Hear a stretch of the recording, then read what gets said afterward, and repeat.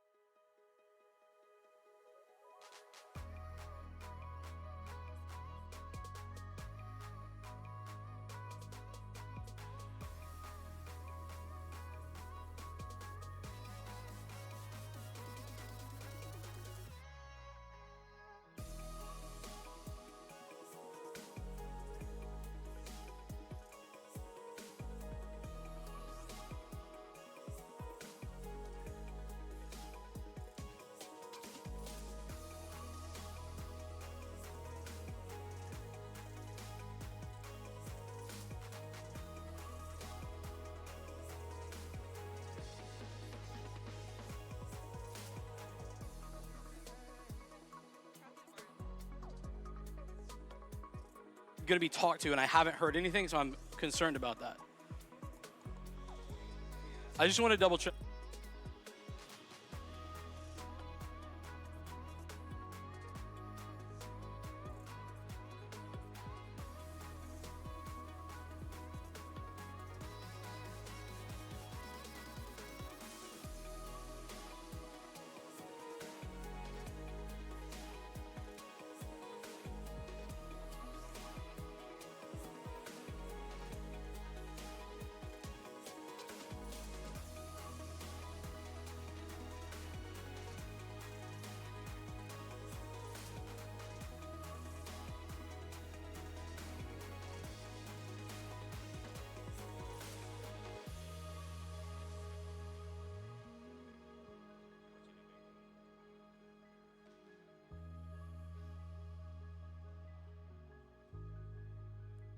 I'm still like able to make out some of the words that you're saying, so I think it might be good enough.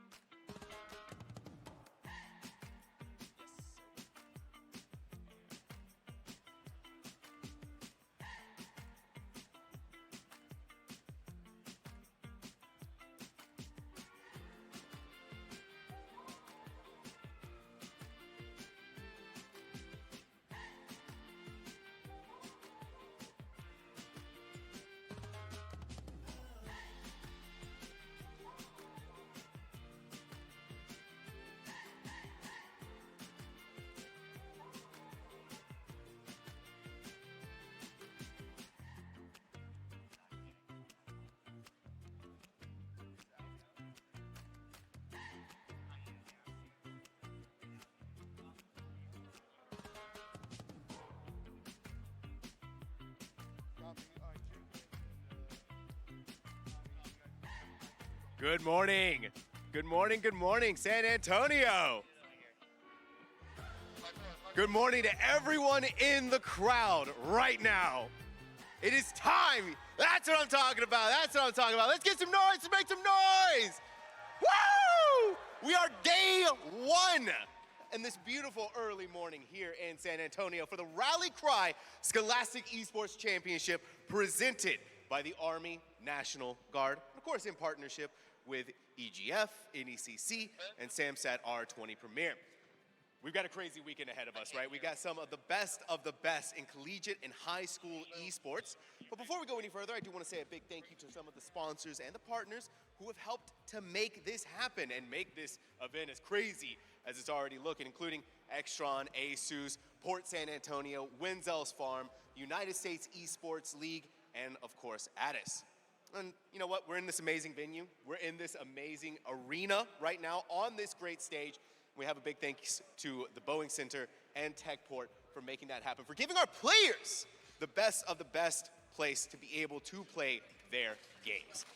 And speaking of players, we have over 500 competitors coming in to play this weekend from the United States and Canada across 8 different titles, including Valorant, Rocket League, Overwatch 2, League of Legends, Smash Ultimate, Apex Legends, Halo Infinite, and Call of Duty. And speaking of Smash Ultimate as well, right, we even have some PlayStations that are going to be out there that you can go and check that out at specific times of the day. So make sure to go and check that out at the Rally Cry desk, get the information on that. That way you may be able to play some Smash Ultimate, some singles, and some crew battles. It's going to be a lot of fun out there. Got an action-packed weekend ahead of us, everyone. An action-packed weekend. And I know that we're all very excited as well as to what the schedule is going to be looking like. We have, starting off this morning, it's going to be Valorant, right, for the SAMSAT R20 Premier Grand Finals for that. Then we'll be moving into Smash Ultimate at 12:30. After that, we're going to be doing Rocket League at 5:30. And then to round out the day at 6:30, it's going to be Call of Duty, the Black Ops 6. So we're going to be, like I said, it's going to be a crazy day. It's going to be an amazing day. And it's going to be one filled to the brim with esports action. Now, I do believe that we may also be having a VIP that's going to come up here on stage to speak with me, ask him a couple of questions, and get an idea of how things are going to be going out there for that.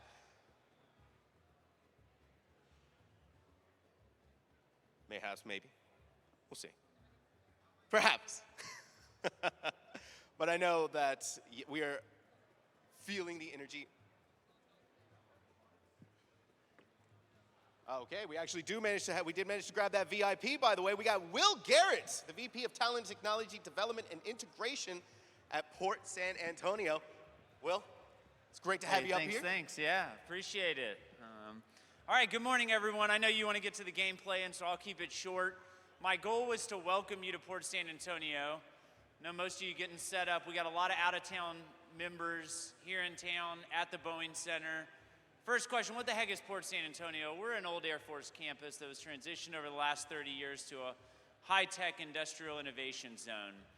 The purpose of this $75 million facility It's multiple things, but through one of those things, esports and gaming, is to generate funds to support education and workforce development efforts. So the very nature of you competing today is helping us fund opportunities for kids around the community. I'd like to give a big shout out to the Army National Guard, hugely important partner. Yes, thank you. We are proud to work with, and he's coming up next, but our partners at the San Antonio Museum of Science and Technology that do this year-round in the community. I'd also shout out Rally Cry. They're working hard. Adam, Martin, Adam, Evan, they do an amazing job, and our partners at NECC and EGF. But thank you for being here, because the alignment between what your kids are doing, I'm speaking to parents, hands on keyboard, eyes on screen, ability to consume a massive amount of data at once, and every single job on this campus, autonomous systems, robotics, flying cars, aviation, cybersecurity, AI, ML, it's real. And our goal is, at least here in a regional sense, to connect kids from gaming and esports to those career opportunities. And finally, while he's only here as a spectator and he might be rooting for the team on this side, I will give a shout out to our current mayor of San Antonio, Ron Nierenberg. I see him up there. Thanks for your support of all we do, Ron. Appreciate you being here. Look forward to getting to know you. And for those that come from out of town, please come find me. Let's talk about how we can get you involved in what we're doing. Well, thank you very much, everybody. Let's give it up for Will Garrett. Now, while we get our players ready, while we get them ready for the walkout, we're going to go ahead and throw things over to our casters to get some information on the upcoming game. Well, thank you so much, Sam. It's a pleasure to be here to start off our day. My name is Vincent, joined by Mark. Mark, it's a pleasure to have you, my friend. And you've been chopping it up and finding out what's going on with all of these high school teams throughout the season. But first and foremost, how are you doing? I'm doing great. It's going to be a fantastic day today. I'm super excited to see this. It's the finals. It's all coming down to these two teams fighting it out for the best of 3 series here. But it's going to be a fantastic day here. And yeah, just to welcome everybody. I'm super stoked. I'm ready to go. We had a blast setting everything up yesterday, and to get in here and start off strong, it's going to be a whole lot of fun. We got a whole lot of fun planned for you folks today as well, so maybe we can peep at the schedule and talk a little bit about it. I know you and I were very excited to start off things with the SamSat R20 premiere. That's going to be a whole lot of fun, and a lot of fun storylines with that as well. But yeah, if we take a peek at this is going to be a packed day, my friend. So at 9 o'clock, right now we got the opening ceremony and the pre-show leading into the first series of the day with Valorant here at R20 Premier Esports League. So super stoked to see this best of 3. These two teams have been fighting, you know, all the way to this point to fight for this final. So this will be going on all the way up until 12:30. So once we get over to that, then we're going to be switching over to Super Smash Ultimate for the Grand Finals top 8. So that will be going from 12:30 all the way up to 5:30. And then we're going to switch it off over into the late afternoon with some Rocket League best of 7 Grand Finals. Once we get off of that, we're going to be finishing off the day from 6:30 to 8:30 with some Call of Duty Black Ops 6 for the Grand Finals best of 7. Yeah, it's going to be a lot of fun. We have a packed house to actually get down to the wire. But let's talk details. I mean, we have been preparing, been looking at what's going on over the entirety of this season for the R20 premiere. And I think, let's take a peek at the bracket. This has already mostly happened. We're here for the finals. That's where we're starting out. And we have a potential storyline, a potential repeat type of move here, which I think is incredible. But talk me through kind of how this has gone. Yeah, so absolutely. So Cast A are coming in to win their second title here for the finals at the R20 since they were the favorites to win last year. So they're going up against a new team this time where last year they beat TMI in the grand finals. So now they're going to be facing off Holmes Huskies. Both of these teams have been going back and forth throughout the season. Holmes Huskies is actually one of the first few teams in a long time to actually take a series away from Cast A. So that's been pretty interesting to see. Both these teams have been, you know, putting all the work, all the effort. They've been practicing, and a lot of these players, you know, that previously were here last year, they're still here fighting it off, you know, towards the later in their high school career. Yeah, I might be a little bit early asking this, but if there's an individual that you're the most excited to watch here, coming back in from Cast A to be specific, who would you point out individually?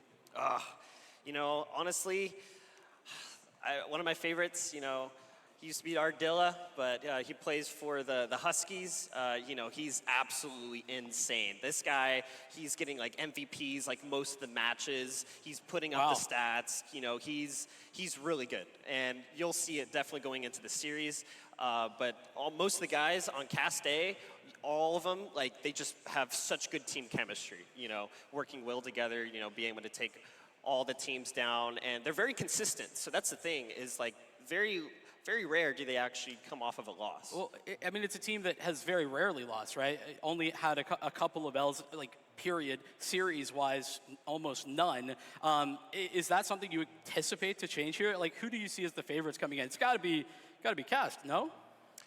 Definitely Cast has the favorite for this tournament. I mean, you know, they're trying to win back-to-back titles, so we'll see how that's going to see if the Huskies can be able to put up a good fight, and hopefully we can get a good series going on, and it's, you know, it's not just a straight-up blowout.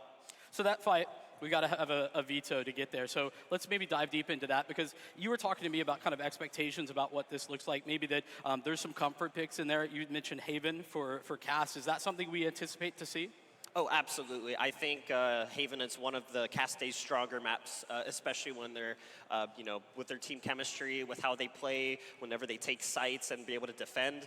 They do really well pushing together as a team, being able to retake, rotate, be able to smoke out, use their abilities together. I definitely think it's a favorite for those two teams. So Haven, a guarantee, is what you're saying. Correct. We got it.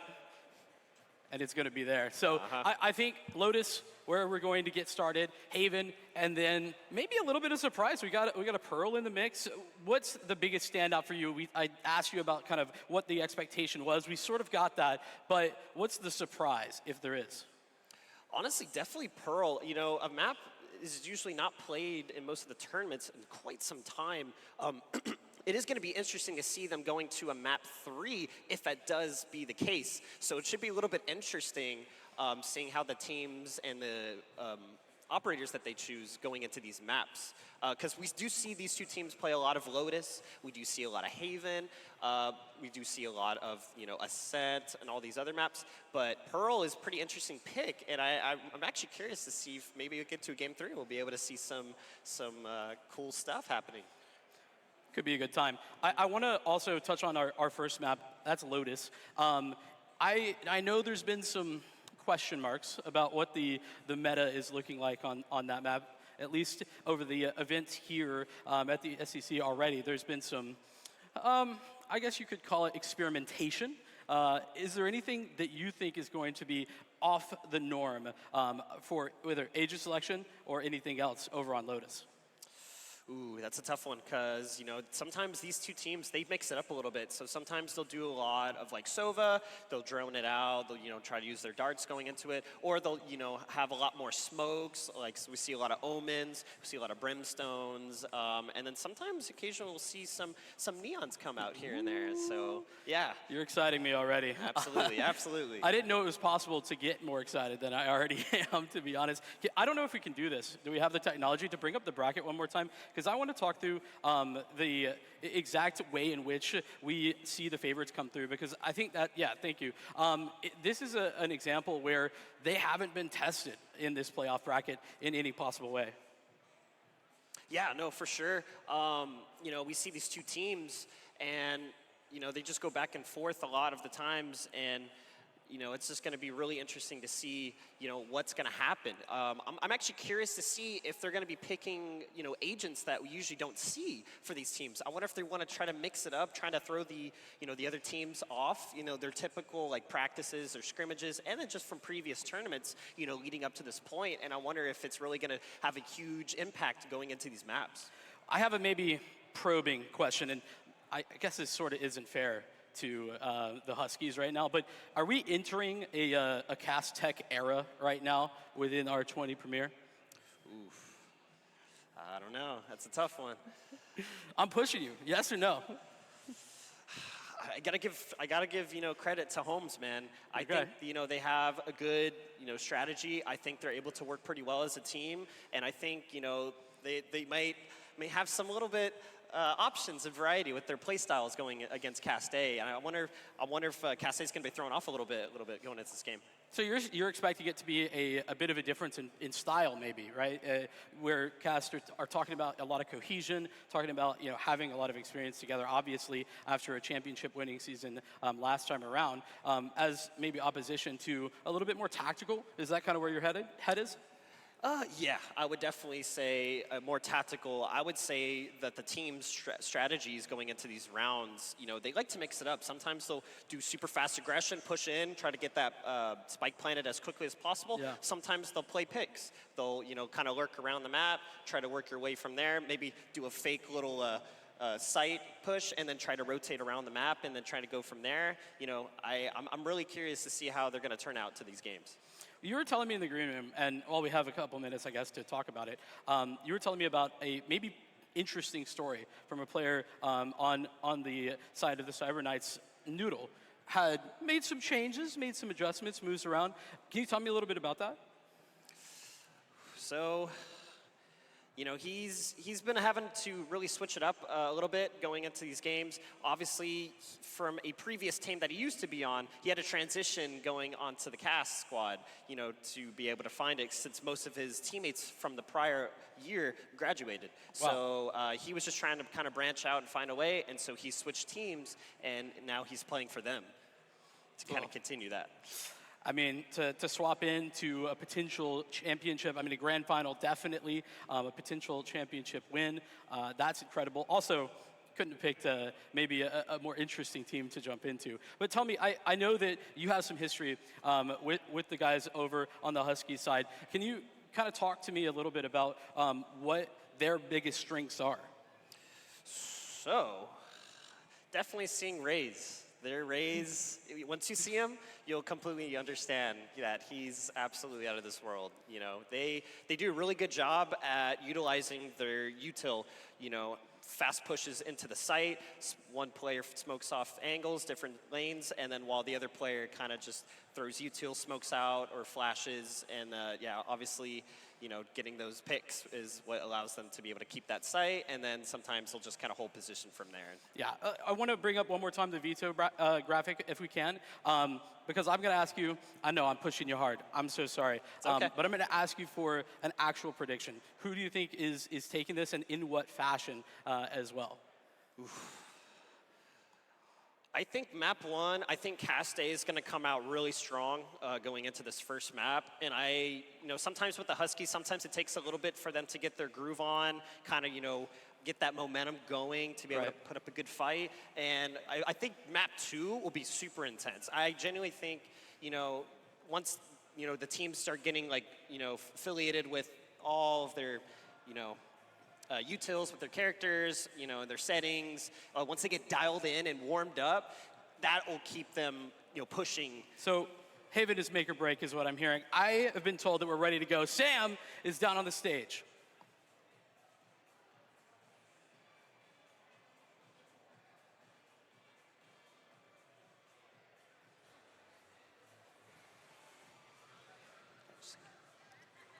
Or maybe we're not. Maybe we're ready to go. Oopsie. Alrighty, we're going into the first map, Lotus. So, looks like we got, some interesting picks here. We got an Astra pick too. Wow. This is some interesting picks. What do you think? I'm gonna be honest. I feel like this Vice ISO combination is very effective. I'm sort of a big fan of that. I think what's interesting though is that they've continued to kind of look towards on the attacker side, they're looking at both the Breach and the Teo. I think that's going to be really powerful. I think it's also going to be a little bit difficult to hold space on the map with that type of composition, once we talk about the defensive side. But I'm excited for this. Lotus is so much fun. And I feel like we've gotten all of the, not all with Pearl, but all of the 3-site maps as well. Yeah, no, for sure, absolutely. Yeah, I'm not surprised to see, you know, a little bit of Teo action, such a great agent to play in Valorant. The Yoru pick out of Max is going to be pretty interesting to see. I'm actually really curious to see how they're going to be able to take these sites in and utilizing, you know, his teleportation, his ults, his flashes. But yeah, this should be a really good matchup. Super excited here. We're about to get started for the first game of the day, and here we go. Let's get things rolling. Cass certainly the favorites into this one, but starting out on the attack. We're gonna get rolling. First takes the first pick already on Max. So, wow, we're not even 5-10 seconds into the round and already. Yeah, it's something to note, right? Max, oftentimes on that you're gonna need a little bit more support than a more traditional duelist like a Jet or a Raze. So a little bit alone and maybe a little bit of a struggle there to start things off, but it's all good. Still 4-on-5. And it's looking like this is going towards the C site. Could be a late rotate back towards B, especially with the rotations that they're pulling. Yeah, it looks like they really want to do either a B or a C push. Looks like they got a little split action. We got 2B, we got 2C. Raka might be able to get a pick right here. Ooh, he does get spotted. He's going to back off as the rest of the team of Cass A are going to be pushing on to the C site. Raka's going to hold it off. He's going to take down Tanek, and then they're going to be doing flashes to stop the team. Jonah's going to take down Raka with another one. Breach flash going down by Bongle. Huge one, takes down first. He's going to back off. He's going to play slow. The spike has been dropped. Bongle's going to get down another one. It's a 2v2 situation. Jonah's super low HP. He's going to teleport with the flashes, and he's going to get a double with Jonah and the help of Bongle getting down, and they take the first round of the day, Cast A. That's so ambitious from Jonah. I cannot believe what they are willing to do. Shrouded step back in, and they had that loss. The waterfall, the flood from Waterfall, ironically enough, was actually fantastic. Defensively, Holmes had it all covered, and I was a big fan of how they were able to actually adjust and hold off on that site. Even though they were able to find those rotations, the fact that then it still goes wrong is a bit mind-boggling. Yeah, no, that was definitely, I think those two last at the end were caught off guard for sure. And yeah, that was just a great execution from Cast A, great strategy, utilizing that flash with the Omen teleporting towards the back of the site. And yeah, they just had no idea he was there. I mean, the utter chaos there, obviously didn't hear the Shrouded Step, but you would have hoped to be able to hear that. That's why it's so ambitious to go for something like that, some sort of ridiculous play. Is that what we're in for here for Cass? Because I haven't had the privilege. You have. Yeah, that's the best of the best right there. You know, they are trying to win their second here in a row, and they're here to show it. They put in the time, they put in the work all year leads to this point. So they definitely want to keep and remain that title within their grasp, trying to get back to back. So yeah, no, definitely.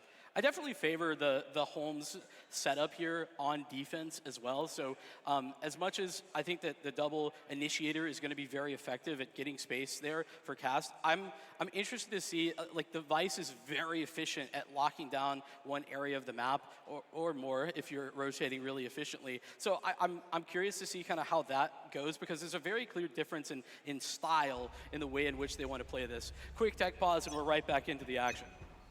Yes. And we are back. Here we go, round 2. So Cast A, they were able to take that pistol round, so Huskies are going to have to save a little bit. Just all classics, and just save those orbs, and then try to get those ults as soon as possible, as we're seeing a bunch of Guardians and Bulldogs and Spectre come out on the Cast A team. It's looking like a slow push towards B. I'm not too sure if first spotted, but Jonah gets the first pick on Obadiah, so Obadiah gets taken down towards the A. So that's a big one on Cast A already. Yeah, quick rotation to move back in towards that pick. But this is the same true for Holmes. They're here. They've arrived on site, so Pink Shell is going to provide a little bit of a delay. Still, weapons obviously not perfect for this type of scenario, but here's all that initiator utility we were discussing. Very difficult to deal with. I say that because it's quick right click, but there we go. Max and Jonah get back into the backside of the site and clean up pretty easily. Jedi's the last alive. It's all up to Jedi. Goku unfortunately gets taken down by Karat, and Cast A go up 2-0, which is to be expected considering it was a light buy. But now that the Huskies are finally able to save up for their Vandals going into this next round, they should be able to put up a good fight going for the rest of this game. So all it is all coming down to this now. Yeah, it's an important round. We're talking about the first gun round. I mean, bonus here for the Cast Tech side of things, but still very effective. 4 rifles. You just got the 1 ghost over on Kirat. But I think for what we've seen already, the start of these rounds has been explosive. Holmes has tried to get up into the mix, and that hasn't been super effective. They're going to slow it down here. Very significant amount of presence already being shown here for Cast over the east side of the map, and now they slow it down. So far, same thing from last round.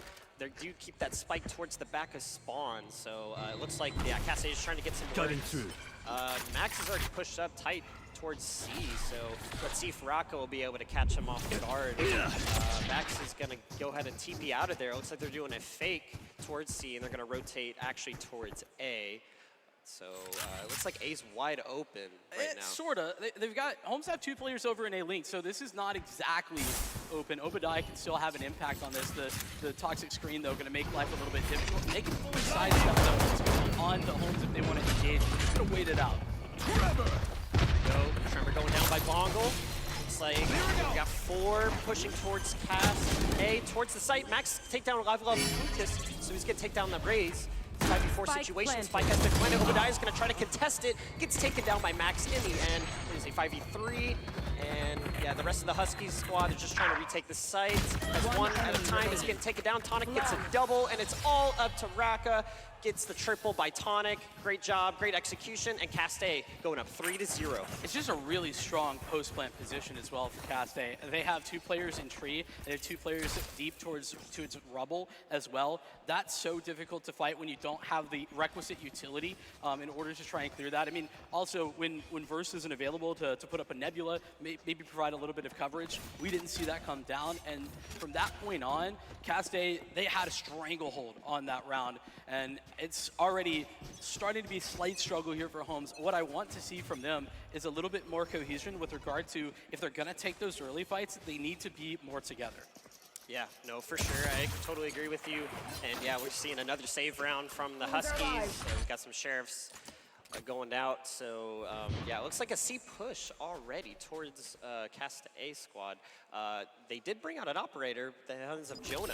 So interesting to see if he's able to do anything. Max is going to pop his ult. He's going to try to get some vision, try to see if he can spot anyone out. I think he's letting his teammates know that the site is clear. He's actually going to get out of his ult. He's going to flash. He's going to get out of there. He's not going to commit, and then they should be able to get onto the site. He was applying that pressure to keep them delayed so he could be able to plant. Yeah, one ultimate, and you have the site. It helps when it's a half buy, when you've just got Sheriffs and a statement. That's the scenario, but attempt of this retake is going to come through. It's going to be quite difficult, though. Crossfire and Jonah up ahead of all of those fights before. Kirat will confirm, and I think you can call this one a wrap. And it will be. Nearly flawless as well. Yeah, what a great round. You know, just the help with Max, you know, that's what we're talking about, you know, with that insane, you know, utility that Yoru can provide to the team. He was able to pop his ult, he was able to check the whole site, and then when he did get up his ult, he delayed the Huskies from being able to keep rotating, which allowed, you know, his teammates to be able to plant that spike and be able to, you know, hold all the angles and be able to, you know, have full control from all the angles that Huskies are able to retake that. That flash is, the flash on the fadeaway is a little bit hard to kind of know how valuable it is, but it absolutely does just make the timer on that retake even longer. Approaching some ultimates here. Longer one away from theirs, but early fight towards Rubble means that, once again, Cast have opened the door here at A. It's another example of just a fight that's a little bit too on their own there for Holmes. Yeah, and I think Caste, they're starting to kind of take advantage of these situations. You know, by that push, you know, it allowed a whole entire free site on A for the team. And Jonah, he's just watching the spawn. He's going to take down Verse. So now that the spike has already been planted, it's a 5v3 situation. So Huskies really have a lot of, you know, real estate to be able to take the site back. So as we're seeing, Jonah is taking down Raka once again. And yeah, it's just all come down to Obadiah, Jem, Goku, Tonic, and Max are going to finish it off. And Cast A with another clean, flawless round, 5-0 against the Huskies. So at what point are you getting a little bit worried here for the Huskies? It's not out of hand, not yet, but that's why I'm asking early. what point is the worry start to set in? Ooh, typically, towards the end of the first half, sometimes, the Huskies, their first half sometimes can be a little bit weaker compared to Castay's strong first half. And I think, once the team is able to just kind of discuss the issues, kind of the mistakes that they're making, they'll be able to capitalize on once they're able to take, that round, that 2 rounds, and then they'll kind of just take it from there. And then that's where the game will get a little bit closer as we move forward. Get the momentum rolling. That's the go-to. I think that makes a lot of sense. And well, a little bit of time maybe to think over exactly how that's going to happen. We've been talking about maybe some slight adjustments that can be made on the side of the Huskies. That being said, I really think you talked up the Rays. I think it's about getting the Rays into position to take early fights. Very often, we haven't seen Cali be at the forefront. That's happened a couple of times, but I think that in particular, I'd like to see them get more activated. Oh, absolutely. And I think that's going to really change once they're able to get their ults and be able to utilize those moving forward. So yeah, there's just a couple orbs away, and they'll be able to get those ults to be able to capitalize and take those sites, because we do see that, whenever they do play Castay in the past, once they're able to kind of get their groove on, that's where Castay kind of gets thrown off a little bit. Well, speaking of, we've got a couple of ultimates, Rolling Thunders on both sides. The less of an investment here for the Huskies. Well, they probably don't want to invest that, and Cast similarly might want to hang on to it if they can, but a little bit of a slower approach. Just a slower crawl out A. And what? Oh, Jonah! 2 for the price of 1. A collateral. And even though Max goes down on the other side of the map, that is a devastating way to start off the round. Wow, the Omen Operator, what an insane combo. Jonah's absolutely on fire right now, and yeah, right now it's just 1 by 1 on the homes. They're falling down 1 at a time. It's all up to I Love Kaliukis with that judge towards the back of the defensive spawn. And wow, Castay just coming out super hot into this first half. Yeah, name a more iconic duo, the Judge and a Rays. I don't know that you can. I'll wait. The Jonah is dominating right now. That's 3, the first of which were with an Operator and a collateral. Oh my goodness, Castay is on fire. 11-0. 11-0, Jonah. Absolutely on fire. That collat was unreal. That was something you see in a montage. True. I think it wasn't a wallbang. I saw a little bit of a penetration in that. Everyone tune into Jonah's YouTube video like 10 days from now. It's gonna be there. That's awesome. Big buy round. This is where, truthfully, the Huskies need to find something. They've got a ton of tools available to them. The Cosmic Divide is there. They've got the Garden. They've got the Rolling Thunder. It's all available. Yeah, I think that, what's happening, just the nerves are setting in. It's the final event of the year. On stage. Yeah, and it can it messes your game up a little bit. A great pick already by the Rays so far on the home. So. Well, it's that fight towards Rebel we've kind of been talking about that's really dominated by Cast A. Finally, we are seeing that go the other direction. So Home's going to be happy about that, as still holding that area. We've got Verse hanging out there in Rubble in order to maintain that space whilst the C hit comes in. Wow, Max takes down Raka, gets tagged quite a bit, but Raka wasn't able to finish him off, so 4v4 situation. Looks like they're already towards the back of C's site. They're trying to get on top of it. Tonic's going to take down Obadiah, but Jeno Goku's going to trade it out. He's going to take down Longo, 3v3 situation. Max is super low on HP. Ray's ult going down by I Love Ukas. He's going to get 1 on Tonic, so down goes the Teo. 3v2. Oh, what a shot. Ray's absolutely on fire right now as he gets the 4K, and finally the Huskies are able to put themselves onto the board against Cast A, bringing it to a total of 6-1. All those ults, don't even really need them. The showstopper, it was a nice cherry on top, but realistically, Cali did it all with the rifle. Didn't really require all that much support. That's incredible. That's the type of pizzazz that we really need to see from the Huskies moving forward. It's lovely to see them finally winning over on Rubble, and we're about to get a huge fight in that area here in a moment. Yeah, and it's crazy to think that those were his first 4 kills of the game that last round. So, good point. So now he's feeling it, and they should be able to get some momentum pushing it to these next couple of rounds. Cast A looks like they're still heavily committed towards this slow push. This Viper's smoke going up. Oh, look how close he is. Rat's gonna get the drop on the raise, and then Astro was blinded, didn't see anything, gets taken down as well, and that's already a great execution from the Castade. They should be able to get onto this site, unless Obadiah does a really good contest to be able to stop them. Welcome to Nice shot by Max. I love the way that Castade adjusts how they were approaching that fight, right? You have an explosive manner in which you're trying to take that. Oh, wait, hold on. That got a little bit closer. I'm out here yapping, nearly bringing that back Jedi Goku. But regardless, what I was saying is there's a more explosive way of taking that fight, but they just waited it. Played the fade of the toxic screen, and it's a huge surprise. It allows Kirat to be in that perfect location and find that double kill. 1 round victory in 8. That's usually not going to be enough. Yeah, you are definitely correct. You know, they have a lot of ground to cover now, you know, to bring themselves back into this game.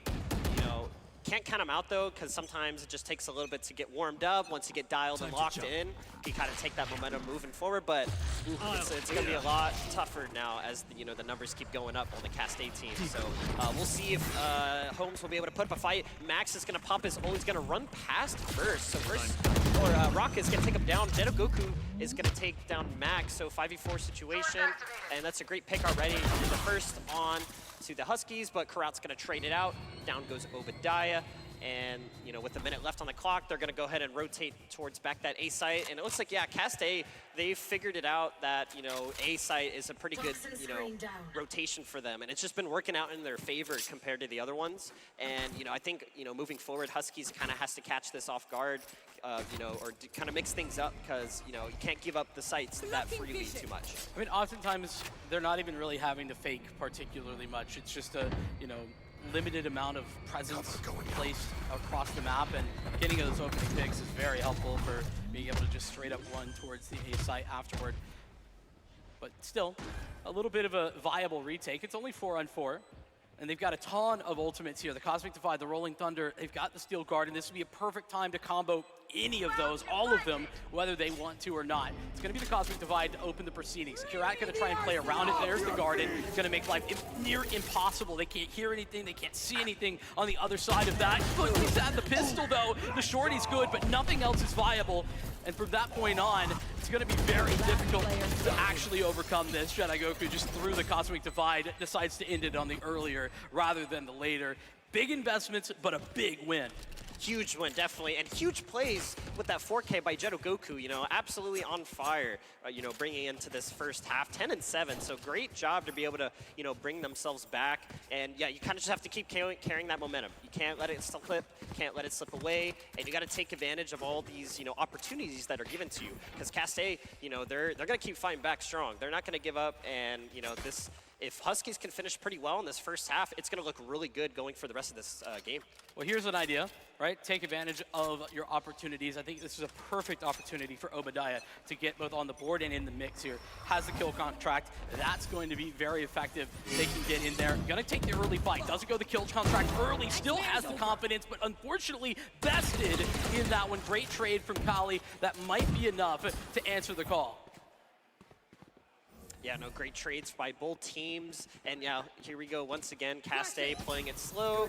It looks like, you know, they just try to play picks and work their ways. So it's there. Raka gets taken down by Max on the B site. And, you know, it looks like they're going to commit towards C.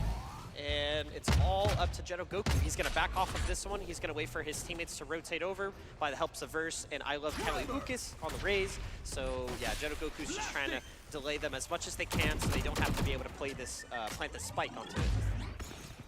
Well, that delay game only going to work for so very long. Still, with a disadvantage, I say that.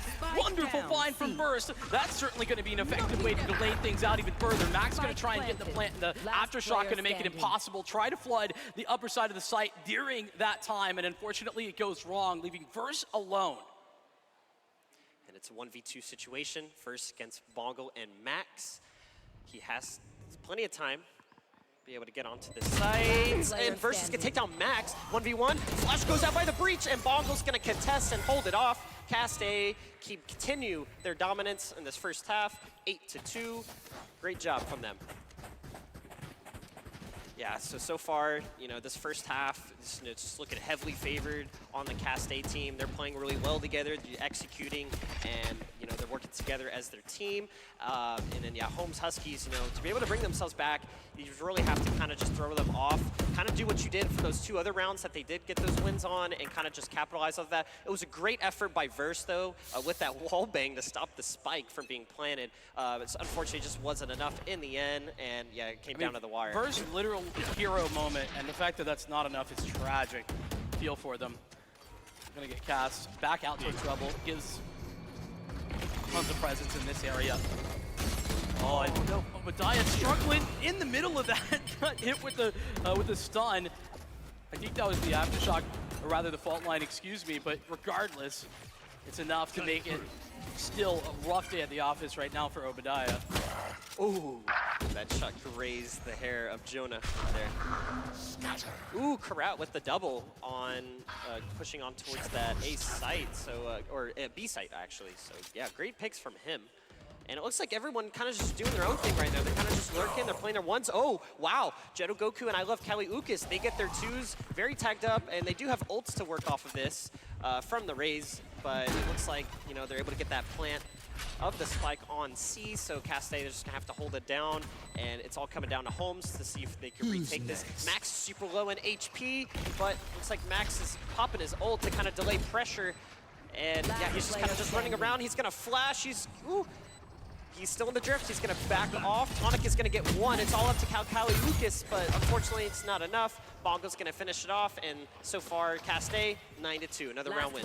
Before the switch. When is that kill contract coming out? I mean, I got that in the back of my mind and I can't get it out. But beyond that, I think that using the dimensional drift in such a manner just kind of shows you how far up these guys are. Cast A, they're dominating, and because it's so late in the half, normally that's a great initiation option for the offense, and they're just saying, well, we'll just lock down this round because you can't stick it in fuse knowing the dimensional drift is out there. Absolutely, 100% agree with you on that, But you can't count out the Huskies, Sometimes, once they're able to wake up and kind of get their groove on, we'll see stuff like that happen where, we see Verse coming alive, maybe we see a little bit of Obadiah action moving on to this, second half. But, it's just got to keep trying as much as you can to be able to bring yourselves back. Verse with the double. Great picks by him. Already a 5v3 situation. So we got a minute left on the clock. Spike is still towards the back. And it's all in the hands of Viper, who's all alone. Ooh, Karat's going to get down Verse. Is he going to commit towards the breach? Ooh, there it is. Here we go. We've seen the ult by Karat. Obadiah is going to actually get it on Karat. So great ult by him, 4v2. And yeah, that was fantastic job, and it looks like Cast A, they're just doing everything they can to go towards that beat. Confirm the round. That's the biggest thing. This is round 12. There's no saving anything coming into the next half. So 5-on-3 though is the way this started. It's still a 2-on-3. Bongo and Tonic both very viable for them to be able to get this, and then they get the plant down too. I mean, Tonic is 1 kill away from the Armageddon. 30 seconds left. Ooh, we're seeing the ult coming down, but I love Kali Lucas, but he gets taken down in the air by Bongo. And yeah, Bongo's gonna go ahead and plant this spike 2v2 situation. Obadiah's gonna get on Tonic, down goes to Teo. It's all up to Bongo, the breach. He does get tagged up a little bit, 35 HP remaining. He's gonna use his breach stun. They're already pushed towards the back of the site. He's holding, he's sticking. Obadiah's sticking, and Max Racket is gonna take down Bongo, and there we go. The 9-3 classic. That's going to be a rare moment where you see the shear used in such a way to give a different perspective to the offense. It's not even their piece of utility. Craziness. It didn't work out, though. Great round from Obadiah. I mean, we've been talking that a whole lot, and for good reason. This ISO, it's a duelist. It's important to have that impact. We've seen those moments from Kali, but it's been rare there from Obadiah. A huge way to get confidence back, because that's, honestly, this game is about confidence more than anything. If you're feeling good, you're playing good, and if you're not, it's very clear. I think Obadiah getting that confidence is crucial to this comeback effort for the Huskies. Yeah, it's kind of crazy. I was literally just mentioning about it before that round, and look, he finally got the first 2 kills of the game, and look how huge of a play that he put up for the team right there. That was crazy. Time to focus in. Second half here of Lotus. Cast A leading strong. Already a duel, a brewing here for Max. Up and Mount, overwhelmed, hit with everything in the kitchen sink, won't be able to escape. But this Jonah smoke is huge. All of them get blinded up. Obadiah gets taken down by Jonah. He's going to get that ghost. A lot of shots going through that smoke. He gets out. Ooh. Yeah, looks like... So yeah, great job from him. And trying to rotate themselves over. They're not going to commit fully to C site, so they're going to work their way towards A. And slowly kind of get their groove on to get that spike planted. So we'll see what Cast A will be able to put up a defense. Well, good news is that they're going to continue moving forward. The fact that Omen's going to escape from that. Deep onto B, this site easy to take, hard to hold. That's usually the issue. This composition very effective at doing that for Holmes. I love Kelly Lucas gets taken down through the smoke, and Tonic, Jonah, and Bongo all get their ones, and then wow, they're able to just take that site that fast. Wow. Talk about anticlimactic. Yeah. I was just looking at the score, and then it was just all of a sudden they just all kind of fell apart. Yeah, quick turnaround on that one. I did say easy to take, hard to hold. I didn't know it was going to be that easy on the retake. Cast A showing some of that class that, I mean, we discussed all throughout the pre-show. It's been something that we've touched on again and again, but definitely have taken advantage of some struggles on an individual level too from the home side of things. I think now's the time though to find that form. But unfortunately, it's so late with the scoreline what it is. I think Holmes sort of feels like they've got to invest, they've got to force here. And I understand that. Unfortunately, it means that they've pretty much decided to force most of the rest of this half. They got one gun round otherwise if they can't win here. Yeah, no, I really agree on that. You know, it's a lot of groundwork to come back into this game, you know, being down this much against Cast A. So maybe they'll be able to do some changes in the second half. But they definitely, you know, working into that second map, moving forward into the future, you know, hopefully they can be able to capitalize and, you know, don't let these mistakes happen going into that next one. But here we go. Karat's going to get the first pick on Obadiah, but it looks like Holmes Huskies have already taken the site, so they took it down pretty quickly. Unfortunately, it looks like they were able to get taken down, but Jetta Goku's going to take down the Teo. Max can turn it out. Reach goes down of Jetta Goku, and it's a 4v3 right now. Looks like Bongo's pushing in right now. He's going to get one pick on Raka, so he's going to use his reach stun. They're kind of just playing retakes at this moment. I've loved Kaliukas holding it down for his team. He's holding it down with the Astra Verse, but it looks like the spike is being stuck by Max. He full sends it, and Kaliukas takes him down, throws his Raise. He's going to use his satchel. He's going to get the right click on the Classic, but Jonah is able to close it out right at the end. Yeah, they got it.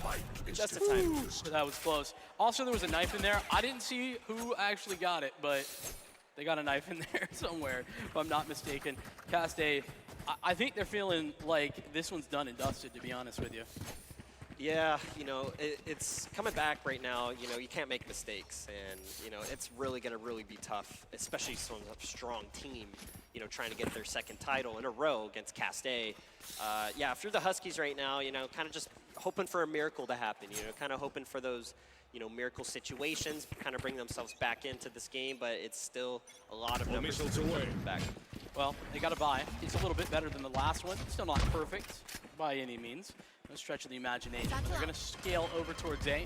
Cali, El Clasico, if you will. We've talked about this before. The judge in the hand of the Rays closes distance, but sees nothing of note. So the plant goes down uncontested. We're all at 5-5 again.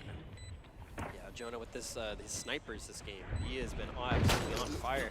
The judge takes down Max of I Love Kaliukas, so great pick on him. And yeah, Holmes was actually able to get onto the site pretty quickly and be able to plant it. So yeah, it's all retakes right now from the cast. Raka is posted up close corner, gets no-scoped by Jonah. Raka gets taken down by him, 4v4. Time is running out. Yeah, they gotta go. If you're Cast A, you gotta push it on. The judge is putting a lot of damage. Karat and Tonic get their picks as well. He gets a double. It's all up to Verse to be able to hold him down. Is it enough time? It is not enough. Is it? I don't think so.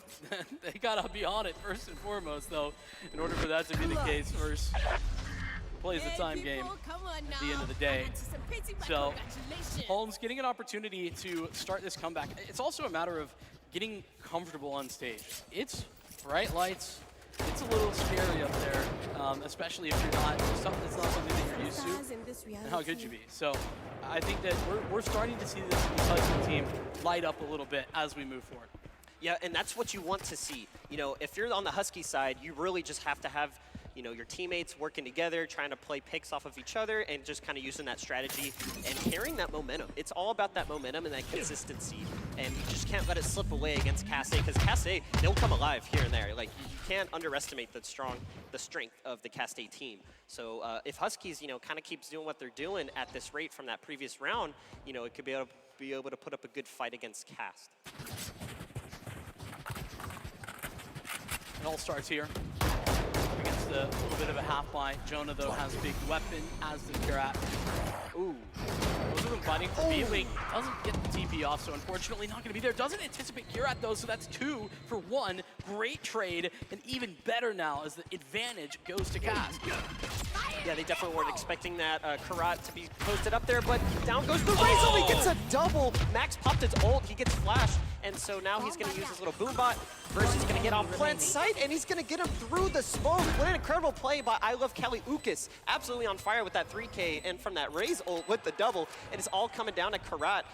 Does he save, or does he try to put up a fight in this 1v3? I mean, doesn't necessarily need to save, has money. This was an eco round to begin with. They just had a little extra cash to splash for those additional rifles. So more damage, more good, more ult orbs too, to be fair. But not gonna get any of those other than via the death. So it isn't exactly perfect, but they're making their way through. I'm improvingly impressed here with what Holmes' attack side is looking like. It didn't have the perfect start or anything, but it certainly is not floundering like we saw their defense. Yeah, no, for sure. And I think, you know, they've the Huskies have kind of found their groove on this attacking side. They can kind of utilize their aggressiveness. You know, they're pretty aggressive when they push onto these sites.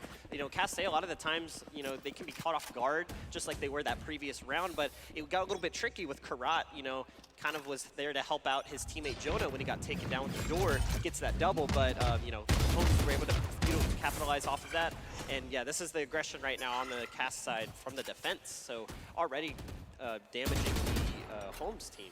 Yeah, this double duelist is very effective at brawling, and that's absolutely what Holmes are looking to do in these early rounds. Great shot from Karat. That's fantastic.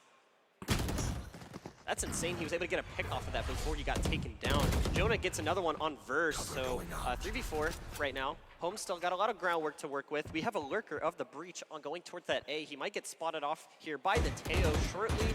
Ooh, he's going to back off of that one. He's not going to fully commit, but he is going to let his teammates know that they are working their way towards A. So they're already starting to rotate towards that back site.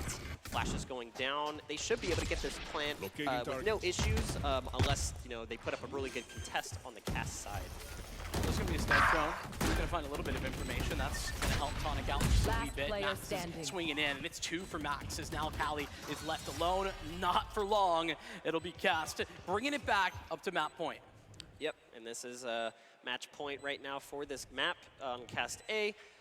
Yeah, if you're Huskies right now, you kind of have to get a groove on, you know, just kind of hope for something to kind of fall into your favor, you know, in these moments. You know, kind of got to take advantage, maybe start lurking, maybe change up the strategy a little bit. But, you know, kind of, you know, Cast A, they're just playing a fantastic game all around through the team, and, you know, the stats speak for themselves looking on those scoreboards. Yeah, I think they do. And even beyond that, we kind of talked about the ability for this composition for Holmes and what they can do. I feel like they're struggling to get that opportunity now that they're on the attack side. That's the struggle when you're 9-3, when that's the scoreline out in the first half. Regardless, there is big ultimate here. Again, Obadiah used the kill contract to get into the mix, needs to do it again, and he's gone for it already. Yep, it looks like they're doing a beat push this round, so they should be able to take this site pretty quickly, unless Cast A puts a pretty good contesting of the Jonah right now. Takes down Jetta Goku, so down goes him. Obadiah trades it out, takes on Karat. He's right behind Max of like Kelly Kukas with his ult. He's gonna back off of that. Trade's going down between both teams, but right now it's in the favor of the Huskies on the attack side. Versed with his spike is towards their back spawn. He's lurking. Jonah had no idea. It gets taken down, and it looks like they're going to take the A side, actually. Believe it or not, they didn't anticipate the spike to be in their own spawn. Crazy, I know. But the fact is that the chaos over on the 3 side was a little bit too much to handle. Now the 1v3 attempt here from Max. That's a TP down, but that's going to be hard to use. Has 1 flash in the kit. On that smoke, that's massive. Still has the TP as well. So the flash allows them to continue to move forward. Boombot, you're just going to buy some space and give you just a little bit of time. Yeah, visualize now. as Max steps up, but gets bested quickly rather than a little bit later on. Yeah, at this time of the game, you know, Holmes, they can't make any mistakes. They kind of capitalize, just like what Verse did, working towards the back, which is quite interesting that, like you said, he had the spike. But I'm sure that wasn't planned. I'm sure that just kind of worked out in their favor, and they kind of just capitalized off that. That was definitely an oopsie moment that worked out. And they're just very grateful that they didn't lose the spike in the opponent's spawn. Yep.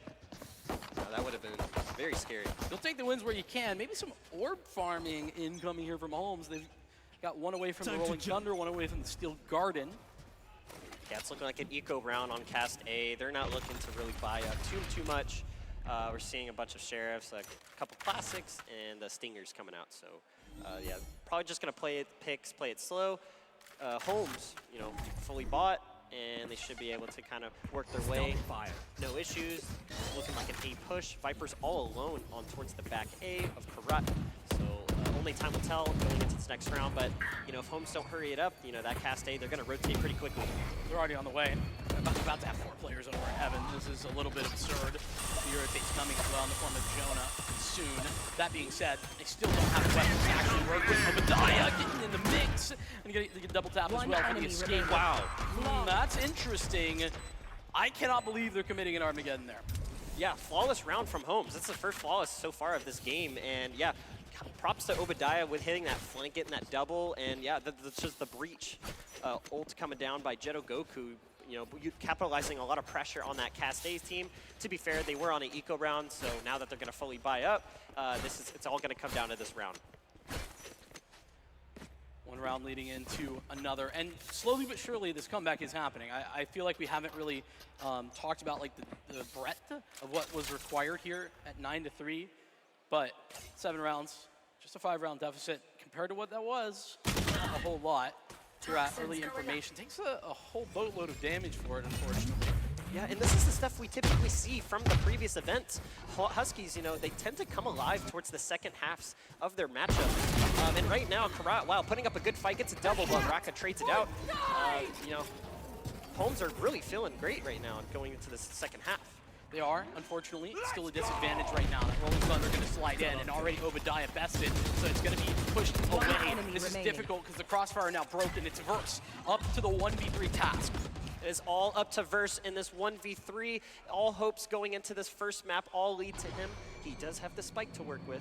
He has 50 seconds left, but he did have to open up that door, and right now Max is already starting to rotate over, and let's see if Verse will be able to get it. Unfortunately, wasn't able to. Max takes him down. Cast A, they are able to take over onto this first map, and they are going 1-0 in this series. Yeah, I mean, Cast, it's an explosive start, right? From the very beginning, we saw them dominate with just 1 round in the first 8 rounds there for Holmes, and I think that kind of was the biggest difficulty to overcome. I know, somewhat obvious, but when you're talking about a stage game where the pressure is at the maximum, it's very difficult, I think, to break through such a significant deficit at the beginning of a map. Yeah, and I just think, you know, at the end of the day, it just took a little bit for the Huskies to kind of get their groove on. It did. And try to get momentum, bring into that second half. Too little, too late, unfortunately, and they fell short. You know, Cast A, props to them for, you know, able to contest against, you know, the strong team of Huskies. But yeah, Cast A, they were just the better team overall in that first game. They were. Jonah playing a great game as well. Just to do some highlighting for a second, I think Jonah played really well. I think also when you're running a double duelist like we were seeing from the Huskies, an early struggle from one or both of those duelists is very difficult as well. That's something that we saw. So the good news is that Obadiah heating up there towards the end. I'm really excited to see what that second map looks like. We've teed up Haven as that possibility, and it's going to be a whole lot of fun. Before we get there, we're going to hit a quick break. So we'll see you in just a couple minutes. Oh, what an awesome day for a pump, dude. Yeah, I gotta take it easy. Doc says if I exert myself, I will die. You overexert yourself, you will die. I'll tell you what, you finish the workout, all these could be yours. That looks good. A little bit of honey ham for the ham. Get after it, and that's your, nope, get after it, and that's your treat. Stay, do the exercise, do the work, then you get the reward. That's how this works, man. You gotta give it max effort, maximum effort. That's what I'm talking about, baby. Big hams. Make it work, those hams. Work 'em. Putting in the work. Yeah, baby. Yes. This is a spicy workout. Gotta make it worth it. Building the beef and bringing home the bacon, baby. I'm loving it. Teriyaki is just about within your reach. Come on, get you some. Come on. Ooh, ooh. Maximum effort. Maximum effort. You're there. You're almost there.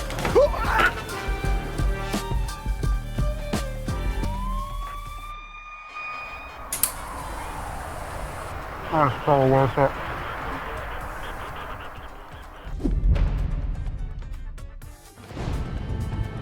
You'll still have common days. Forget someone's name mid-conversation. Count your tips at the end of your shift. Buy something disappointing off the internet. This is not one of those days. A few weeks a year and you'll discover the most uncommon time of your life.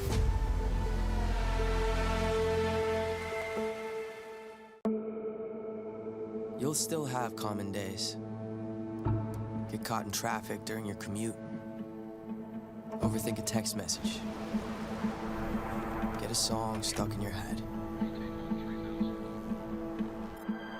This is not one of those days. A few weeks a year and you'll discover the most uncommon time of your life.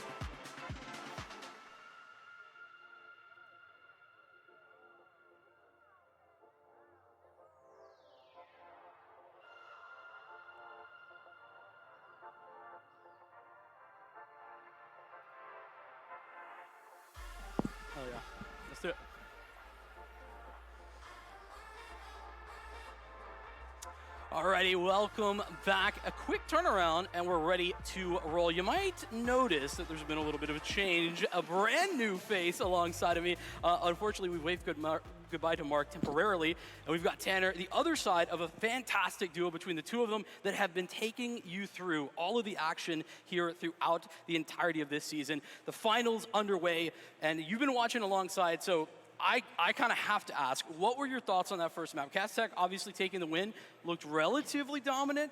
A little bit of a comeback, though, towards the end of that. Yeah, most definitely. I mean, Holmes is such a dominant team. I mean, the only loss that Cass has taken all season is to Holmes Huskies. You know what I mean? So if we're going to see anybody do anything against the Cass Day team, it's going to be these Holmes Huskies. Again, like you said, I was kind of expecting it to be a little bit more of either straight up a blowout or like maybe we're going into overtime. But that midway game right there where they ended up making a little comeback towards the end, beautiful, chef's kiss. I'm wanting to see more of that this game.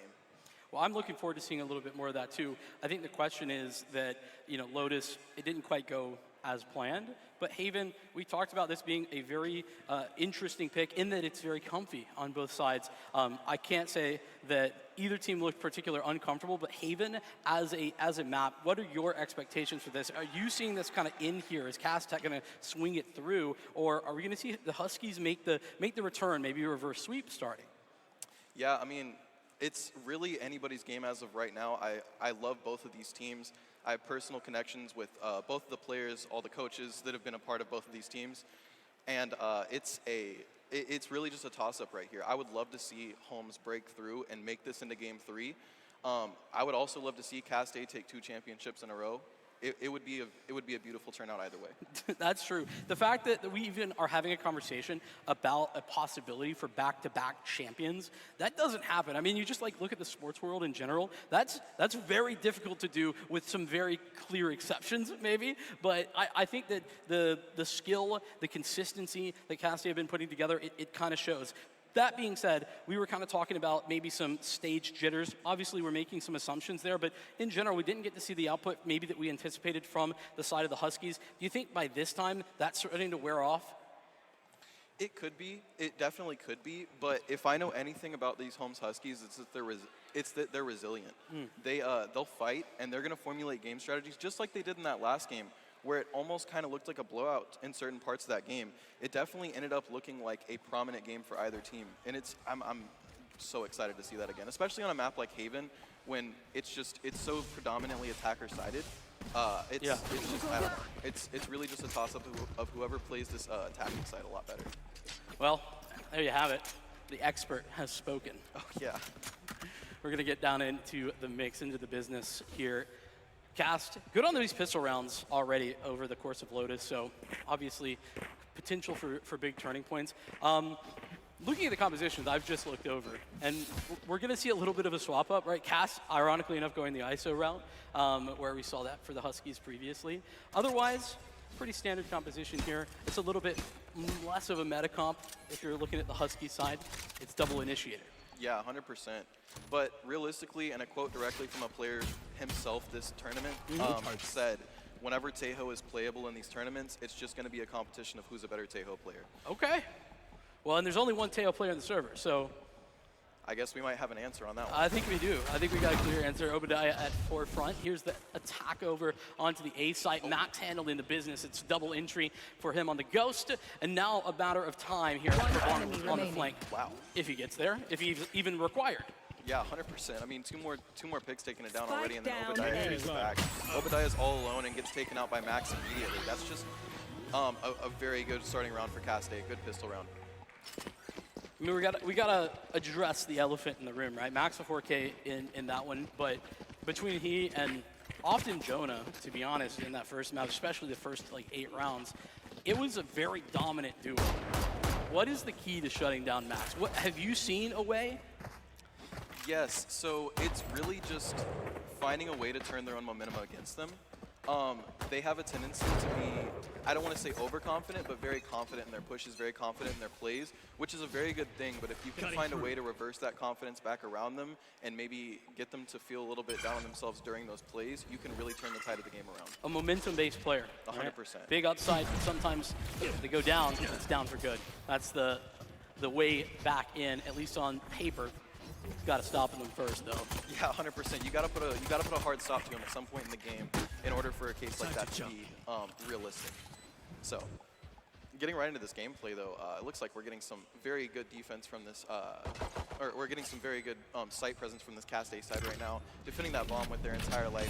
No person taking down yet. There, as soon as I say it, Pongo gets 2 for himself. Max gets 1 for them as well. That's a beautiful start to this round, and beautiful defense on the bomb. First trades 1 back, and Max gets it back immediately. Yeah, Jonas can go ahead and close out that round. Typical high-plex play. So I'm already noticing something. I know we're only 2 rounds deep, and I know that's an eco, but I'm noticing the Bongal really enjoying these early lurks, and that's setting a precedence already. That's something that we're going to have to see the Huskies respect very much from round 1, or gun round 1 in this case. So keep an eye out for that one. Bongal already being very effective, and holy, I forgot he got 3 kills, or 4 kills rather. Dimensional Drift is ready to roll.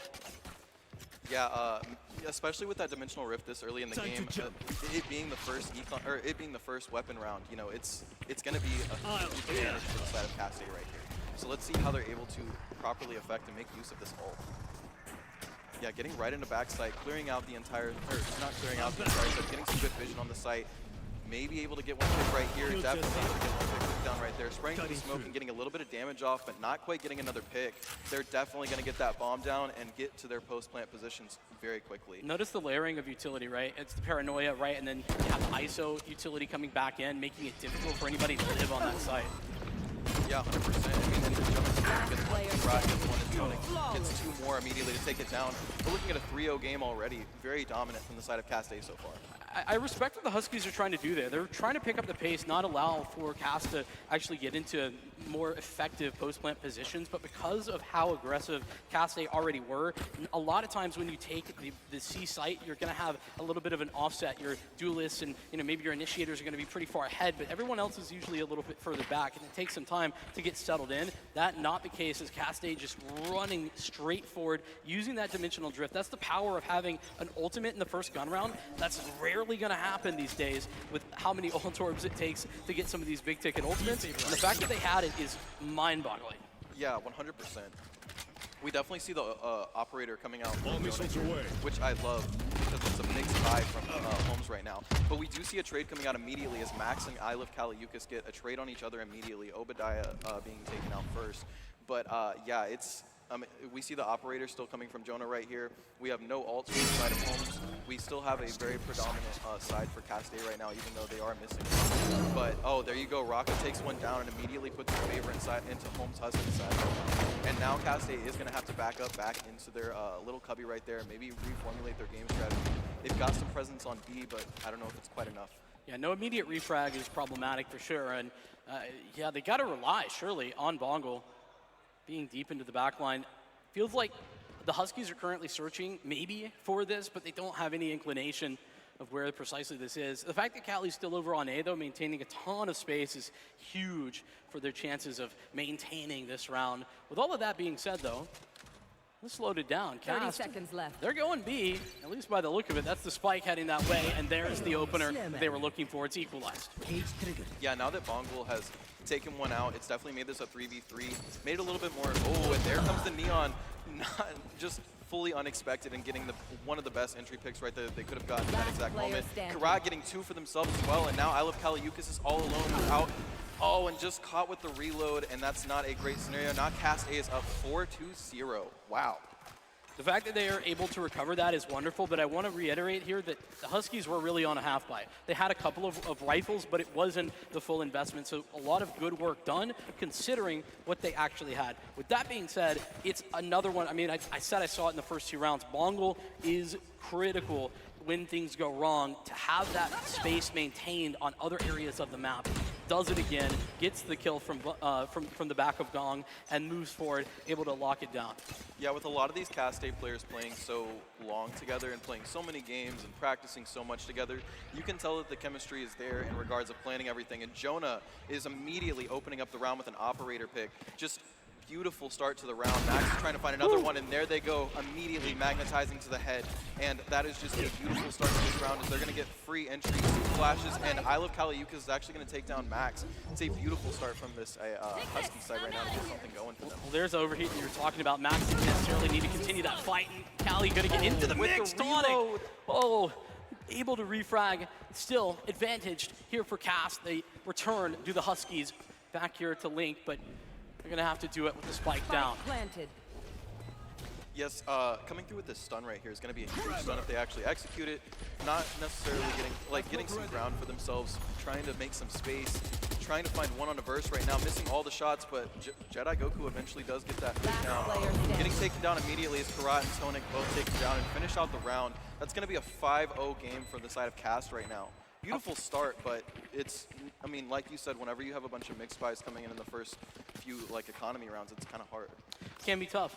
I also want to shout out here the effectiveness of Cast's post plants. We've seen a lot of really good crossfires already. That's another good example of it from Graffiti and from Under Heaven. That's a situation where it can get complicated, especially it's only a 2-on-3. There's not a lot of positions that you can take up, but forward positions where you can then fight off of utility. That's what Cast have been doing very well. They did it over at C in addition to that. That's why the Flood retake didn't work so effectively for them, even back on Lotus, them being the Huskies, that is. And I think that it's a good time to maybe get a moment to talk things over here, because that's precisely what they're going to have.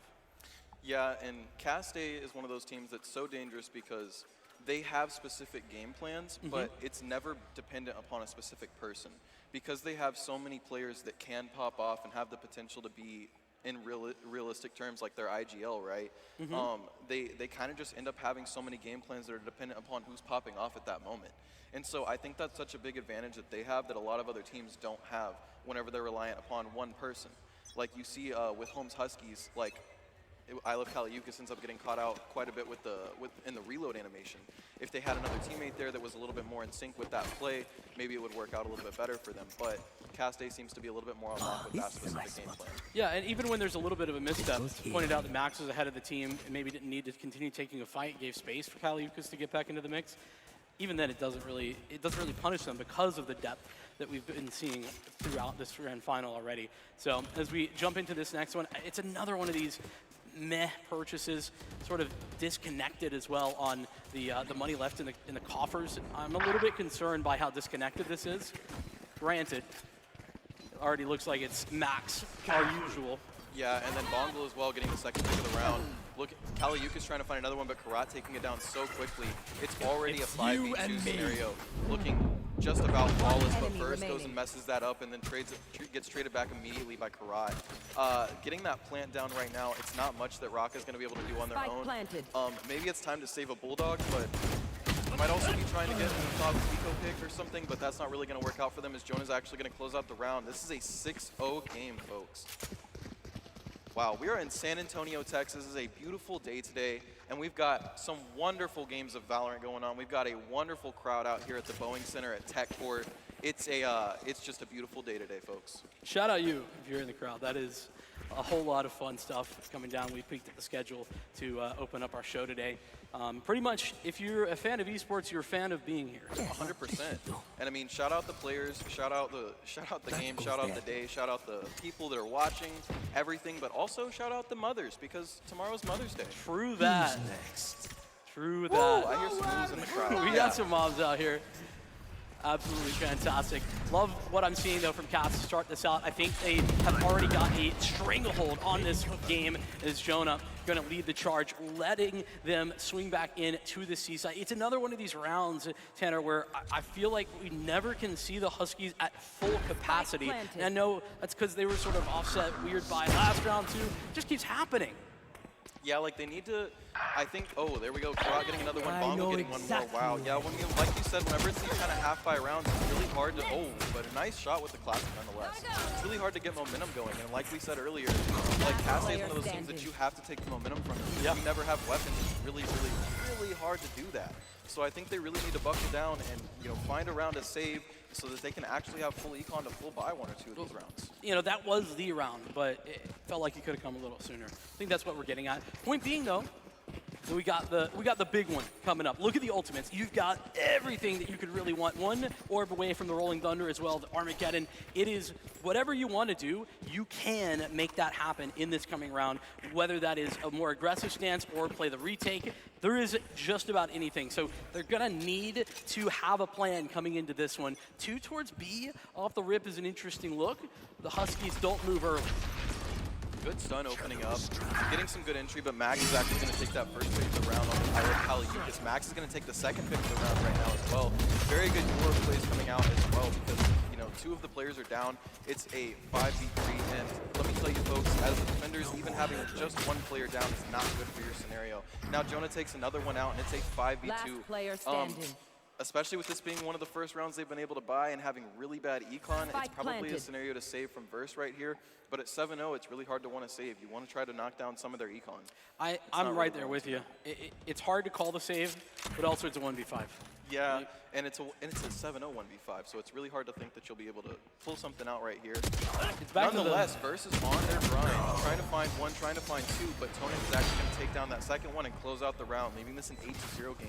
It's kind of the same vibes that we were talking about over in the first map. Valorant being about confidence in many ways, and when you're down like this, it's hard to build that confidence. I said I really wanted them to, you know, take a chance, play towards and execute with all of these ultimates. 5 of them are currently banked right now for the Huskies. They don't pull the trigger on any of them last round, and now the money is worse than it was previously. I think that they are currently struggling to break out of the rut that Lotus started them in. Yeah, honestly, that's a very good assessment. Because when you think about it, I mean, we talk about, I talked about CAS being a momentum-based team, but really Valorant is just a momentum-based game in general. True. You know, so like, it's hard to come off a hard loss like that where like you ended up kind of coming back and it didn't really equate so much, but it's hard to carry momentum from that. So I don't blame them, but I still feel confident that Holmes is going to formulate something and pull themselves out of this because I've seen Holmes do it before and they're a great team. But I love Kaliukas just at 9 health is not great. Max taking out the first pick of the round, and now Holmes is already missing 2 defenders. Yeah, this is going to be something where I would imagine they need a slow retake on this, but the Cypher is defending nonetheless. It's going to be a beautiful play. They're able to pull something out right here, looking for someone, but Jonah actually takes them down in backside. Now we're left at a 5v2 scenario. The defenders are all around backside, and I love Kaliukas already having low health. That shorty might just be the death, and we don't know because, oh wow, Kaliukas is actually going to get traded out immediately. Jedi Goku trades it back. Max is going to end up closing out that round. It's 9-0 now, folks. Very, very impressive here from Kasteke. I mean, they come in as the favorites, there's no doubt, but Max is 14-3, and if you thought that was good, how about Jonah at 11-1? That's, once again, your controller player, typically thought of as not the fragger, but it goes to what both you and Mark have been saying regarding this cast team. It doesn't necessarily matter what role you're in, you can frag. 100%.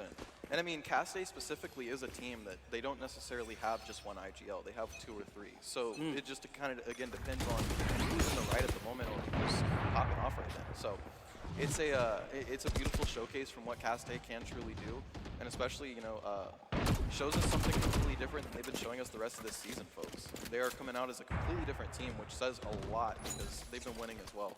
So Winning, winning, winning. Still have all of these ultimates. I keep harping back on, I feel bad right now, but you gotta take the plunge from the shadows. There we go. A little bit of information gathering. There's the Rolling Thunder. Gonna be swinging it in. Nicely done. Bongo caught off the back of that as well. And zapping away is Kali. Unfortunately shut down. Yeah, Rod and Tony Grant and Max as well are going to end up taking 4 of them down just right there. Obadiah is going to find 1 for themselves, nearly escape death, and actually finds 1 more onto Tonic with the classic. Now we're looking at a 1v2 scenario, not impossible at all, folks. Obadiah is out of their mind right now. They've got a Vandal, they're reloading it. They are trying to find some space right here. They're trying to find a scenario where they could come in and maybe secretly get a pick. That bomb is going to be going down from the hand of Max right now. And both Cast A players are going to have full health, 1 or 2 points away from their ult. Obadiah does, I don't think, no longer has the ult, but they do have a Vandal and a Dream. So let's see what they're able to do with this opportunity. Yeah, this is what dreams are made of. Down 0-9 in a grand final on a stage, a big event, and Obadiah set to take this one in a 1v2. Yeah, state event nonetheless. I mean, you see Obadiah coming in here, shooting those missiles, trying to find something, but Max immediately, as soon as they see the sight line, going to take that head, close out that round, and make this a 10-0 game. 2 rounds left in the half. What do you think Holmes needs to do right here to turn this half around and get some momentum back going into the second half? Man, I really think that they need to try and find a way to center themselves a little bit and work a little bit more together. Just look at how they invested those ultimates last round. Very disjointed, incredibly. We saw them at moments have a plan, especially when we're talking about Garage early in the round. The Rolling Thunder was great, but then the Armageddon and pretty much everything else off the back of that seemed a little bit less so. Don't hate the Neon ult there. Makes sense, but I want to see them work together a little bit more efficiently. Ooh, Obadiah up in this cubby right here. Trying to find an opportunity, but not able to get anything as Tonic is going to take him down right there. Go, go, go. That is a unfortunate missed opportunity because that was just getting into that cubby right there silently was a beautiful opportunity. Unfortunately, not able to execute, and now almost this entire defending team is going to be rotating off of A onto B and C because that's where they've seen the attackers previously. But this entire attacking team has them second guessing because they are on A. They're about to put down this bomb and leave the defending team completely second guessing. That's just how this goes, especially whenever you've got a team like Cast who's just making you second guess every decision you're making. And how about Bongo? Yeah, goodness gracious. Brothers in all the right places at all the right times. You can't escape him. It seems the contract goes out. Doesn't look like it's caught anyone though. Nope, I told a lie. Verse gets caught and best the ISO. That's a tough fight, and that's the way that they're gonna have to break back through. Yeah, 100%. One enemy that was remaining. a good ISO ult, but not being able to execute on that. I mean, obviously didn't have a ton of play out in the round that was negative for them, but it ends up being something that's not extremely super useful for them either. But hey, 11-0 nonetheless. Last round in the half. So the lore is writing itself right now here for Cast Tech. Undisputed. It's currently 11-0. Chances at the unthinkable. See Max with a dimensional drift to start this round off. Likely just going to send it out C, as we've been seeing multiple times over the course of this first half. And the Huskies are already in a position where it's tough to have a slow start when it's this slow. Mark touched on a bunch of times that this is a Huskies team that can be a slow starter, usually recover. Here's the recovery. Ooh, yeah, there we go. Kaliukas getting 2 to open it up. Karat trading it back onto Obadiah. Oh, and there we see the Sova ult as well. Kaliukas barely able to get out of the way from that. But yeah, we do see someone, Raka go down from the Sova ult. The Sova ult coming out. Ilo Kaliukas actually gets a 3rd pick that round, making this 3-2 for the side of home. One of the first times we've seen this game. A beautiful Euro flash coming out, but unfortunately flashing himself. Verse is going to get 2 right there and close out the round, making this an 11-1 games and giving Huskies the first round this game. Let's go Huskies. So you're saying there's a chance. Oh, I'm saying there's tons of chances, and if we're going to see them, it's because it's the Holmes Huskies right now. Tons of chances. Fact check, 11-1. There's going to be a ton more chances. There we go. Uphill battle, though, is a certainty. There's no questions about that one. The Huskies, I'd call this a must-win pistol if there ever was one.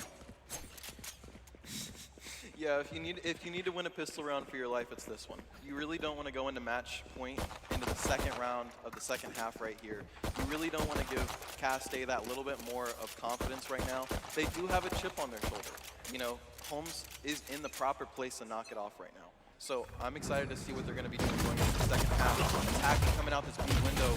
Jonah's actually going to take one down, spray down a little bit of health on some of the other attackers as well. But Tonic's going to get taken out immediately by Verse. We're looking at a 4v4 already. Nothing too crazy. We're staying a little bit slow in front of B. Definitely all stockpiling up there, but they've got defenders on B. They've got smokes on B. We know that they can't push immediately, so they're actually going to make a quiet, sneaky rotation. We've got a little bit going towards the garage right now, but Max is actually going to be covering it very well.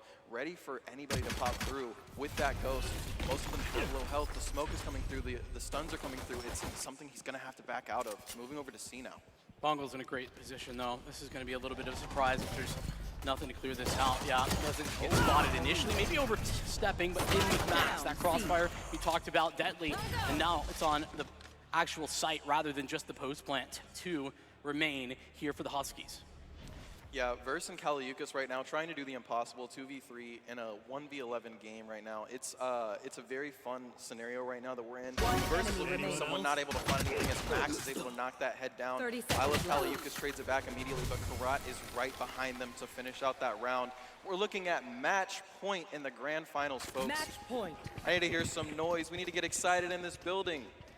Yeah, we're looking at a 12-1 game, folks. That's big excitement. Caste about to do it again, back to back.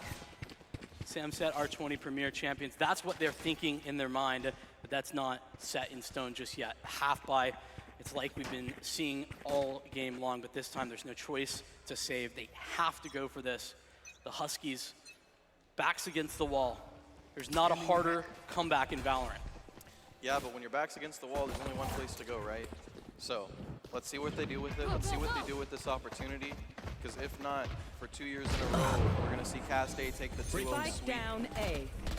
Tonet getting the first pick of the round. I love Kaliukas rushing through. Jedi Goku getting one. Karat getting two. Verse trading one back immediately. We're looking at a 2v3 round immediately in favor of Caste. Will this be the round that they close it out and win the R20 Premier Finals? Looks like the Verse getting attempt another one. to be made, swinging back in. Max alive, but alone. And the attempt to be made here by Verse needs it with the classic, but it's impossible to best it. And with that, Cast Tech go back to back, a 2-0 victory over Holmes as the Huskies fall in the Samset R20 Premier. And I just want to say GG's to both teams, but hats off to Caste. You came through with a game plan, with the planning and everything, and y'all put it to work. Y'all did really well. Congratulations, Caste won. Let's go. Incredible, entirely. And with that, I mean, set in stone here, Valorant. We got a whole lot more, but let's talk a little bit about the details of that one. Individuals to touch on. Right now, top of my brain, gotta be Max, first and foremost. The Yoru on map number 2, indomitable, untouchable in so many of those rounds. And I think that we kind of saw how effective they are gonna be from round number 3, with a dimensional drift in round 3. Yeah, I mean, starting off the game that hot, it's hard to slow down, you know what I mean? Yeah. But, I mean, you mentioned Max, you gotta mention Bongle, who was in the perfect spot every time they needed to be. You gotta mention Jonah, who hit the shots when they needed to. You know, the entire Cast A team played really well as a unit. It wasn't just one player, it wasn't just two players. And like you said, even in the first game, we saw a different set of players pop off, even though it was the same duo that helped, you know, that assisted in winning that game. We saw every single one of those players pop off. We saw almost the entire team stay positive throughout both games. Yeah. That's something that you don't see in these finals games. That's something that you don't see in state games. That's something that you don't really see in championships. So hats off to Caste. That was a beautiful showcase. Well, it's beautiful too, because I think that we also saw a difference in the amount of time that this Cast A teams had to be on a stage, right? We kind of touched on it a couple of times, but when you're coming into an environment, it's not your home setup. You know, it's not what you're used to be on, and it can sometimes be very difficult to step into that and play at your best. Well, Cast, they absolutely did that. They played at their best and dominated despite that. And the fact that, you know, they were in the finals last time as well, that I think builds into that. So able to build off their previous successes into the back-to-back victory, that's absolutely massive. Regardless, though, we're going to toss it down to the stage where we got the trophy ready to go.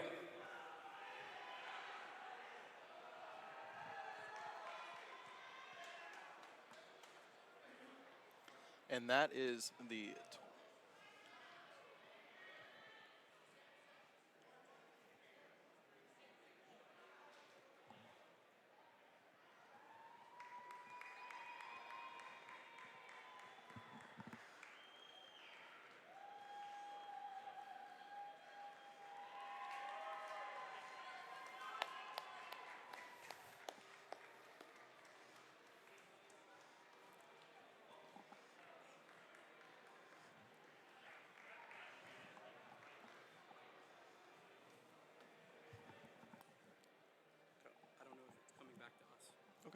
I'll be ready. I don't think so. I'll be ready in case it is. Is it coming back to us?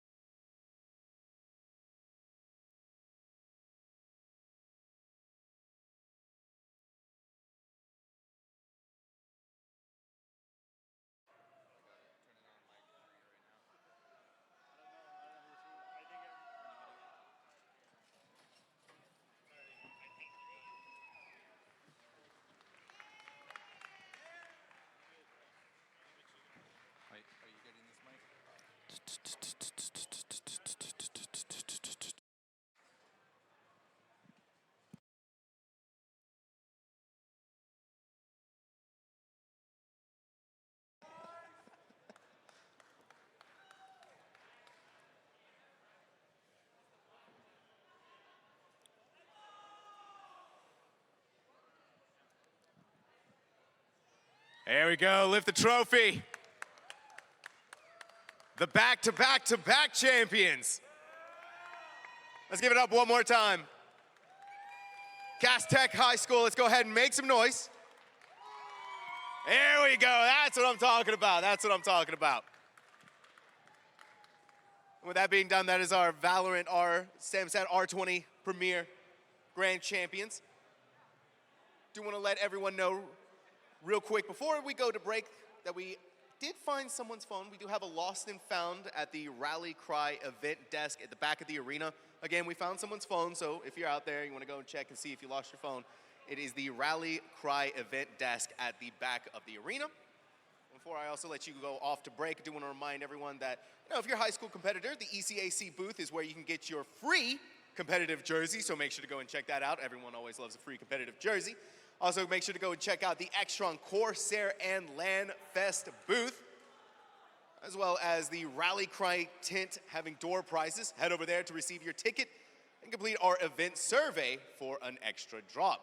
We're gonna go to a short break to get things set up for our Smash SamSat R20 Premier Grand Finals. So make sure not to go anywhere. It's gonna be an exciting time.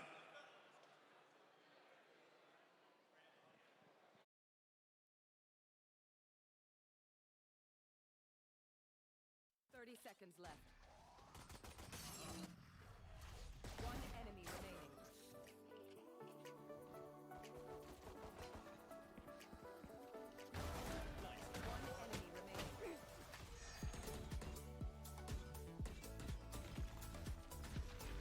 One enemy remaining.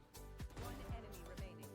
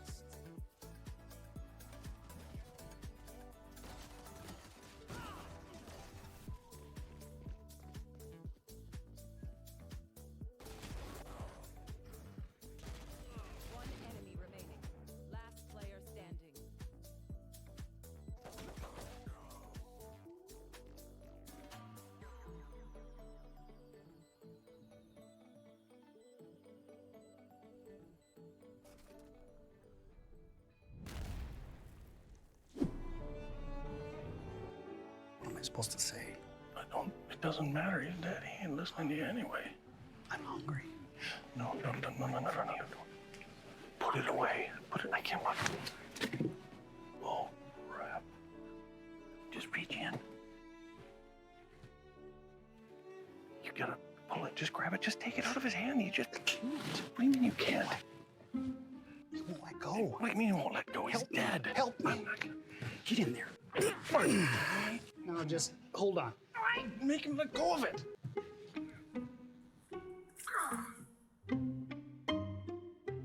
No, I got you. Just go in for a hug. Go and get on in there. It's a bad loss. Yeah, hug him up. Just reach, hug him up. He's breathing. On the other side. Go. I can't. Just- I can't do it.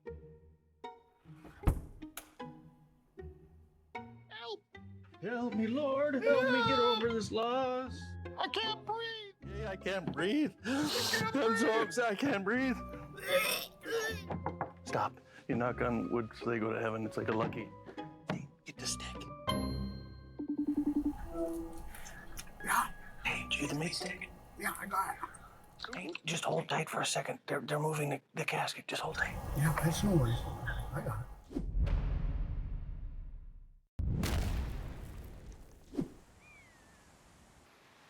Oh man, this is incredible. Oh, wow. Huh?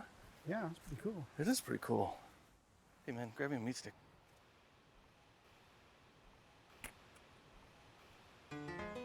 I think I can reach it if I just a little more. Just let me go a little. I can't. Just a little more. I almost got it. Careful! Oh God! No, come on, just reach. Reach. Just grab my hand. I can't hold it. Grab my hand. Give me the meat stick. This other hand's closer. The one with the stick is. Oh.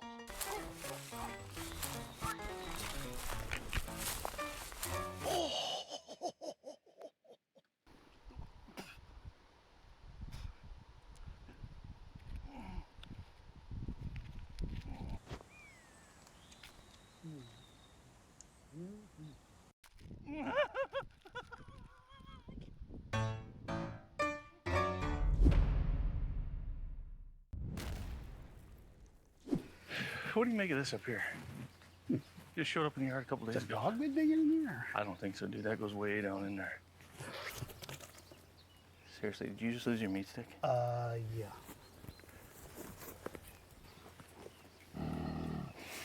Oh, no. There's something in there, dude.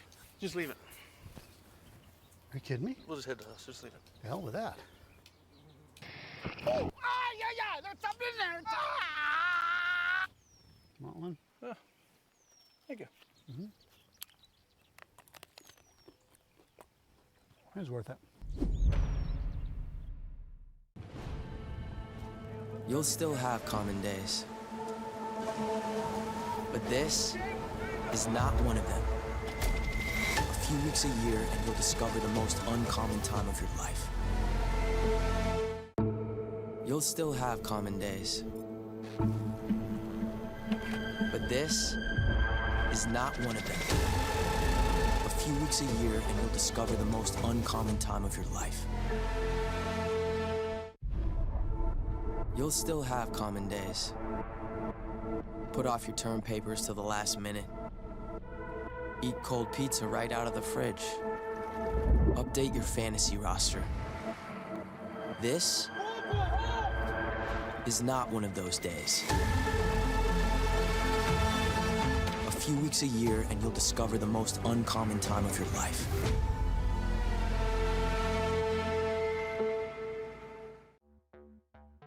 Get future ready with Extron Esports AV technologies. Experience better looking images and higher quality sound with AV systems that are easy to control. When it comes to esports, Extron provides the winning edge. To learn more, visit extron.com/esports.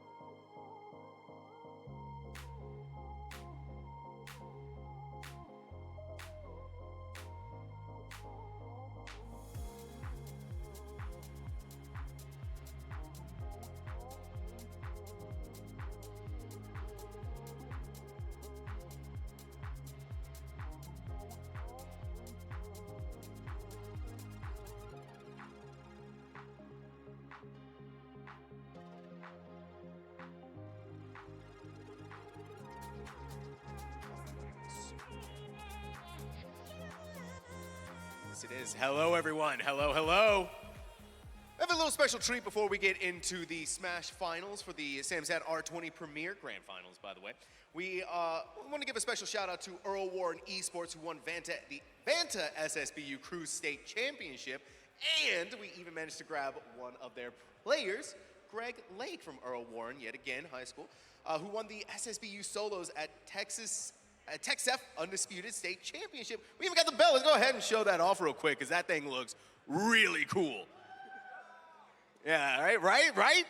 Some really good stuff that we got going on here. So, Greg, a couple of questions I wanted to ask you before, we start getting into the meat and potatoes of Super Smash Bros. Ultimate. First of all, have you ever been on a stage this big before? No. No? So is it like coming up here, do you have any nerves, any jitters, or are you like locked in, ready to go? I'm not nervous at all, actually. I'm prepared. Oh, you're prepared. Okay, so actually that's a good question to ask. What is the preparation like when it comes to these tournaments of these styles in Super Smash Bros.? I don't know, good coaching, man. Just get advice, just tell yourself, hey, it's gonna be okay. You don't have to play to win, just play to learn. You don't have to play to win, play to learn. I like that. I like that attitude. That's a great attitude, especially for someone of your caliber who's able to play Smash Brothers at such a high level. And so, looking at the bracket leading up into this, how's the competition been looking in there? Well, I thought I was gonna lose my round one, but he's not gonna be here, so I get to be in semis already, so I'm not too worried. Not too worried. Things are looking good. Things are looking up. All right, well, let's go ahead and give it up here for Greg Lake from Earl Warren. Again, a massive competitor here in Super Smash Bros. Ultimate. Greg, you can go lift that up again, show it off real quick. Yeah, sorry, get your glory, get your honor, get the credit where it is due. Yeah, there we go. Let's go ahead and get some noise out here for Greg Lake, everyone. All right, and thank you very much for that, Greg. All right, and like I said, we are getting things set up for the Samsat R20 Premier Super Smash Bros. Ultimate Grand Final. So we're going to be throwing over to our casters to get some information on this matchup. Hello, ladies and gents. It is me, Psycho Ward, along with my partner in crime, Jericho. Hi, how you doing?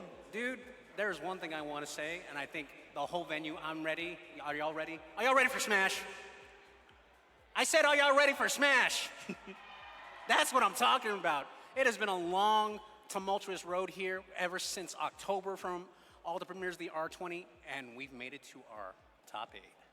I know, it's such an incredible journey. I mean, everybody has been fighting their hearts out. I've been following them throughout this whole entire ordeal, and just the work and effort and everything that's going into it. I mean, they're putting it all on there. I will say this. There are a couple familiar faces that I did predict at the beginning of the seasons. A bunch of surprises that none of us expected as well. But let's go over our top 8, shall we? Starting off at the 8th seed, we had Roosevelt's Noodle, a Min player. How do you feel about Roosevelt's Noodle? Noodle is an incredible Min. Like, one of the funnest play styles to watch, and they're always just going all over the place. They got a good way of just like ranging out everybody, just boom, boom, getting them off stage and then just getting it done. All right, going up to the 7th seed, we have Nightmare. Nightmare, usually a Kirby main, but known to dabble in counterpick as well. We have another person as well who's related to Nightmare, Judgment, but let's talk about Nightmare, shall we? So with Nightmare, I like their, what was it? Kirby. Well, like, what was it? They pick a lot of different characters, so that's Right. why I'm a little, like, confused, because sometimes they go with, like, other picks, and, like, I like it whenever they can find, like, that character that just brings it out of them. Like, sometimes they switch around, but, like, I like it when they can stick with Kirby sometimes. All right, moving right along, we're going to go through this a little bit more rapid fire. We have Aoka, me brawler as well. We've seen what Aoka can do. They're one of the big names as well to try and take this whole thing. I mean, they're always topping out, like all the tournaments that they were coming, like, they were always, like, topping out, like, just every game that they're in. And they're always, like, one of those that is always finishing, like, very strong. So a little bit of a surprise as well. Some of y'all are expected, I will say Toffee, but we'll worry about that later. We actually have our first match right here. We have Noodle versus Sloth. So let's go, game 1. Let's get hype. Right now, Noodle looking really strong right now. Noodle, of course, from Roosevelt, and Sloth from Warren Esports as well. We'll get to that a little later on. Right now, Noodle looking, again, very strong. until Sloth comes in. I mean, Well, I mean, look at it. Again, there's that range coming in. Really good at zoning out. But again, if you get in close with a Min-Min, you can get in there and not. But Min-Min's not defenseless when you get up in their face. and that, nice, good. Reads to get up attack, and then Noodle in a world of hurt right now. Up air! That does it. Oh, a little bit of a DI check. Okay, Sloth takes the first stock. Guys, keep in mind, this is all 3 out of 5. I am happy. I am excited. I think everybody else will be excited for Who Loves Smash as well. Oh, yeah. They're trying to get him off stage, but That's an SD. Oh, no. A little bit of a nervous start coming in from Noodle. Sloth looking right in their element as well. Sloth really taking advantage of this. Nerves play a big factor when you get into games like this. Okay, the Megawatt's going to take the stock for Noodle. Let's see what they can do to try and at least bring this back. All right, another good fourth throw from Sloth, and then this is the matchup in a nutshell. Can you survive the offstage game against Ness? Again, Sloth putting on that pressure.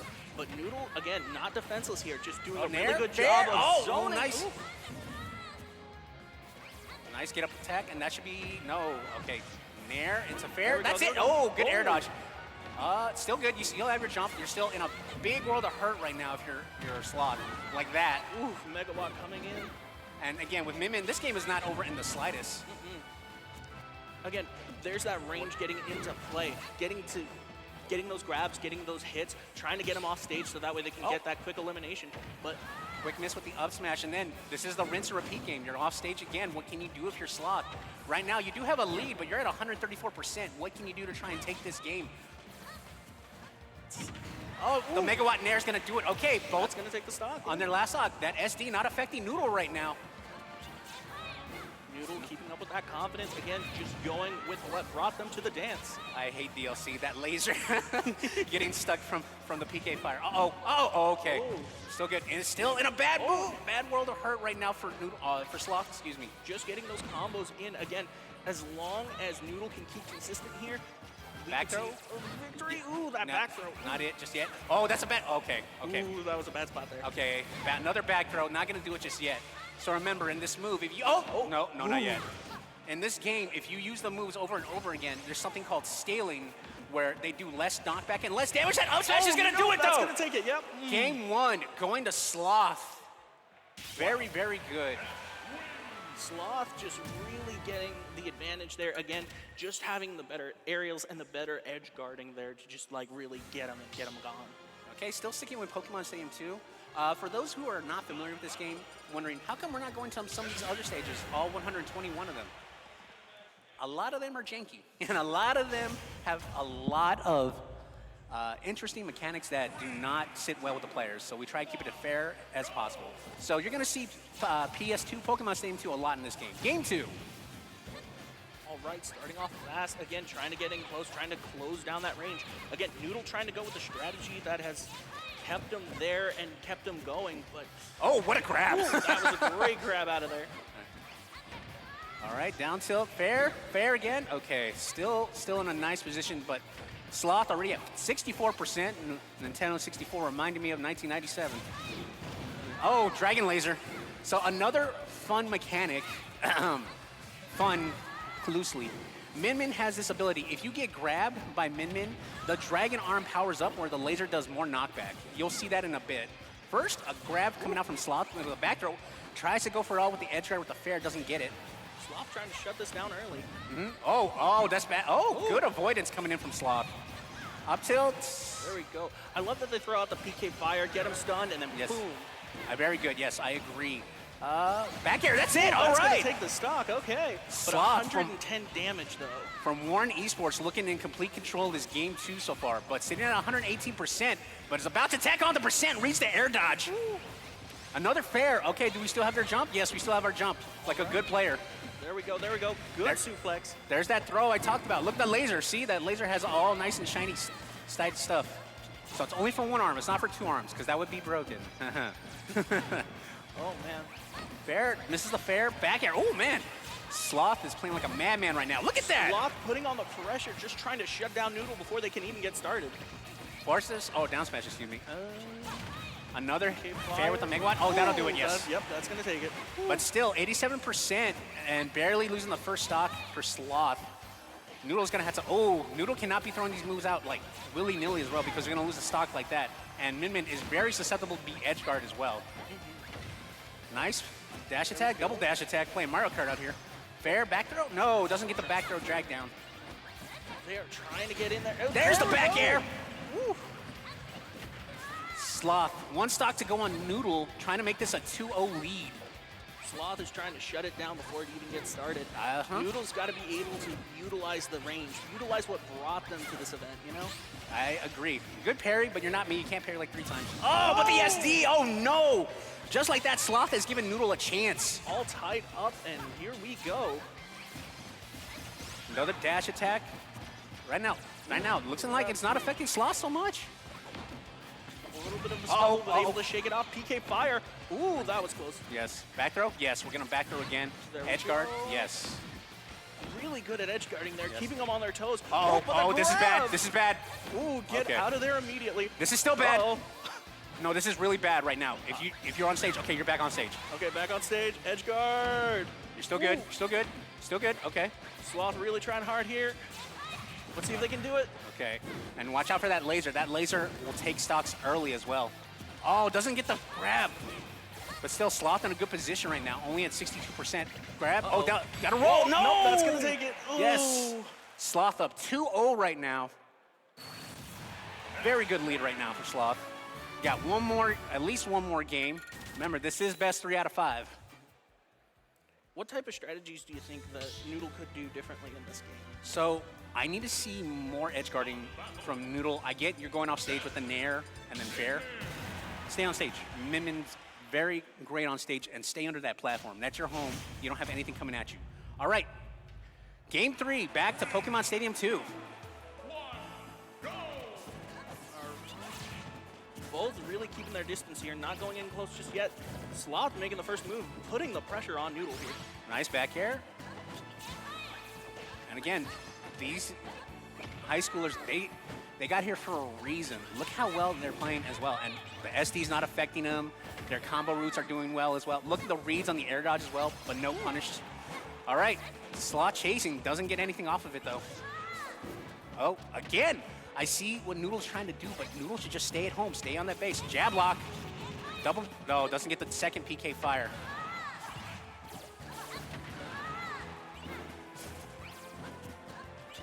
Right now, it's a little, sorry, it's just a tense moment right now because the first stock has been the biggest, the biggest game changer in this set so far. I mean, it sets up the rest of the game.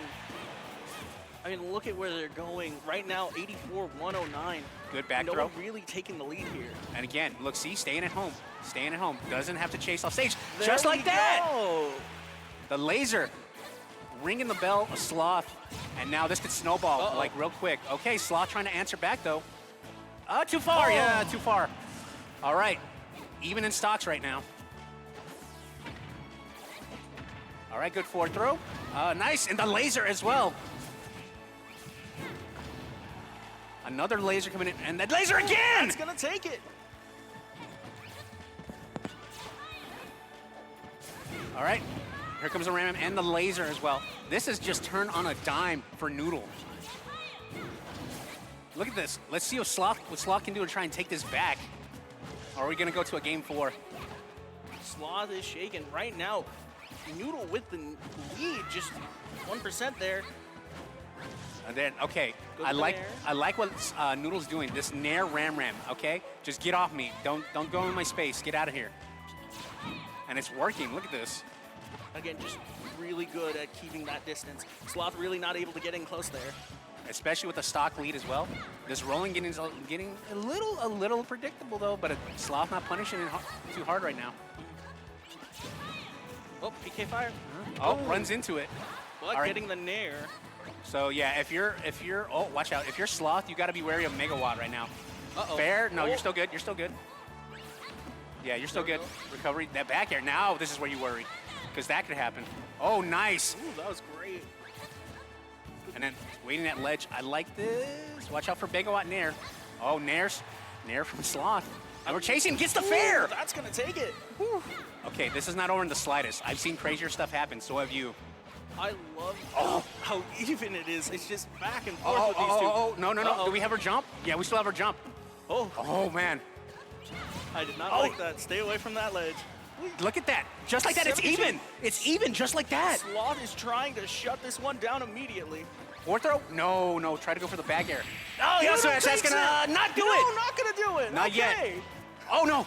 Back air. Back air. Oh, Noodle in a world of hurt right now. No, Oh, just the too SD. far down. Oh, you hate to see that happen. But let's give it up for Noodle, but Sloth going on to winners finals. Oh, man. From Warren Esports, Sloth going on to winners finals. So that actually alludes to our little upset we were trying to say earlier. Noodle actually beat the #1 seed Toffee to go ahead and get to winners semis. Yeah, So, I was shocked. I was just like, what? yeah, so Toffee's sitting down there in losers right now. So Toffee has to win at least, if I remember correctly, like 6 or 8 sets in order to take this championship back. He was my favorite to win it. So that's not boding well for my confidence right now, to say the least. So let's go ahead as well. What else are we going to do? So, we have just been told Judgment versus Aoka. So Judgment, one part of the counter-picking duo Fiend of brothers versus Aoka, the Mii brawler. Also been studying a little bit of Mii sword fighter as well. Judgment's main is DDD, which I don't expect until the very end maybe, but how do you think this is going to turn out? I don't know. Aoka's Mii brawler is really, really solid. Again, one of those you always see at the top of these tournaments and stuff, always being able to consistently get up there.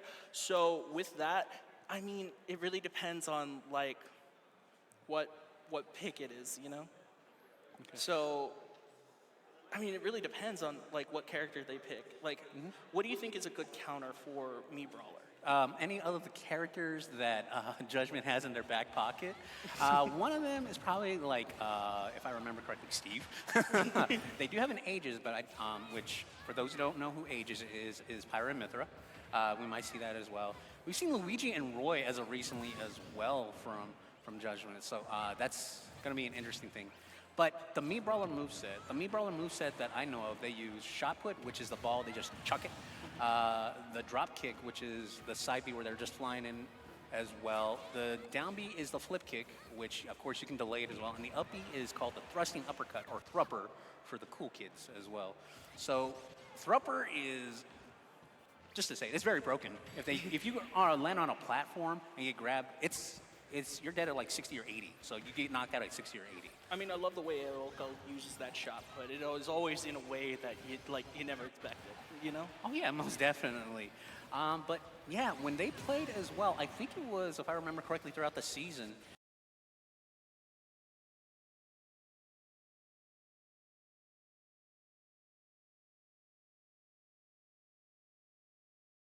and their bread and butter to go to as well. So I'm ready. I'm excited. I know you're excited and ready to go I too. think in this next one, we're probably going to see some Steve gameplay. I am really excited about this. Like, I love watching these two go at it. And again, I could watch them go at it all day.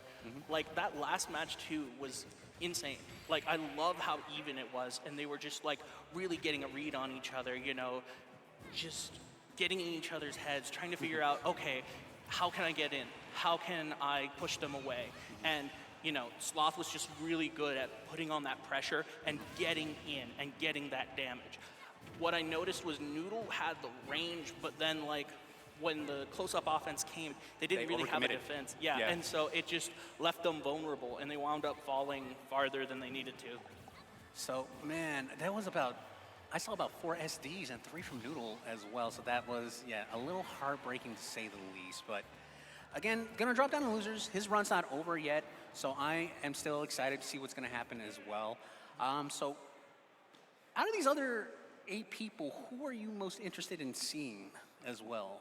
I am interested in seeing, let's see, Greg Chermies? Lakes and Chermies. Chermies, I thought so. Dude, Chermies has been doing such a good job of always like being able to adapt towards their opponents and just really get in there and just learn. Like, that's one of the things I love about them. They learn so much. And it's just like, they could be losing a game or two, but they come back from insane, impossible odds. And that's the kind of gameplay I love. Well, while you're talking about Terminus, I'm going to say a little bit about Greg Lake. We just saw him a little bit earlier down on that stage holding up that Texas State championship. So the second seed for a reason here at the R20. I hate to say it, and I don't mean to sound a little biased as well, but his path just cleared up pretty well since Toffee's in losers right now. So Toffee's got a lot more to deal with. Well, Greg Lake, if they can go ahead and at least get this next two matches, next 2 or 3 matches, under their belt, they're going to be sitting pretty in grand finals. So Mega Man as well, and Mega Man is kind of a menace here at the R20. Yeah, and it's a pick you don't really see that often, and it's one of those characters that you really gotta learn the ins and outs of, because it's not just it doesn't fight like other characters do. You got the pea shooter, you got the really big pea shooter. I like that. you got the really big lemons. laser. Let's go. But what was it? It's nice to see just the amount of effort and skill and time that they put into this character. Most definitely.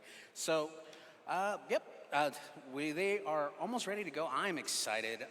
So Aoka as well, coming from Southwest Legacy High School, and Judgment coming from Warren as well. We have another Warren. One thing I want to mention as well, Warren Esports, ridiculous esports team when it comes to Smash. If you are here, been looking at the R20 as well throughout the whole season, I saw at least maybe 8, 9 Warren players in the top 16 constantly for this R20 top 32. So again, Warren Esports showing up strong right now. While the favorites in losers, we have Warren Esports at least twice, 3 times as well with Greg Lake accordingly as well. I don't know if it is updated, but we'll worry about that later. But yeah, I'm ready. Players are almost getting ready. One more thing as well. It's time for Smash. It's not. Again, here at the Boeing Center at Techport, I'm just still blown away. You see the venue back here, dude? Dude, I'm still in shock from that last match. Again, just really good effort. And then just with Toffee being in losers. Yes. What does that mean? How do we go from here? Yeah, that was a shock to all of us as well. So one thing as well, they're just testing characters, so don't worry about that too much. But one thing for people who don't know how usually FGC tournaments are ran, it's winners bracket and losers bracket. You start off in winners. As soon as you lose one set, which is usually 2 out of 3 or 3 out of 5 games, then you are put into a losers bracket where you have to play double the matches of what you originally played as well. So you can still win from losers, but once you lose twice, you are out of the tournament. So as we are getting ready right now, these both players are both in winners. I'm ready. I'm excited. I want to see the counter-picking strategy that Judgment usually does. So we already know me, Brawler. Mm-hmm. Who's your bet? Who they're picking? No. For Judgment. Oh, for Judgment? Oh, Steve. It's a good Steve. counter pick. It's really good at putting in that pressure, and again, just a lot of utilization. They got so many options and so many things, and again, the crafting mechanic really is kind of broken, because then it's just you take this attack and you just boost it a bit more. Oh, you were wrong. We're gonna go Sonic. Let's go. Hey, yo. All right, Judgment from Warren Esports and Aoka as well. Here we go, game 1. Again, we're going to be starting off of Pokemon Stadium 2 because this is the most quote-unquote neutral stage as well. So, Southwest Legacy against Warren. So, let me see. Nice, upbeat. There's that thrusting uppercut, or the thrupper for the cool kids, and there's that shot put. Already seeing the shot put. Trying to spin dash into him. So, yeah, again, I agree. I'm a little surprised that we're not seeing the Steve, because we have throughout the whole season, we've seen Judgment's Steve is really good. But again, we did see the Sonic. I totally forgot about the Sonic. I did too, but honestly, Judgment Sonic is pretty solid, but just trying to get in there, you gotta be able to get those attacks in. And right now, Aoka's doing a good job of keeping them off him. Okay. And so the other thing about this as well, I get why Judgment went Sonic. You want to speed, you want to keep up with me, Brawler as well. But you gotta keep in mind, you're giving up a little weight as well, and you're giving up a little bit of, I guess, zoning or walling out as well. Even though you can run as fast as the speed of sound and all that stuff, you're giving up the ability to possibly take a stock early as well. Oh, there's that shot put. Well, the problem Another one. The problem with Sonic is they don't really got a lot of heavy attacks. It's mostly just jab, jab, jab, and get them to that damage to where you can knock them out. Again, up B out of shield. You're going to see that a common theme from a lot of these players as well. Up B or up smash out of shield just because it's kind of the fastest option as well. So far, Aoka taking the first stock. Oh, nice. Trying to go for an attack there. A down smash, yep.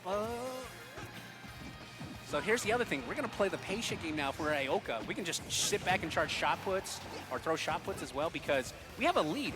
We have no reason to go in. You have to come to me now. Again, Sonic's really good at building that damage, but trying to find that finishing move, that's where the struggle is, but they got it there. With the back air. All right, 2 stocks apiece. Oh, that should be a grab. Yes, up B. No, There a little we too go, far from trying up to B. get it, though. And another mechanic for those who are not familiar with this game.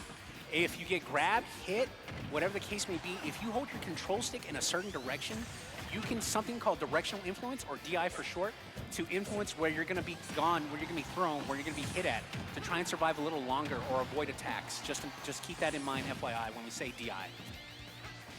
Ioka doing a good job of keeping their distance, but Judgment doing a great job of getting in Oh, there. what a getting those parry and attacks. up smash! So this, trying to keep people up to speed. There's another mechanic. If you lower your shield, as soon as the attack hits, you can act out of it immediately. It's called a parry. Developed from Third Strike, I should know. love my fighting games.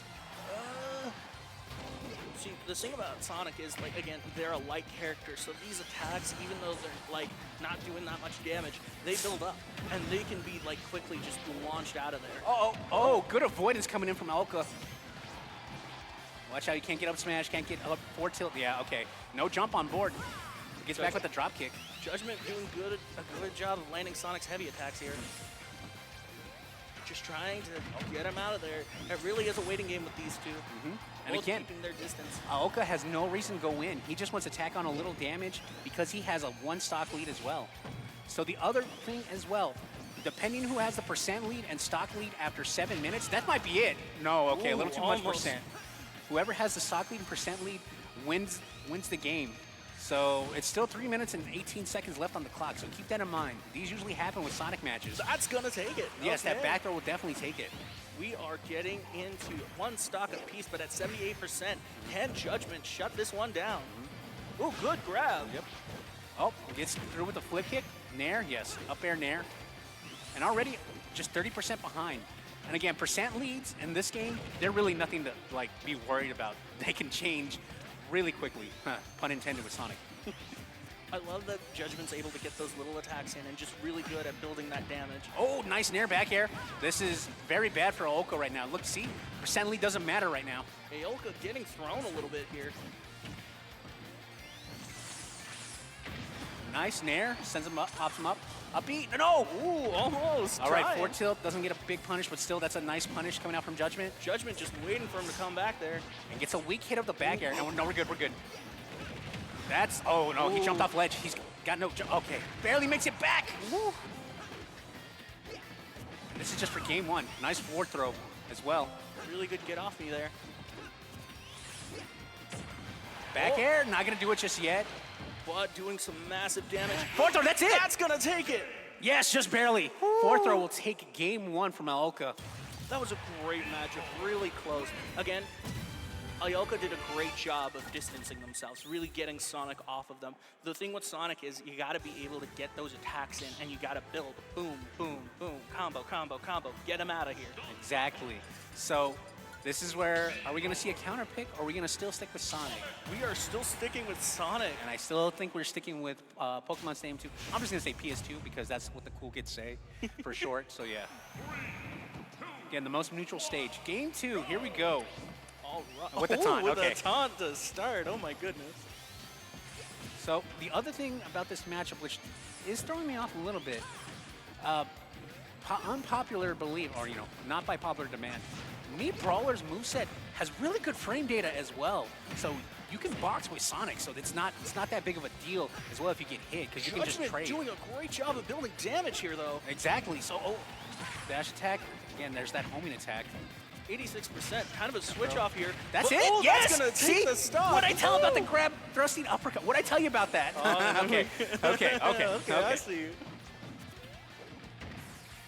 All right, down tilt, trying to follow up with fair, doesn't get anything.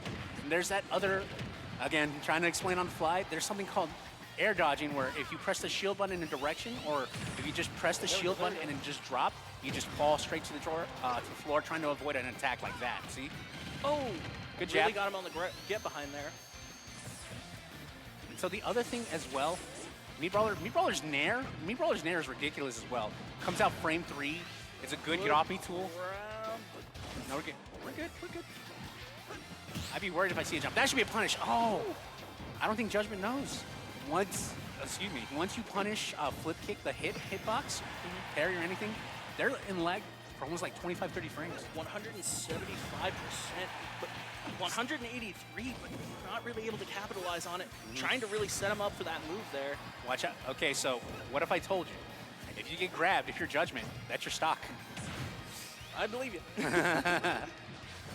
Oh, good. Flip kick gets the hitbox. Again, Aelka doing a great job of just get off me, keeping that distance, still with the stock lead. 201%. Ooh, trying something there. He had the up air, he had the read, but he didn't get it. And that's why I'm talking about the Nair. The Nair's a good get off me tool, but yes, dash That's spin gonna attack. that's yes. gonna take the stock. Yeah. Okay, but if you were living to like 150, 200% in this game, you're doing something right. And if your opponent, that kind of mentally guard breaks you. Again, 76% to 19 at the moment, but that could change in a heartbeat. Again, Judgment's just really got to get those little attacks in.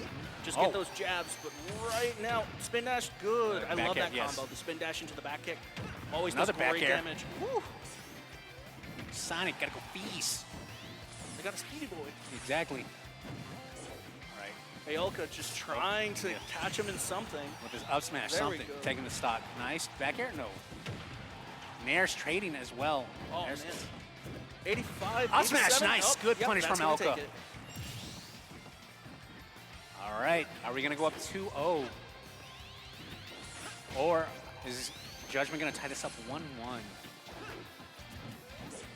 Aelka just trying to just get in there and just shut this down already. But Judgment's doing a really good job, again, of building that damage. But can they capitalize on it? So right now, yeah, again, oh, that's a war crime. I'm sorry. Did you see that up tilt hit Sonic's foot? And he's like, yeah, you're not going to hit me. All right, Oh, up that's smash. going to take the stock. Okay, 32-0. This is still anybody's game. Again, a life lead with percent lead, nothing to sneeze at. This thing can turn on a dime. So yes, good avoidance right there from That was a great Aelka. grab. Back air. Right out of spin dash. That's insane. Nice, another back air. That's 2 back airs in a row Judgment has eaten. A Nair, okay. And a, Judgment trying to hit with something. They keep clashing there. Ooh, good grab. okay. Nice, just get back to the ledge. Another thing too as well, which I gotta explain. If you are to ledge, this might be it. Yes, yes, that's it. That's gonna take the stock. Nair to grab, down throw, into thrusting uppercut. I'm telling you, Meat Brawler can take stocks early. It's ridiculous. Big question for this third game. Are we gonna see Steve or are we gonna see Sonic again? Are we gonna see another one of his counter pick characters that we haven't seen yet? So the other thing as well, oh yeah, are we gonna mix it up? We're gonna go a different stage? Going to Hollabash? So yes, some of the stages in this game as well, there's only about 7 or 8 legal stages. So how this works, if you win a game, you can ban up to 2, I believe in this rule set though, it's 3 stages from the legal stages that you're allowed to go to. And you can pick from the other stages that are available out of those banned stages. So we're gonna go to Final Destination, another neutrals field where it's just a flat plane stage, nothing else. Whoa. Whoa. Whoa. Judgment really thinking about this. Again, the only one that's a little perplexed is I'm not seeing Steve. You know what I mean? Oh, we're going with King D2D. Okay, it's my other one, King D2D. So this is not a bad matchup for King D2D because in this game it's kind of all about matchups as well. But it's how can you play against those bad matchups, and how can you play against some of this. So I guess the prediction here is, since it's a flat land, there's no platforms and everything, you shouldn't die to up B as soon as possible, like you have been. And the weight of this character will help keep him grounded and not so in the air. So yes, that's another mechanic in this game as well. Depending what character you pick, they are either very light, very medium weight, or Great very parry, heavy. and then just boom, jab, jab. Exactly. Oh boy. Aoka just really, again, shutting down Judgment here, just putting that pressure on him. This is looking, as the old school kids would say, this is looking very bad news bears. An up smash, not gonna do it just yet. See, that would have KO'd Sonic last game, but since the stage and the character plays a factor into this, didn't KO. KO's that time though. 70% though. Let's see if they can get more pressure on this one. Both kind of chasing each other here. But right now, Aoka doesn't have to overcommit in the slightest. Look at that, already 50% as well, and with the stock lead. Just kind of taking it easy here, not really like going in, just backing off and trying to get distance. There we go, good grab. Yes, and the fair. Shot put, just, that's such a great counter. Down throw, up B. That, not gonna do it just yet. Kind of heavy. 102 damage is crazy though. He's about to lap him, he just lapped him in percent. This is ridiculous to say the least. Aoka looking in complete control right now. Aoka just like keeping their distance, not committing in the slightest. Oh, no, he's still good. Put. He's still good, but he has to up B early. That's what I was worried about. Again, Aoka with the pressure, really good at edge guarding here. Just, again, just get off me, just stay up over B, there. or up air, excuse me, not up B. That's gonna do some damage though. 119, 160. Oh! That's not gonna take it, but oof. Gotta go low, and yes, that's what he was worried about. Shot put's gonna take it. Again, great edge guarding from Aoka here. This is a 2-stock lead coming out from Aoka with a 2-game lead as well. What can Judgment do to bring this back? You pretty much got to do your best Bon Jovi. You're living on a prayer right now, and taking that first stock is the way to go. All right, 0%, 0%, but that quickly changed right there. We got 18-26. They keep just hammering each other. All right. Grab, there we go. Forward smash, Judgment trying to go for a Hail Mary as well, doesn't get it though. Again, trying to go for the Hail Mary, the big forward smash. They keep on keeping on, and Aoka just juggling. It might be it? No, okay. Judgment at this moment. Good air dodge. Good grab. Trying something, but Aoka really good at keeping their distance. No, not yet. They are trying to close out this stock as quickly as possible. Yeah. Again, Aoka in complete control. Judgment, you're at 128%. You got to take 2 more stocks. What can you do to bring this back? Because this will be one of the greatest comebacks of all time if you bring this back. The pressure from Aoka is crazy. Just really shutting them down here. Good at just, again, pushing, going. Just go away, go away. Watch out for... Stop. Okay, you're still good. I don't know about the flip kick, but you're still got a stock lead, so it doesn't feel too bad. Yeah, right now they got an opportunity to kind of risk things. Yep. But when does that risk actually play a factor in and come back and bites? Okay, can't get up B, can't get back air, can't get up air. Just can't. Oh, that's it. That's gonna take it. All right, Aoka will move on to winners semis to face Greg Lake. The pressure Aoka was able to put on there was crazy. Just really pushing. Just like a force that couldn't be stopped. Yeah, to say the least. So again, gonna drop down the losers. Judgment's gonna drop down the losers. I do have some unfortunate news to report. Nightmare, unfortunately, could not be here today, so he has a little bit of a sick. He's a little cold or something, so he's gonna, keep everyone safe and keep himself better. He's not gonna be in this bracket. He has DQ'd himself. Oh, that's unfortunate. Yeah, so we wish our best for Nightmare. Get better, get well as well. Hearts out to you, Nightmare. So, and with that, Judgment's gonna move on because it was gonna be brother versus brother as well. So, yeah. So, go ahead. So, yeah, we're still waiting on a couple stuff. I think.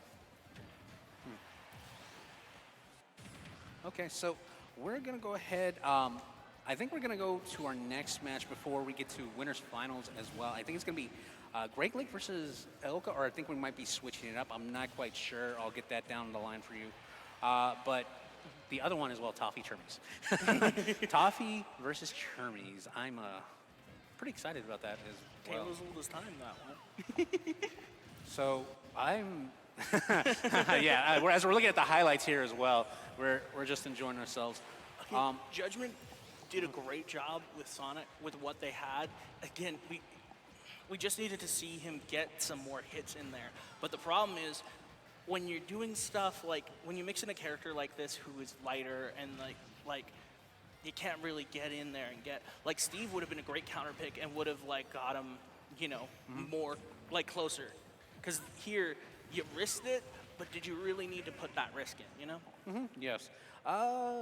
Yeah, most definitely. And then here, I think this was unexpected. I was not expecting Aoka to put so much pressure in at this moment. I think, yeah, after this, it was a foregone conclusion as well, because I get Judgment's way of thinking, understand. The shot put pressure was crazy. Just using that shot put to counter the Gordo, to counter everything, and just to really push him back. And as you saw there, it just blasted him off. Oh, most definitely. But yeah, we got to talk about Toffee. We got to talk about Toffee Termes. Again, Toffee, I can't talk about this person enough as well, because for those who don't know Toffee is one of the 30 best Luigis, not in Texas, not in the United States, in the world. Losing the noodle, dipping down in losers early, that's quite a shocker for both of us as well. Yeah, like I don't know what I was expecting. I wasn't quite expecting that, but like, props to Noodle. Yes, most definitely. Props to Noodle. Like that must have been an insane undertaking, and just like having to come back from that. Will Toffee be able to, you know, put the pressure on and bring themselves back up there? It is Luigi, and all Luigi needs is a grab. the plunger, you know, is a thing. So all Luigi needs is a grab. It's gonna be quite a run, to say the least. I'm gonna say that because just because he's in losers, Toffee's in losers, doesn't mean it's over. Yeah. There's always a chance to come back, and that's what's so cool. So we're gonna see Greg Legs versus Aoka. So we're going to winner semis right off the bat. Okay, so the Texas State champion, Greg Lake, going up against Aoka. Winner of this goes to winners finals to face Sloth. Again, that's what I like to see from Mega Man. It's just, again, that mix-up. It's not a play style you see often, but Aoka has fought Greg Lakes on a numerous occasion, and so they kind of got a good feel and a good read on each other, you know? Really knows how to counter this. So what you're going to be seeing a lot in this matchup, which I know how Greg Lake plays. Not Judgment, it's Greg Lake. I know how they play. You're going to see a lot of this keeper right here. You're going to see a lot of also Leaf Shield and Metal Blade as well. Once the Crash Bomb's on, yes, you're going to see the go-in time. Again, really good at just getting those bombs in there, getting them off stage, and just like putting that pressure what on, a down air! Oh, that's going to spike them. Yes. Whew. Stock 1 going to Greg Lake. But 106. Again, at this high percent in this game, if you're at, nice, good read. 130. So if you're at this high percent, and that's gonna take the stock right there. You should not be living that long in this game. You should be taking stocks early, because this game is not about fairness in the slightest. So right here, parry doesn't want to overcommit in the slightest, and here comes the Leaf Shield. You want to tack off damage as well. Nice parry in the fair. Go, trying to keep the pressure on there. No, we're still good. Okay. That was scary, to say the least. Nice back air. Not like that at all. Oh my goodness, 71%, but it's getting tied up. Only a 10% difference at the moment. Aoka, again, really good at just putting that pressure on, just going in. Like, I'm in your face, I'm gonna take you, and I'm gonna get you out of here. Oh, nice back air coming out from Aoka. And the Crash Bomb, yes. Back air, that might be it. Yes. Yep, that's gonna take it. Okay. Nice, good play right now coming in from Greg Lake. 104. Can Greg Lake keep the stock lead? He is the Texas State champion for a reason. Nice up smash coming up from Aoka. That's gonna take it, and it's all evened out right now. Aoka, again, really doing a great job of just keeping in this contest. There's the Leaf Shield coming out. There's that Metal Blade as well. 72% to 0. Oh, nice. there we go. Fourth throw. All right, right, Greg like staying in the middle, doesn't want to have to, go in at the slightest because, of course, me Brawler can box out Mega Man as well, much better. Up B, no. Can't take another one of those, or that might be the stock. Again, Aolka just really good at shutting down, but that bomb placement is wonderful from Greg Lakes there. Yep. Watch out for shot put. Up smash? No. Try to get the grab. Up smash. There's the up smash that I thought. But that's not going to take it. Shot put. Up B. Not yet. Not yet. Not yet. 141, 106. Can't take another one of those. This is anybody's stock right now. Yep. Oop. Oh, no. Oh, no. The back air will take him out. Oh, my goodness. Greg Lake thought he had enough time with that crash bomb, but unfortunately for us, but fortunately for Aolka, that's going to take game one in his favor. And that's what I'm talking about. This is why Aolka is consistently towards the top. You always see them like hovering around like that second, third place. But like, can this be the one where they take it? And if they take it, this is the big one. So yes, more power to you if you do. So actually, I didn't mention this. We changed up a different stage. We went to a small battlefield, which is one of those nice, another legal stages that we like here. A nice change of color and, change of music for all good and fun purposes.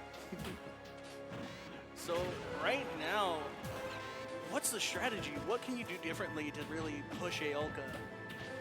So honestly, Greg Lake didn't do anything wrong, just one or two miscalculations. And unfortunately, in a game like this, that's all it takes to lose your stock.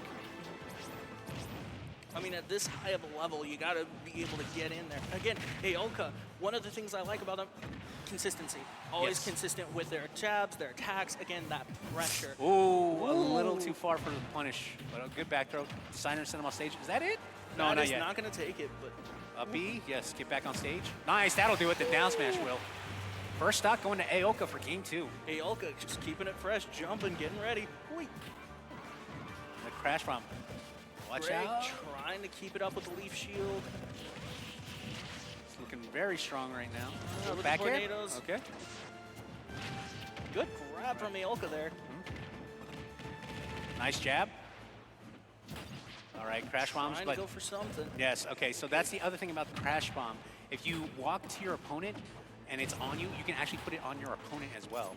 But of course, you shield it. Doesn't hurt in the slightest. I like that mutual shield there. A B might be it. Oh, almost. Not enough to take it, but 101. Yep. We got the Dalmatians out. Oh, air dodge, forward throw. And again, trying with the shot, but again, Aolka always just goes for it, and that's one of the reasons I really love their up play smash. style. Ooh. Again, shot put's such a safe option, and it's working wonders right now for Aolka. Again, Look, you can tell these two have played against each other before. The experience from each other is just showing in this matchup. This whole season as well. We might go for a game three. Oh, no, we good. Wait, the crash bomb. The crash bomb save was insane. So another thing as well, if you use your up B, you cannot recover, whatchamacallit, you cannot recover from stage unless it gets to the ledge or on stage. You cannot use it again. Oh, there's the bomb, and ooh! I just love that shield into the upbeat. Again, just really keeping him on the edge there. Back air, okay, that's gonna do it. That's gonna take a stock. Of course, there's some exceptions to the rule with the up B with certain characters, but we won't talk about that because those characters aren't in this bracket. But right now, Greg Lake needs to get something going right now. 119, can they turn this around? Back air, no, okay. Dot smash will do it, That's gonna nice. take it. What a good fake out. 2-0 for Aolka right now. Aolka just consistently keeping that pressure on, just getting in their face. Again, that's the problem with a lot of like ranged characters. You got to keep them at a distance because once you get in close, that's not saying Mega Man doesn't have any close-up options. It's just hard to get them off when you're being consistently like put the pressure on. Oh yes, most definitely. So we're gonna change it up. We're gonna go to Pokemon Stadium 2, PS2 for Game 3, and we're gonna change up the colors, Red Mega Man as well. So I think this is what Aolka wanted to avoid. Small battlefield, keep it nice, compressed. Now we got a bigger stage, a larger field, and for those who didn't know, the blast zones, the edge of the stages, those do change depending on the stage as well. So maybe, you know, longer survivability as well. We'll see what happens. Nice down throw up B because that's such an easy combo to do. 33%. Oh, nice parry. Look at that. Woo. Aolka looking very strong right now. Trying to make this a 3-0. Again, Aolka just consistent pressure, consistent pressure. Again, trying to range him out, but like, Down throw. What can A you B. do here? No, not yet. Back throw, or back air, excuse me. That was close. Nice, misses the down air. Okay. Nice, slide. Up B, that might be, oh no, up air, up B. That was a good way to get out of that. Okay, getting a little sloppy right now. They're scrapping. They're trying to get this KO, but they're trying to calm it down now. Let's see what Aoka can do or Greg Lake can do to try and take this back. Nice back throw coming out from Greg Lake. Aoka doing great effort of just, again, putting the pressure on, but then great effort from Greg Lakes as well, trying to just get stuff started here. 177, but still hanging around. Back air, wow. Uppy, that's gonna do it. That's gonna take it, yep. But at 112, this could shift on a dime. What kind of damage can we see from Aoka here? Good shielding coming out from Aoka. Again, if you're Aoka, you have no reason to go in now. You just want to chip on damage and then take this stock at early percents. Because another mechanic in this game that most people don't realize, the higher your percent is, the more rage you do. Oh, like that. Wow, I'm surprised we didn't see a stock take there. Yeah, exactly, so there's a stock. Yep, that's gonna take it. So the higher percent, the more knockback you can do as well. So that's why when you see like up Bs, forward smashes, they could lose their stock earlier than usual as well. Aoka keeping the pressure on. Greg Lakes able to get the stock. 102. Oh, okay, I see what. Again, that range is playing a factor in here. There's more. Oh no! Stuck his limb out, and guess what? I'm just gonna kick the limb, and you're gonna lose your stock for it. That hitbox is crazy. That's a little ill-advised coming out from Greg Lake. What can you do to bring this back, though? Right now, 86. Still anybody's Okay. game. Yep, The Mega that's gonna uppercut. take the stock. That is even all here. The Mega uppercut gonna do it. Up tilt as well is gonna be nice. Greg Lakes getting a comeback. Got a little bit of a read on him. Nice. Ooh, leaf shield coming in. And the crash bomb. Again, trying to set up offense as well. Doesn't want to overcommit in the slightest. Even though you do have a nice... Oh, well, you did have a nice lead until when that one string took it away. See, the thing is, you got to make Aoka play your game. But the thing is, Aoka's really good at playing their game. Yes.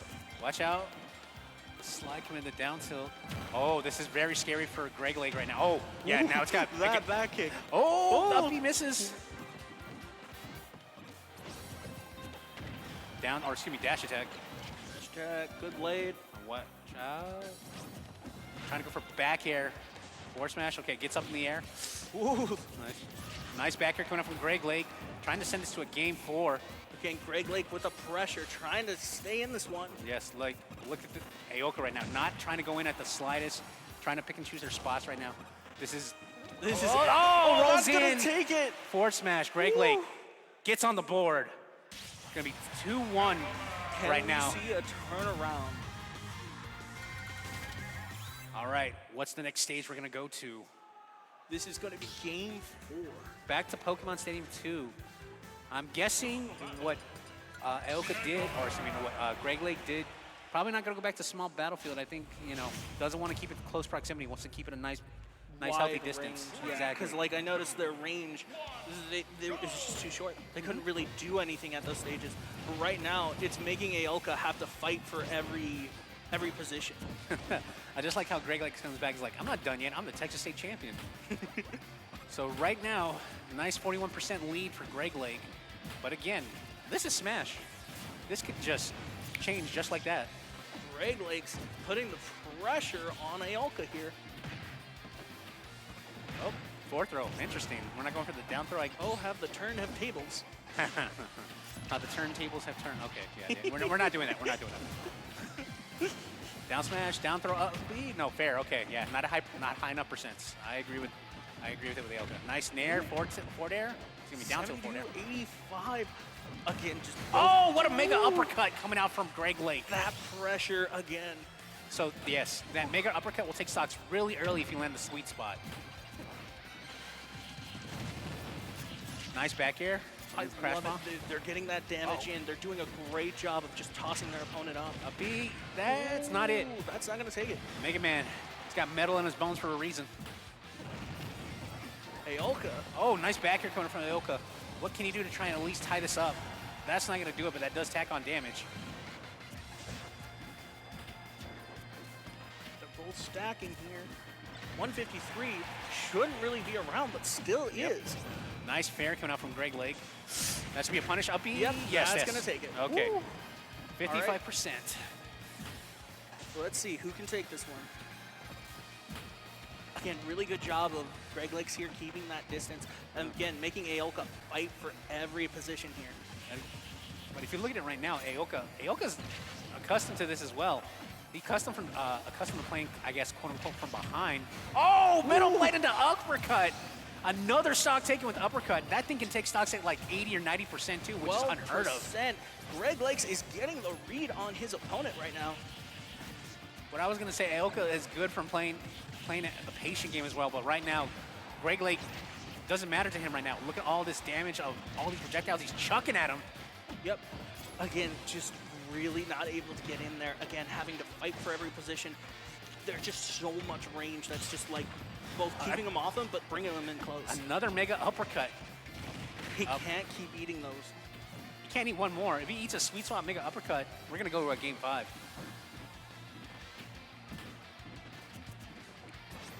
Oh, Aoka. And then Greg, like, look, not even pressing the issue anymore. He's like, I know you're at that percent. That might be, no, that's not going to take it. Even with the rage, doesn't do it yet.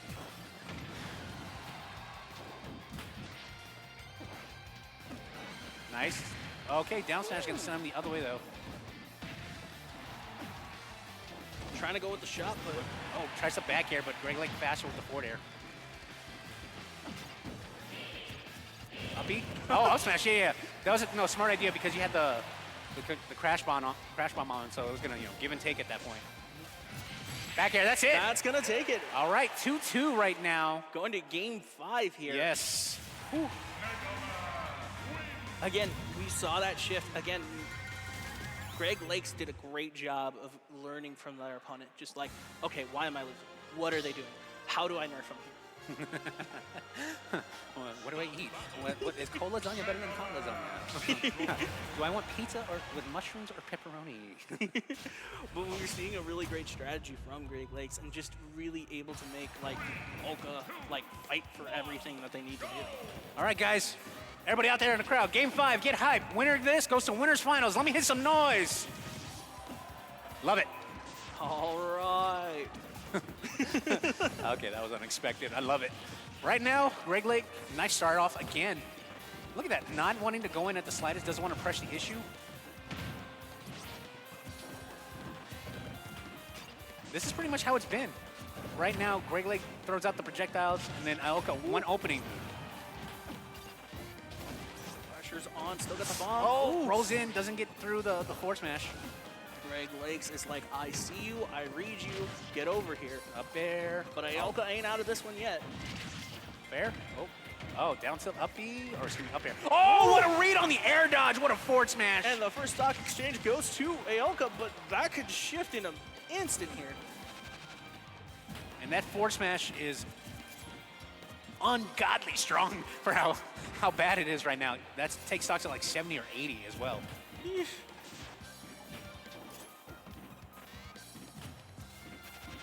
Oh, okay. Right now, Aoka just trying pretty much ease their way in, trying to pick a spot as well to try and tack on some damage. While Greg Lake just sitting back, trying to do anything to take the stock. A back air, a metal blade, an uppercut, a forward smash, something.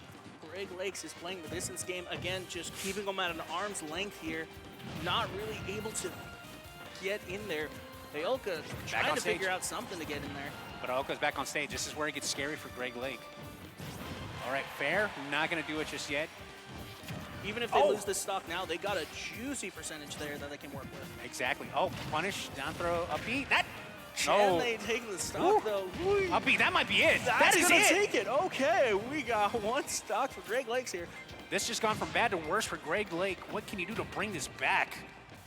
Don't take a shot put to the face. Okay. You got to keep that confidence up. Keep going. Keep doing what you're doing. That shot put will definitely go ahead and shield poke, but it doesn't matter that back air shield pokes. And look at this, Aoka. Again, like the game before in winner's and winner's quarters, doesn't have a reason to go in. You have a stock lead. You don't have a reason to go in. Just play the stage trapping game, and that's it. What? Aoka, moving on to winners finals. What really getting in there and being able to take it with, was that all 3 stocks? No, that was 2 2 stocks. stocks. Yeah, he took it 65% with thrusting uppercut. Because this game is fair and balanced. My favorite party game. My favorite party game. Thank you, good sir. So, with that, oh my God, we got to take a look at the bracket as well. I don't know what to say to that. Wow. Ay, the Texas State champion. The last match was so close. And that final match, you hate to see it. It just, Okay. So, in loser side, we have Toffee and Chermies. And losers, of course, losers 7ths as well. The winner of that moves on to losers quarters. So, with that as well, on the other side, of course, Nightmare unfortunately DQing. We have Judgment and Noodle in winners quarters, or losers quarters, excuse me. Toffee and Chermies, winner of that, guess what? They play Greg Lake. So we could possibly have the 1 and 2 seed fight for 5th place. oh, wow. Then on winners finals, we have Aoka versus Sloth, Warren Esports Sloth, and Southwest Legacy Aoka. Winner of that will be sitting pretty in grand finals. I mean, everybody here has been fighting their hearts out. Again, really great showing from Aoka and Greg Lakes here. Neither of them really have anything to be ashamed of. It's just, it was so close. Like, Greg could have come back from that. It's just unfortunate. Like, again, that pressure from Aoka, just that consistency. That's, again, one of the things I like to see from Aoka. Just boom, boom, get in. I know what I'm doing. Just trust. Oh, man. As we look at the highlights here, I like the adjustment from game 3 and 4 for Greg Lake, but Aoka, better adjustment in game 5, said, you know what, I'm going to go back to what, as you say, what brought me to the dance, by playing the patient game, playing, being a cheeser, taking a stock at 65%. So, yeah, oh, man, I'm just blown away. I'm having a great time. How about you? You having a great time? Again, great gameplay from everyone. And they're just, again, fighting with their hearts out there, really putting that pressure on. We're seeing little subtle mistakes, but nothing really like, game-breaking or like, somebody like completely losing out. Again, the only thing is with like, from the matches so far, again, Judgment just needed to stick with like, a character that brought him there, Most definitely. Again, we're still looking at the highlights. I'm ready for this winners finals. I'm ready for possibly Toffee, Greg Lake. I want to see what happened. So I'm just super excited. Everyone here as well. I am just super excited for this to happen. I know for a fact that most of us here are, just ready and willing, just very impressed with these kids as well. Oh, yeah, no. They're fighting there with their hearts out there. Oh, yes, most definitely. With that being said, I think we're going to take a quick break as well. Probably swap in a couple of new casters.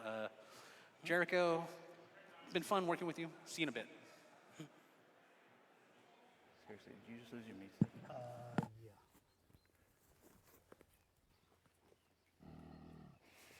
Yeah. Oh, no. There's something in there, dude. Just leave it. Are you kidding me? We'll just head to us. Just leave it. The hell with that. Oh, yeah, there's something in there. Want one?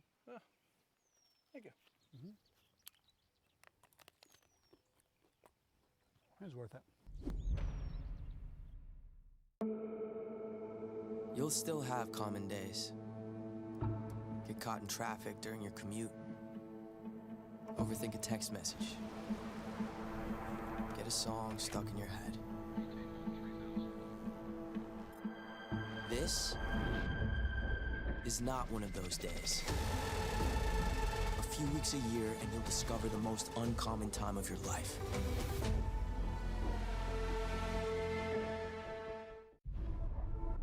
You'll still have common days. Put off your term papers till the last minute. Eat cold pizza right out of the fridge. Update your fantasy roster. This is not one of those days. A few weeks a year and you'll discover the most uncommon time of your life.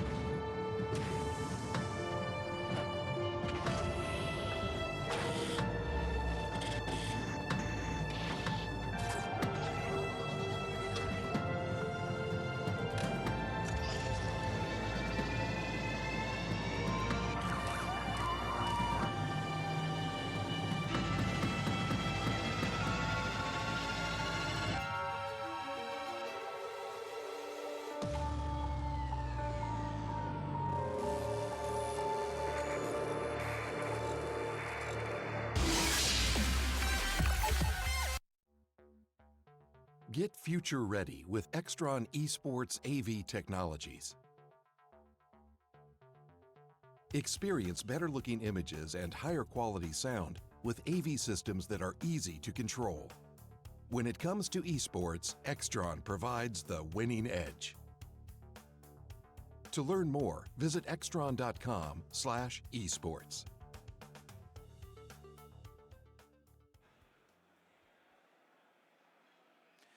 Welcome back, guys, to the Scholastic Esports R20, joined by a new caster, Captain Atsoka. How you doing, sir? I am doing absolutely swell and all as well. I am happy to be here in San Antonio at the wonderful Boeing at Techport Center. Again, this has been a wonderful weekend so far. Again, we got so many esports titles, and honestly, Smash has been the one that I'm the most hyped for. I'm glad to hear that.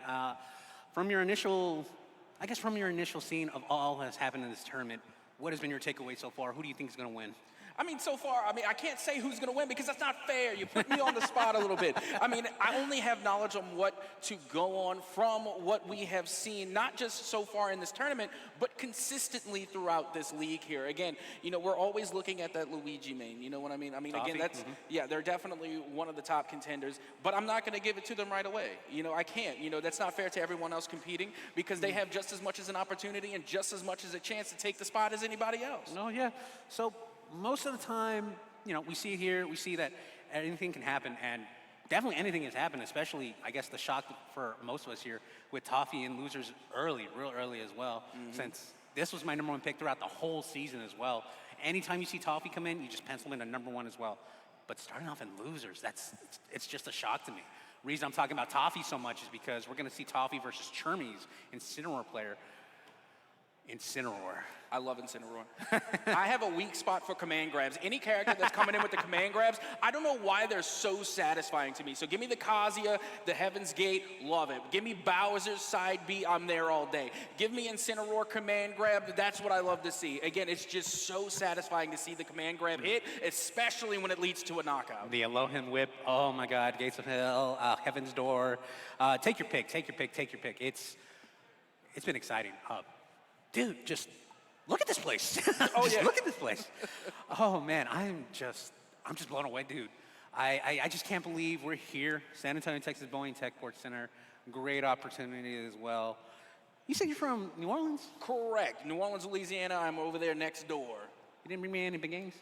I'm sorry? You didn't bring me any beignets? No, I did not bring you any beignets. No, I can't. I really don't think I can get away with all that powdered sugar on the plane. It just makes too much of a mess, you know? I mean, the powdered sugar, it gets everywhere. It's delicious. That's a fair point. It's messy, just like everything else in New Orleans. It's delicious, it's wonderful, it's beautiful, but boy, is it messy. What about a po' boy? You know, shrimp po' boy, oyster po' boy? If your po' boy's not messy, you're not eating a po' boy. You know, you're probably just eating what other people call a hoagie. A hoagie, there you go. No, you want the po' boy to be dripping out the sides. Like, it's got to be extra juicy. Like, again, there's a reason I'm a big guy, okay? It's because I eat the good food. So, yes. I am excited. I am very excited with Toffee and Chermies. This is going to be one of those matchups where this can go either way, Lair. It's going to go Incineroar's way with Chermies, or Toffee's way with the command grab. We're going to start us off right here. Toffee and Chermies. Game 1, here we go. And you see, this is always funny with Luigi players, is because, again, the thing with Luigi is that his up tilt into up air is just absolutely diabolical. Being able to use the power of the Doc Martens, not to mention Luigi's back air, oh my is God, just what an up air so string. dangerous. So we always like to say it's the power of the Doc Martens. Up B, and that's going to do it. I'm going to pursue on 0 to death from that one, but again, you don't want to get grabbed if you're Chermies at this point. They are not looking to lose a stock that early, so yeah. And again, not to mention, this is a pretty brawly match. There's that command grab with the tourniquet, nearly able to get the elimination, but it's just not enough. Oh, no. Oh, good. Jeez, that scared me for a bit. Oh, my God, that scared me. But Chermie's taking that stock. Oh, tack on the damage. Eesh. Chermie's going for all. They are just going for it all right now. That has been their MO this whole season, too. They're like, okay, I'm just going to go for it. I don't care how bad the situation is. I'm going to go for it. And you know, that's what's really tough right here. If you are that Luigi player, if you are Toffee, trying to close the gap on that Incineroar, because it just makes you that much easier to get caught up in one of those command grabs, or even worse, something that is going to send you to the blast zone, something like that. Close, but no cigar. Okay, an early SD coming out from Chermies as well. This might be it. One. No, doesn't get the second down air, the spike hit of the down air. Oh, nice revenge. What? How did that forward tilt hit? How did that forward tilt hit? Faith, consistency, and hard work. That's how that hit. Oh my God, it was behind him. Nice, so gets the revenge. So for those who don't know, revenge is a mechanic where if you get hit with an attack, oh yes, DI check and you do not pass. Game 1 going to Toffee. As I was alluding to, revenge is a mechanic where if you get hit, you can do up to, I think, 25% damage to your next attack that hits. So just an FYI. Yeah, honestly, Toffee played that excellently. I mean, again, you really don't want to spend too much time within the range of Incineroar's command grab, or just, really give them an opportunity to land just a big forward smash, because it just hits so hard. So with that being said, when you're playing on this Luigi, who is a very brawly character, you got to be in and out. You got to get in, get your jabs, and then immediately create some more distance. So that way you could try and follow up with a back air, or even try and find an opening to go for the up air, up tilt. Again, just being able to follow up with the power of the Doc Martens to try and find a better opening. It's a lot of give and go right now for this Luigi play. Power of the Dark Martens. I couldn't have said it better myself. Right now, let's see what Chermies can do to try and bring this to a 1-1 tie. Oh, not looking too good right now with Toffee with a great lead right now. A down air. Oh, nice. Gets through with the armor with the cross chop. Back air, okay. Gonna send him the other way. Side B, Lohan whip. Yeah, we back. It's so interesting. I'm actually surprised there aren't even more back airs coming from this Luigi, but they don't need them. They're able to take them down and land the nair right underneath the stage, and that's just painful. When you get smashed against the stage, there's no coming back from that. And no tech check either. Oh, man. All right, throwing the fireball. Nice plunger to dash attack. True combo, by the way. Again, plunger to dash attack, keeping him at bay. That should be an up B, yep. Not gonna do it just yet. Incineroar, a big, heavy boy.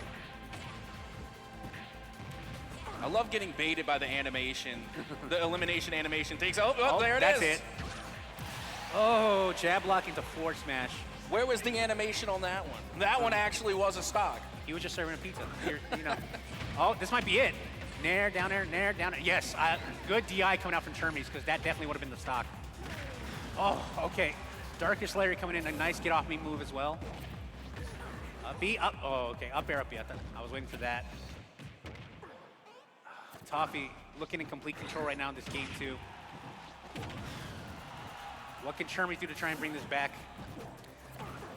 That right there is the $1 million question. I don't think it's gonna happen, and there you have it. That's gonna be the second game now going the way of Toffee.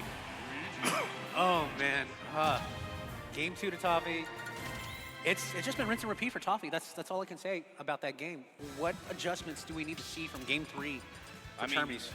I mean, if right now, if you're Chermy, you just really need to close that gap. You can't keep allowing them on the other side for Luigi just to, give and go with a lot of this damage. You have got to start landing a little bit more of these big hits because we're not seeing a lot of combos from Incineroar just in general. There's really not a lot of combo play. Whereas with Luigi, you can constantly get the up tilt into the up air, and like we've seen, they've been doing the plunger into the dash attack a lot. Yep. Right now, we just need to see bigger, heavier hits. We need to see Chermy find those openings so they can land those bigger smash attacks all in one blow. Well, this is Chermy's favorite stage. We're going to Town and City, Game 3.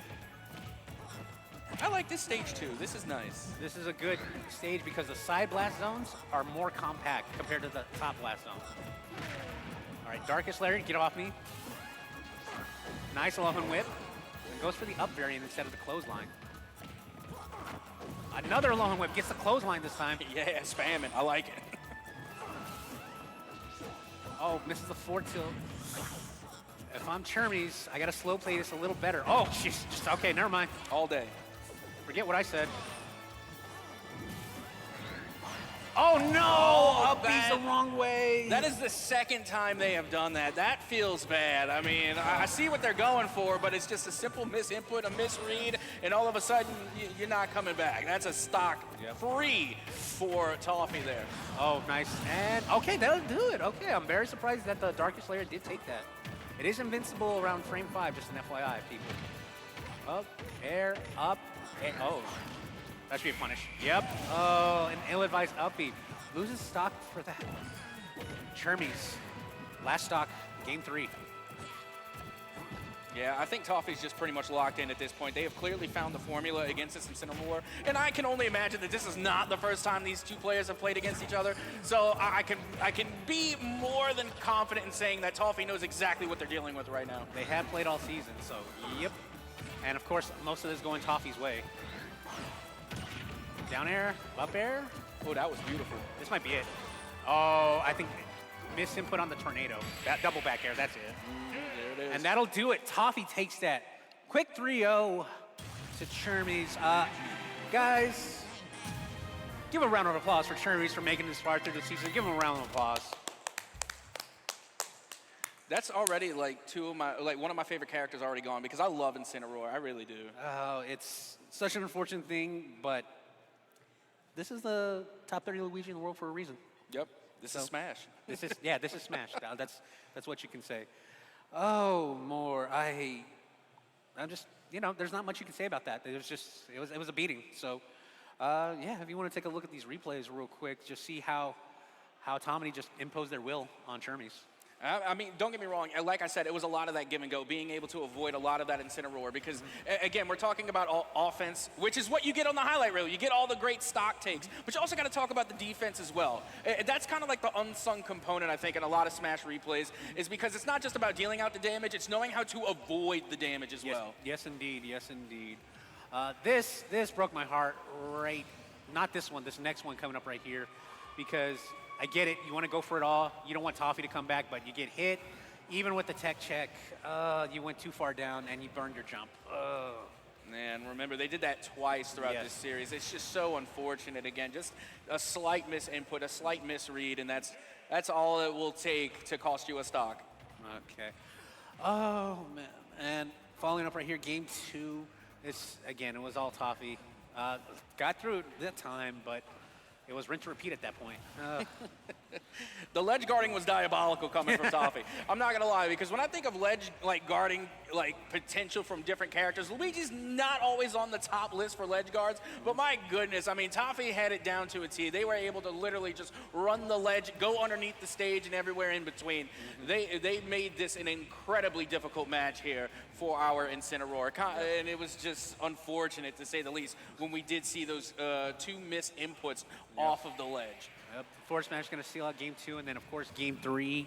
I think we finally start seeing some adaptation from Chermy's, but I think at that point it was I think the SD really took the wind out of the sails. Oh man. Unfortunate, feels bad, but again, just making it this far is an accomplishment in and of itself. So Chermy's definitely needs to be holding their head high because they played some fantastic Smash today, and like you had mentioned, they went up against one of the top 30 Luigis in the world. So it's not like they had an easy bout. No.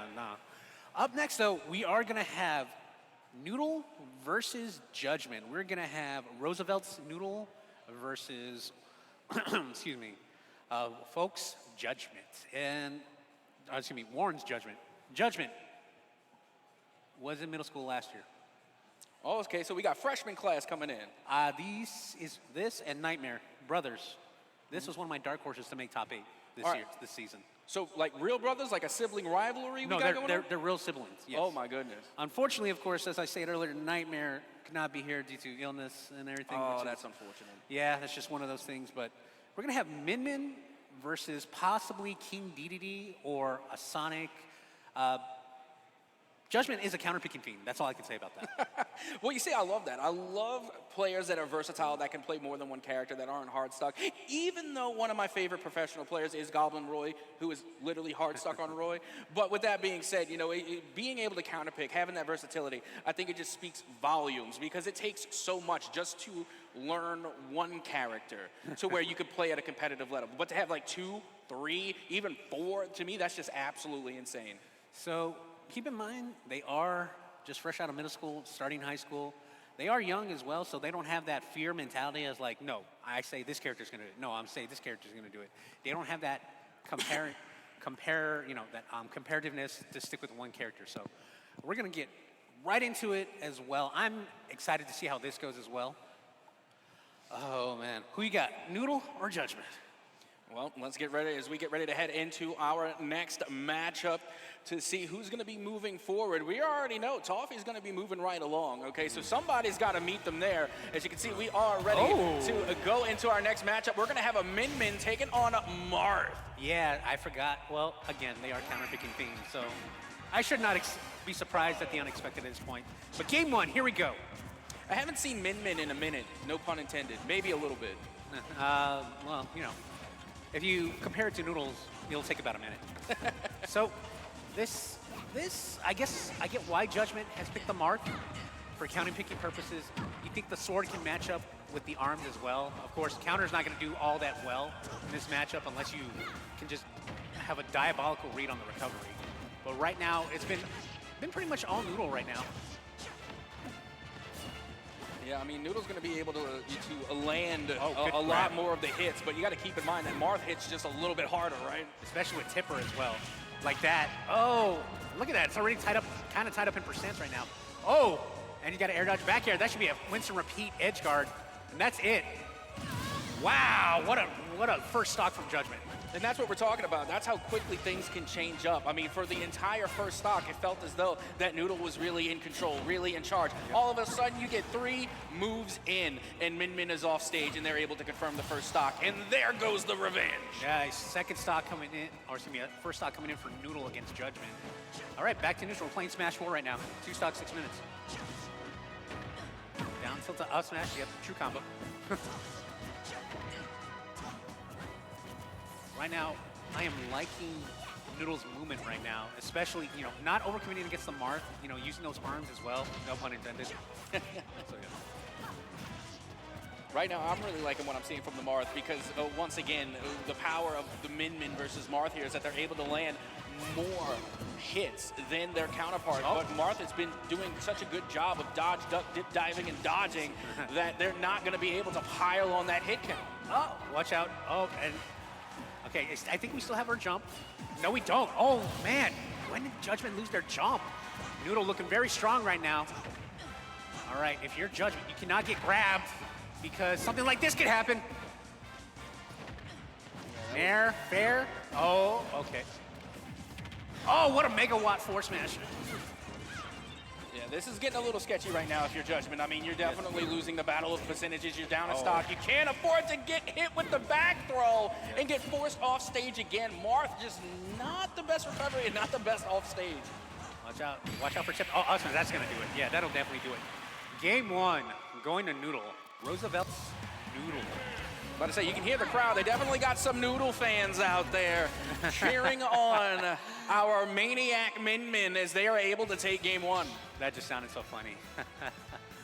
All right, game 2. We're still sticking with PS2, but I think we might not stick with the Marth this time. I love PS2. Like, don't get me wrong, it's kind of like a default map in competitive Smash, but I just love it so much. It brings back so many fond memories playing Pokemon Stadium on the N64. And now we're bringing out another one of my favorites, Rob, everybody's favorite robotic operating buddy. NES days. Here we go. Oh, bad grab. Down there. Try to go for the downer. So the other thing about this as well, if you're Rob, you're going to survive a little bit longer, but if you notice, crowd, if you notice that little gauge on the side of his body where it's like blue, green, and everything, that's his ability to float with up B, like his burner. If it gets to red and empty, he's not going to be able to float back, so that's going to be a big play in this game. Yeah, absolutely, because I've seen Rob players continually fly from one edge of the map, go underneath the stage, and pop up on the other side. Exactly. Unfortunately for this stage, that's not going to happen, but still doesn't mean he can't be out there for a while. And not to mention, but Rob also has a lot of ranged abilities as well that are pretty impactful. That Destructo disc right there is really great on the ledge guard. I would not be surprised if we see a couple of stocks taken just from the ledge guarding alone. The Destructo disc. I've never heard the gyro called Destructo disc before, but that's I think awesome. it sounds cool. It's like Krillin's Destructo disc from Dragon Ball. No, I get it, but it sounds more awesome. I'll say that. Right now, Judgment going to take that first stock as well. Looking like this is probably the best way you can go about this. And Rob is a good counter pick to Min Min as well. But how good is the prowess of Judgment for this counter picking purposes? And while Noodle ties that up at 2 stocks apiece. I mean, don't get me wrong, I'm digging it, to be honest. And not to mention, they can now play the range game. They didn't have that with Marth. They didn't really have those abilities to come out with the utility. But now you got the laser beams, you have the gyro, Destructo disc. And not only that, but you have the more off-stage presence, because once again, Rob does have those jets. They can last a little bit longer and recover better off-stage. Yes, indeed. Right now, this has been a war of attrition for Noodle and Judgment, especially with the gyro or Destructo.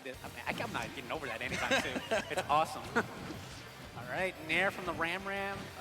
No grab coming out from Judgment. That's kind of it's a free grab from a down tilt as well.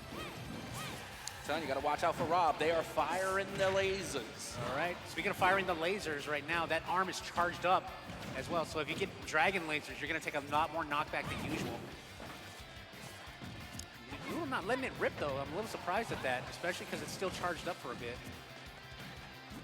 You know, I wanted to pick your analytical brain for a moment. When Rob's laser is charged up like that, reflector! No way! That was an insane play by Noodle. My goodness. Oh, nice rotor arms as well. That's going to take the stock right back as well. Oh, just like that, we're in 1 stock apiece. I still can't believe Homie really played a magic cylinder in Smash. Yu-Gi-Oh! Y'all are old. I am very old. I'm bald, too. Don't remind me that might happen to me. Oh, no! Oh, yeah! No, I'm kidding. Oh, that's unfortunate for Noodle with the SD. But Judgment, going to take game 2. We're going to go 1 game apiece for both players. So as you were saying, what are you trying to depict? What do you want my analytical insights for? I wanted your analytical insight on, kind of like the damage percentage, I guess, on a Rob fully charged laser and a Samus fully charged plasma cannon. Plasma charge shot. Which one charges better and which one hits harder? The versatility of charge shot, plasma charge shot I think is leaps and bounds above Rob's charge laser, just because if you want to, you can semi-charge and combo into it. You can use it as a threat tool once it's fully charged.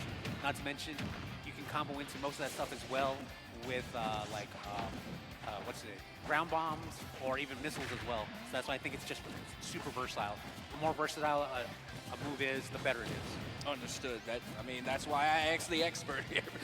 Because again, don't get me wrong, absolutely, like Samus is known for the blaster, but Rob's charged up laser shot, definitely a threat as well here as we are in game number 3 now. All right. Nair coming in of the Ram. Of course, Megawatts on deck as well. Watch out. You can give Megawatt. All right, they're dancing around each other right now. Nice Nair coming out from Noodle. So this is the other, nice Megawatt, and that's gonna do it. Okay, what I was gonna say before that stock, I like how Noodle is playing the middle game, like staying center stage as well. Doesn't want to over approach in the slightest. think that's how they lost most of their stocks last time as well. I really like how Min Min is playing the space here. Again, Noodle, they were highly susceptible to the utility in that previous round, and I think they were aware of that. So now they are really just playing the space to where Rob doesn't have the time to get out the gyro. They don't have the time to really utilize it because Min Min is just keeping them at the perfect distance. Exactly. Not to mention, it slipped my mind for like half a second. The up smash is a reflector. I totally forgot about that. So that's something that should be on Judgment's back of the mind as well. Now Rob on the recovery finds their way back to center stage, looking to apply a little bit more pressure here. Again, Min Min in the danger. Oh. And there you go. That's Min Min's first stock. Judgment's very good answer from Judgment with the rotor arms. Nice up air. I think that's the first up air we've seen all sets as far. I agree. And that's what I'm used to seeing from Rob, too. A lot of down throws into the up air, but you're right. We have not seen much of it. Watch out. Laser. Oh, there it is. The Dragon Arm's going to take that stock. Let's see what Judgment can do to try and bring this back. I mean, you're really just going to have to lock in at this point. We were talking earlier, how is the counter pick really going to affect Noodles? But the thing with it, though, is that, the counter pick effect is off now because you caught them off guard in the first round. Whoa, okay. But now they're used to it. They know the formula now. I think Judgment just gave that up. Yeah, okay. Little surprising for Judgment just giving that up. Saying, okay, you got this. We're going to a game 4. Who knows? Maybe they got a ringer, in the back pocket there. Maybe they're saving their best pick for last. We'll have to see. But again, with the counter-picking type of play style, don't get me wrong, it's great. But unless you're consistent and you can hold on to that, time and time again, players like Noodles, they're going to be able to figure it out. They fell to it in the first time, but it's not going to work 2 times in a row. So I guess they gave it up for Joker. I don't understand why, but they're up there and we're up here. So let's take a look, shall we? Oh yeah, one thing that I like to meme about all the time is that people, we have the arguments because like a lot of people like to argue that Ganondorf is the heaviest swordie in the game because he has the sword, right? So then my argument is, okay, does that make Joker the smallest swordie in the game because he has a dagger? Yeah, well, you gotta let bygones be bygones and you gotta say it like it is. All right, Arsene, the big brother Arsene on deck. You're gonna do more knockback, but it's not gonna matter if you get hit with the Mega Out right in the face. Yeah, I was about to say, who? Well, does it even matter? Like, no, straight to the blast zone, don't pass go, don't collect 200, give me the stop. This is too far, he's too far, no! This has gone from bad to worse for Judgment. Oh, no. Judgment needs to just slow it down now. Let's see what they can do to try and bring this back. Oh, man. Hopefully this won't affect him too much. I don't know. This seems almost too far gone for Judgment. All the momentum right now is in favor of Noodles. Not only do they have the better score count currently, 2-1, but they have been on the same character. They have been locked in on this Min-Min, and they've only been getting better with each round. No, we still good. We're still living, but this is such a... Oh, this is... Like I said, this has gone from bad to worse. What can Judgment do to try and bring this back? Oh, that's it! You're too far! That's it! Noodle takes it! Noodle has taken it! What an upbeat coming up from Noodle. Okay, now hang on a second. Do we think that was intentional? Was that calculated to bait out Joker all the way off stage to the point where they couldn't recover? Was that a bait and switch? My honest opinion? No. No, it wasn't. No, it wasn't. But right place, right time, wrong place, wrong time for Judgment. Judgment's going to drop down and out of this bracket. Again, guys, give it up for Judgment. Boy, making it here. Into the finals, the R20 Grand Finals over here. Give it up for Judgment. Noodle is going to go ahead and move on to loser semis as well. And I believe we're going to have our second portion of losers quarters. The number 1 seed versus the number 2 seed. Oh, that's going to be Toffee a doozy. versus Greg Lake. Top 30 Luigi in the world versus the Texas State champion from last week. Oh yeah, the TechSef undisputed Esports Championship. Yep. Got a lot of friends over there. I was actually supposed to be there for that event, but my flight got canceled. Oh, yeah. That's unfortunate. It is unfortunate. I was at TechSef for the last 2 of 3 for 2023 and 2024. There are a lot of good people over there at TechSef. Big shout out to the homies. Oh, man. So we're going to go ahead. Let's take a look at the replays. Let's just look at Judgment's kind of decision right here. He had very good, I want to say, like spacing, combos, but this is where the counter, I hate to say it, this is where the counter pick powers kind of bit him right in the butt. Yeah, it kind of did. But at the end of the day, I mean, how many of these picks were counter picks? You know, because I don't. Yeah. That's the issue there. That's what we have to take into consideration. Because I mean, I would consider Martha counter pick, yeah, sure, but you know, if we keep picking different characters, then at some point you're no longer counter picking. We're just we're trying things out and seeing what sticks. Yes. Oh man, we're just trying to find what is the best option in this situation. So we went from Marth to Rob, and then I think we stayed on the Rob, and then after the Rob, we went to the Joker as well. But as you can see right here, the Rob was doing fine. I don't understand, not game 2, but game 3. I don't understand why he gave it up for game 3 as well, which we'll see here in a bit. But look, as you can see in game 2, this was perfect. This was fine. You're playing a nice range game. You're playing, with the gyro, the Destructo disc. That was the play that turned it. That was it. Yes, and the laser really turned the tide as well. But the rotor arms playing right, and then of course the SD right there. So again, this was fine, but I guess something in Judgment Mind was like, you know what? No, it's not working right now. I mean, regardless, this was a phenomenal matchup. But at the end of the day, it was the consistency that was able to outplay the counter picks. Again, from the very beginning, from match number 1, we did not see Noodle switch from the midman. They stayed on it through thick and thin, through better or worse. Even after taking the L, they didn't decide to switch to try and counter pick the Rob. They just were able to adapt, react, overcome, and GG go next. Yeah, so right here is like, you know what? I'm done. I still baffles me. I'm still flabbergasted by that. And then the S, first you run it, get up into a megawatt. Then after this as well, you try and go for it all, but unfortunately you SD in the process as well because you went too low. Oh man, and that was unfortunate. And then this third stock right here as well for Judgment. You go and you try and up E, and then all of a sudden the intentional up E from Noodle, bam, and that was it. Oh, I'm sorry, I'm still flabbergasted and baffled by it.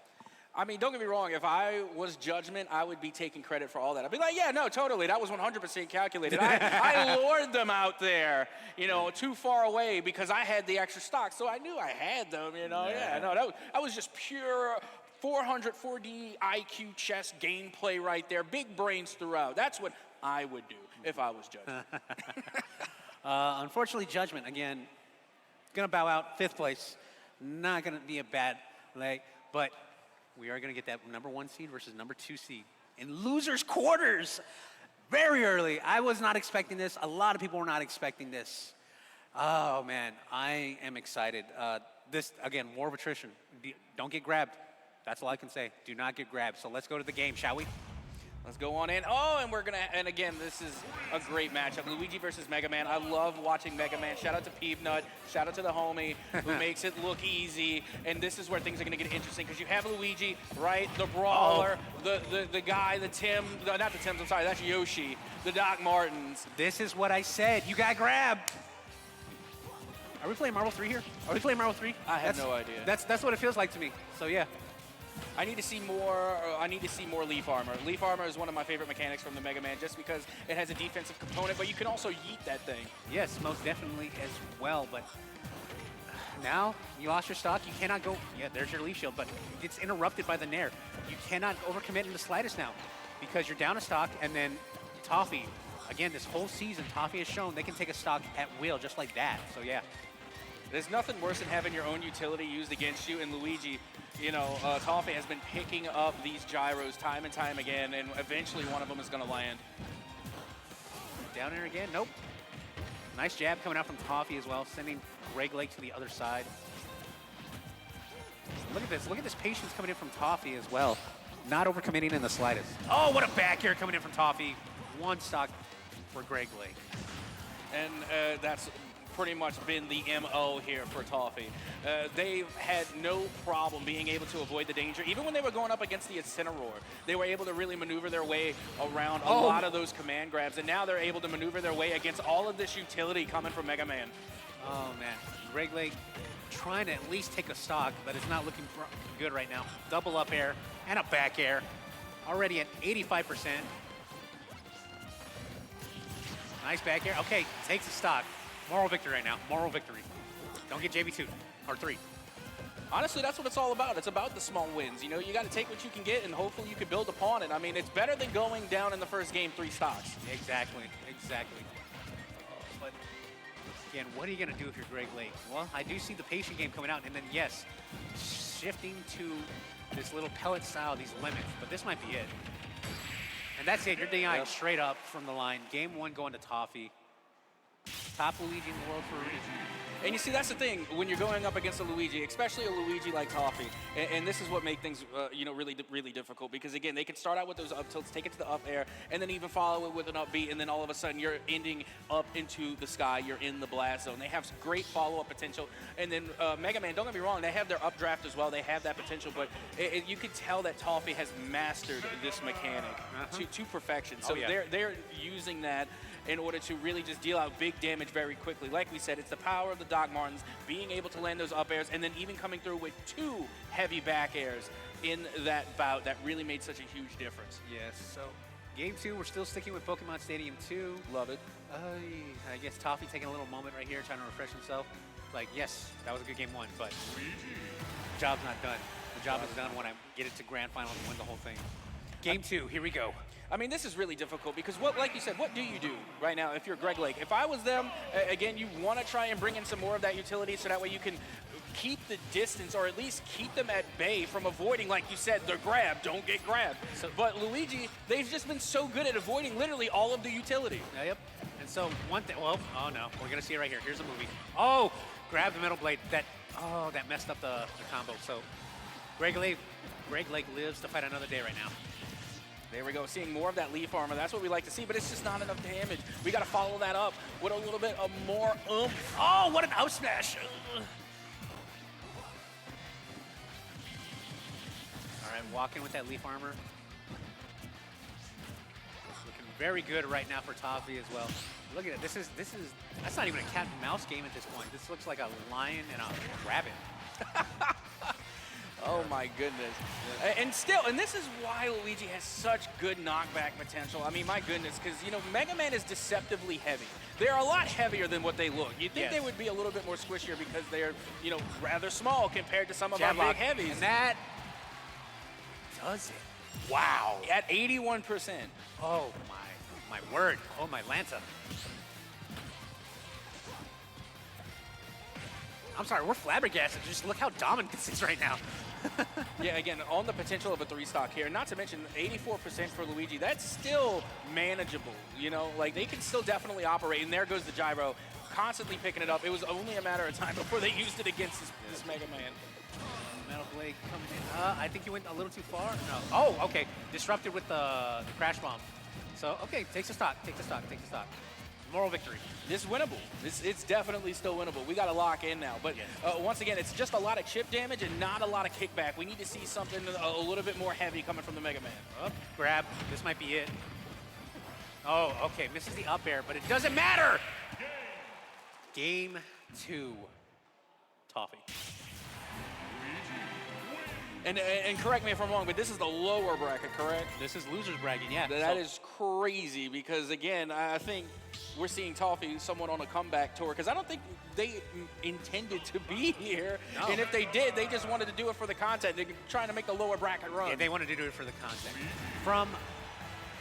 Again, this is the number 1 and number 2 seed going at it. This is the Texas State undisputed champion that might bow out in 5th place right now. And that was Greg Lake? Yes. Oh, so was Toffee there? No, Toffee was not there.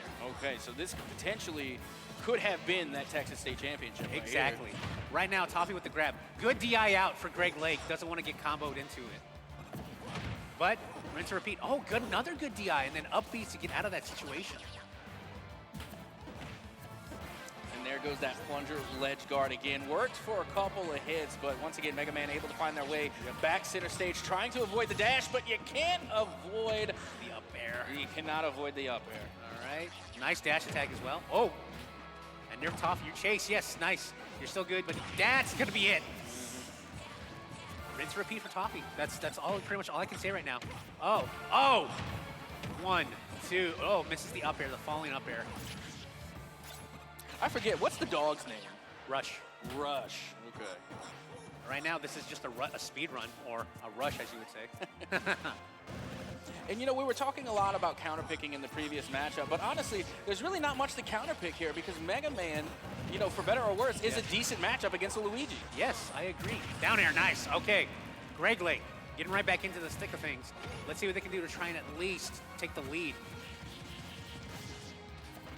Great use of the leaf armor there. Again, they've been using it a little bit more and more. Yes, that's it. Ugh.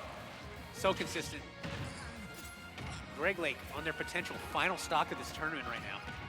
Yeah, now's the time you really got to lock in. And so far, they've been doing a really good job with those mines, with those bombs. That has been able to really do a lot of that kickback and a lot of that extra damage.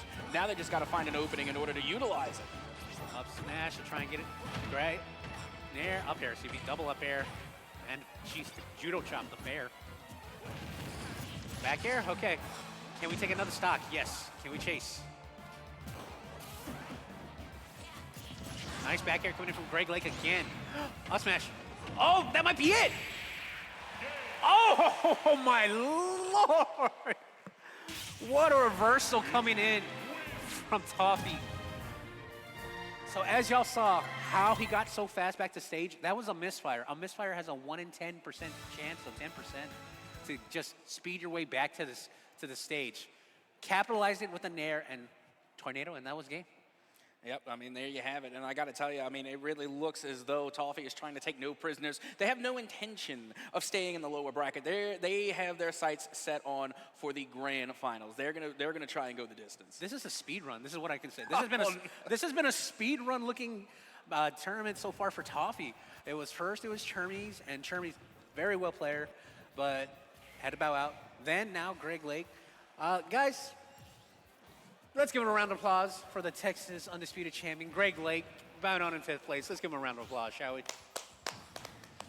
I mean, they were still able to make it into the top 8 and then into the top 5. So again, regardless, it is a fantastic performance. And once again, like you had mentioned, they're going up against the top 30 in the world for Luigi players. Yes. So again, this is a absolutely difficult task. And that makes me even question, just for a reminder, who was the player that managed to knock Toffee down in the first place? It was Noodle. It was Noodle. So that, and again, Noodle's been playing great too. So guess what we're gonna get?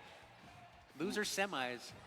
The run back, Noodle versus Toffee. So who's waiting up there in the winter final? We're getting Aloka versus Sloth. Oh my goodness, that's gonna So Aloka, me Brawler versus Ness. So Grands hasn't even been determined yet. No, so we're at top 4. My. So yeah, I'm pretty excited. We're at top 4 now with all 4 of these players. And then remember, Grand Finals winner gets a scholarship as well. Oh yeah, that's what it's all about at the end of the day. I mean, don't get me wrong, you know, I love me some good Smash, but at the end of the day, you know, I mean, a lot of us here are in college, you know, we need a little scholarship money. You know, speak for yourself. I have gray hair. I've been out of college for a while. So. I have no hair. I have also graduated, but still, I'll never say no to free money. I agree. I totally agree. $20 is $20. $20 is $20. Very well indeed. Also, let's give it up to the Army National Guard as well for bringing this event. I can't say much about this, or I can't say enough about this, because without them, we wouldn't have this event. The Boeing Center as well. This whole venue has just been such an enormous, amazing experience, to say the least, as well. And you see, that's honestly like a really big thing too, because that's something that we really don't talk about much often. And not only that, but also big shout out to the mayor of San Antonio for showing up, making Mayor an Ron appearance. Nirenberg. That was absolutely extraordinary, and it's really important that we bring these opportunities again to, you know, a lot of our high schools, because esports, for me and for you, has been an avenue, you know, for a lot of different career paths. And being able to get an interest in esports early on is what is going to pave your way to potentially finding more access to collegiate opportunities and then eventually a career. So guys, we're gonna take a quick break, but when we come back, it's our top 4.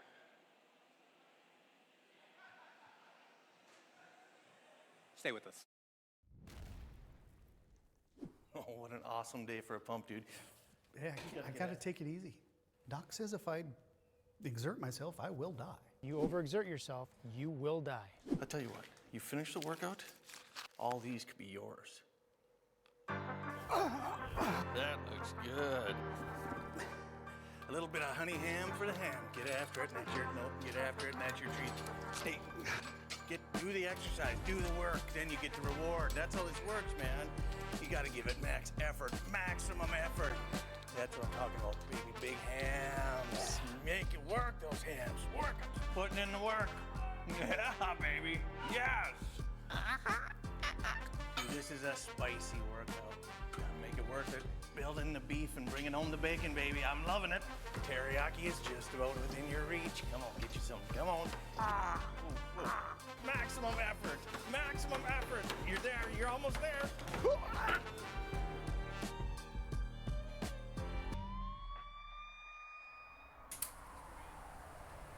That's so worth it.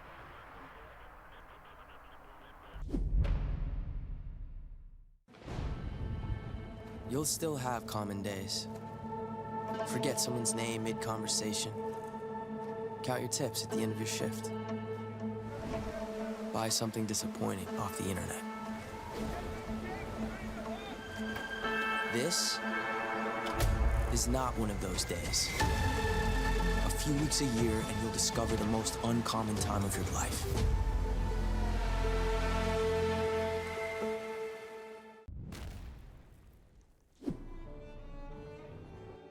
What am I supposed to say? It doesn't matter. Your daddy ain't listening to you anyway. I'm hungry. No. Put it away. I can't watch it. Oh, crap. Just reach in. You gotta pull it. Just grab it. Just take it out of his hand. What do you mean you can't? He won't let go. What do you mean he won't let go? He's dead. Help me. Get in there. No, just hold on. Make him let go of it.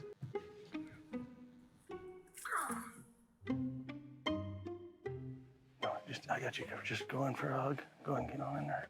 It's a bad loss. Yeah, hug him up. Just reach. Hug him up. He's breathing.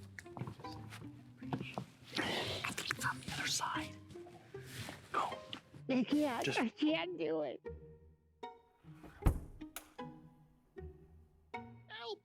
Help me, Lord. Help me get over this loss. I can't breathe. Yeah, I can't breathe. I'm so upset. I can't breathe.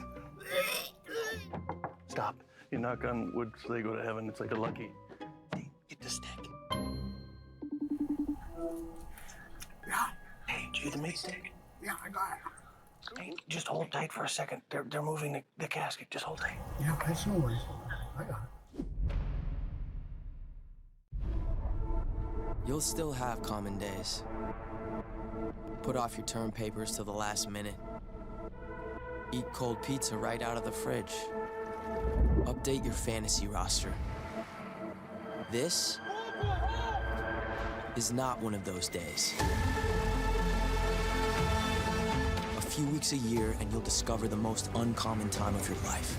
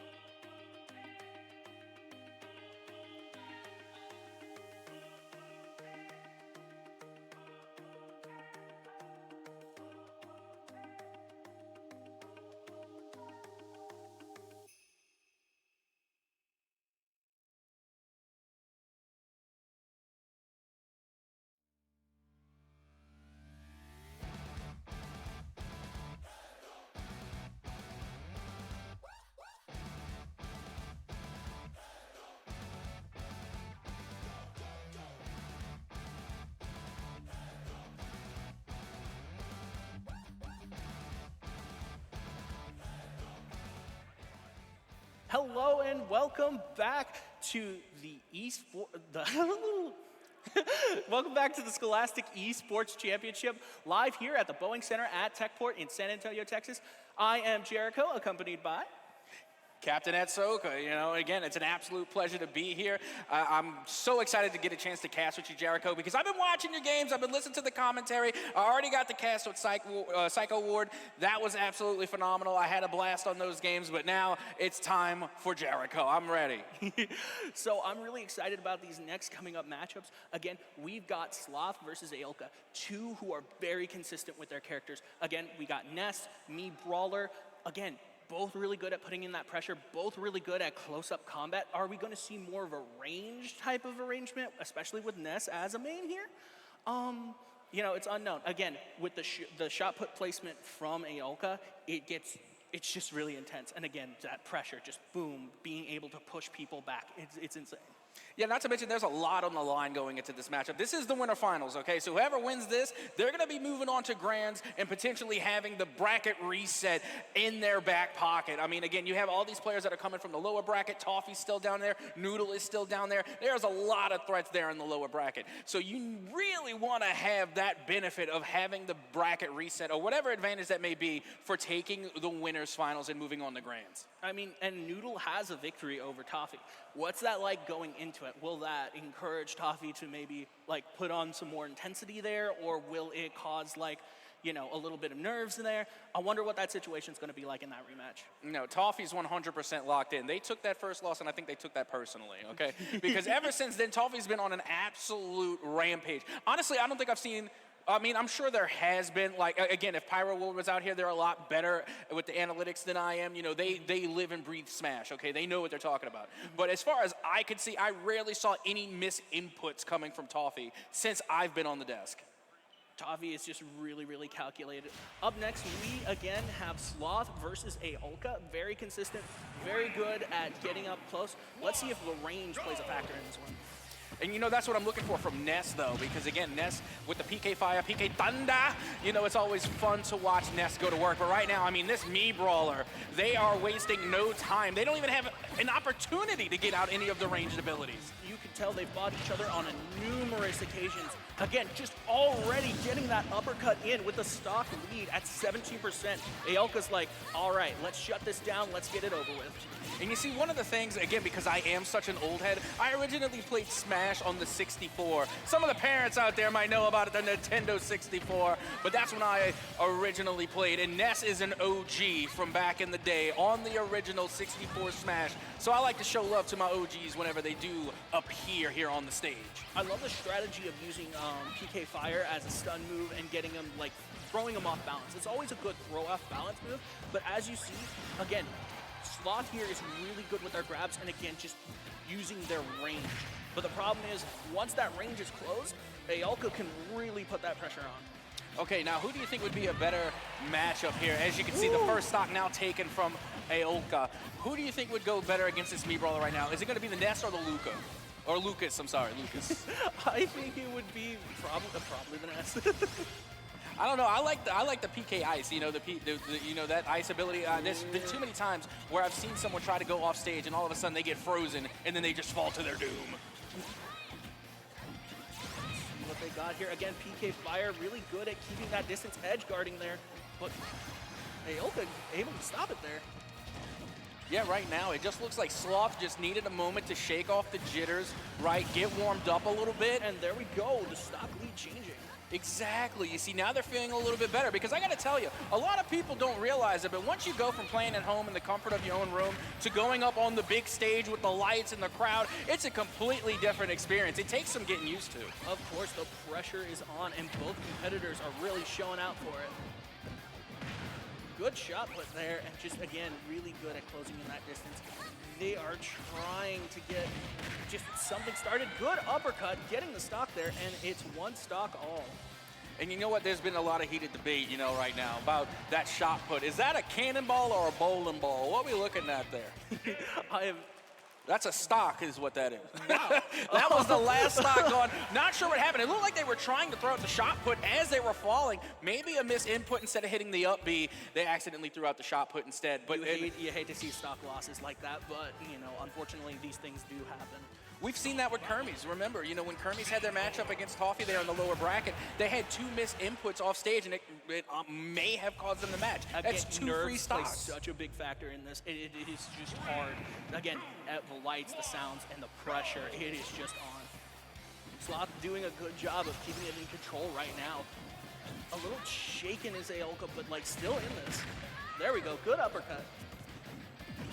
There we go. There's only one really good uppercut, and that belongs to Little Mac, all right? Now, and again, a lot of people hate on Little Mac. I actually like them because they're like the speediest brawler in the game. Again, good get off move there, getting in, getting landed. PK fire on the shot puts. That was cool. Again, really good at getting that chip damage.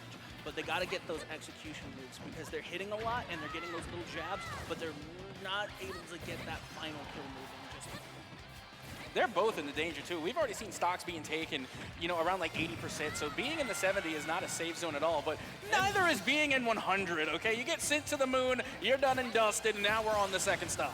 I love that there's always a good, like, stock exchange between them. It's just like boom, boom. Very chess-like, very samurai battle. Oh my goodness. I mean, these uppercuts coming in from the Mii Brawler. And again, this is what I love. I love the down throws into the up airs or even the up tilts. Again, being able to follow up that combo chain I think is amazing, especially when you're on maps like Pokemon Stadium 2 and you can just take them to the blast zone going straight up. You don't have to try and vie for taking them to the blast zone to the right or to the left. You can just take it straight up. And that's what I love seeing from this Mii Brawler. Again, look at that shot put and then getting back on ledge. Not letting Sloth edge guard. Sloth has such a good edge guard and is really good at keeping the pressure on in that specific area. But like if you can land and get back on stage, ooh.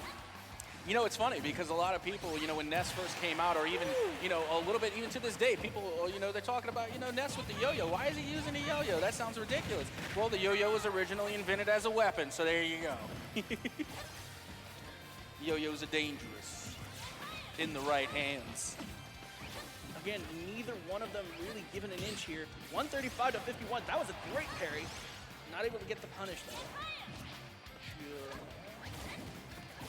Trying to go for that uppercut again. Again, just not able to really place Sloth in a good area. And this is where you don't want to be if you're Ness. You don't want to be center stage. You want to try and get this Mii Brawler off stage as more times as possible. That back kick got it. Oh, great adaptation and great reactions coming from Aoka. I mean, my goodness, they have just been able to read every single play so far, every single maneuver. They have been able to come up with a great reaction to it. And there we go with the up tilt into the up air. Now the down throw. That's going to take it. And that's what I'm talking about, being able to play from the center stage. Oh my goodness gracious. But that's one of the things I love about Aoka. Really good at adapting to the situation, really good at getting a read on their opponents. Yeah, they may struggle for a stock or two, but when they come back with a vengeance. And you see, this is the thing right now about Aoka on this Mii Brawler, all right? Because you have 2 options, and I'm going to give you a spoiler alert. They're both terrible. Okay, so do you take your chances going off stage and getting barraged by the shot puts, aka the bowling ball or the cannonball or whatever the case may be, and just taking that to the dome? Or do you go center stage and let him up tilt you to the moon? Either way, it's a bad option. And now we're on a smaller stage. Again, really taking away Ness's range, but also taking away escape options for Mii Brawler. Well, here we are. And honestly, again, another staple here in competitive Smash. This looks like small Battlefield, if I'm not mistaken, because sometimes, you know, I'll see small and large, and I'll just be like, you know what, I don't even remember which one this is. This is just Battlefield. Again, they're doing a good job of just being in each other's face here. Again, percentages exchanging. Nobody really taking the lead here. That was a great uppercut. Good forward air. Shot put again. And this is one of those options we were talking about. Which one are you going to choose? The up tilt, or are you going to take a bowling ball to the dome? Which one will it be? Or how about a forward bowling ball? Taking it right to the face. Straight to the blast zone. Again, those are one of your 2 options. Can Sloth come back from this? What can they do to make this turn? I mean, that is honestly the million-dollar question. At this point, you got to try and use as much of those ranged abilities as you possibly can, because that's really the only thing that Ness has over the Mii Brawler. Again, Mii Brawler, they do have to get in close. Like, they have the bowling ball as a utility, but that's pretty much it. Ness has a little bit more to work with as far as range is concerned. I mean, Aolka's was doing a great job of nerfing that with their own range. Again, it's hard because it's just like they got the close-up options, but they also got that far-away option. It's just like, oh, you're going to take away my close-up attacks? Fine, I'm going to hit you with my ranged attack. And so far, this Mii Brawler has been really good. Gone there, unfortunately. And they've been really good at closing the gap, but unfortunately, you know, that was one of those rare misinputs or something. I mean, I would like to think it was a misinput, but only person who really knows what happened there was probably Aolka. It's unfortunate to see stuff like that, but again, things like that happen when you've got this big stage, like everybody's watching, you know? And you know what I love the most about it is because, again, the Nintendo servers are notoriously not the best. When you're playing online and you're trying to play some competitive Smash, you have some input lag, but not here, not at LAN, okay? This is gonna be the crispest of the crisp that you get as far as input lag goes. You're not gonna have any when you're at LAN. It's just so smooth, and again, you really get a feel for these guys. They've been fighting in these tournaments together. They've fought each other multiple times, and it is showing. And now here we go, Ness trying to make a little bit of a comeback here. I mean, they are down the stock advantage and nearly getting lapped now by Aolka, who is able to nearly even the percentages here on Ness's final stock. Again, can Aolka shut this down before they lose the stock? There goes that powerful yo-yo. Again, that's a dangerous weapon. You got to watch out for that. That could have been a stock right then and there. Oh, and still in it. She got the shot put. And the yo-yo is going to take him out. As it was designed to do. As it was intended to take stocks. And now here we are, final stock apiece, but still 132. That is a huge deficit. 143. Can they come back from this? It's going to take one step at a time here, getting back into the danger center stage. Remember, that's where Mii Brawler thrives as they force Ness off stage. There goes the PK Thunder. It does land, and now the forward air will be good in order to take the final stock, and Aolka will come away with the dub. What can we see in a shift here?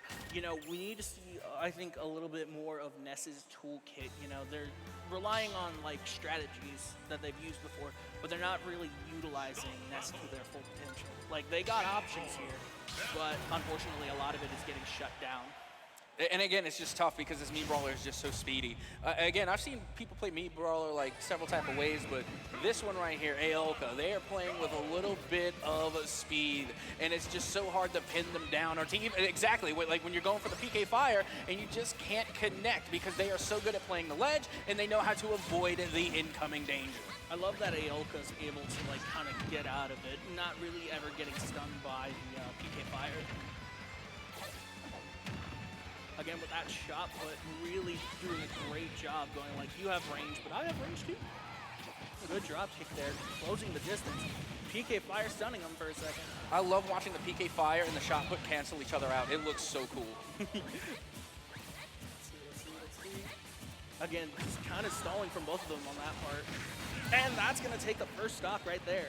Yeah, big up tilt into the uppercut there. And the uppercut has been literally the stock finisher, I think, for the majority of this match. And again, it's always from the follow-up combo at this, around the center stage, being able to hit the down throw into the up tilts, into the up air, and eventually hitting that uppercut for the finisher. It has been those combos, those consistent combos coming from Aolka that has really been the difference maker here in this matchup. Again, that's the thing about Aolka, it's consistency. But sometimes they get a little caught in there like that.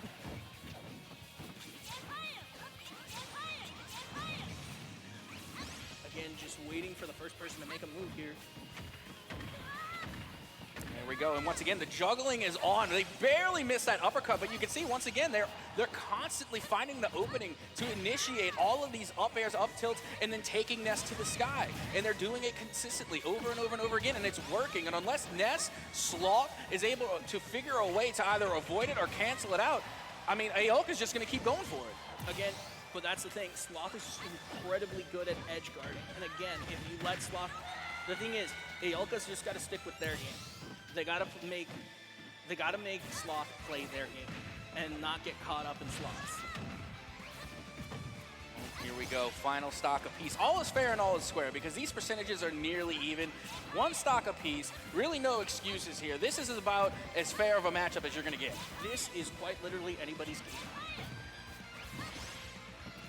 Right now, both canceling each other out. Once again, you can see Aolka going for the down throw into the uppercut. The tried and true will come through. Aolka wants a win, is going to be coming away with yet another win in their pocket.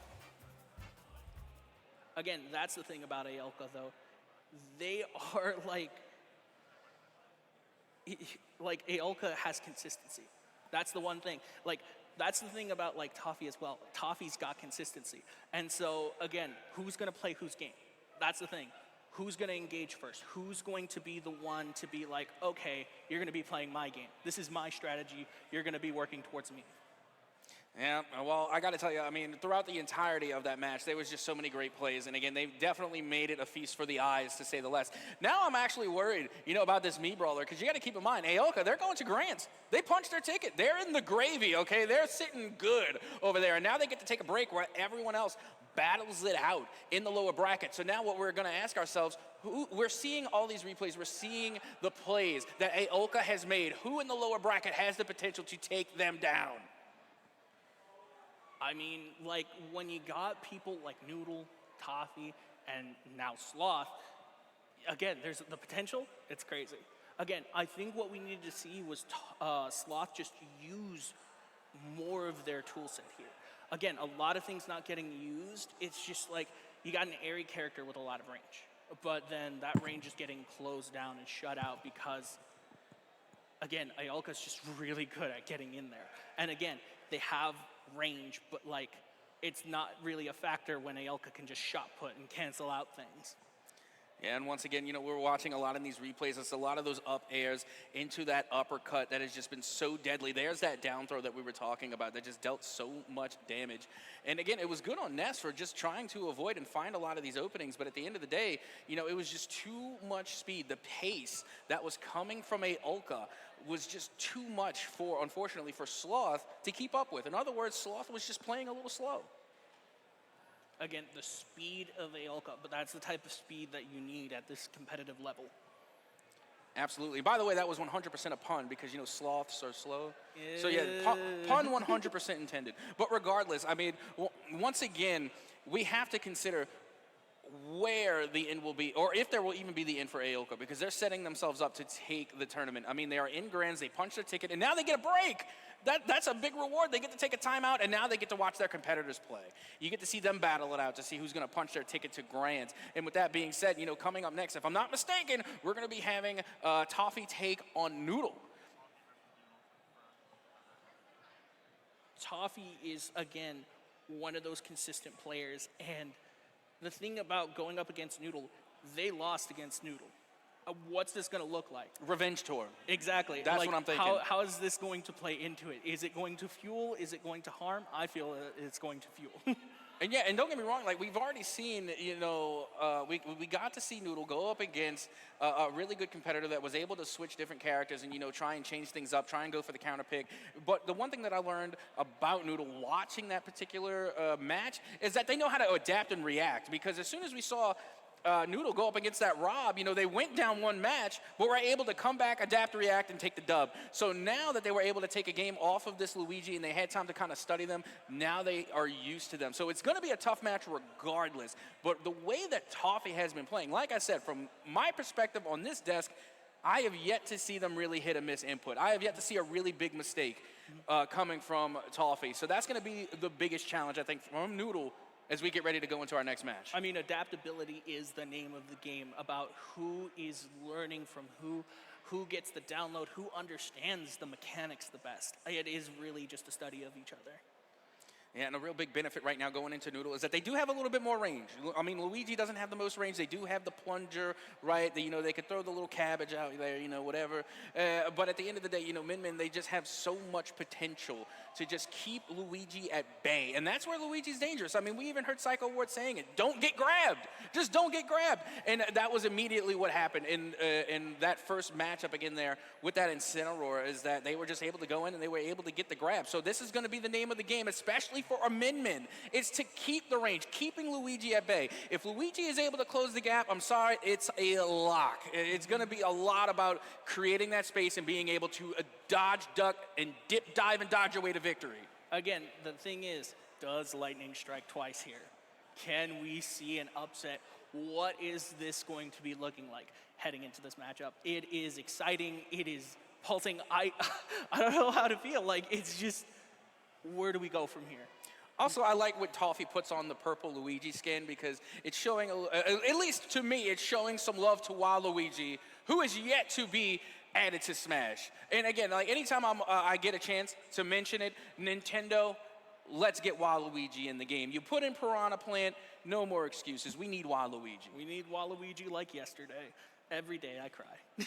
Just a little tear every day that there's no Waluigi in Smash. Well, with that being said, we are just about ready to get into our next matchup here, and it is going to be Toffee once again taking on Noodle, the fabled Luigi, top 30 in the world, going up against our maniac Min Min, who is Noodle. I don't know what to say. I genuinely don't know what to say. Like, I am so excited for this matchup. Like, the intensity. That's all I can say. Like, you can feel it. Yeah, the one thing I can definitely say is looks like Luigi got back. He likes throwing that Tookus out there. I couldn't help but notice in the previous matchup with Toffee, when they were edge guarding, they were definitely using the power of the Doc Martens, but they were using the power of the glutes. I mean, when you're in the gym, you got to make sure you work out every muscle. Luigi definitely has been hitting the glutes. And right away, here we go. You hear the crowd, they like the glutes. They know. They spend time in the gym. As we get this one underway, Toffee versus Noodle, round number 1, ready to go. Starting off strong, again, utilizing that range, getting out of there, not getting grabbed, as Ward would say.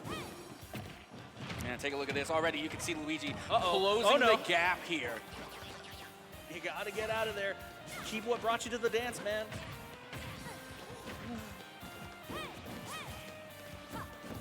Yeah, there we go. And again, this is just perfect inputs coming once again from Toffee, being able to block a lot of those ranged attacks coming from the Min Min, and then once they block, they close the gap. And then at that point, it is really not much you could do. Luigi's going to come in and being able to deal out a lot of damage very quickly. Great job from Noodle closing out the gap, and what just happened there?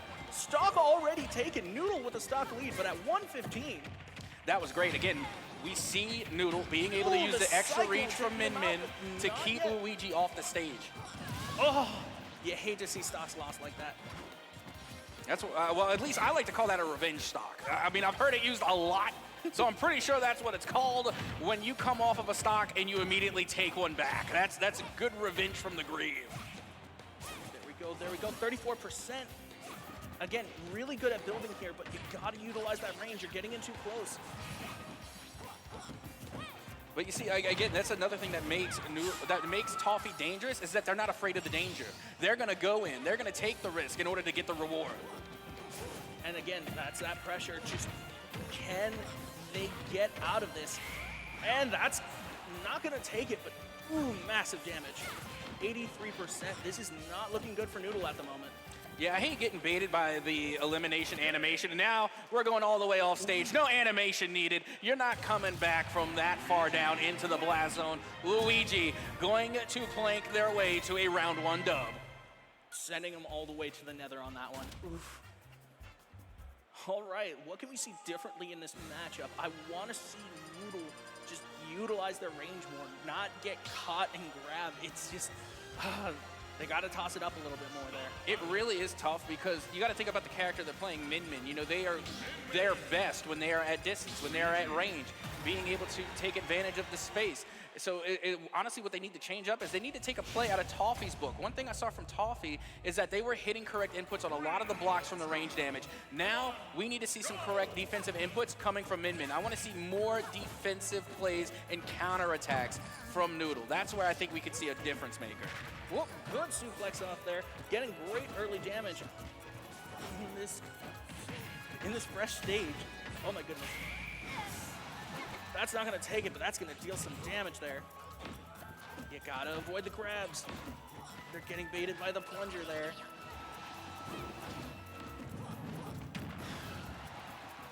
Once again, there goes those back airs. And now this is where things get interesting, because on this map, clearly the platforms go away, and now you have a flat surface, kind of like Final Destination. So who has the advantage there? So far, it looks like it's Toffee. Again, center stage not their friend here, and just how do you move? How do you battle against this momentum? I mean, at this point, you really got to start putting more emphasis on the blocks and then trying to counterattack, because that's what I'm seeing from Toffee. Whenever they get, at a distance, when they get put at a disadvantage, they block and then they slowly but surely move their way in.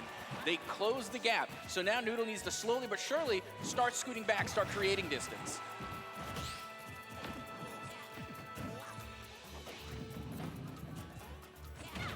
Whew, that was a great exchange with the Megawatt there. Again, 2 stocks, all 106. Can they switch it around? Can they come back from this? All I know is that I need people in my life that support me the way that the crowd supports Noodle. I need that type of support in my life. That's wonderful. Regardless win or lose Noodle, know you got a good support system behind you. Great folks here at R20 Premier, and just blasting off again. 0% though, 71. They can work with this. Yeah, this is definitely winnable again, especially with a high damage percentage at around 83. Again, you got to keep in mind, Luigi's not the heaviest character. They could definitely get knocked back at this range, especially past 100.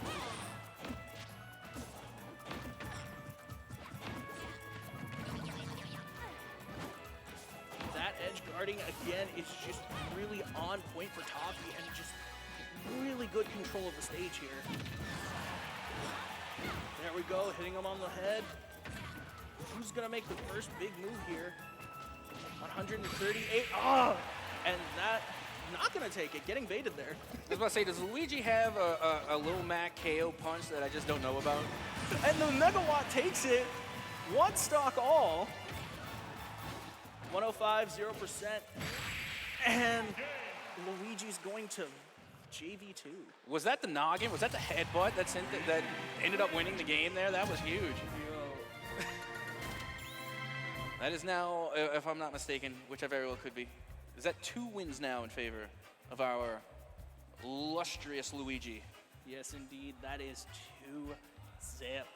What can Noodle do here to change up? Again, we need to see more blocks, but we also need to see them just make that distance. If you don't have distance, you're going to have to make it. Exactly. It's just so dangerous. Again, maybe you're going to... And again, because... let me just put this out there to be abundantly clear. Every single player in this building is better than I, okay? So it's really hard to try and say what they should do, because I'm by no means a coach. I mean, if I was going up against this Min, I wouldn't last not even 30 seconds. But with that being said, just from hindsight, it's kind of seeming as though that they need to bait and switch some of these counterattacks, because we see Min once again trying to go for this long-range type of play style, and then you see Luigi counter it every single time. So Still now you trying need to go for that one-hit KO, but not able to get it. Again, consistency is the name of the game, and adapting, that is what we need to see. It's just like, you got to get him to play your game, but it's hard. It really is hard. And like I said, you really got to bait and switch some of these long-range attacks out, because every time you throw one out, Toffee instantly goes for a dodge roll, so maybe you're going to have to play into that. 118.77. Again, good exchange of percentages here. Really having to think about your moves here and just slow down a little bit. And that is also very effective as well, just being able to change the pace of play. But it's going to be Toffee who's going to change the stock here, as it is now 3-2 in favor of Toffee. Can we get a stock exchange here?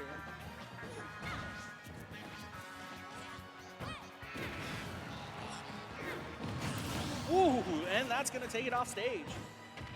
Well, there you go. I mean, maybe we could try and build upon that right now if you're on the Noodle side of things, but I don't know. And that's going to take the stock. Oh.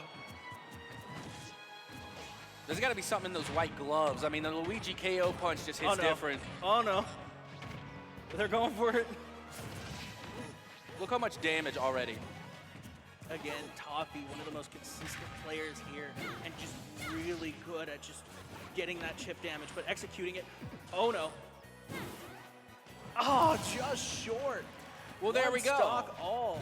Now we have an opening here. We got to get Luigi off stage as far as possible, and Min Min has the reach to do it. And then just ledge guard your way to victory. It's winnable.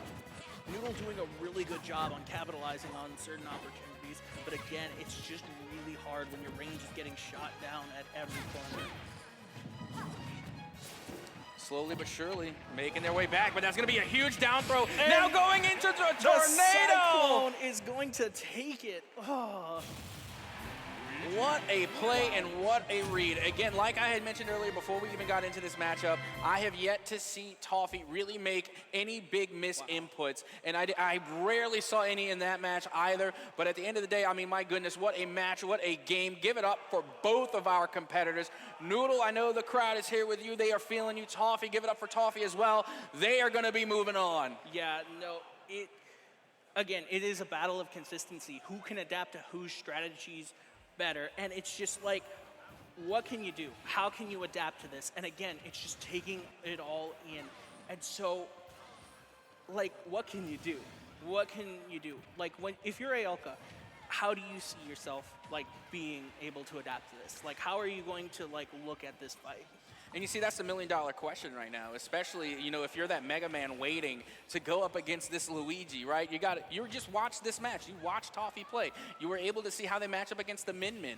But now you have to ask, where can you find your openings as a Mega Man? That's what you have to think. You had the luxury to be able to sit on the side and watch your teammate play. Now you have all the information that you already needed. What is the game plan going into this next matchup, especially coming in with a Mega Man? I believe you mean Me Brawler. But Me Brawler, yes, you're right, I apologize. Me Brawler, and then we do get, I'm sure we get the Mega Man. Didn't the, I'm trying to think. We do get the Me Brawler.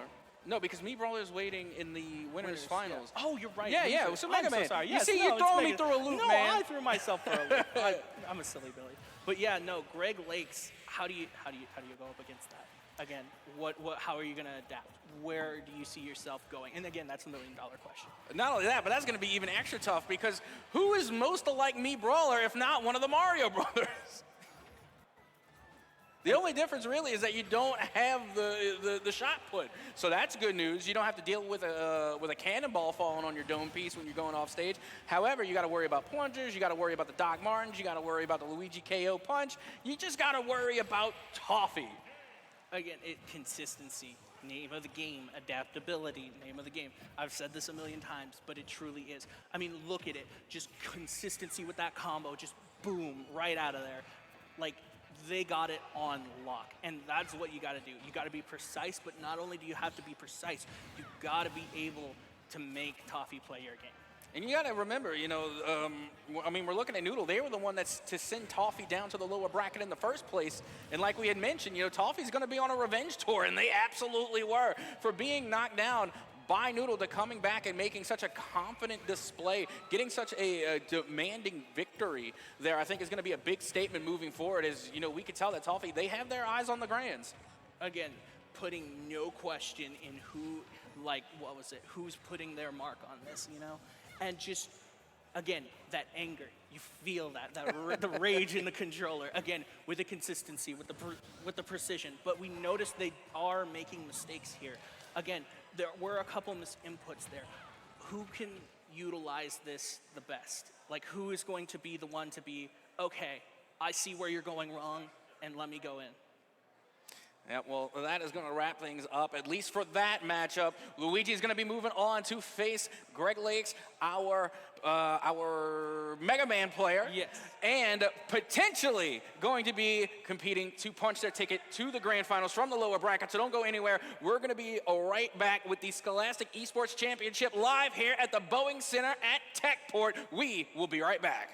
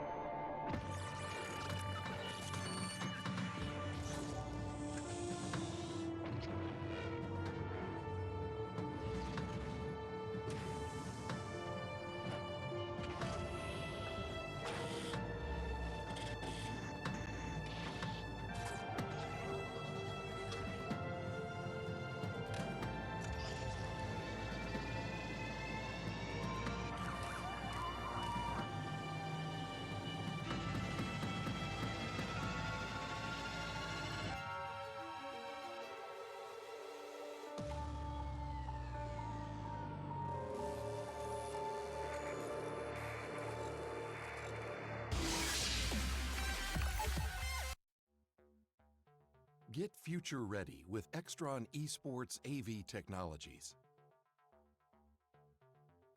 Experience better looking images and higher quality sound with AV systems that are easy to control. When it comes to esports, Extron provides the winning edge. To learn more, visit extron.com/esports.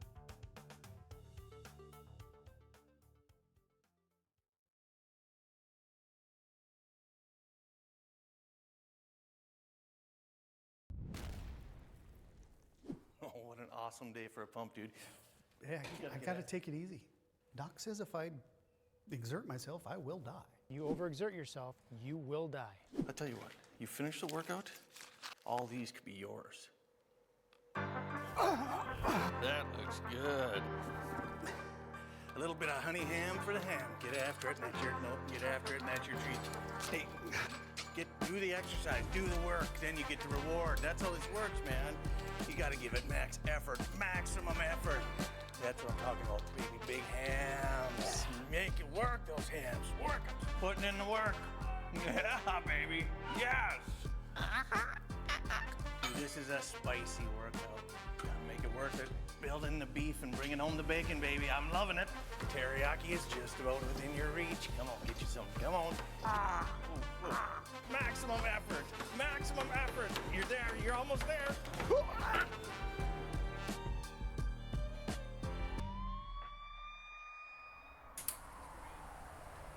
That's probably worth it.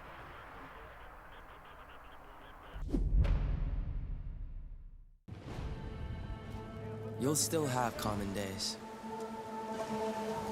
But this is not one of them. A few weeks a year and you'll discover the most uncommon time of your life. You'll still have common days. Get caught in traffic during your commute. Overthink a text message.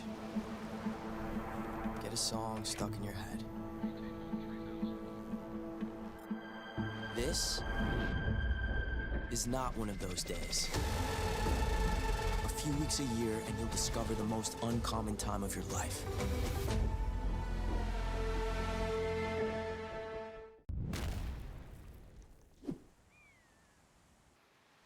Oh man, this is incredible. Oh, wow. Huh? Yeah, it's pretty cool. It is pretty cool. Hey man, grab me a meat stick.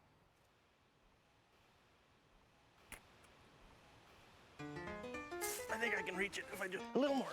Just let me go a little. I can't. Just a little more. I almost got it. Careful! Oh God! No. Come on, just reach. Reach. Just grab my hand. Grab my hand. Give me the meat stick. This other hand's closer. The one with the stick is... Oh!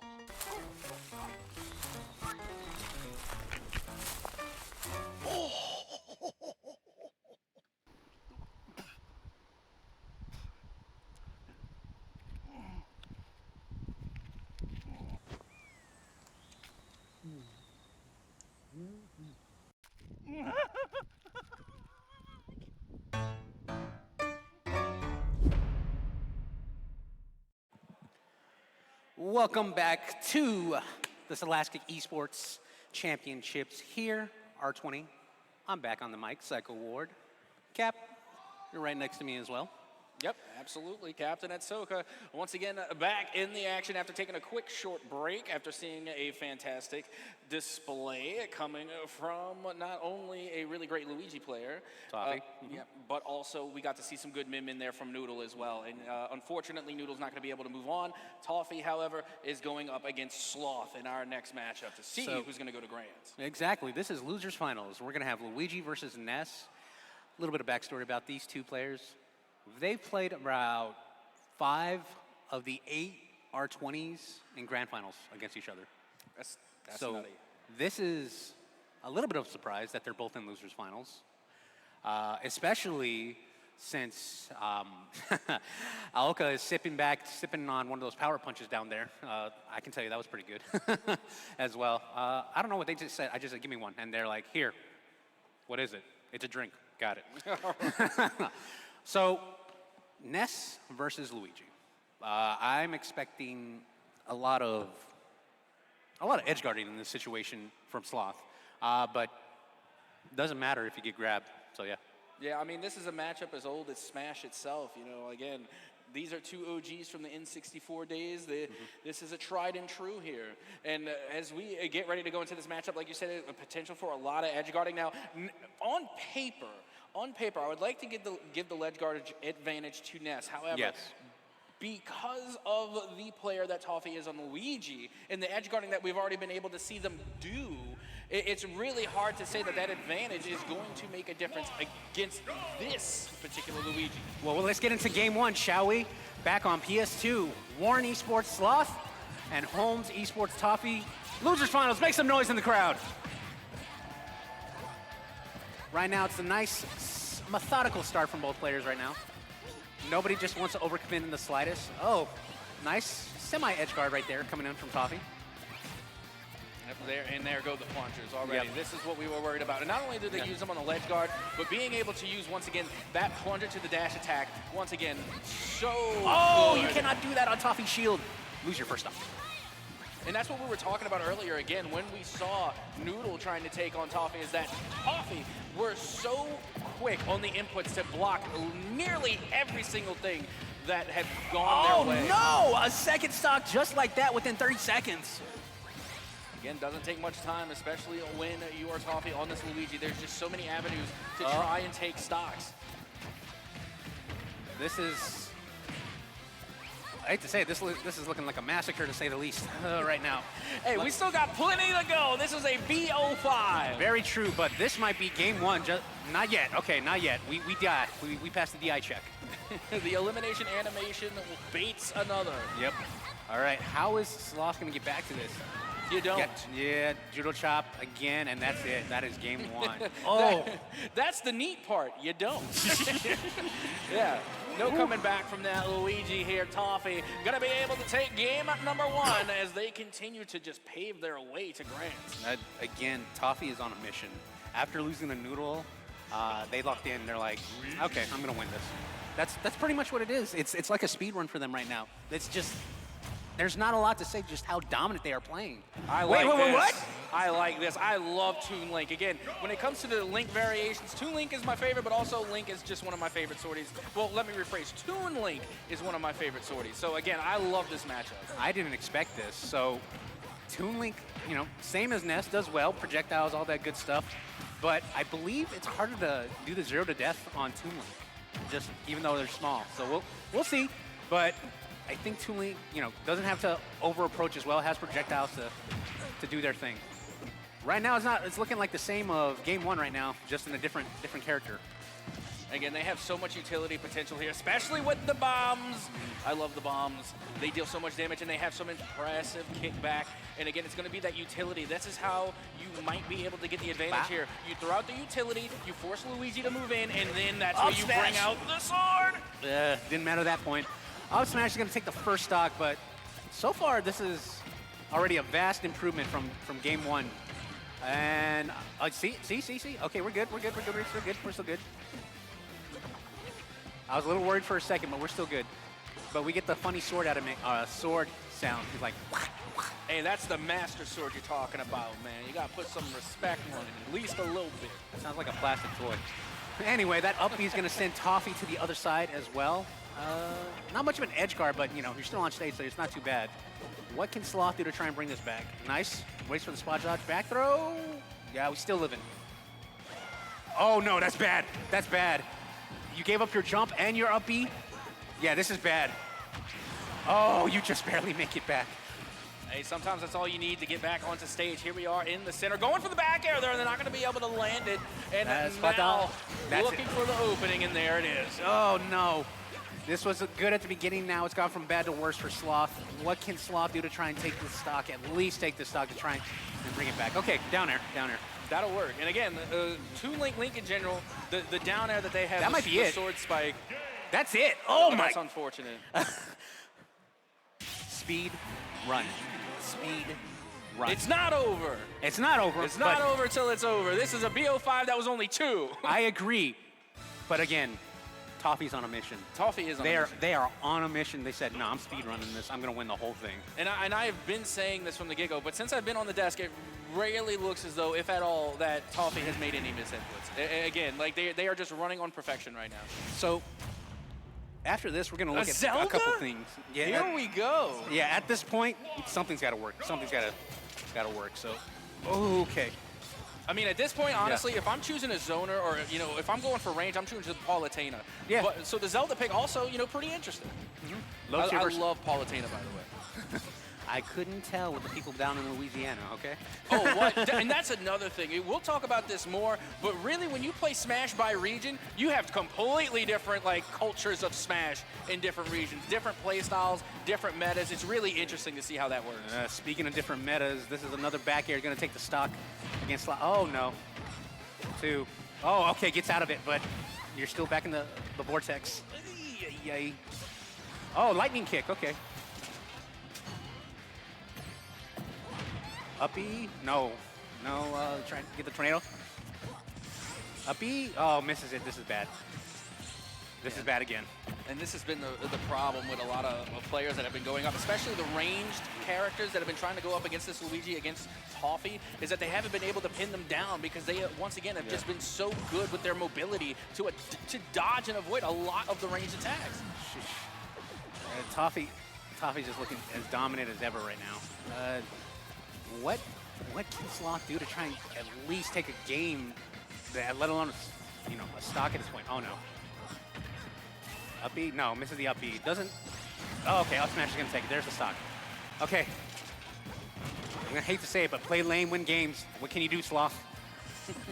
Well, let's find out. I mean, they're 85 and they're on the ledge against Toffee. Not looking good. Big down throw looking to try and solidify. Smash, and that's it. The dub, and there you have it.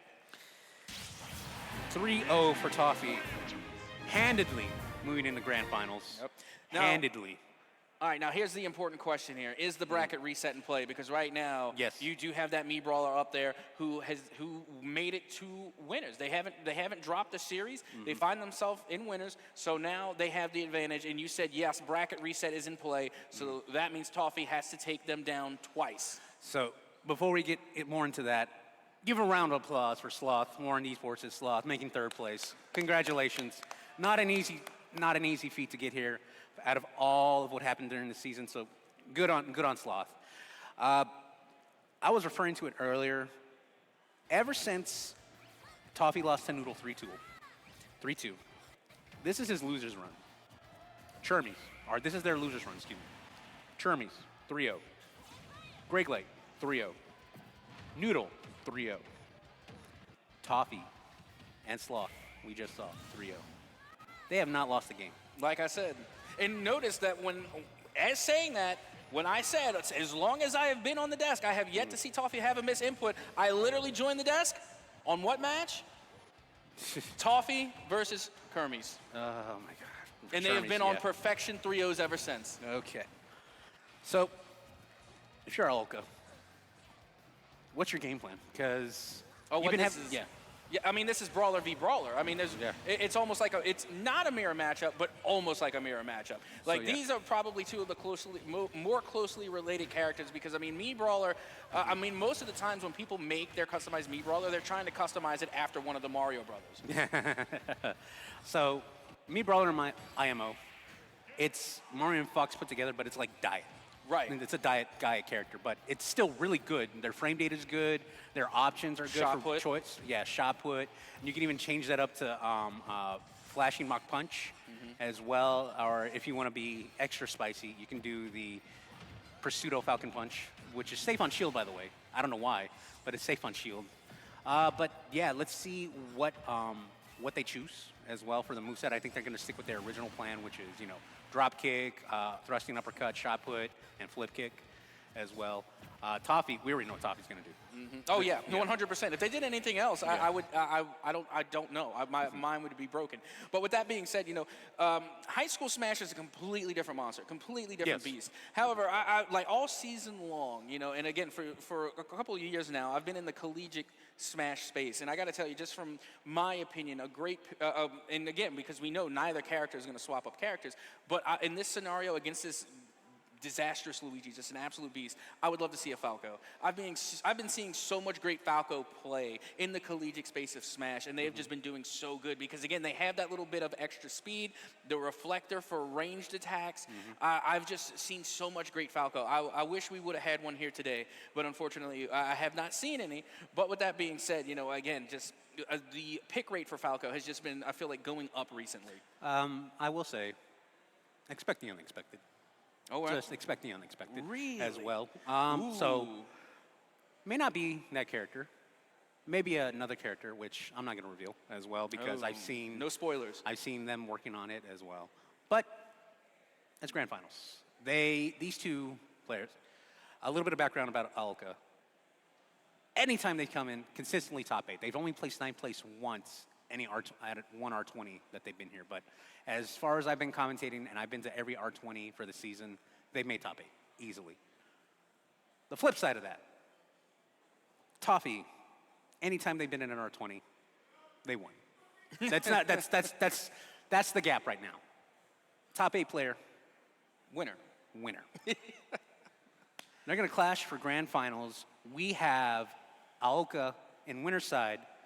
All he has to do is win 1 set, while Toffee, they have to win 2 sets, because since they're coming from loser's side. So how it works for some people who are unfamiliar with it as well, since Toffee is coming from loser's bracket, they have to win 1 3 out of 5 set to put Aoka into losers. Then the next winner of the next 3 out of 5 set is the ultimate grand champion. Exactly, and that was one point I was actually getting ready to make. Yes, we do have, as you had mentioned, like a top 8 versus the winner. However, the top 8 has the advantage here. They have the bracket reset on their side. Yes. So they're going to get more than one opportunity to try and find the formula to take down Toffee. Yes, indeed. I'm excited, but my gut's telling me I'm going to stay with what I thought of in the beginning of this season. My pick to win this whole thing was Toffee. I'm still writing it out. My pick to win this whole thing is Toffee as well. From day one, can Aoka cause the upset? And this wouldn't just be oh, he beat him? Oh, that's cool. Or he beat them, he beat her, he beat everything. This would be a astronomical upset in R20 high school, San Antonio Esports. Yeah. You know what my gut is telling me? That I really want some jerky from Wenzel's Farms. No, I'm kidding. That is some shameless promotion for you right there for our Wenzel's Farm beef jerky sponsor. Gotta love those guys. But in all seriousness, though, I don't want to make a prediction. I can't, because honestly, R20, you've been around. Yeah. You have seen all of these players grow and become the great players that they are today. And again, this is my first time, being with the R20 scene. Like, don't get me wrong, I'm all around the Smash community, but just not here in San Antonio, not for R20. So I don't want to put my chips on either of these players, because I want to put the respect of what they deserve and how they managed to get here, and they have both proven themselves to be worthy, so I don't feel right making that prediction. And more often than not, my predictions are wrong, so I don't want to do it. Coming deep, Shrek, with that promo. Coming real deep. Yeah. But while we got some time, again, thank you, Army National Guard, while we're cutting promos. This venue, this place, it wouldn't be here without their help as well. NECC as well. R20 Esports. EGF. Yeah, EGF as well. You know what? While we're at it as well, let's cut it over here. Thank you for that, casters. It's been a crazy afternoon of Super Smash Bros. Ultimate. Our top 8 now down to the final 2. Super Smash Bros. Ultimate Grand Finals are here, and they are now. No one told us. Let's go ahead and start our player walkouts to get our 2 players on stage and get this Grand Finals rolling. Starting off with Aoka. Did you hear the throw? No, I would have threw it. Yeah.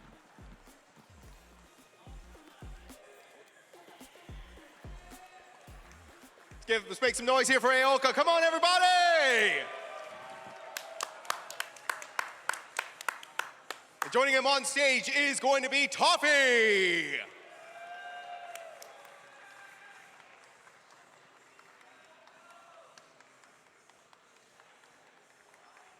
Let's go ahead and make some noise for Toffee, everyone. Our 2 grand finalists, Aoka and Toffee, battling it out for the honor of of the Samsat R20 Premier Super Smash Bros. Ultimate Grand Finals. We're gonna throw it back over to our casters and get this on the road.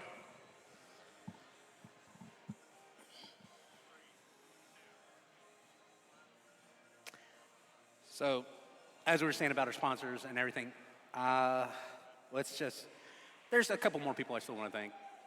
Let's thank our TOs for putting up with us, putting up with everybody as well, getting players to where they need to go, recording matches and everything as well.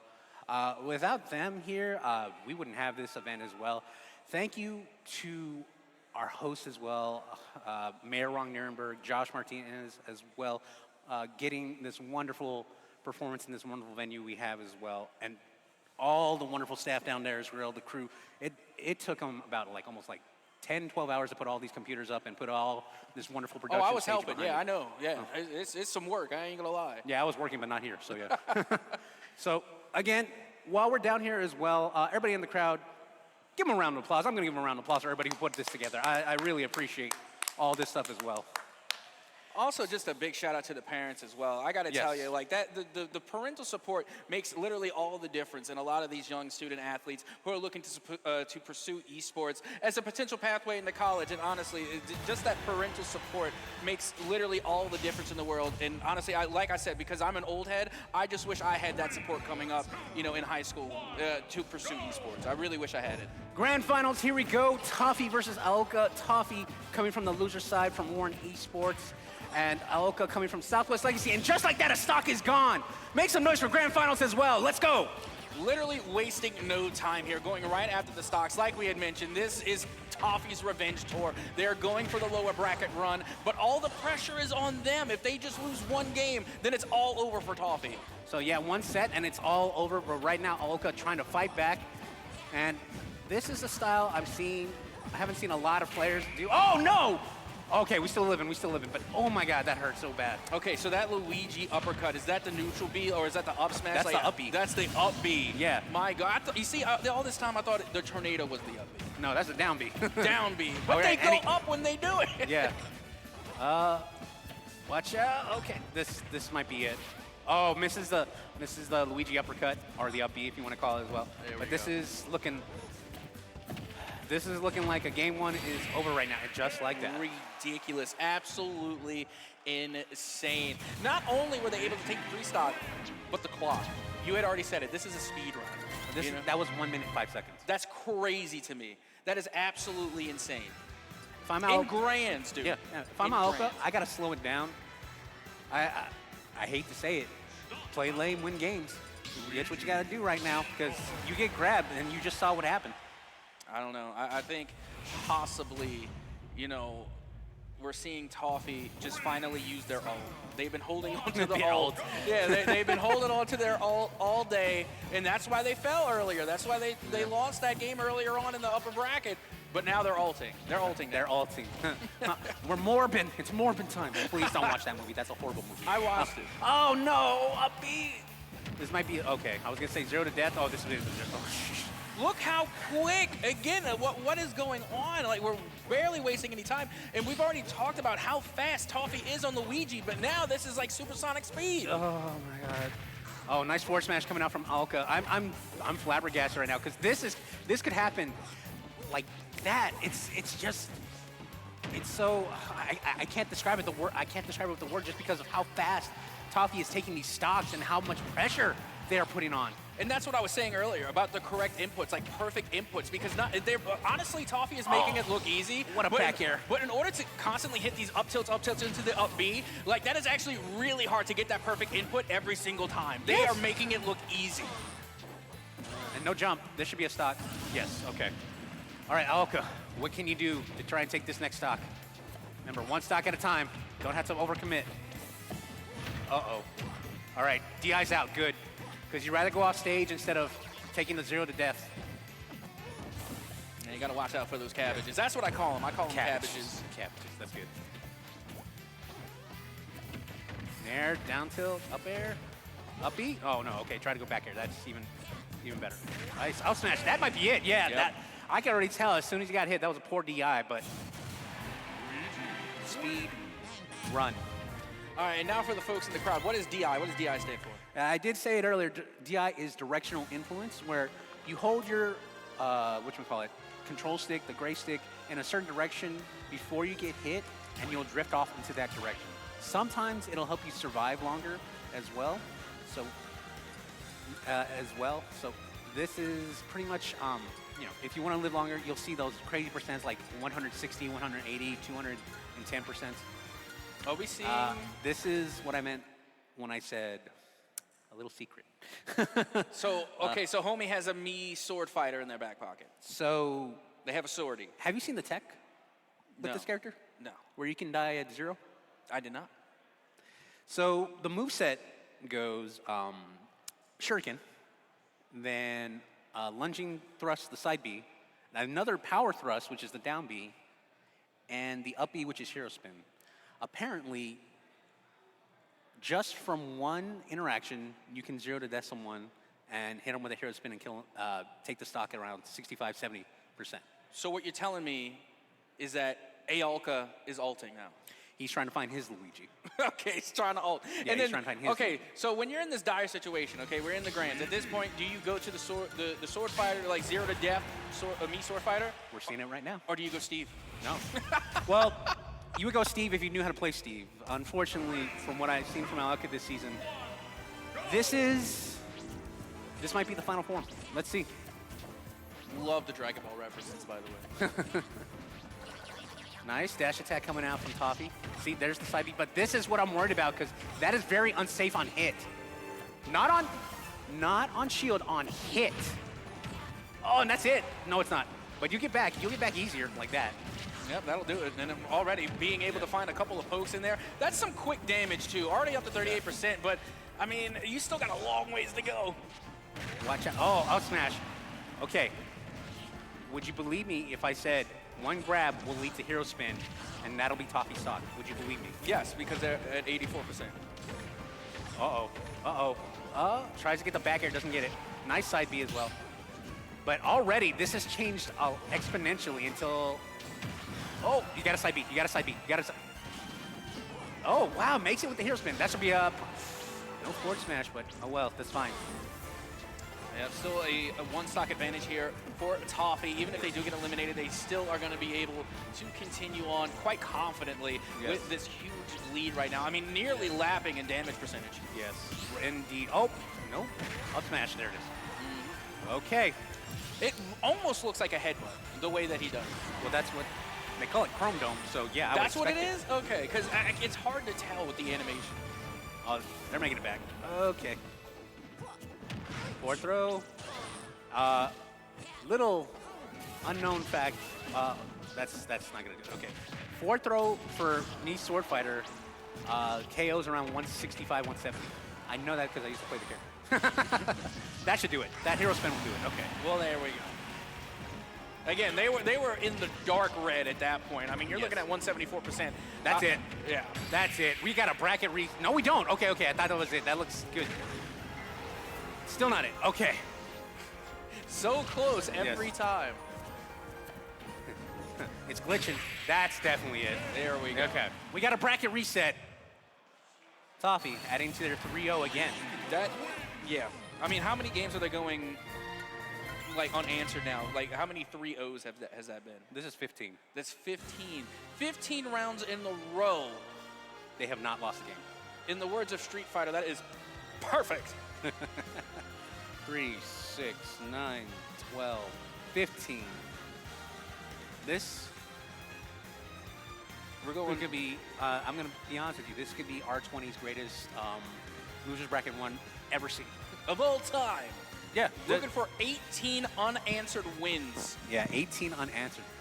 And that's if they get, and again, that's if they get the 3 stock here. I mean, you got to keep in mind is that they have just been running the racket just all throughout the lower bracket and playing flawless. And then not only that, but getting a lot of these 3-0s in the process. And when I mean 3-0s, I mean like 3 stocks. 3 stocks, okay. They have been getting 3 stock wins on top of their 3-0s. Yes. We got a bracket reset. People are refreshing, trying to get their minds clear as well. I don't blame them. I would want to drink. I would want to take my time as well, take a breath. Get the hand warmer. Yeah, exactly. You know, we're gonna go ahead, get right back into it. Back to the brawler. Okay. Okay, there we go. I'm okay with this. To me, that's the right decision. Town and City. I do like this as well, but if you were Sword Fighter, I would like this better just because, again, side blast zones are smaller. When it comes to esports, and more specifically like FGCs as well, to me it's comfort picks over everything. You got to go with the character you're best at. I agree. At least in my opinion, when it comes to a lot of esports, but more importantly, Smash. So, again, yeah, it applies to a lot as well, like fighting game wise. You got to go with what you're comfortable with. If you're not comfortable with the character, why play it as well? Oh, it's a better matchup, everything. No, go with what you're comfortable with. And already you can see good parry, doesn't get the up smash though. And Toffee wasting no time. I mean, already at 115% on Aoka. Up air, up tilt. Nice grab again. All right. Toffee might be at down throw up E% until that back air doesn't do it just yet. Doesn't make it back. Oh, yeah, okay. You gotta love the characters that can hit through the stage on recovery. That's why I played Ryuken. Stock 1, gonna go to Toffee as well. 1, 2, 3. Doesn't get the second spike hitbox, so Aoka's still living for a bit. Oh, no up B, no thrusting uppercut. I think that would have done it too. It's so funny because it's like they're battling out on who can hit the up tilt first. I mean, we're looking like at that. both players. Oh. Exactly. No, this is bad. That's a punish. That's a big punish. Oh, does a forward smash. Okay. I was waiting for the up B. But, okay, that's still not a bad punish.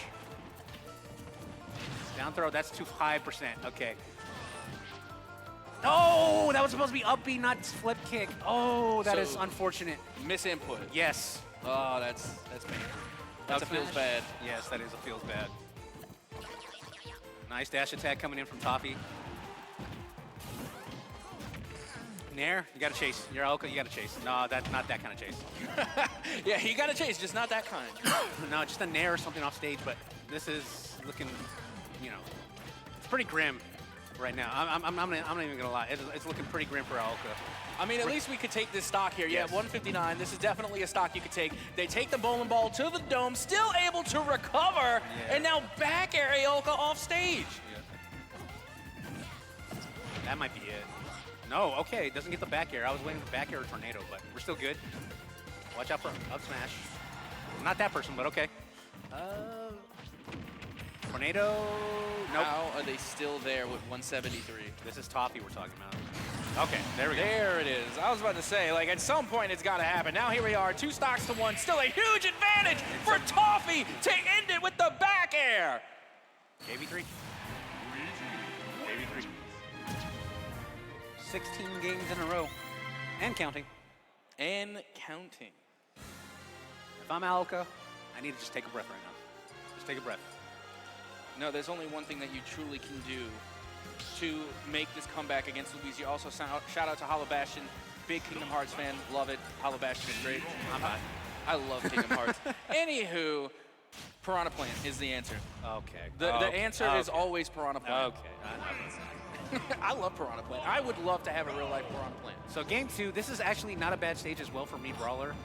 That platform is going to do wonders as well. Because if I remember correctly, okay, well, we're starting early. Back air? Yes. Oh, 91%. Fun fact, the original name of Hollow Bastion was Radiant Gardens. Surprised it's not Busch Gardens. Only if you pay a little extra. You know, at Florida. Remember that theme park? Yes. Yep. Oh. That's it. Back it. That was a 0 to death. There you go. That was a 0 to death. And we were worried about that with the Mii Sword Fighter, but apparently we should have been worried about Luigi with the Doc Martens. Yes. Up air, up air. Up air again. Another up air. God, Aoka cannot find their footing right now. It is. Okay, misses the uppercut, but at this point, it's not too big of a deal. Oh, no! Jumps into the tornado. Loses their stock. Aoka on their last stock of game 2 right now, and Toffee. It's just looking like another day in the office. And like I said, they just make this look so easy. Just being able to constantly hit these inputs without missing a beat. And there you have it. That's game 2. Again, flawless execution coming from Toffee. Now putting themselves on match point, putting themselves on tournament point. On R20 Grand Finals points. Back to Hollow Bastion. Let's go.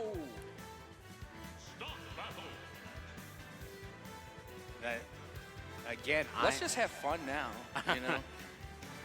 We're here. No, we're gonna finish this one out. Yeah, we're gonna finish what we started. Yes. The proper way.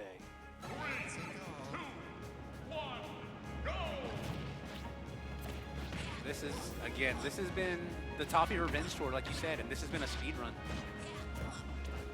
It's nothing short of impressive to see someone play perfect throughout the lower bracket and then go unanswered all the way into grands. Yes. And now have the potential to win it all.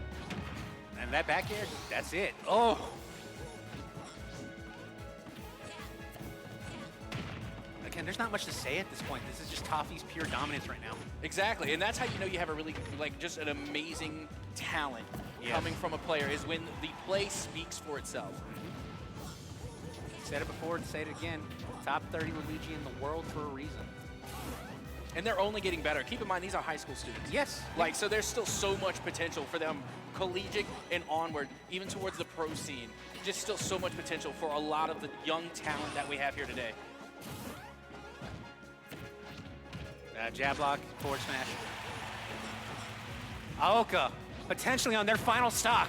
You know what the best part about it is that because we're partnered with the NECC, right, there are a lot of colleges here today. You know what that means? A lot of college scouts that are watching today, right now.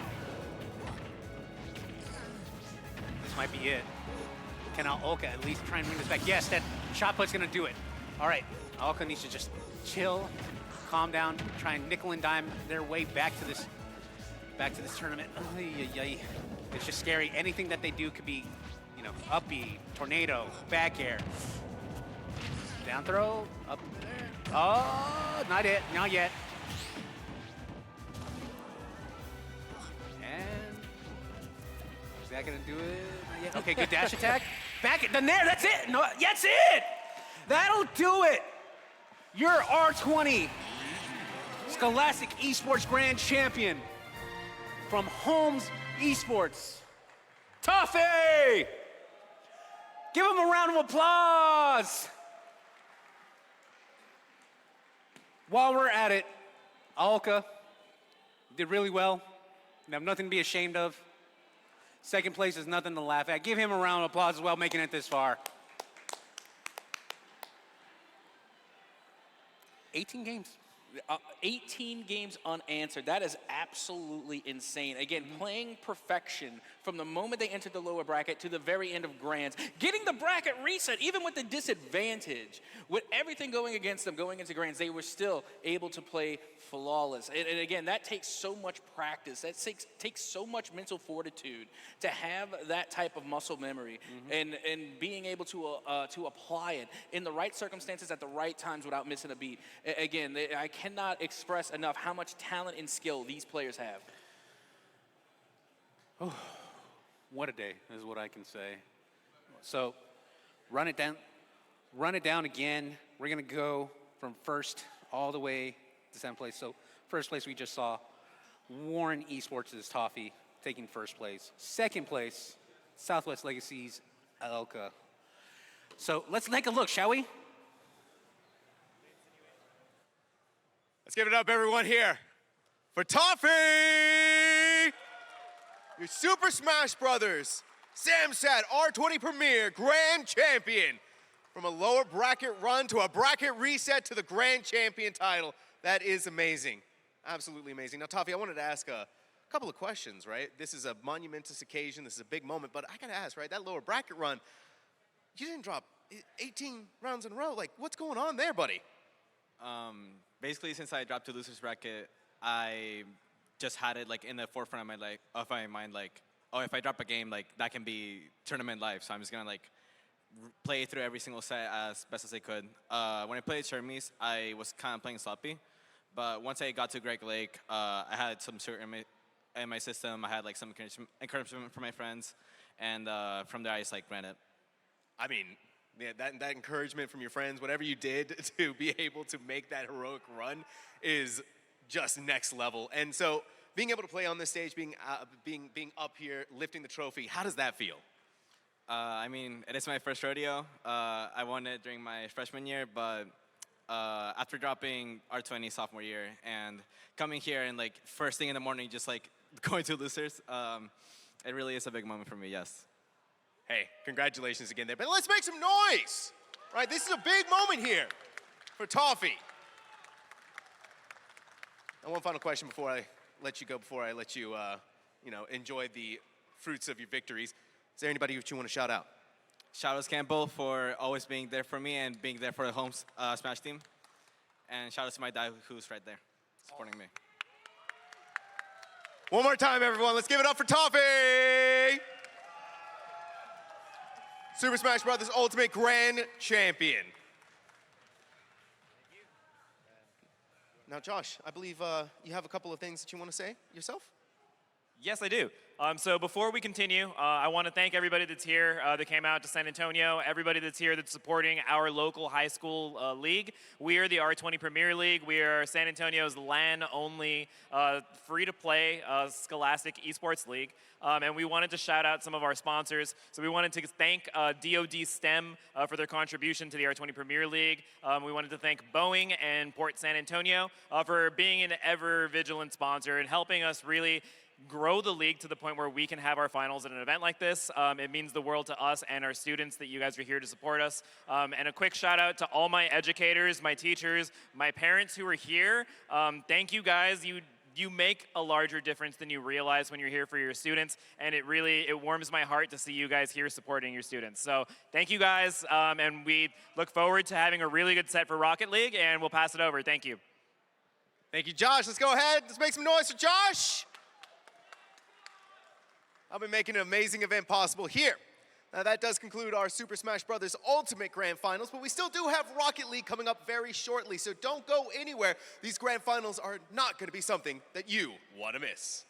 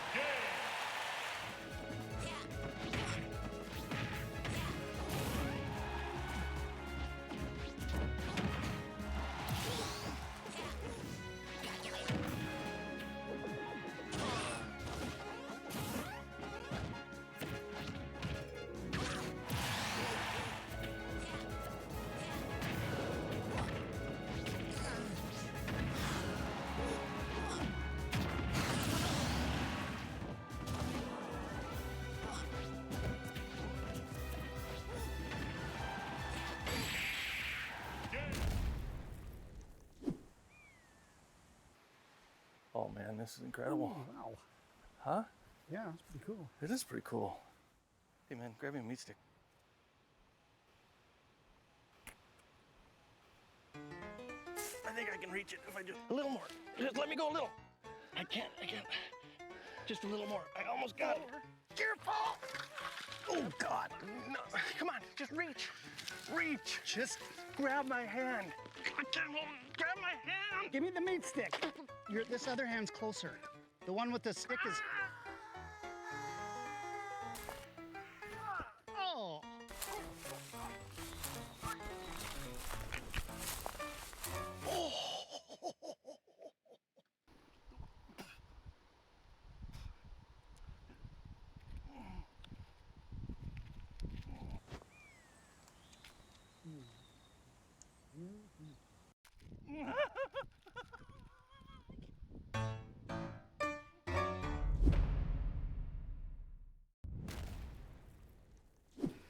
What do you make of this up here? Just showed up in the yard a couple days ago. Dog been digging in there? I don't think so, dude. That goes way down in there. Seriously, did you just lose your meat stick? Yeah.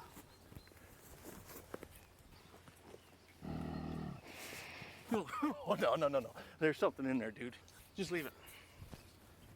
Are you kidding me? We'll just head to us. Just leave it. The hell with that. Oh, yeah, there's something in there. Ah! Want one? Yeah. Thank you. Mm-hmm. It was worth it. You'll still have common days. Forget someone's name mid-conversation. Count your tips at the end of your shift. Buy something disappointing off the internet. This is not one of those days. A few weeks a year and you'll discover the most uncommon time of your life.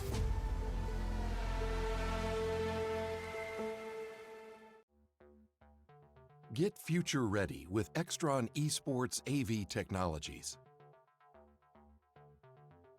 Experience better looking images and higher quality sound with AV systems that are easy to control. When it comes to esports, Extron provides the winning edge. To learn more, visit extron.com/esports.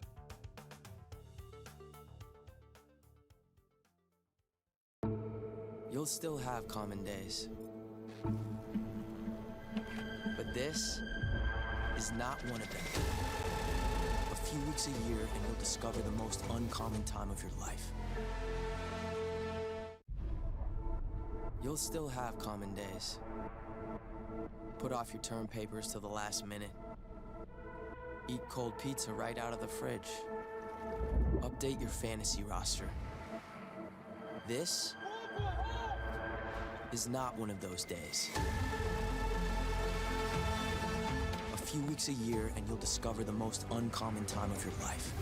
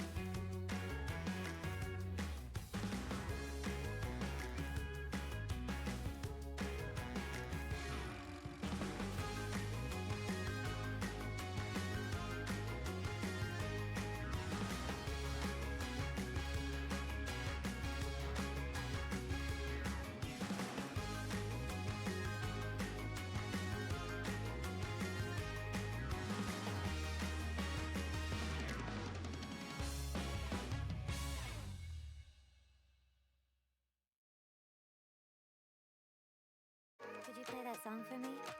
It's my favorite song.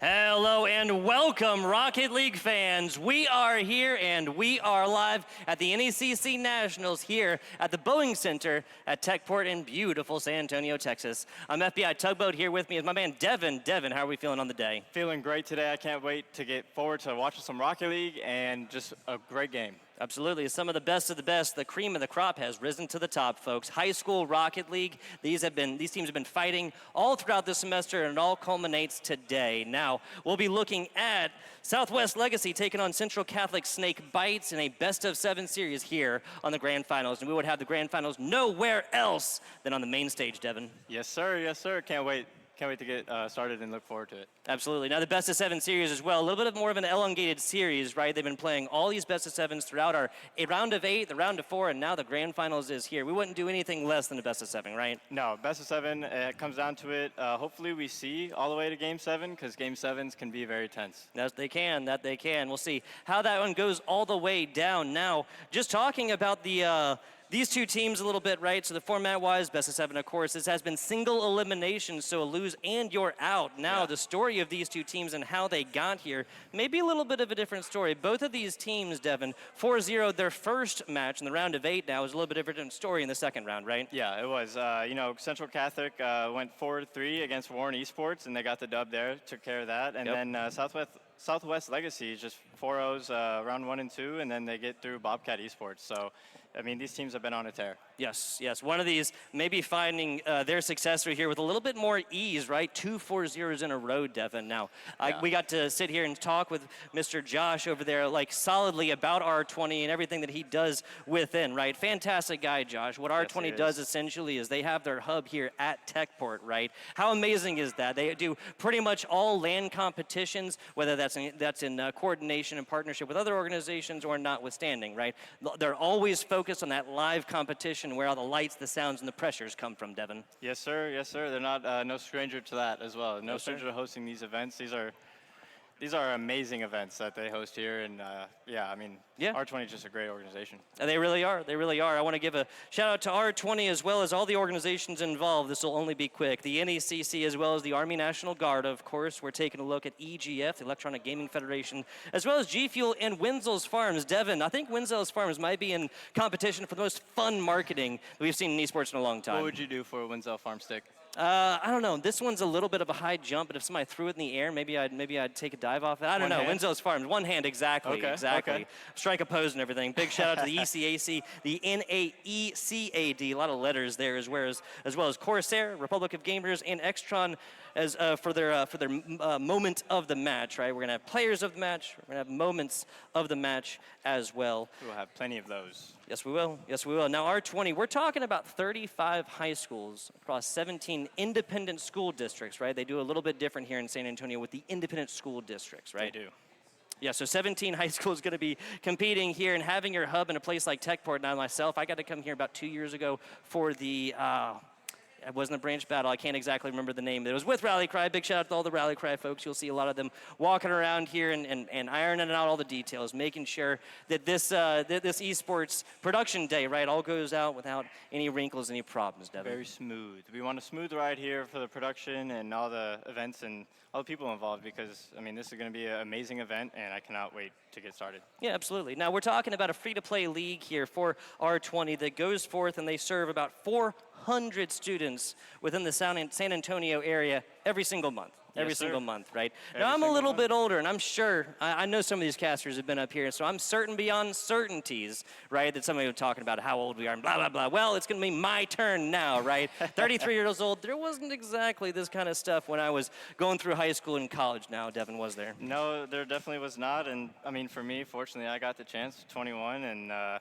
just trying to do something with it. So here we go, as we have the bracket here. Yes, taking a look at our bracket, aforementioned Snake Bites White. So this is a squad here, the Central Catholic Snake Bites that did go through. Hang on, I think this is actually a little bit wrong, right? Because Snake Bites Blue went out here, Warren Esports up. So we'll get this figured out and fixed for you folks. There was a round 7, or map 7, I guess I should say, Devin, that had to be replayed there between Snake Bites Blue and Warren Esports. If there was a round 7 that was replayed and it's actually Warren in the finals, then we're going to have to Dude, take a look at that one, and someone's got to let me know. Someone's got to let me know if it's actually going to be Warren there in the grand finals. It's a big day, right? And a lot of moving parts here, Devin, so kind of makes sense for there to be like some change-ups sometimes. We're casters, you got to roll with it, right, buddy? Yeah, of course. I mean, there always will be some side quests that you got to accomplish and get through.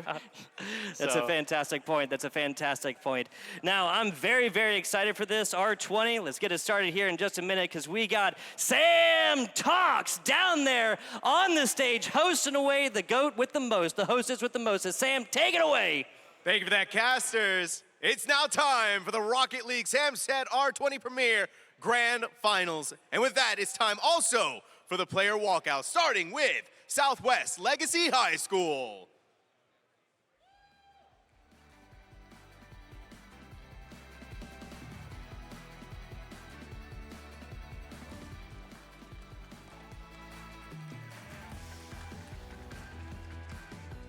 And joining them on stage is going to be Central Catholic High School.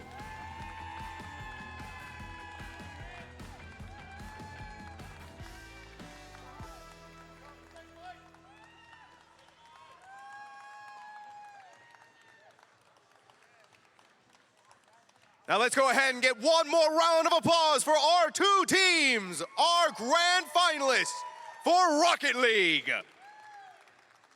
And with that, we are now going to throw it back over to our casters to get this grand championship on the road.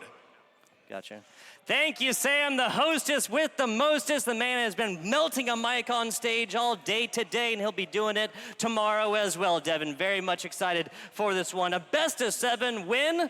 An undying honor and glory is yours, Devin. Lose, and you go home with a chip on your shoulder, maybe. Yeah, you go home with a chip on your shoulder. Might have some extra motivation to get back here next year. And for the team that wants it the most, they're going to hold and hoist the trophy with their team. Absolutely. Now, I got to see some of those trophies back there. They are fine. They're nice. really a lot of effort put into those things, and I think some of these players will be very, very happy to be taking those home. Now, I want to talk a little bit about these two teams, right? Southwest Legacy, this is not a squad that has like a formal coaching staff that's coming on in from a club team or even like a full official school team, right? No, these are just a couple of players that show up, show out, and compete week to week. They're here in the grand finals and make a statement, Devin. Yeah, they are, and hopefully they're looking to make another statement this year at R20, and hopefully they take home the championship. But, you know, Southwest Legacy without, you know, having like any coach or, you know, kind of like any formation for them to be here right now is just quite an accomplishment. Yeah, there's a lot to be said for like your teammates and friends watching how you play and be like, hey man, you need to work on this a little bit, you need to work on that a little bit, but coaching staff, there's not going to be any of that. Yes,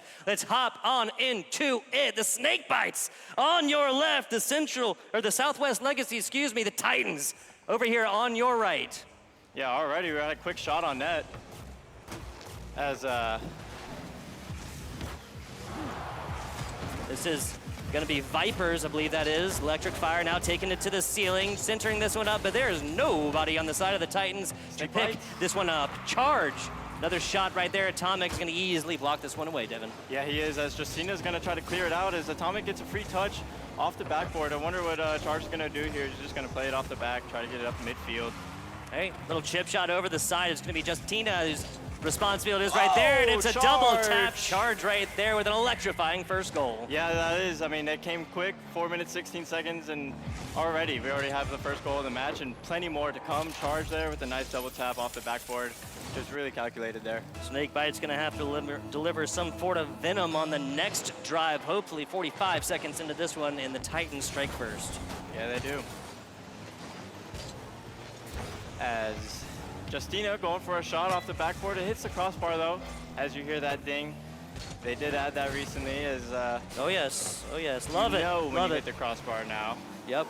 It's not just, man, I was so close, I hit the crossbar, I swear. Now there's an auditory reaction that lets you know. Also, this is Warren High School. By the way, the Titans is Warren High School. So, seventh game that had to be replayed right there. So we got like a little bit of back and forth on the results. But yes, this is the Central Catholic Snake Bites on your left. This is the Warren High School Titans on your right. Let's get back on into this one. This is Vipers now. It's kind of waiting in the wings to take this one down. Honestly, kind of given over from Snake Bites there. Yeah, I mean, you just don't really have a lot of boost there for the Titans there, but you know, the Snakebites did capitalize on that, and they're trying to get it past midfield, but the Titans are just so suffocating in the offensive zone right now. Yes, they are. Yes, they are. It's always about what they say, defense wins championships, Devin. That ain't the case here in Rocket League, because if you stay on offense all the time, they are not going to be able to foist this ball over from like an entire pitch away, right? These are higher level Rocket League players. You're gonna have to do 1, 2, 3, 4, sometimes even shots in a row to go forth and actually get a score. Captain Atsoka and I were talking about that a little bit earlier. Yeah, they were. I mean, you definitely have to have really strong rotations and midfield rotations if you want to keep that pressure on, as Titans able to clear it out of their own zone with a shot not too close off net, but electric fire off in the corner. Yeah, so there's going to be a lot of opportunity here across the middle of the map here, Devin. They're just really like shooting shots across the bow, kind of letting them know that they're still there, but there's not a player on the other side. There's not really a team that has been respecting rotations as much. So I really think if they had been right there, there's several different opportunities for them to put one across the might map. have an open. No, electric fire is there. It was a nice save. Nice 50 there in the midfield, as Viper is able to clear it up, but Atomic there meets it, and just trying to kill that pressure that the Titans are trying to impose on the Snakebites. It's all about imposing that will, Devin. We'll see how this continues on, because the start here for Warren High Titans simply not as effective in the second half of this first 3 minutes than it was in the first. Charge off the backboard. Yeah. Vespers, Vipers, what are we calling this player? VXPSRPRS, and nobody on the inside. I like Viper. Yet again, you like Viper? Let's go with it. Let's go with it. That.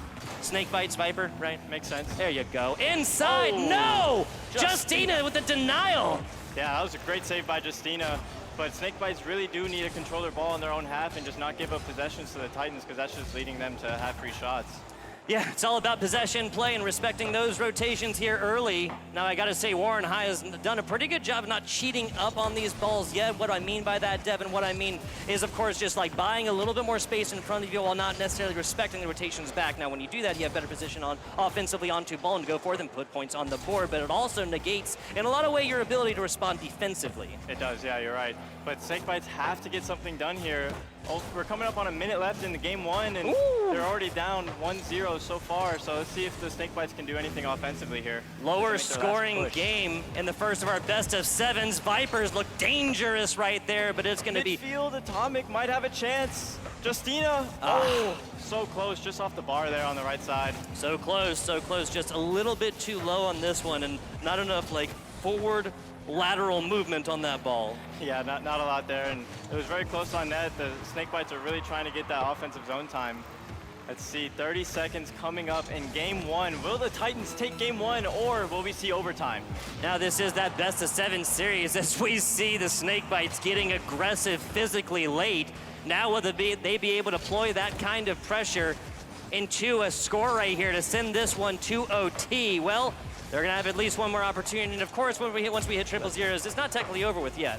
No, it's not technically over yet. It's not over until that ball hits the ground at 0 seconds. So if that ball's up and it's 0 seconds on the clock, the game will not end until the ball hits the ground. As it's up in the air, 1 second left. Can they make a save? Oh, no! Justina! So close with the shot, but Titans take game one.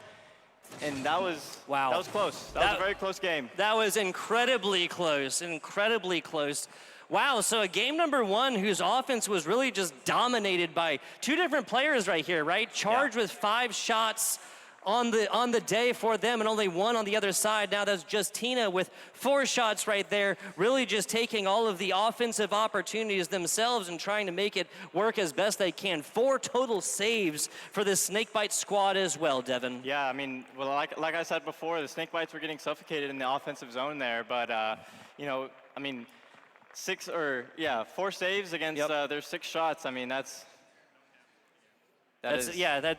one-sided. It's one-sided, right? What that tells us, what we can take that math and have it mean is basically that the time of possession here for this Warren squad was so much higher, right? Given that they never really had to put up any defensive saves themselves and still shut out the other squad, what that means to me is that this is a quality versus quantity question, right? Same question that I was bringing up before, right? There's a lot of shots maybe, but they're not really quality shots that force defensive plays. Yeah, as we get here into game 2, Techport Center, are you ready? Woo! There you go.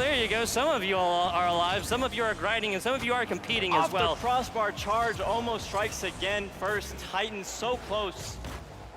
Electric Fire, all the boost in the world to play it. 1 to 50 is Fly, though. Snake Bites now coming into this one. Down 1-0 in the series, and after a full 5-minute game, after being held scoreless, Nose on top of this for Justina. Fly tries to keep it alive. Not gonna happen. Yeah, that's not gonna happen. That was great defense there by the Titans, or I'm sorry, the Snake Bites, as they look to get this ball out of their end.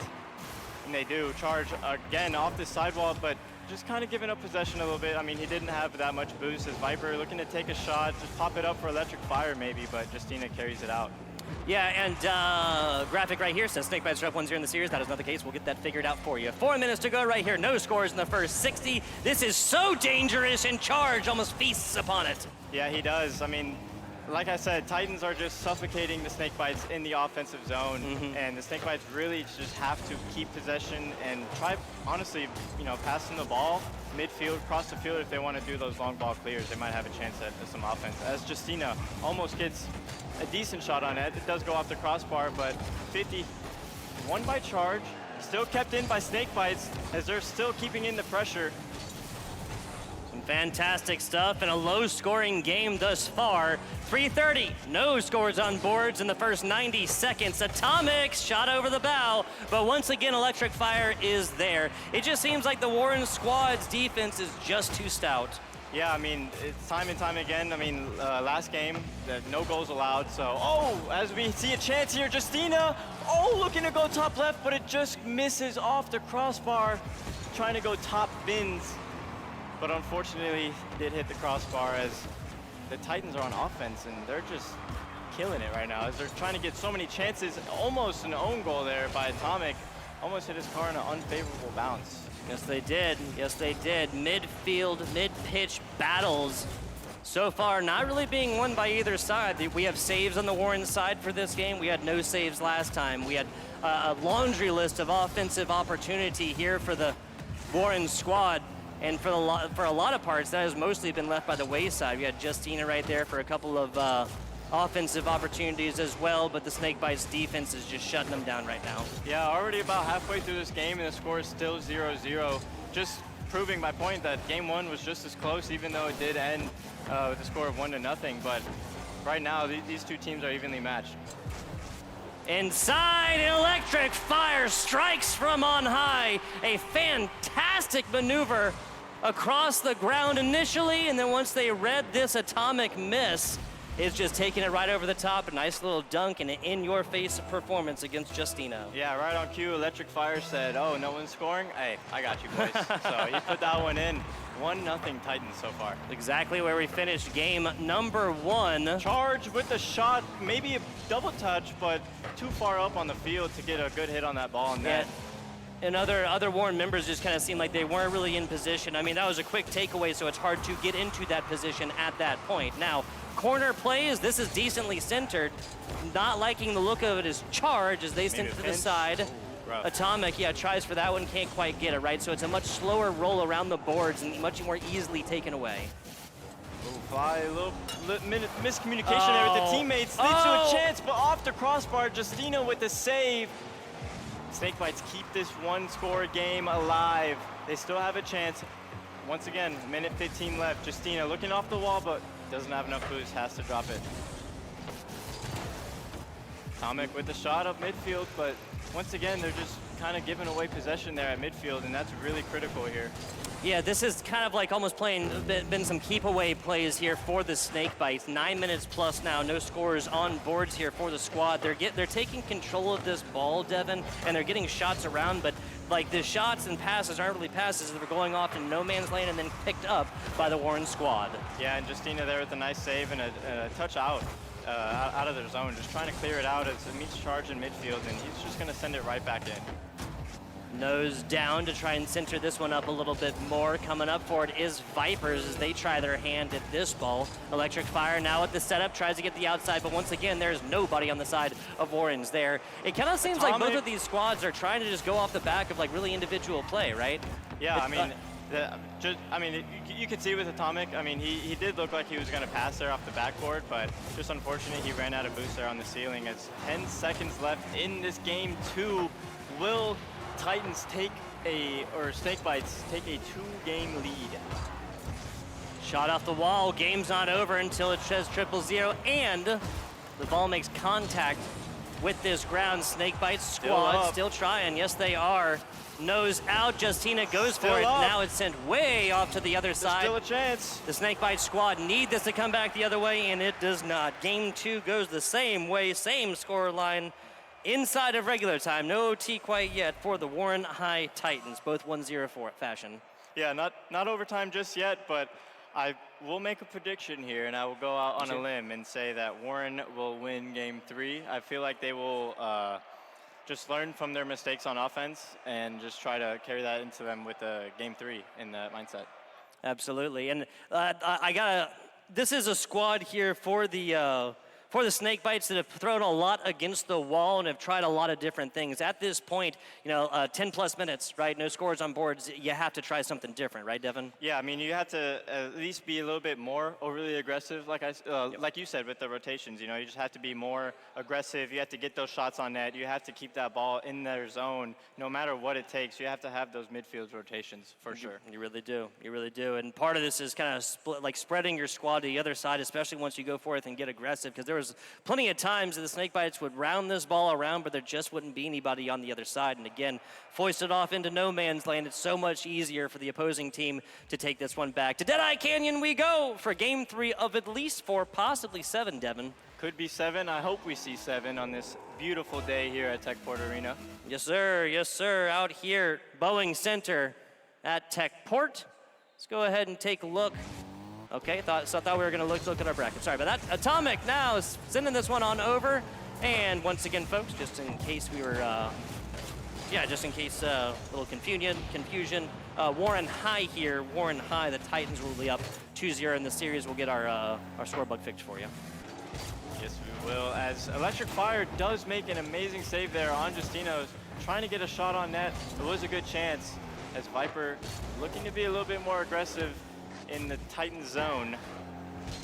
Snakebites just trying to get something going together.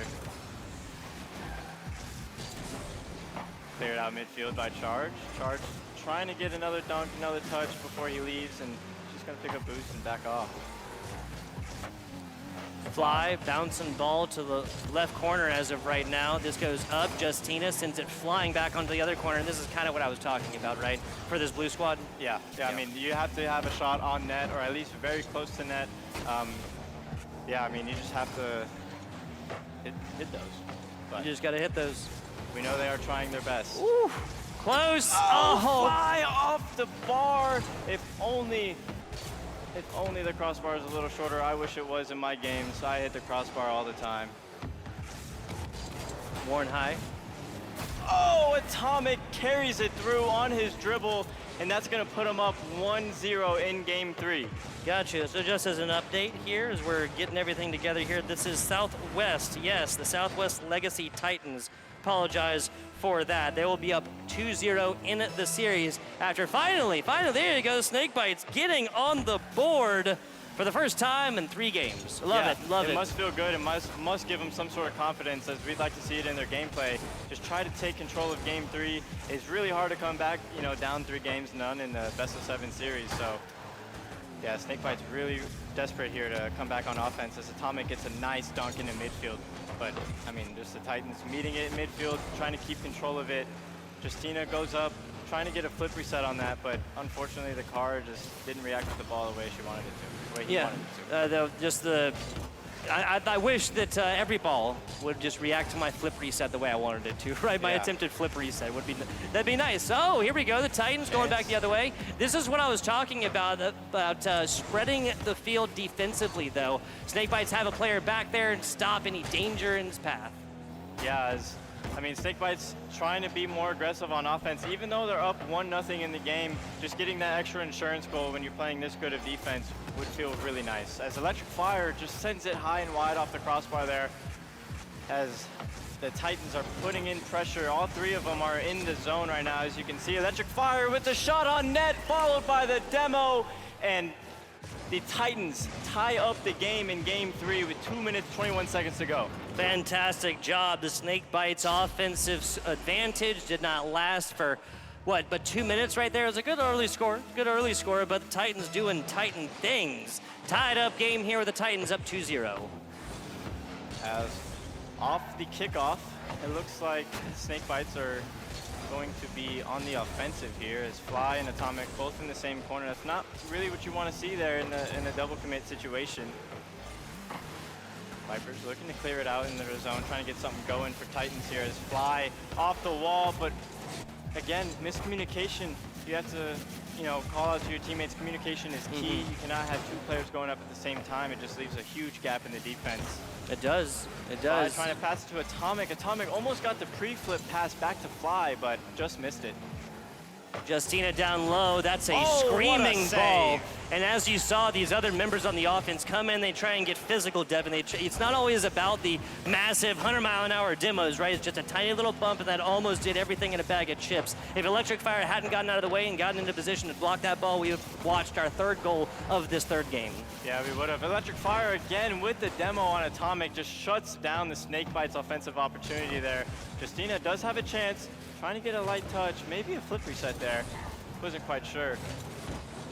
Atomic off the backboard, looking mid for Fly with the shot just wide, but the 50 there in the challenge in the middle of the goal was huge. Charge is being a menace right now. Atomic can't quite choke up on it, and Fly bringing this one out from mid-pitch. No, having to get to it.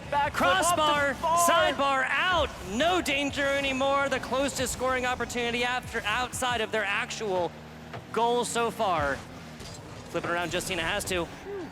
That was close there. Almost a squishy save there, but Justina was in position to save any ball that came that way. Vipers hit over. Electric Fire's way too far forward up on this one. And now it's solo defender shot over. What a Barely getting there is Vipers. Fantastic defensive effort here from the orange squad on the right.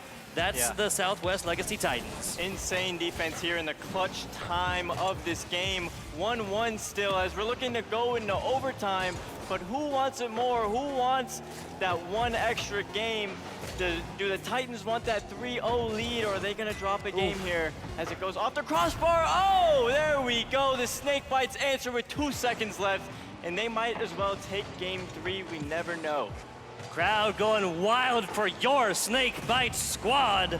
Fantastic stuff as they take the first lead of this series with 2 seconds to go. Now, this game isn't done, like you said. A kickoff right here, but it's a slow roller across the bottom. The Snakebites get it done in 2-1 fashion in game number 3. We got a series in our hands, Devin. Yes, we do, and the Snakebites have changed their play style, and like I said, they have been more aggressive, and aggressive they were. Look at the shots, the shot total. They had 11 total shots in that game, but also the efficiency for the Titans, 3 shots and 1 goal. That's some crazy efficiency there.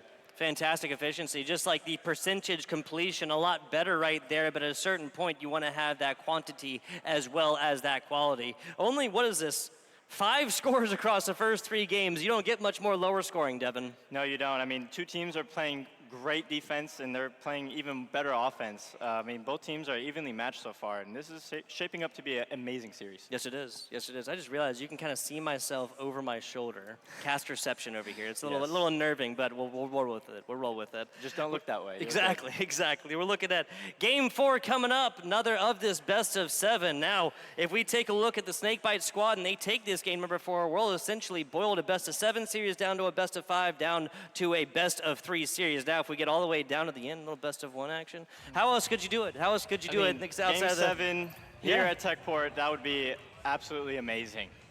Go brazy. Absolutely would. Electric Fire, Vipers, and Charge making up your Southwest Legacy Titan squad. Snakebites, Justina, Fly, and Atomic. Let's get this game 4 going. See who comes out on top. Yeah, I'm looking to see if the Snakebites keep on that pressure that they had in game 2, or game 3, I'm sorry. As it rolls in, almost there, saved by Electric Fire. Oh my goodness, Vipers almost put that in, but a careful touch clears it out. Wow, so this one comes all the way down to the wire. That it's got to eclipse 100%, right? It's got to eclipse 100%. It does like maybe 95, Devin. Yes, that looked like a 97%er to me, but just not enough. Close but no cigar, as they say. It's Fly looking to have another shot on net, but Charge there with amazing defense, trying to clear it up for his team up midfield, looking for Electric Fire, who's just hanging around. Justina trying to clear it off in the corner for his teammate. Teamwork's gonna make the dream work here in this best of 7, and has already for one of these squads for this Southwest Legacy Titans squad.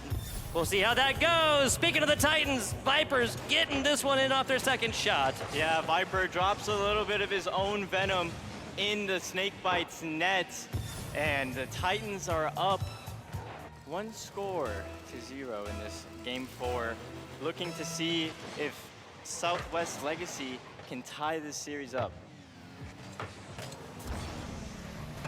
Off the crossbar, another close chance. Charge is there with the shot, saved by Atomic. Electric Fire with the follow-up, but just wide. Goes in the corner.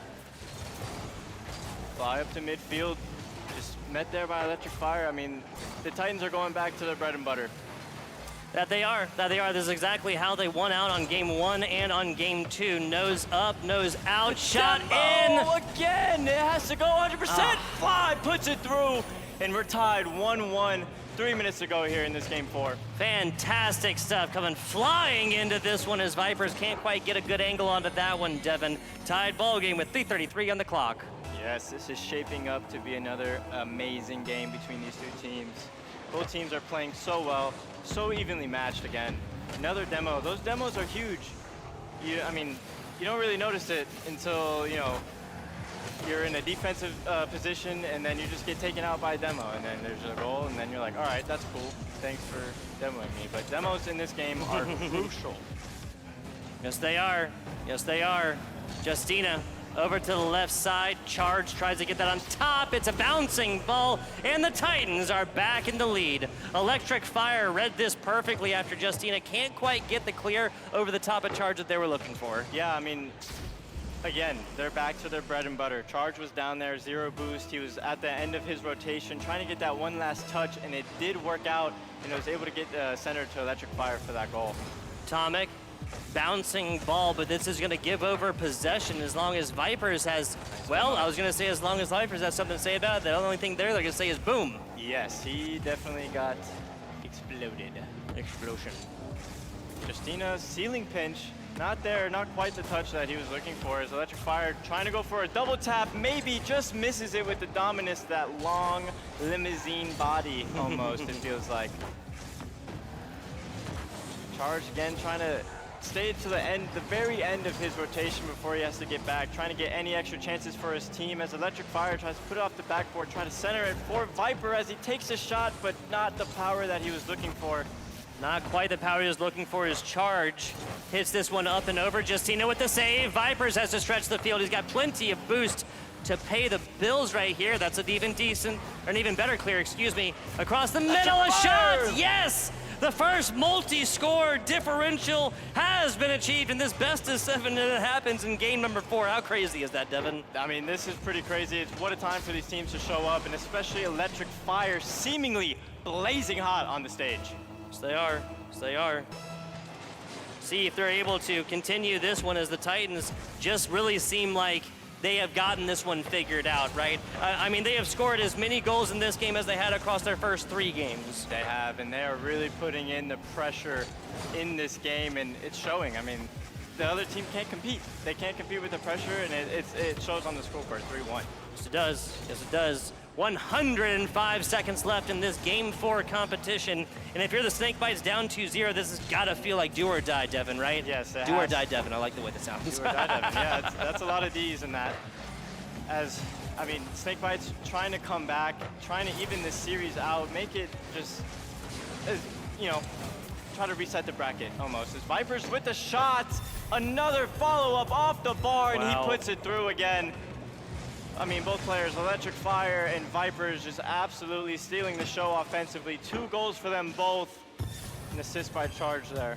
Fantastic stuff. Vipers, Vespers, however you want to call them, doing a fantastic job in this game number 4. And now our scoreboard is correct. Yes, the 4-1 overlay within the game, that's accurate. Titans are up 2-1 in this series. They take this. We're now going to be looking at a situation where if they take one more game, that'll be it for the grand finals, and they'll have taken this down. Now, it won't be perfect either way, right? No. The Snakebites did, of course, take one down. And what, 60 seconds, 3 scores? Well, if Atomic keeps shooting like that, it's going to get a lot easier. Yes, it is. Electric Fire trying to find that touch, but Atomic there with an amazing opportunity there in the offensive zone, but just not able to capitalize just yet. So Justina sends a shot over the middle, and Charge easily reads this one out. Fly from the corner. They know that they're running out of time. No more sand in the hourglass here, because that's really that's really like their main enemy right now. It's simply time. Yeah, it is. 33 seconds left to get 3 goals. 10 goals a second. That's the goal right now. Electric Fire almost finds a 5th right there, and that definitely would have been the nail in the coffin. Yes, that would have been put the kids to bed. Read them a nice little nighttime story. It's but 8:30. That's not the case. Glass of milk, everything to help them sleep well. In that 10 seconds, there's just not enough chronological resource, Devin. That's time at which to Atomic. That's 8 seconds, 2 goals, 4 seconds. Hey, I think we just cut out over the... Hey, we're good. Oh, we're there back. we go. Okay, we're back. Sorry about that. 8 seconds is technically possible, Devin. Yes, it is technically possible. It is just very, very unlikely. You pretty much have to find one right here. Vipers, other side. 50. Gotta get it. Gotta hit it right now. Gotta finish with time left, and they will not. You can get 1 at 000s. You cannot get 2, Devin. No, you cannot. So this is the end of Game 4 as Titans take a huge 3-1 lead in this series. Yes, they do. Yes, they do. What? So things that are featured in this 4th game. The Snake Bites putting up multiple scores in a game that they would go on to lose. The first time that that we saw more than 2 scores across all of this for the side of Legacy Titans. Something else that we saw is, of course, now the series point situation. Win and you have another shot. Lose and you go home. That's the situation that the Snake Bites find themselves in right now, Devin. Yes, they are. They have their back against the wall. Let's see what kind of fight they have in them to try to come back in the series and tie it up, force it to Game 7, because that's the only way.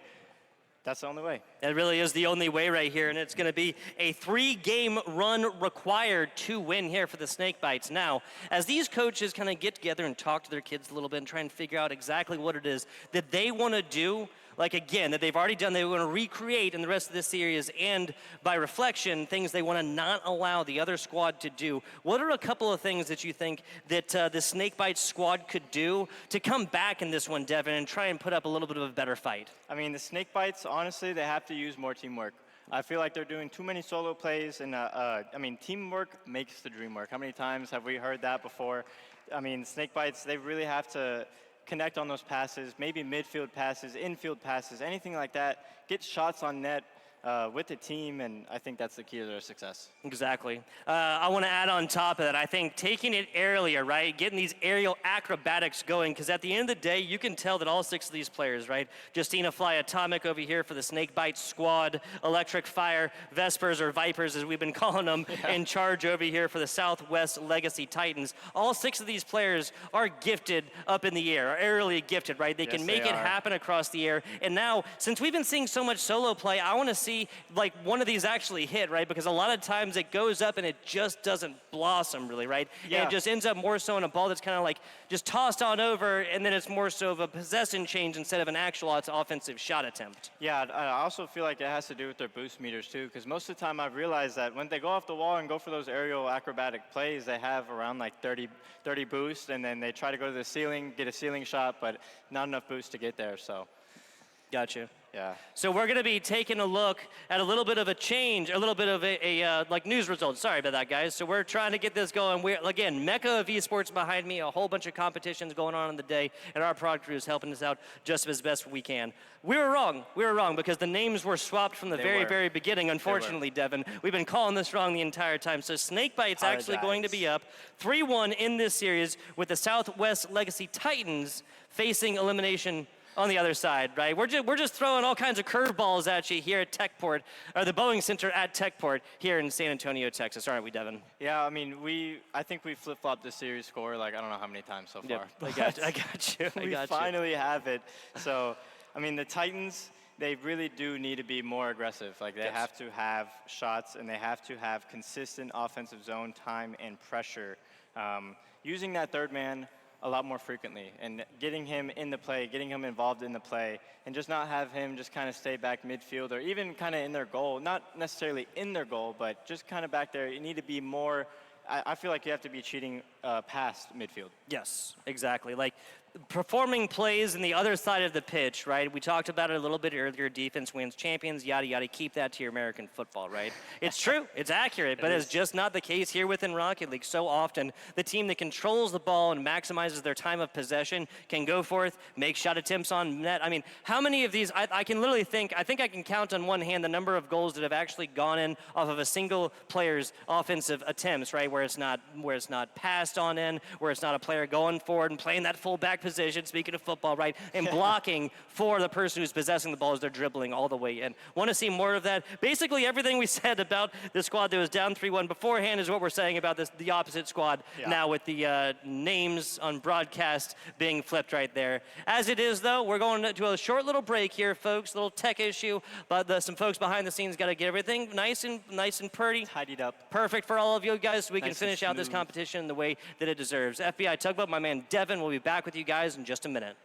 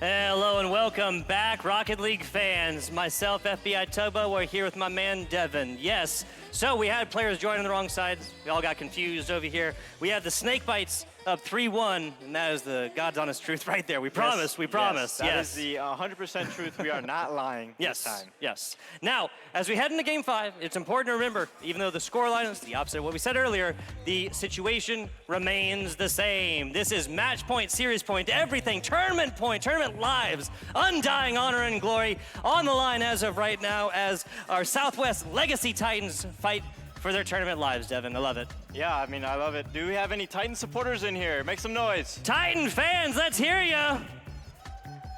There we go. We got a couple of them out there. Now, Snake Bites fans who want your team to finish this one in 5, let's hear you. Now let's get it going. Game 5 on right now. Charge with an initial save. Electric Fire, their turn for defensive saves, but it's Justina across the middle. A shot! Nicely done. The huge block by Electric Fire, Devin. Yeah, that was a huge save there by Electric Fire. Titans again with nice offensive zone pressure. That's exactly what you want to see from them. I mean, Snake Bites again with an amazing save. Really was. Defensive efforts ruling the first 30 seconds of this game number 5. Possibly our last as well. Could be our last. I hope it's not our last. These are two amazing teams here fighting for the championship in Game 5. Will the Snake Bites take it this game? We will find out. 4 minutes to go in this 0-0 game. As Fly with the shot. Again, Electric Fire coming up clutch in the goal with another save there. Electric Fire moving at the speed of light, it seems, as Justina rolls this one up against the wall. Yeah, Electric Fire there does get the clear off to midfield, and they're taking control of that midfield, or at least trying to. Yeah. Going back to their bread and butter, as Atomic just misses that ball there, trying to get it in the corner, trying to pass it off to Fly. Justina off the backcourt, a great chance for him, and he does a double tap. Justina, that's exactly what we want to see. That's the fight in the aerial that we want to see. Those are the solo plays that we were talking about earlier. That was triple. That was the triple tap. Triple. No reset necessary for that one. Just takes it off the backboard, jumps off, and a fantastic way to start for the Titans, who are down 3-1 in this series. Yeah, the Titans, great start. 1-0 lead here in Game 5. That's exactly what you want to see, but that is not if you are a Titans fan. Electric Fire puts it through. The Snake Bites tie this game up. If you're a Snake Bites fan, you are on the edge of your seat. It is a tie game in match 5. Yes, map number 5 as of right now. Electric Fire has been coming alive in every way, shape, and form, defensively and offensively. Atomic almost had a chance there on Vipers, but he just overflips on the ball and not able to get a touch there on net as Fly. Keeping that midfield pressure again. Electric Fire from midfield, able to snipe it bottom left. Snake Bites take a 1-goal game, or 1-goal lead. Fantastic job here as the Snake Bites, our leading team in this series. Send a slow roller across the bottom. 56 miles an hour is not the fastest ball at all time, but it does not need to be, Devin. No, it does not, and that was an unfortunate miscue for the Titans. As I said, they want to get more aggressive in that midfield. They want to be proactive with that third man. Oh my goodness, Vipers with another quick one. Snake Bites up, 2-goal lead in just a matter of 10 seconds, it seems. Electric Fire with a shot right there, easy pass. Don't believe the ball was going in otherwise, so I do believe that second touch was necessary, right? Yes, We're not it was. sealing goals out here, even though it's a team-based game. Yeah, of course it is. As Vipers looking to do something mid. Justina with a nice shot on net, but Charge there again in the goal, making those important saves. Snake Bites try to bring it out. Nice demo there by the Titans. Ease up that offensive zone pressure. Nice. Great pop play there from a player to get this one up and over. Now another shot, and Electric Fire is just kind of ball chasing as of right now. Yes, you got to pick up some boost, get involved in this one, throw a wrench into the best laid plans of your opponents. The awkward bounce there in that corner. Fly elected to take it midfield. It was a dangerous play there as Charge was lurking in that goal line. Electric Fire just constantly on this ball, constantly on the offensive pressures. Charge with the shot, he puts it through off the bar and in, and they take a 3-goal lead already. 3-goal lead already, 4-1 in this game right here when it's got to feel like it's most crucial, Devin, most crucial. Taking a look at the numbers, we have each of these players with a shot attempted, and obviously enough to go around, enough for one player to even have 2 of them, right? Yes, sir. Titans fans, they need your support right now in Game 5 on match points. Titans fans, can we get some noise? There you go. There we heard go. it. We heard it. I love it. That support going to be necessary in the back half of this game number 5. A game number 5 that the Titans are down by 3 and need every goal they can. Charge across the middle, a bouncing ball. Atomic reads this and gets there with precision, timing, and accuracy. Atomic across the bottom gets this one popped way, way up there, but Charge does meet him. Yeah, no, Atomic there with a great opportunity, full boost and a dream, trying to get at least this game down to a 2-goal deficit very early as Justina pops it over, looking for Atomic in the midfield, but just missed. Electric Fire bouncing under the whisk, opts to pick up boost and not hit ball. If this ball goes in, wow! So this is the perfect example of opting to pick up boost instead of play the ball. Whoever's on this corner right here, who is that? Who is that? I'm calling you out, Charge. Charge, shame fingers at you, my friend. Just allowed a 2-goal difference when you're up by 3 with 100 seconds left. Yeah, it's a very close game here. We are down to almost 90 seconds left in this game. What team is going to be able to come out of here with a win? It looks like the Titans are really, they're really trying to make this as close of a game as possible. Just putting in all that pressure. Atomic just going crazy with the demos. It's what you want to see. But Charge able to get that clear out of his own zone. Going crazy with the demos, called out an Atomic Bomb. Electric Fire from the corner as Charge tries to pick this up and make it easier. Justina from the heavens finds that, and we have demo duty, it seems, assumed from one of these Snakebites players. That's a shot over, but Electric Fire will back it up. A backflip to this one to kind of keep it neutral. What that does, Devin, is it gives his team time to get in the defensive stance. Yes, it does, and also allows time for his teammates to get boosts as well, to be in positions to make big saves. As Justina is trying to take it across on the other side of the field, but does get demolished. Fly looking for a chance for Atomic. He might be able. No. Oh man, tried to hit the defender. Sneaky plays right there, but didn't quite connect. Now 30 seconds left on Tournament Lives. Vipers, a shot over that hits crossbar from the top and out. Justina has got to get out of this goal to try and play us. Their teammates don't have any boosts to be spoken of. You have to get going here if you're the Titans. You have to score here. Fly. Just not able to get that flip reset in that solo aerial play that they've been trying to go for this entire series and tournaments. Countdown with us, folks. 4, 3, 2, 1, and you cannot get 2 in 1. I would love to see this go down the way of it, but we got to treat you fairly, folks. 2 scores not possible at 000s, and your Snakebite squad take it down in 5. Just an amazing game, amazing series played by the Snakebites there. Just constant pressure, constant saves. I mean, they just ran the game, they ran the series just exactly how they wanted it to, and it just 4-1 victory. That's all you can hope for if you're a Snakebites. 5 games in a 7-game series possibly here. But I mean, yeah, the only way you get better than that is the 4-0, right? Yeah. And this was a fantastic squad that, I mean, if you're one of these squads, if you're the squad that went forth and won the Snakebites, you have to be happy that went to 5, because this really, really seemed like this was a Southwest Legacy Titan squad that was going to be able to bring this one back from the brink. Yeah, I mean, Titans, once again, a hard-fought series for them. They had very close games in Game 1 and 3, but Southwest Legacy able to persevere through and just have more offense. Absolutely, absolutely. Now, it's here for your Southwest Legacy Titans, getting all the way into the grand finals, but not quite able to take this one down. There you go, hands together. And now, for your victors, the Snakebites now. Sam, take it away, friend. Here we have it. Your Rocket League Grand Champions, Central Catholic High School, the Snakebites. Let's go ahead and make some noise for them.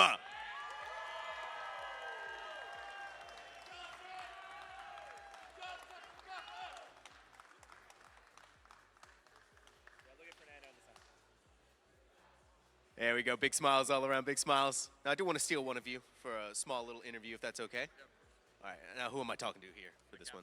The captain? Electric Fire. Electric Fire. Listen, dude, that was some crazy gameplay that was happening on the screen. I mean, really coming alive. The team was looking like they were ready to win. So run me through a little bit of the prep work that it took for you to get here. So every week we have an online competition for the state TAPS. We play with Vanta, and we go throughout the entire year. We play every week with each other. This past week and weeks prior, we practiced in the mornings to prepare for this competition. Last month, whenever we won or got sent to finals, we knew we had to be our best when it came to game day. So we practiced every single day, and we worked together, had good synergy, and we're ready. I mean, it looked like you were ready for today. A clean, very, very clean win. I believe it was, 4-1. So, yeah, a really monumental occasion to be seen here. Is this the first style of LAN that you've been to on a stage this big? Yes, of course it is. A couple of years ago, we were close, but we never came to this point. And I'm so happy that we worked together to win it. And, yeah. All right, well, to be able to take the title of Grand Champions, how much does this mean for the team? It's great. It's amazing. It's going to go back to school, and it's going to be a great title that we hold for years. Absolutely. Well, let's go ahead and give another round of applause for Central Catholic High, your SAMSAT R20 Premier Rocket League Grand Champions.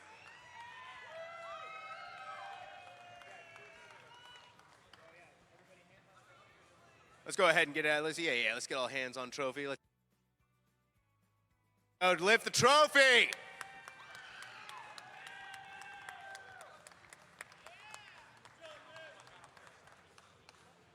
All right, now with that, congratulations yet again, Central Catholic. It was a phenomenal job, phenomenal performance out here for Rocket League. That is going to conclude our Rocket League segment here on the stage, but we are going to have a special little treat. I believe we're going to be bringing on EGF Overwatch relatively soon here, getting that set up. And don't forget, we still have College COD happening later tonight. But before we let it go, why not? Let's go ahead and get another round of applause. This is a big moment for this squad. We're going to go throw it to a short break. When we come back, like I said, it's going to be EGF Overwatch.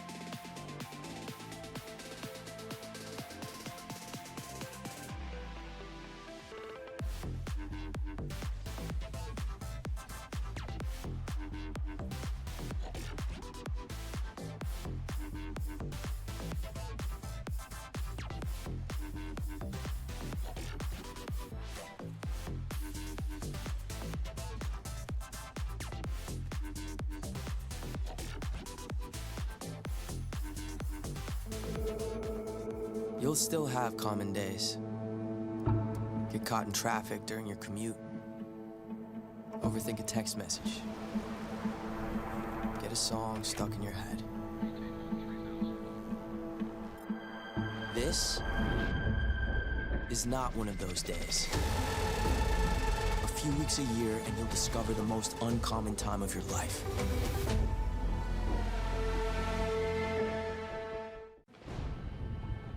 You'll still have common days. Forget someone's name mid-conversation. Count your tips at the end of your shift. Buy something disappointing off the internet. This is not one of those days.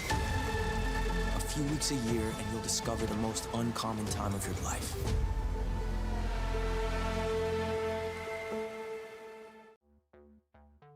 Get future ready with Extron Esports AV technologies. Experience better looking images and higher quality sound with AV systems that are easy to control. When it comes to esports, Extron provides the winning edge. To learn more, visit extron.com/esports.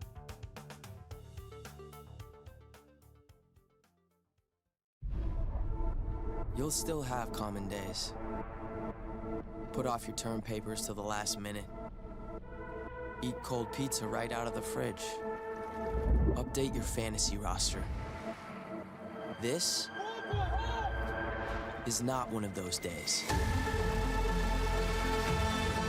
A few weeks a year and you'll discover the most uncommon time of your life.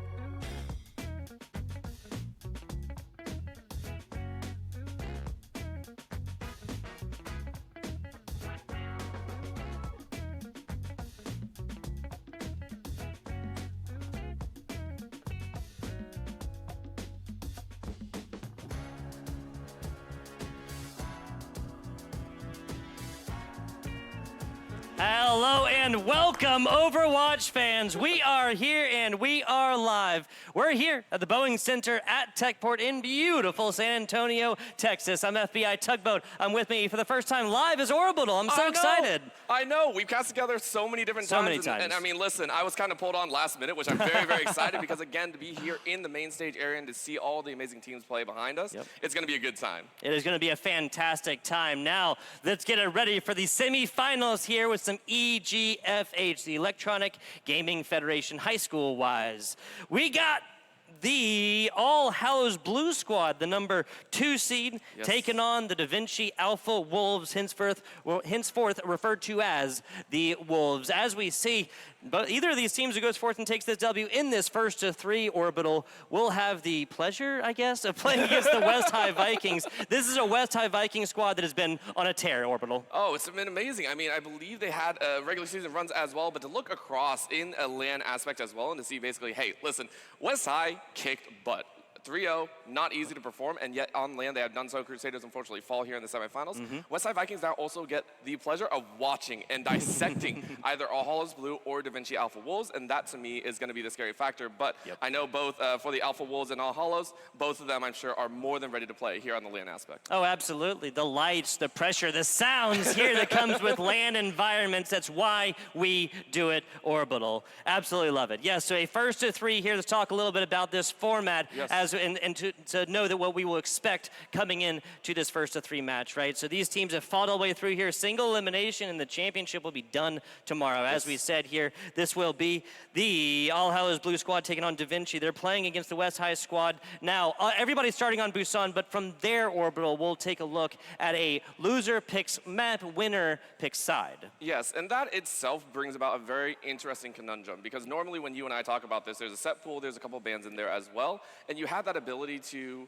read ahead a little bit, and you see the branching pathways. When it comes to this, though, obviously Busan might not be the favorite. You and I know Lijiang Tower and all that stuff. You know, listen, let's get into that. Action. Yeah. Listen, I have a little bit like when I sleep, I see it. But there are some identifications. When it goes to map number 2, there's a little bit heavier lean towards the losing squad, in my opinion, because there is no bans whatsoever. You have ultimate freedom, I believe, of not map type, but the map itself. You can go ahead and say there, hey, I want to go to this map specifically. It doesn't matter if you're on offense even first, you will have that ability. So for the losing squad, you have a little bit more of a foothold.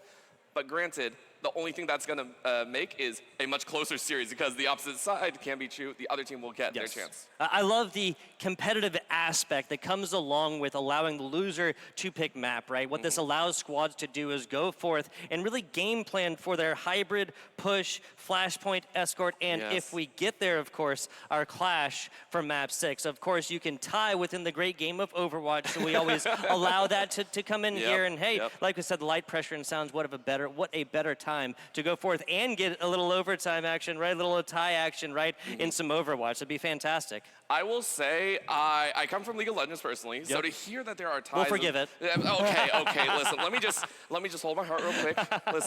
Listen. Only those in the League community can rag on League, and I will say I agree with you. So with that in mind, we're looking at the fact that when it comes to a tie situation, the pressure mounts even further, and there's a lot of different little things stacked that I'm very excited that this is almost like an East versus West. I believe one school coming from LA and then one coming from the opposite side. So there's many different aspects to it. There's a lot of competitive aspect even underlying. That's what we want to build here within the esports and within the EGF is seeing these rivalries grow.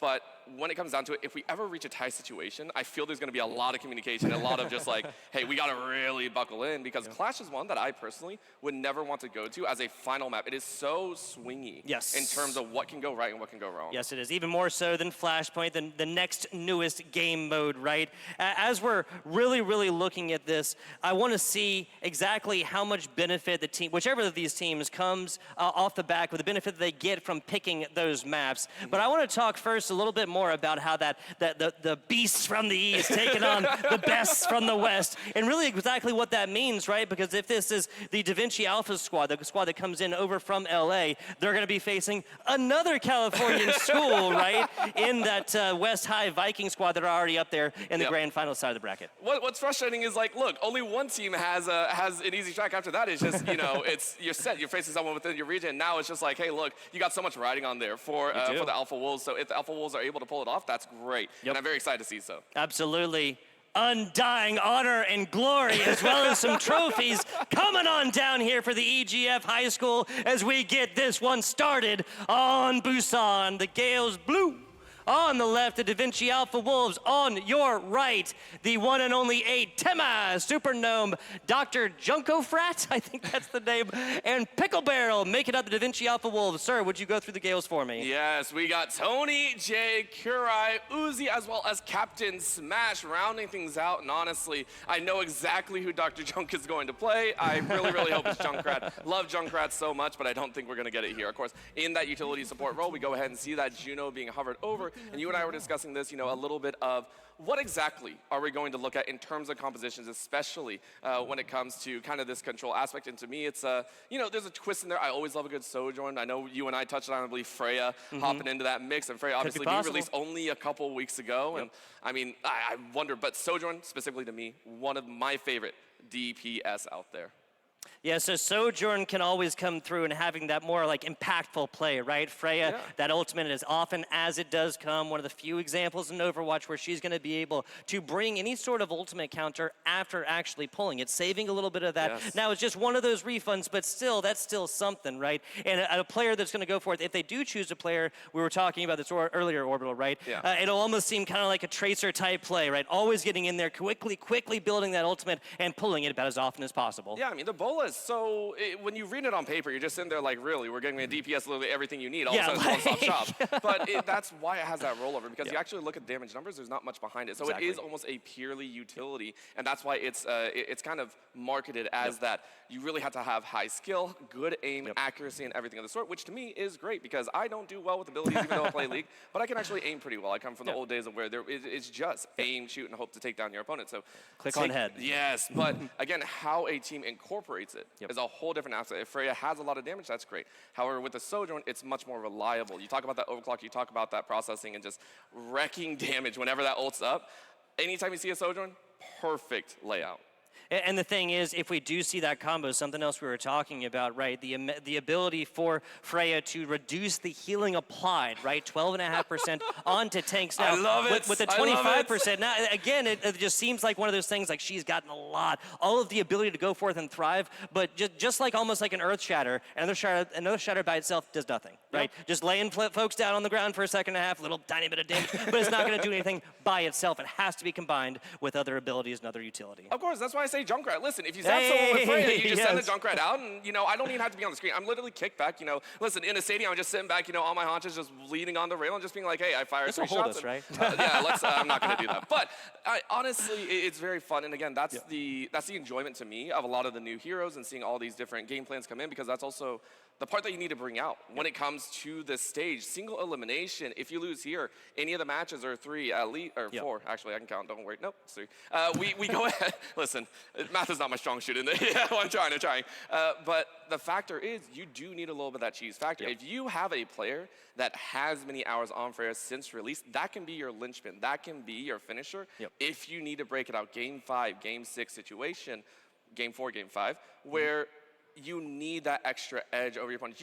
Everyone here is good. There's a reason they're here at LAN. There's a reason that they're chasing for the grand finals, and you need to have any sort of edge over your opponent. Yeah, no one here by mistake at the Boeing Center here at Techport. It's Everybody's really, here. Dude, it really is. I've been calling it a mecca of esports so far today, and we get to look at my back right there, right? We get to look right on over. We get to look right on over and see ourselves on the big screen on the main stage. That way a little bit further, because this stage is huge. It really is. Like, yeah, we want to let you guys actually kind of see this one. Oop, I'm scratching right there. Yeah. But I mean, we heard 550 gamers between the high school students, collegiate students, those searching for that higher education. They're doing it esports-wise, right? As we were waiting to get this one started, I think that's a classic rule, right? If production makes us wait, then we as old casters get to talk about how much we would have loved to have this 15, 18, 20 years ago, something like that, when I was going through high school, when I was going through college, right, Listen, Orbital? Whenever I tell someone that I'm like over the age of 25, they're like, Yeah. ooh, how are your bones feeling? I'm like, it's not great. I barely got up the stairs this morning, but you know, it's there. Jeez. But at the same time, you talked about the value of having so many, I mean, over 500 competitors here. And not just across one day, we saw more games tomorrow. You saw Valorant Games earlier yesterday, on. today, tomorrow, yeah. Yeah, you got Rocket League, you got so many different genres as well, and all the players are still at heart the competitors. They are fighting for every single moment, and it's crazy that all extra, you know, I wouldn't say extra, but all the medals are being handed out tomorrow as well. It's a very long But day. the accolades, right? That's why a lot of people do stuff like this, right? yeah. It's always nice to get medals, but trophies won with a team.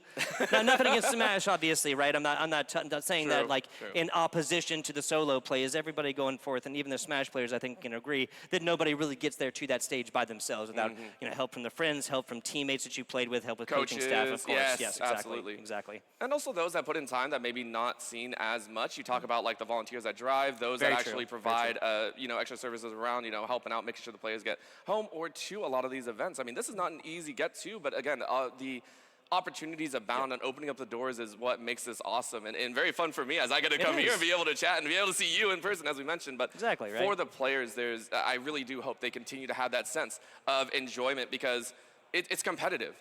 At the base, it is competitive, but we want the players to also enjoy the fact that they are meeting those of like-minded status, those that are chasing the same goal in the same events. I mean, also, I've talked to some of the Overwatch guys, and I've also talked to some of the Valorant guys, some of the League of Legends. I got two of them in here. League of Legends, Valorant, you're done for. Before we start, I'm going to leave. He gets to cast on his own. Listen, if I do not take this slander, only I'm allowed to say that League of Legends, I mean, I'm amazed we got on the team.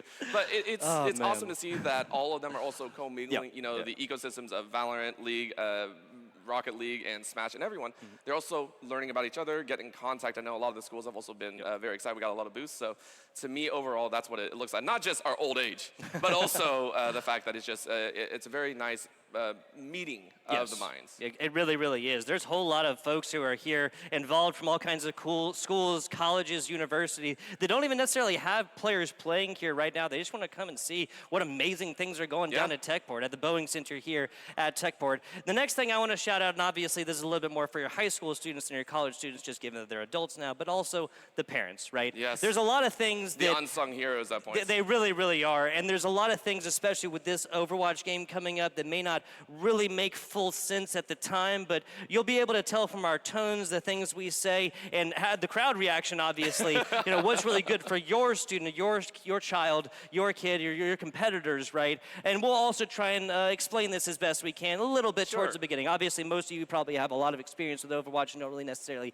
need that, but coming over there from Rocket League where it's, hey guys, it's flying cars, soccer, a little bit more complicated for Overwatch, right? Listen, I know you just said that, but it sounds like you're almost straight. Listen, Rocket League is so much deeper than that, and you know it as well. I gotta come back and tell you that. Very, and listen, very true. I feel so sorry. We all love the Rocket League players. There's no anger there, no madness, but it is Rocket League definitely is one, and I have to give a shout. I love the fact because obviously you cast it just early, and also with the student casters. And I want to give a big shout out. Again, going back to old heads kind of thing. We are those that came in, and we didn't really have a high school scene, and the fact that there are students willing to now step up and say, hey, we want to join in. It shows that there are entries not just in the competitive aspect, but also in production, also as casters, also as cameramen, also as running our product. I mean, literally, stuff, the right? reason we're here right now is because someone's running the booth behind us. So it's just it's someone, half a dozen people at least, just on this one, right? Not just, like we're just screaming about esports up here. Without, we got the easy job. Yes, exactly. Okay, listen, now to all talent out there, we got the easy job. I'm sorry, we got the easy job. We don't have to do it. We just yell and do what we love. Exactly.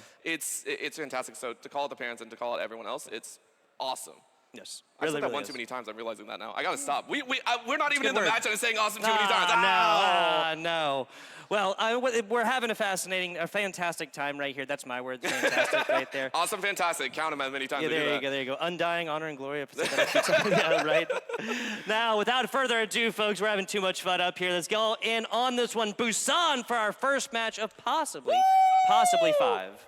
It is a first to 3, though, so reasonably 5 at most, right? Yes. We can get 6. It's possible to get 6. Yes, Da Vinci Alpha Wolves going up against All Hollows Blue or the Gales Blue on that end. And we want to give a big shout out once again because to me, I love seeing Tony with that Sojourner start now. But on the flip for Da Vinci, for the Alpha Wolves, It's always interesting to see a Mei to me. Now, I understand Mei is fun because you get to see me. Is my side profile good? I think my side is good. I'm a little bit worried about that. You know, listen, let's get the front where it's facing. Hey, I saw the guy get up. Oh, cameraman. We have awesome cameramen up here as well. Absolutely. And I love it, so. Yeah, so we're going to go ahead and get this figured out, make sure that competitively this is as even and fair-handed as we can get, Orbital, and go to a very short break. Meantime, FBI Talk About Orbital will be back with you in just a minute.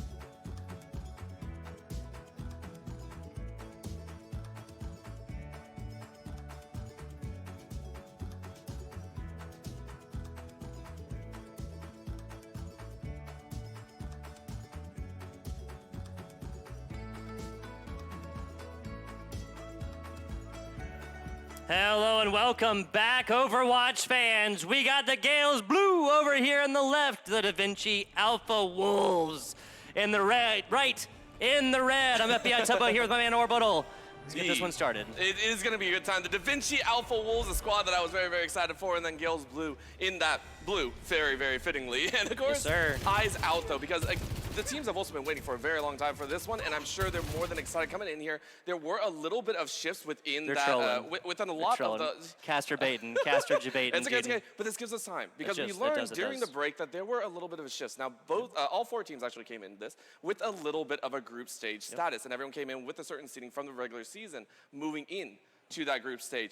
You told me this, and my brain is already trying to get around it because I lost myself in the in the folds, right? And I was like, I don't know what happened because apparently coming into this, I believe it was All Hallows Blue that was coming in as the first seed, and then they dropped down because the Vikings stole it away, and so there's massive seeding rotation. There has been the Da Vinci Alpha Wolves coming in as the 2nd seed, now 3rd seed because the West High Vikings are doing crazy things. Yes. Already guaranteed at least a 1st or 2nd place finishing, right? After getting into the grand finals. Let's get this one going. Kurai, that's who we were looking at for a second, the team captain here for the Gales Blue.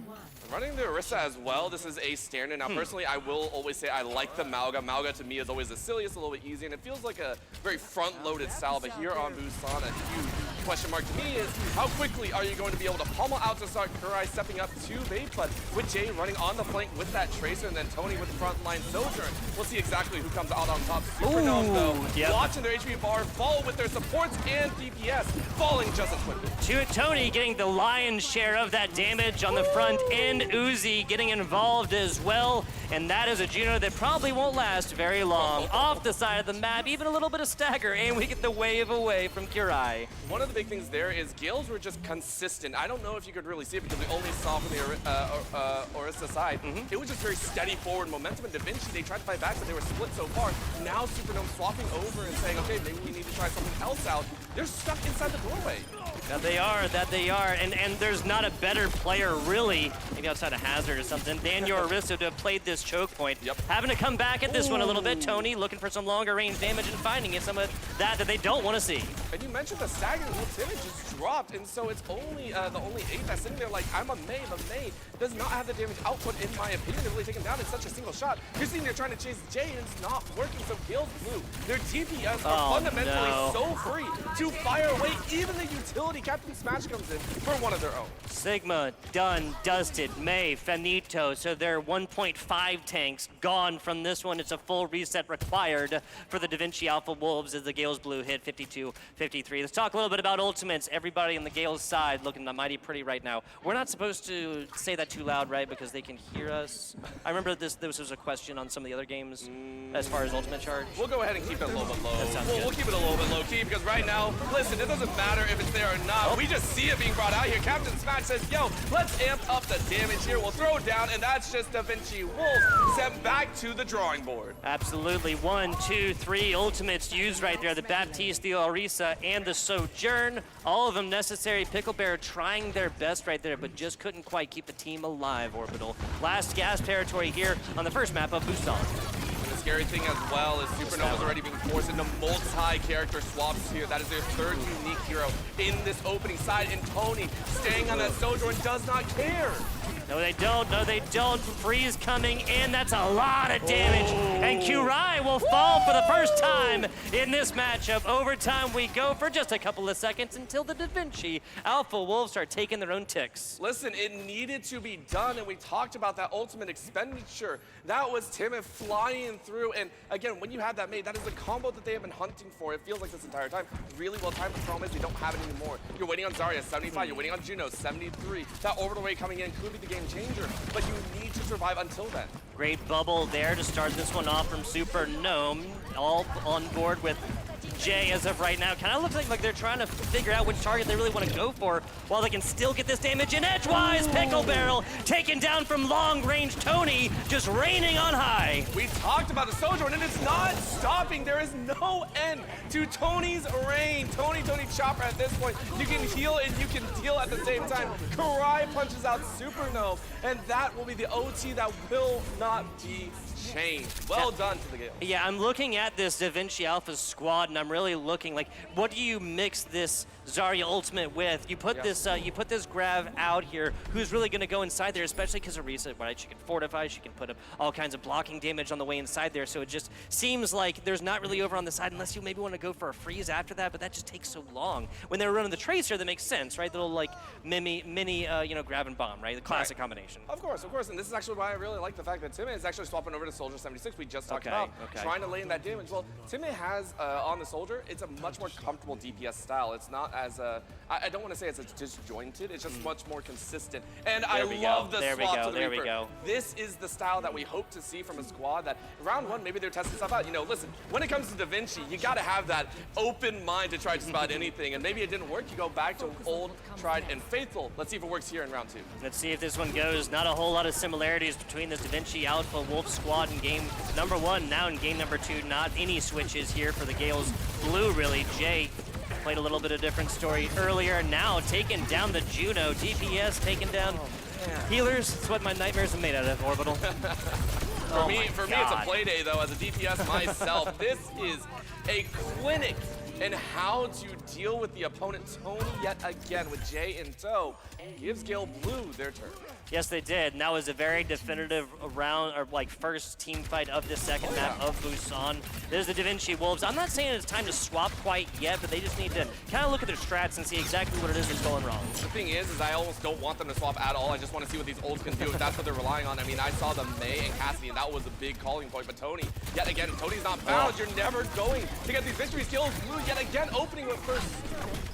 Nice. Yeah, really what this is doing is the Gales Blue squad are just coordinating damage onto individual DPS and healer characters on the other side. Like, yes, Uzi's doing a great job of kind of like dislodging this Zarya across in the middle, and given that they don't really have any shield, just the bubbles. Now you put pressure on them to use up all those bubbles immediately. Now there's no bubbles to be had for other characters on their squad. Really, I'd be looking at Juno. Really, I'd be looking over at this other healer right here because they're always going to be left vulnerable. Yeah, and I have to give credit. I mean, Uzi and Captain Smash for getting in on the DPS value, and that's what you really like to see when everyone is also able to bounce between and become a threat to everyone on the side of the Alpha Wolves. The Wolves are starting to look a little bit hungry for a victory of their own. Super Gnome still trying to charge up 270, but that's the only ult that'll be within the vicinity behind Pickle Barrel.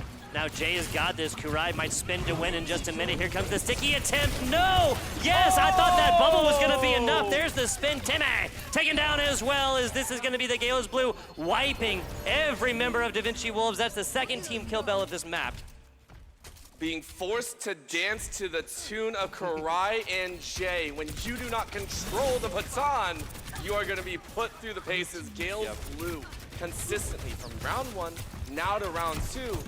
We'll see if Da Vinci Alpha Wolves has something here at the final hour. Tony cutting some rug right there. Fortune to get heals from the squad. A little bit disjointed here, Gales Blue. Da Vinci might want to get in this one quickly, but it happens off the back of a flank. Now, Immortality Field coming out just a little bit too slow.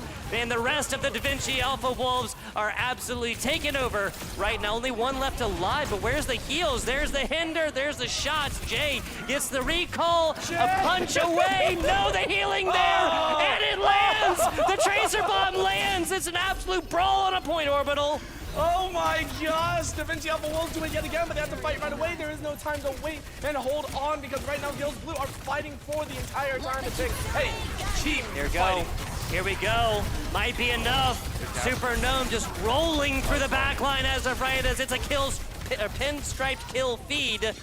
Gonna be the Da Vinci Wolves coming out on top of this one in a crucial time, Orbital. They can't give up 1%. I feel so bad because I keep calling out all these things, but again, Super Gnome has changed yet again. This is now, I believe, the fourth or fifth that you've rolled out, but it's working. These constant swaps are starting to gain value, and I'm seeing where you pull it off. For Gales Blue, though, they're going same tried and true. Haven't changed a single thing the entire time. Say, play stalwart, play together. I'm not against the change. They're gonna have that ultimate up right there to try and push this one if they so choose and use it more offensively. See how this one goes, because there's not a lot glowing on the other side. Curé finds and takes down a huge source of damage early. Baptiste getting pushed. Immortality Field invested early as the sound barrier doth drop. In the thick of things, Karai is picking apart your team like they're at a buffet.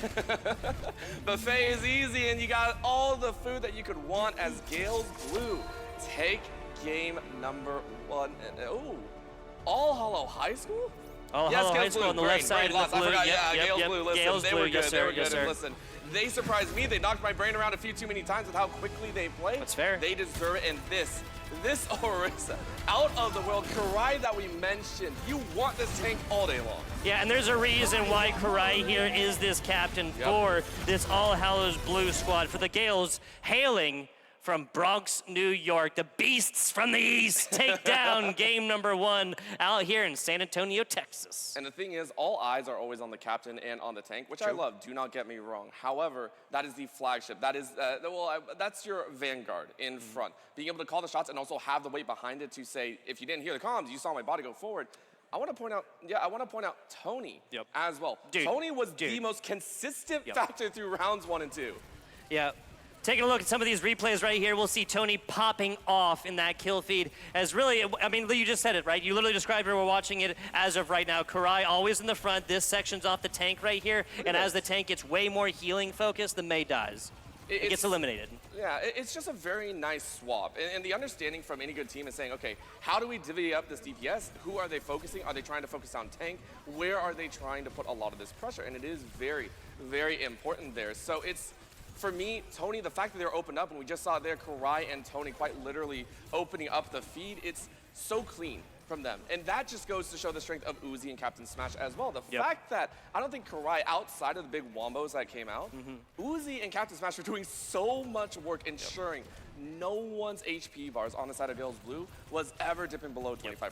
It was just a fantastic job, and a lot of this, I'm a Lucio main, right? A couple thousand hours on Lucio that Uzi was playing right here, and especially on some of these maps, hey, some of these guys, like on map number 1, some of my opponents getting a little bit closer to that map. I'm thinking of the triple boop off into the side, send them packing, no res necessary for this one. We'll see you back in about 10 seconds now. This was a fantastic job from Uzi and from Captain Smash, just utilizing that background, right? Like living off of the space in front of them, the space that has been purchased and fought for by their team. Yes, and for me, I'm looking at Da Vinci's side now and saying, okay, number 1, I appreciate the fact that Supernova has a very deep hero pool. For me, normally you only want to see maybe 2 or 3 specifically within the meta. The fact that you roam between 4 and 5, I understand control tends to be a little bit more, I want to say fluctuating. In terms of all the different map types, control and I guess Flashpoint as well now, but control to me is always the highest fluctuating, the most dynamic because it's always punch and pull. You are pushing and pulling at the exact same time, whereas now as we're moving over to the likes of Hybrid, it's a little bit more stock standard. You know you're on defense, you know you're on offense, you can narrow down what you want to use. I want to see Supernova really stand steady because I think if you got time, you can go ahead and really set the stage for your team. Yes, and I'm going to take a look. I want to give you guys the maps possible here. Did not write all of them down, so come on, man. There we go. All right, so Busan was first. This will be Eichenwald, Kings Row, Midtown, Paraiso, or Hollywood. They're going with Eichenwald. Not against it. Not against it. This is actually the first map that I ever casted was Eichenwald. Really? Yes, sir. Of Overwatch. Of Overwatch. Yeah, well, I was about to say, I was like, yeah, listen, there are a lot of map types, but Eichenwald, really? Like, well, okay, what did you think first versus now? I thought it was, wow, this map is really, really long. Like, it just, like, takes forever. Like, if you think about the actual path that it takes, it just does this, like, the entire time. Like, like a geographical area, surface area, right? I feel like it covers more than, like, 2 other maps. that was my initial thought. To me, it also has some of the highest variability and where you are currently fighting. So there's an open map and then a little bit more interior, and then it expands right back out when you get the guys like that, and you're just like, okay, this is out of this world. So to me, I like the fact that we are going to Eichenwald, as we mentioned, for the side of Da Vinci. This, I think, is very necessary. You go ahead and go back to a very open-style map, and again, being able to relay, if you do want to use the types of the Zarya, a little bit of pinch point, or being able to fluctuate in, this would actually be a good one to show those 2 or 3 that you know very well. At the same time, you can't make it out the front because we know All Hallows Blue on defense. Yeah. If they're that good, you're not getting past turn 1. Exactly, and like if we just see a Mei getting rocked and they work with that tank on the other side, it's just going to make it so much harder to get out of Eichenwald, right? That's why this map was changed 5 years ago or whatever else like that, right? To allow for that that was the other year right path after you to- started. Yeah, that's you know, probably what it was. Yeah, I had yeah. it down. I had it figured out, right? They had a second way around. What are you talking about now? I mean, obviously, play the game a whole lot, and so you kind of like get a feeling, how to cast it from playing the game consistently. Yep. But yeah, that is why they added that little right insert area that you can kind of get through right there, which makes a whole lot of sense. Beyond any kind of strats that go up and over the initial walls right there, which is obviously requiring of a fair or something like this. Genji can dash over that, stuff like that, and that always makes for interesting strats as well. The fact that we also, whoa, that was a voice. The fact that we also have not seen a Genji specifically, I feel like Genji has come back. It used to be so niche, in my opinion, to see a Genji. I mean, Genji used to be that, you just want to style, you want to get play of the game, and you want to run, and now it's actually become a staple. You get that deflected, you get to bounce around on a lot of the walls. As we mentioned in Icon Wall, you have the ability to do so. Another one that I'm surprised I'm not seeing right now is Pharah. We've actually seen Pharahs come out in the early stages and be able to kind of converge on the top ropes. But instead, for DaVinci Alpha Wolves, I'm excited that they are running the Sojourn.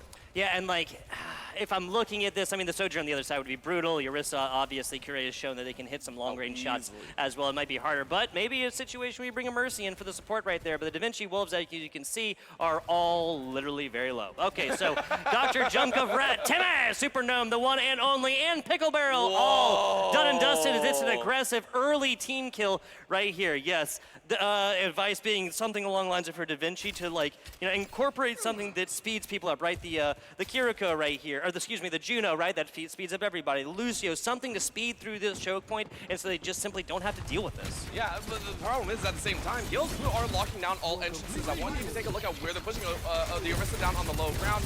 Jay on the top rope, Tony around the corner, and Tony says this doorway shut down too. That's two snapped up. Pickle Barrel gets some sort of consolation prize, but it is a full team wipe yet again.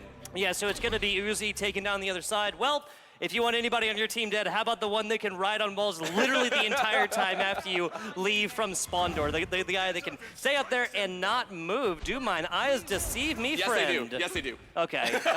Well, no, but now we see the two-person swap that makes this maybe make a little bit more sense. Yep. That was the final effort there. The last switch. I think that's really going to open this up. Actually. Of course. The problem is how many more times do you have to build up your ult charge as well? Tony, as Jay is showing off now. We talked about Tony one too many times. Jay's like, yo, I'm a DPS too. Give me my just props as Karai sends them all flying. Get that vulnerability, get them drawn out. DaVinci Alpha Wolves sent right back to pen and paper. And they will be lost here on their third attempt at breaking out. Kurai on a 10-player kill streak as your tank.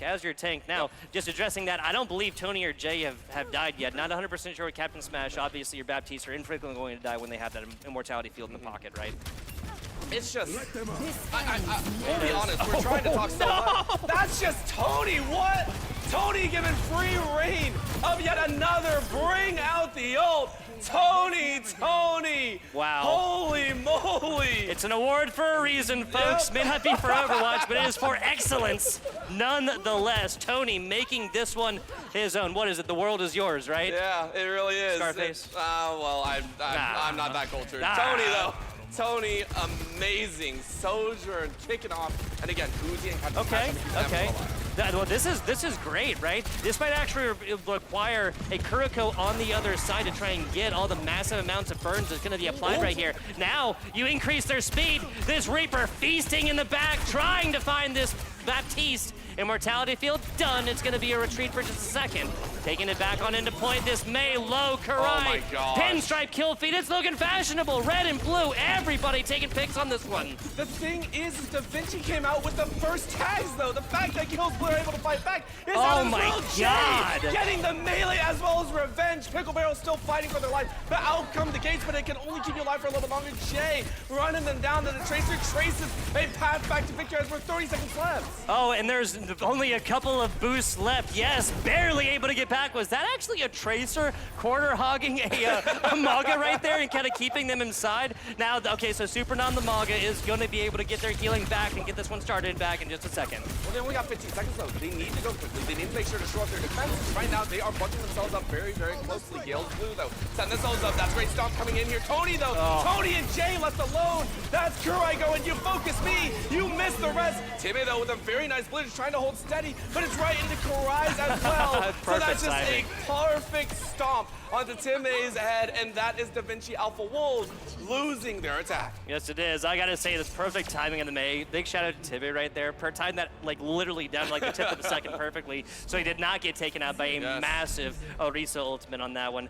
48.5%, 48.7% on this one, Orbital. Kind of a brutal solution, or brutal result, excuse me, for the offense, right? Yeah, and the reason for that we say, even though it says 48, normally we're like, oh, that's almost halfway to 100. No, that's just of the control point specifically, and it's very rough. So one of the reasons that I always talk about this is when it comes to hybrid or even escort, which I don't know if we'll see here today. One of the big things is if you're on defense, it's a wealth of like energy and confidence when you can shut down a team like this. Gales Blue are playing at such an exceptional level that you can only respect them. Because now all you need is what? One team fight and you're good.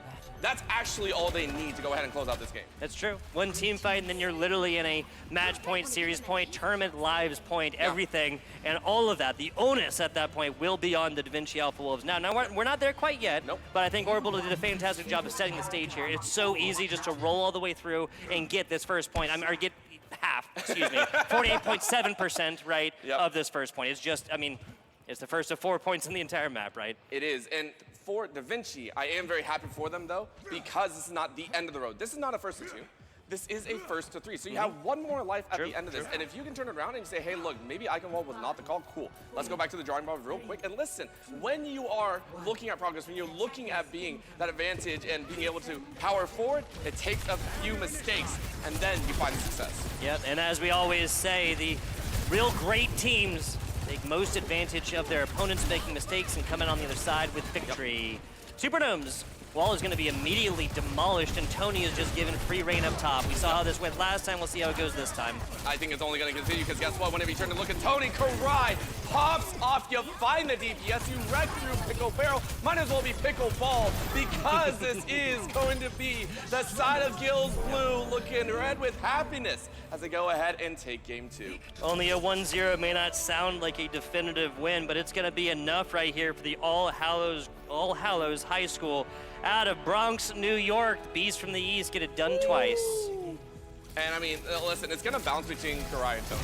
I'm not going to lie, those are the only two I feel like we're going to watch, even though Jay. But this right here, one of the big reasons why the Gales Blues are so good is because Tony is left unchecked in so many different situations, consistently given freedom to play anywhere. And I mentioned in the FAR, I mentioned the ability to do whatever you wanted to in Eichenwald specifically. The Sojourn is quite literally unchecked. Every time that I watch, every time we see Tony, it's just like, guys, I'm unmarked. I'm just gonna free fire all day long. Yeah, like at a certain point, I have to start thinking, like turn attention on what exactly can take this out on top, right? I'm thinking, I mean, hey, maybe even a Junkrat, just lob these grenades up to these positions, force healers to constantly pay attention to Sojourn, because at this point, nothing has really stopped Tony, so why would you change anything else? Why would you play anything else? Maybe even get a little hacks, little EMPs against him, right? Like, negate out those abilities, negate out that charge even just for a second, right? And the problem is, even if we talk about all of that, we also have to lean in and definitely talk about the fact that Gales Blue are just mechanically really freaking strong. Yeah. Jay, Uzi, and Captain Smash, again, we barely see Uzi and Captain Smash's names pop up in that death feed. Jay is consistently moving around. When we talk about primary versus secondary DPS, Jay is doing amazing work on their own. I mean, that pulse bomb by Jay spun it around, and also when we watch, I believe it was Uzi, Tony, and Captain Smash all get laid out by a great push by Da Vinci. It was Jay and Karai that quite literally manhandled that entire point just to say, look, you're still going to battle the entire time. So every single person on Gales Blue is showing exceptional prowess every single move they make. Yeah, and that's something else to really pay attention to, right? We haven't really seen a whole lot of changes in the composition here from All Hallows. They haven't been forced to change, right? And maybe even the beginning of this isn't starting with Tony, right? Maybe it's starting with the more vulnerable characters, right? The healers in the back, and just, Sombra is actually something else that would do a fantastic job of shutting down the Lucio and shutting down the Baptiste, right? No Baptiste, no Immortality Field, none of the lamp, right, as we call it. And maybe that's the beginning of something beautiful, right? At the end of the day, something has got to change right here. And really, the most important time is right now. The time that we're going to take short breaks so that these coaches can talk with their players, figure out exactly what it is that they did across games 1 and 2 that they want to do again, and not allow this other squad, the Da Vinci Alpha Wolves, who are behind, right now, what they want to not allow All Hallows to go forth and do. FBI Tugboat Orbital, short break. We'll be right back with you. You'll still have common days. Get caught in traffic during your commute. Overthink a text message. Get a song stuck in your head. This is not one of those days. A few weeks a year and you'll discover the most uncommon time of your life.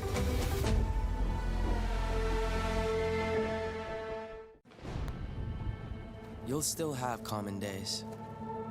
Forget someone's name mid-conversation. Count your tips at the end of your shift. Buy something disappointing off the internet. This is not one of those days. A few weeks a year and you'll discover the most uncommon time of your life.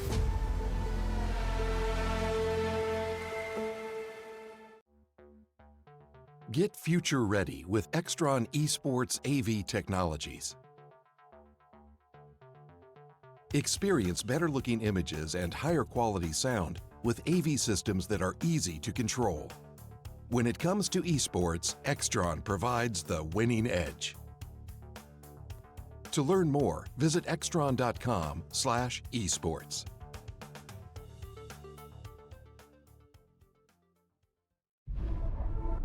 You'll still have common days. Put off your term papers till the last minute. Eat cold pizza right out of the fridge. Update your fantasy roster. This is not one of those days. A few weeks a year and you'll discover the most uncommon time of your life.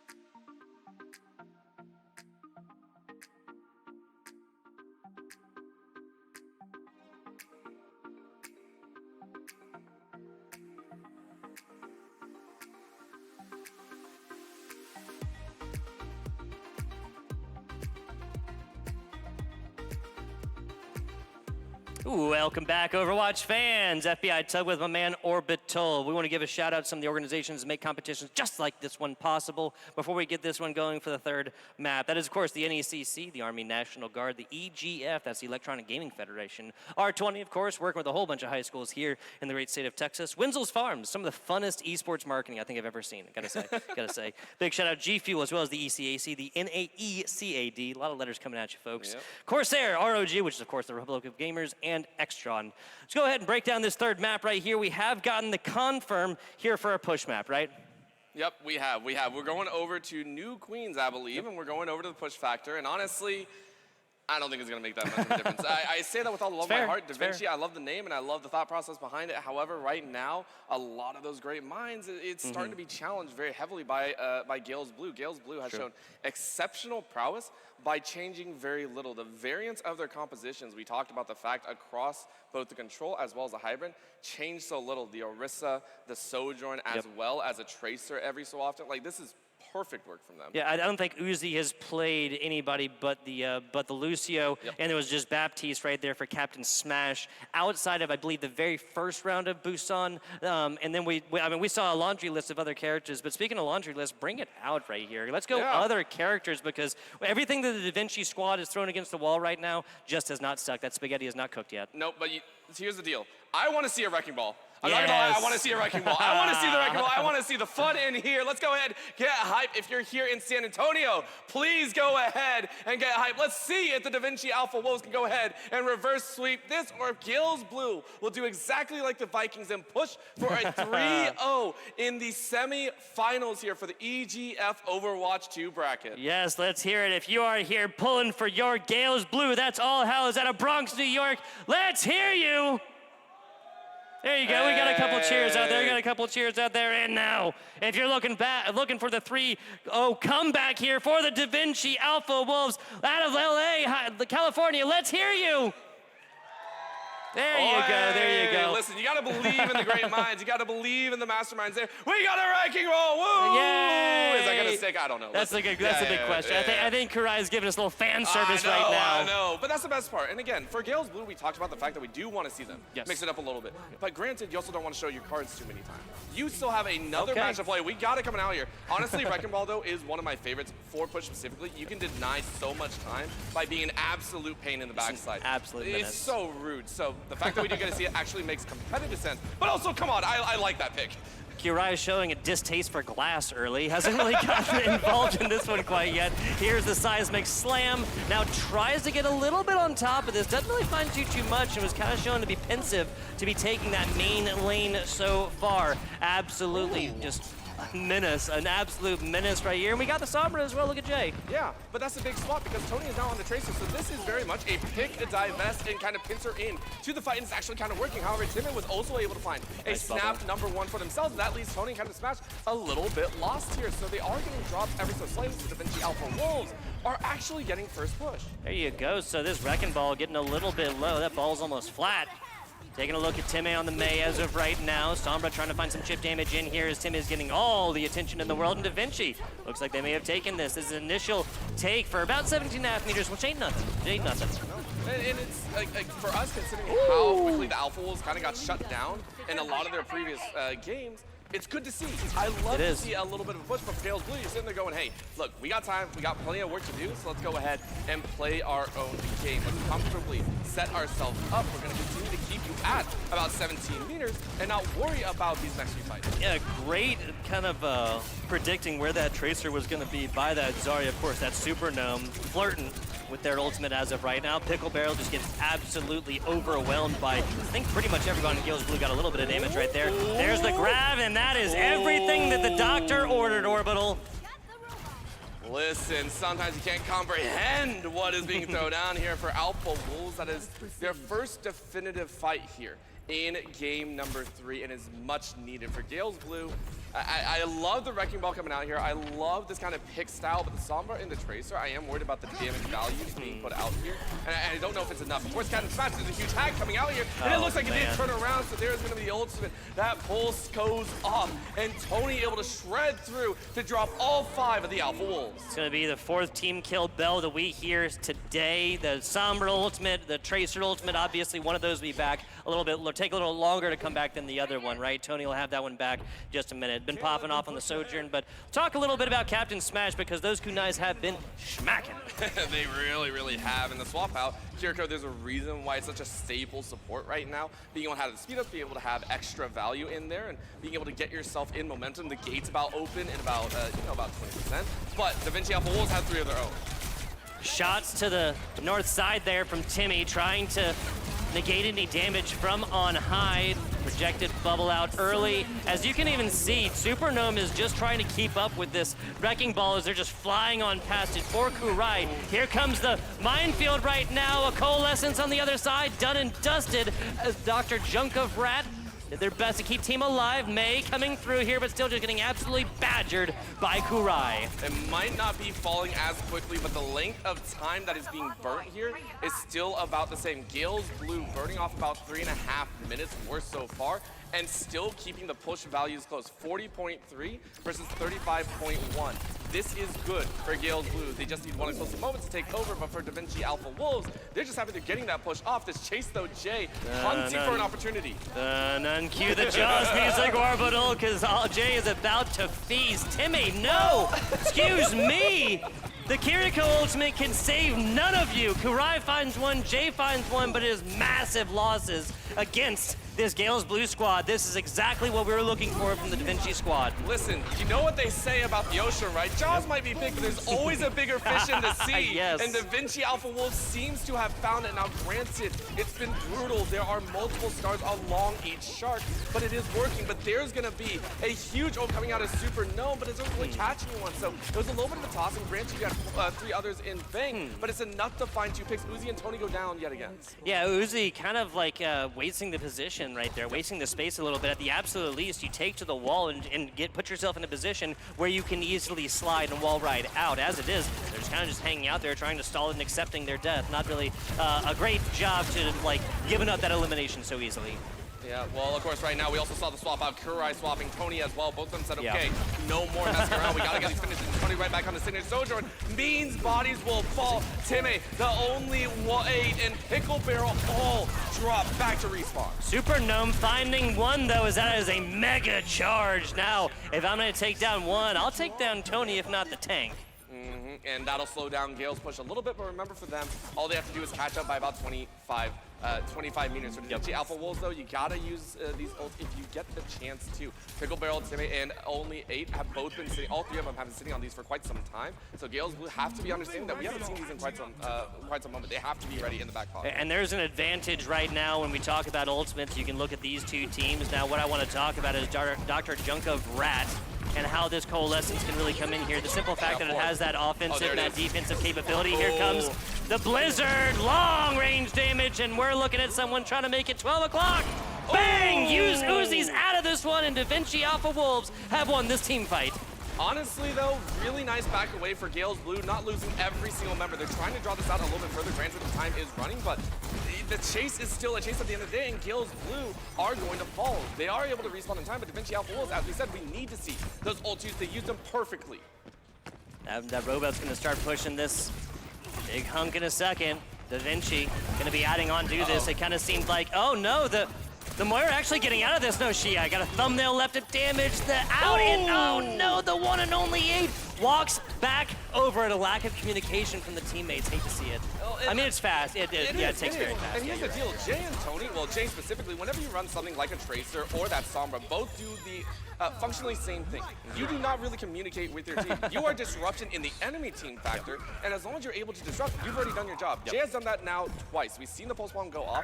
This time as well, your eyes are drawn. The entire DaVinci, I think, is looking at Tony and Karai. Jay just walks right in and says, hey, I found you, and the damage might not seem high, but the pulse bomb really did. Yeah, the pulse bomb was everything in a bag of chips, everything that was required to take this one down. Now projected barrier out right here. One of these contested is Dr. Junk of Rat. Sits in the back again, offensive damage, defensive healing, but not gonna be enough. Forced to step into the ether for just a second. Tony, Karai, everybody falling right now. The only L for the side of the Gale's Blue, of course, was that immortality field that shows up in that kill feed as well. So no ultimates available right now. We're only looking at flirting with about 2.5 minutes. Well, the thing is also, Dr. Junk, you mentioned the Coalescence, hoping to come out here. It was immediately answered by a beat drop, as well as the barrier, plus the overclock. So that was Gale's Blue, like, we are waiting. We knew there was one more in the bank. So well timed. Again, Gale's Blue, early minutes. Hey, let's see what we can do. Now, it's all hands on deck. Let's keep pushing forward. Let's win this game. Okay, I was gonna say you had to hold on to the sound barrier here for this grab that's coming on the other side. Well, Supernova is gonna be garnering at the ultimate in the next 15 seconds or so. Jay takes down Pickle Barrel, but it's a trio of headshots that's taking down all these picks so far. Freeze and more, Karai doesn't care. Jay drops in the thick of things as Dr. Junk of Rat finds this, and I think a little bit of stabilization has come out from the Wolves. It is, but at the same time, Gale's Blue saying we push so far. Karai gets a punch on the only 8. Nope. And they are going to fall a little bit further, but look how far that bot ran with only 2 minutes left. Gale's Blue miles ahead of DaVinci Alpha Wolves here, but DaVinci Alpha Wolves, they've done this now twice, I believe, in Control. They will fight to the absolute last hour, nay minute, if they have to. 3 different players glowing in this for Soon, with ultimate ready to pull this for our various 2 teams. Timmy trying to look for some longer range damage and trying to outburst this Tony player on the other side playing this Sojourn. That's gonna be a protective barrier out for that, but Tony finds a headshot as Timmy loses the one-on-one. Now it's this Ramatra just punching forward and taking the win. So much space garnered and headshots to finish this one out. Not that Karai really needs the ultimate charge. Nope, not at all. But again, for Gale's Blue, it's icing on the cake. DaVinci Alpha Wolves lose a turn, and there goes the bot as well. Pickle Barrel down on the market. That means no gate, meaning this is most likely going to be the last fight available with all ultimates up for DaVinci Alpha Wolves if they can get everyone on the map in time. Yeah, so just a thumbnail away from that one. Here comes a little bit. No ultimates quite yet, just a little pushing and prodding as of right now. Immortality field dusted. Here comes the Ramatra ultimate, and that's gonna prove too much. Timmy comes out on top with that blizzard, and it's way too much for the tank on the other side. Gale's Blue push is stalled, stopped, and dead in its tracks. Here's the deal, they also invested the gates as well with Pickle Barrel, so that was a 2-piece combo. Now you have a 3 ready to go, which actually gives a lot of breath over to Alpha Wolves. Now in this next push, which Gale's Blue have some ultimates ready, they can actually fight back. Alpha Wolves have a chance, and they play this perfectly. Something that is very difficult as Jay is locked out. Alpha Wolves have a chance at pushing through the Ooh, close right there for the Mei. She holds on to the last second and stays inside of it. Here comes the grab on the other side, but it's nothing. Nada. Zilch and 0 garnered off of a couple of ultimates. Dropped 3 of them? Yeah, 3 of them dropped for DaVinci. Brutal looks. And they only took, 2 on the other side. No, 3 on the other side, excuse me. Well, the Ramatra ult was earlier, wasn't it? Yes, but at the same time, it doesn't matter about any. You could have said 3, 4, 5 on Alpha Wolves. There's only one that mattered. Yes, sir. It was Tony's overclock. That's all that matters. Tony yet again showing exceptional prowess to push the likes of Gale's Blue into the grand final. Love it. Punching their ticket and deserving every second of it as the All Hallows Gale's Blue squad. A fantastic shout out to DaVinci Alpha Wolves coming on in here from LA, California, Los Angeles, California. Unfortunately, the beast from the East, because I'm a West Coast guy now, right? I grew up in Charles. I grew up on the East Coast, but I'm a West Coast guy. Now I'm out there in Las Vegas. I'm pulling for the West Coast all the time. There you go. The beasts from the East take down one here, but this may not be the situation for all the time, right? The Vikings coming in from California as well, so they'll have another epic there. Now, taking a look at this one, just kind of flipping through the replays of this previous match, right? And for me, it's something that I do feel one of the things that we can identify is, at least for the side of Gale's Blue, they definitively have a much stronger composition that they like to run. The Orisa as well as the Sojourn, these look so clean. I don't know, maybe the Wrecking Ball was for our benefit. And if they did, I love them for it. Thank you so much for doing that for little old me. At the same time, it didn't look as practiced, so obviously a little bit of a drop there. So we'll know if we see them tomorrow, and right? if they're enjoying themselves, that's great as well, as we mentioned. But, I mean, Tony, if the Vikings come in here, and if Vikings actually beat them in the group stage, great. Tony needs to be shut down. If anyone's looking at this, Tony needs to be shut down. Karai would be second priority. Very close in priority, but second nonetheless, because every time we look at this, Jay, if Tony's down, Jay picks up, but more often than not, Tony rocks that highlight reel. Yeah, I mean, all across this replay highlight reel, as Orbital was saying, but really at the end of the day, this was just a player playing a hero that just took over every part of this. I don't think you can. I was trying to think of like ways like Corey did a fantastic job on the other side. This tank that was Super Gnome did a really, really good job and kept this Da Vinci Alpha Wolf squad within like fighting distance plenty of time, but I don't think you can really have the MVP conversation without Tony, right? Like I think it's a hands down. Yeah, there's people get mad at us. People will get mad at casters and us here on the analyst desk or anything like that. Whenever we give DPS, always MVP. It's like DPS always get MVP. They always, well, because they do a lot of damage. That's the whole reason they're there. Yet Tony always found opportunity. If you ask Tony, I'm sure Tony's gonna say, hey, look, it was the team. Team gave me space, team gave me opportunity. There's a reason why I was so free all the time. But we have to say, if you're given space, but you can't make the shot, that's a whole different story. Tony landed every shot that they needed. Exactly. The healers can keep them alive like the entire map. You can literally never die. Well, if you don't land shots on their side, just doesn't matter. Short breaks, folks. We'll be coming right back. A little bit of Valorant action. I believe I heard that in my cans. Myself, FBI Tugboat, and Orbital. Appreciate you guys for watching. Oh, what an awesome day for a pump, dude. Yeah, I gotta take it easy. Doc says if I exert myself, I will die. You overexert yourself, you will die. I'll tell you what, you finish the workout, all these could be yours. That looks good. A little bit of honey ham for the ham. Get after it, and that's your, no, get after it, and that's your treat. Do the exercise, do the work, then you get the reward. That's how this works, man. You gotta give it max effort, maximum effort. That's what I'm talking about, baby. Big hams. Make it work, those hams. Work them. Putting in the work. Yeah, baby. Yes. Dude, this is a spicy workout.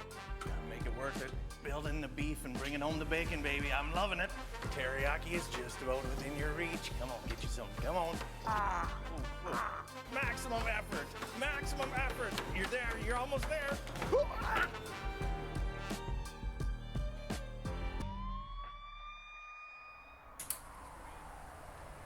That's so worth it.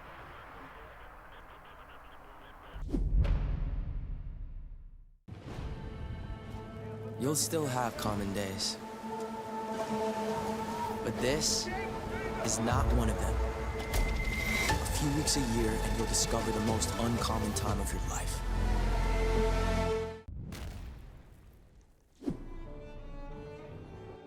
What am I supposed to say? It doesn't matter. He's dead. He ain't listening to you anyway. I'm hungry. No. Put it away. I can't watch it. Oh, crap. Just reach in.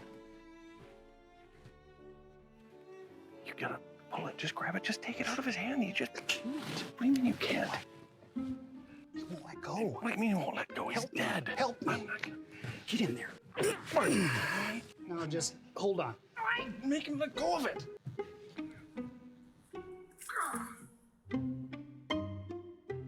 No, I got you covered. Just go in for a hug. Go and get on in there. It's a bad loss. Yeah, hug him up. Just reach, hug him up. He's breathing. It's on the other side. Go. I can't do it. Help! Help me, Lord. Help me get over this loss. I can't breathe. Hey, I can't breathe. I'm so upset. I can't breathe. Stop. You knock on wood so they go to heaven. It's like a lucky. Get the stick. Yeah. Hey, do you the meat stick? Yeah, I got it. Hey, just hold tight for a second. They're moving the casket. Just hold tight. Yeah, that's no worries. I got it. You'll still have common days. Get caught in traffic during your commute. Overthink a text message. Get a song stuck in your head. This is not one of those days. A few weeks a year and you'll discover the most uncommon time of your life.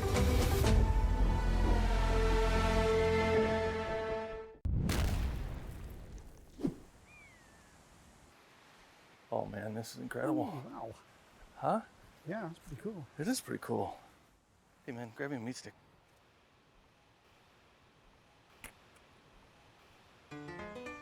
think I can reach it if I just a little more. Just let me go a little. I can't. Just a little more. I almost got it. Careful! Oh, God. No. Come on, just reach. Reach. Just grab my hand. I can't hold it. Grab my hand. Give me the meat stick. This other hand's closer. The one with the stick is... Oh!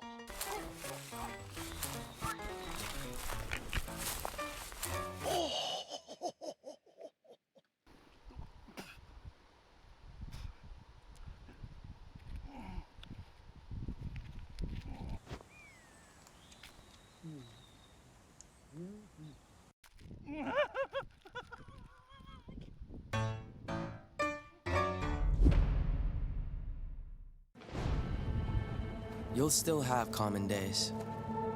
Forget someone's name mid-conversation. Count your tips at the end of your shift. Buy something disappointing off the internet. This is not one of those days. A few weeks a year and you'll discover the most uncommon time of your life.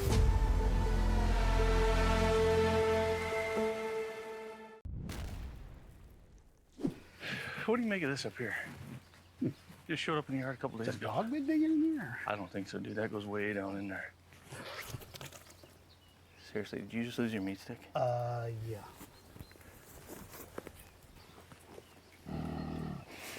Oh, no. There's something in there, dude. Just leave it. Are you kidding me? We'll just head to us. Just leave it. The hell with that.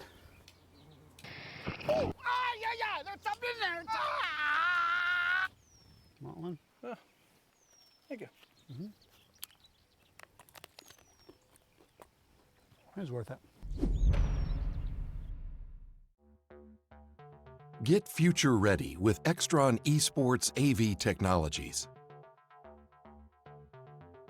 Experience better looking images and higher quality sound with AV systems that are easy to control. When it comes to esports, Extron provides the winning edge. To learn more, visit extron.com/esports.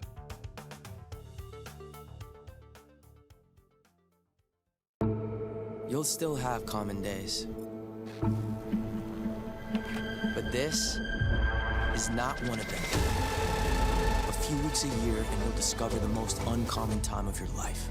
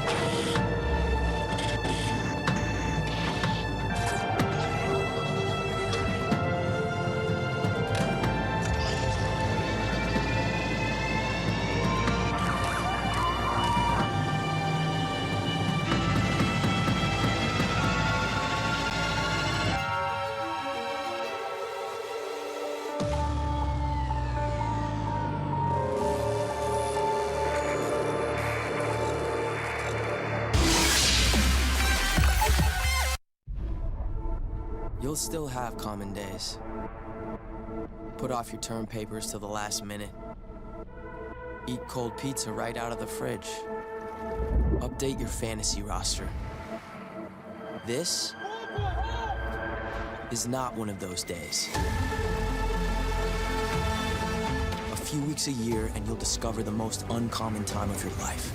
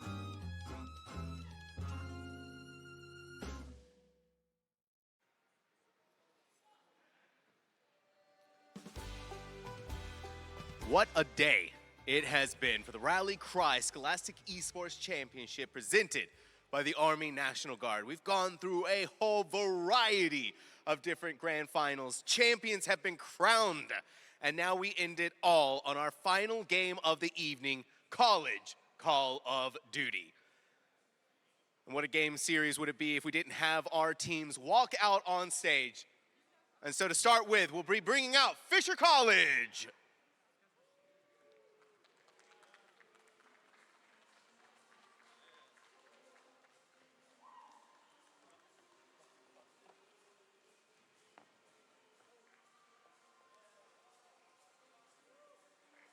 And now to join them, we have none other than Oklahoma Christian University.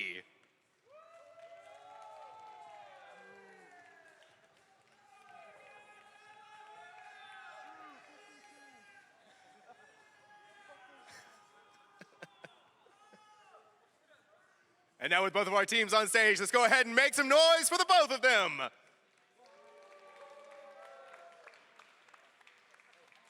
Now for our final game tonight, let's go ahead and make this a great one. College Call of Duty. We're gonna be throwing it over to our casters.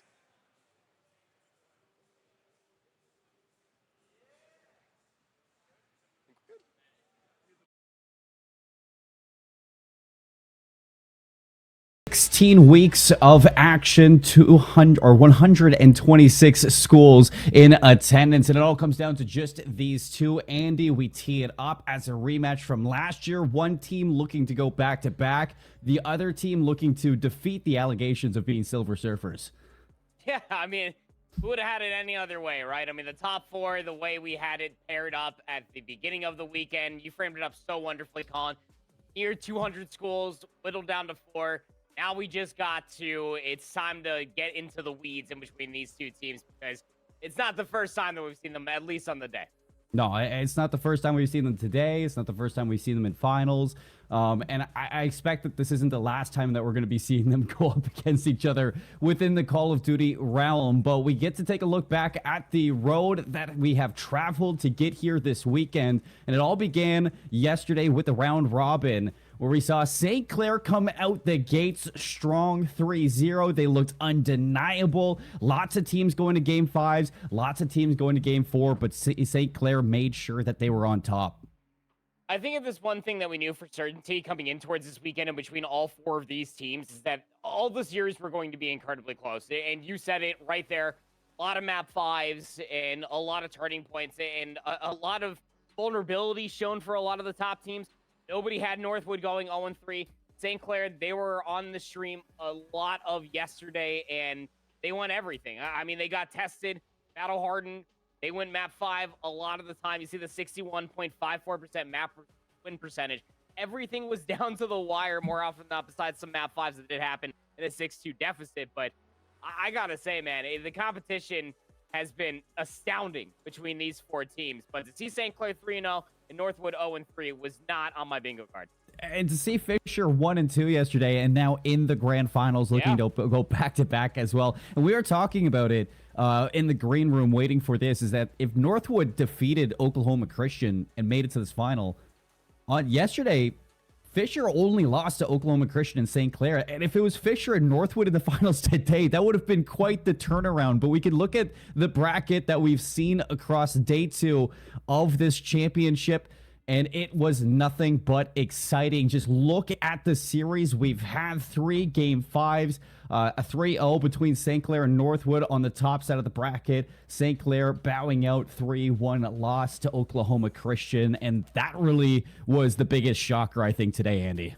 Oh, yeah, totally was. I mean, just to go out with the whimper the way they did for St. Clair, I feel like we always talk about this, right? Like, the Saints, they look really good towards the end of the season. They get towards this position to make a statement in the final stretch of the CCL season, whatever roster that they do have. And then when it comes down to a championship Sunday or a championship Saturday, whatever it was the framework to be, they just go out with this whimper. They only win a single map. It was against Oklahoma Christian. And as much as that does suck for the team that is being represented for the Saints out of St. Clair College, you really got to tip a hat for how they're in the entirety of their season for Black Ops 6 has gone and is still going, keep in mind you, for challengers. This is not a representation of the ceiling that this team has. It is an unfortunate end to what has been a fantastic year. But we could talk about the other teams that we've had as well. Northwood with the major turnaround after 0-3 in day one. They come out, they beat St. Clair 3-0. They get their revenge. They move in, take Fisher to a game 5, and then they take Oklahoma Christian to a game 5. That is another big shocker today. It's almost like what we were saying yesterday. That is the Northwood that we expected to see. Yeah, and I think that this could also tip a little bit of a hat to how competitive a lot of these series were to St. Clair. It was a round 11 dealership search and destroy that actually tipped the edge for the Timberwolves at Northwood to frame up the winners finals versus Fisher College. But beyond all of that, yeah, the map 5 was just dope-inducing, right? The vault hard point 250 to 169 to set up Fisher College, just beating the brakes off of Northwood 6-2 on the dealership search and destroy. That went to map round 11 in that map 2 versus St. Clair the round previous to all of that. And then Oklahoma Christian just also to the statement to be beat Fisher Esports in the round robin phase.